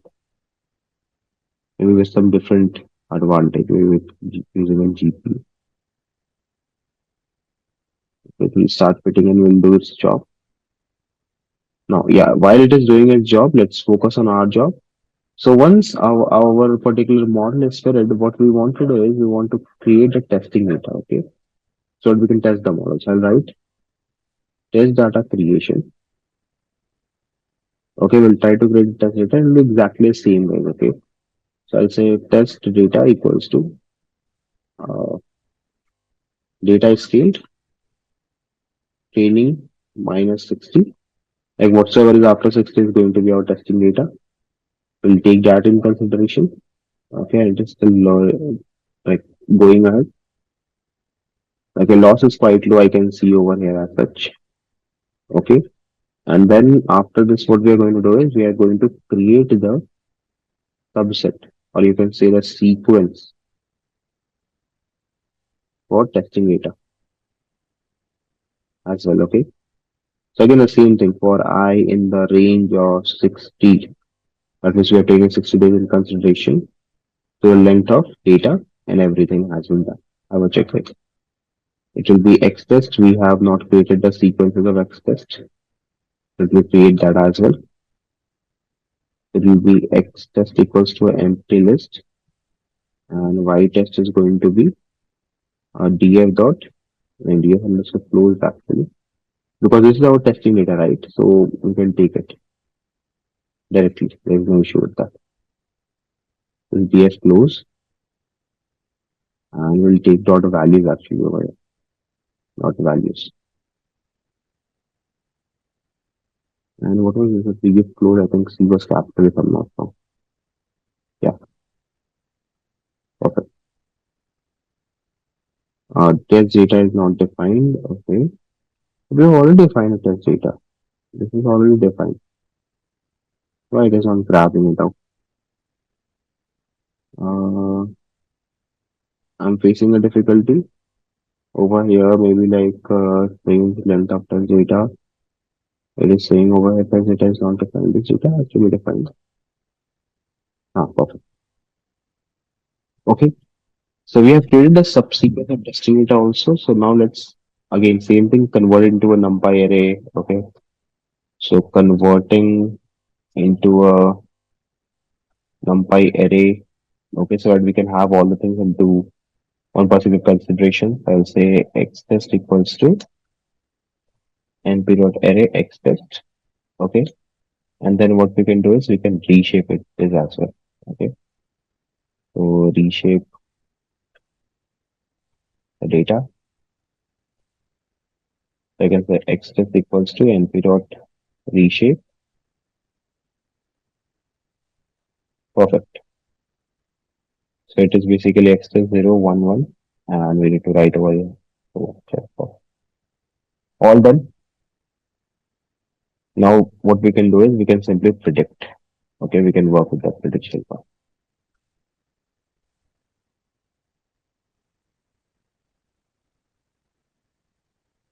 Predictions. Okay. So I can say predictions is going to be predictions equals to a model that predicts X test. For unless it's going to start predicted. And now let's inverse transform it, okay, so that we can get the proper results. Because we have scaled it, so we can also inverse transform. The predictions equals to scalar dot inverse transform predictions. And this particular process, it is for inverting the values back to normal. Okay, that you can get the correct results actually. Okay, that when you see the predictions, you will have the exact accurate amount of results. Okay, so see over here, guys. If I wouldn't have done that, you wouldn't have got this value. Okay, the perfect values for prediction. Okay, so let's have a check on how perfect we are. Okay, because I'm going to evaluate it. So let's work on the evaluation now. Evaluation. That is basically error analysis over here. We are trying to do the error analysis. I'm going to find the RMSC.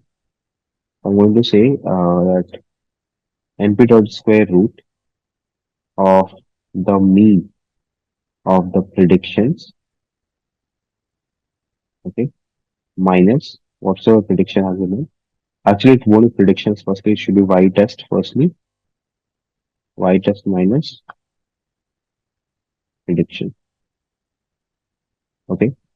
And then what we can do is for the predictions part, we need to do a whole square Okay, and then we need to take them. Okay, perfect. So this is our RMSC by the way. So RMSC score over here.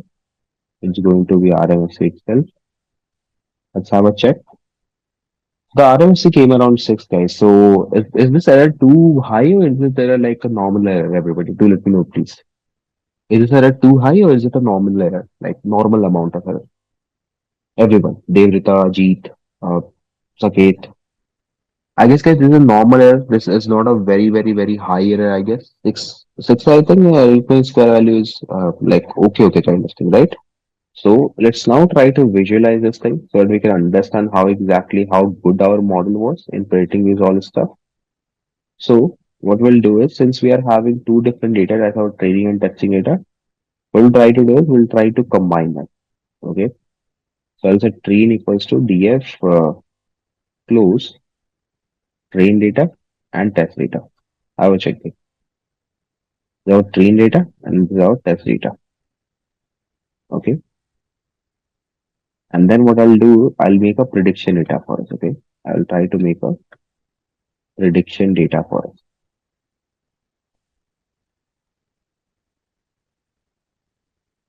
I will check. I'll say, uh, maybe I think we should have done it at previously itself in this one. Here, prediction data. Okay, train and prediction data. And the prediction data itself, prediction data, what I can do is I can add our predictions as well.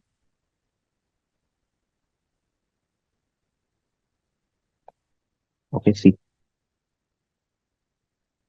And what we'll do is we can say we can like, distribute the two values into A and B. So A equals to, we'll have prediction data. Let me have a check in what exactly this prediction data holds right now. So prediction data and dot head. If I check it out, so these are the values. We have close and we have prediction. So in order to plot, we'll just take these two values really quick. So prediction of production. Prediction values dot close. Okay.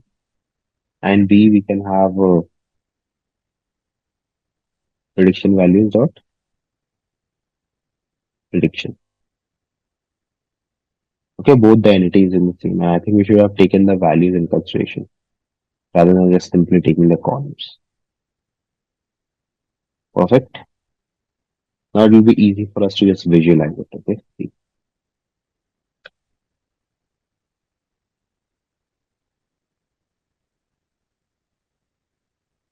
I'll just create a simple line plot. Okay. We pass out train data, train dot index. Y will pass a close, and this will be title equals to Apple stock price prediction using LSTM. Okay. Let's add some bits to the graph. So I'll say add scatter. Okay. X equals to, we have prediction data or index. I need that prediction index, and then Y equals to B. Okay, that's the first A actually. And I'll give it a label or maybe name as actual data. Okay. And the same thing I will do for the second part as well. But here it will be prediction data. Okay. It will be a prediction data. Okay. Perfect. And let's see the picture now. How exactly it has been created. Have a check, guys, everybody. If you notice it out the last part, actually, you might see the predictions over here. What is the main concept is working over here to give it so efficient predictions? It is the long short context. Okay, it's the combination of the long short context, guys. Everybody, that is helping you out to figure out the things really quick. Just a quick info guys, Intellipaat offers Generative AI certification course in collaboration with iHub IIT Roorkee. This course is specially designed for AI enthusiasts who want to prepare and excel in the field of generative AI. Through this course, you will master Gen AI skills like foundation model, large language models, transformers, prompt engineering, diffusion models, and much more from top industry experts. With this course, we have already helped thousands of professionals in successful career transition. You can check out their testimonials on our Achievers channel, whose link is given in the description below. Without a doubt, this course can set your careers to new height. So visit the course page link given below in the description and take a first step toward career growth in the field of generative AI.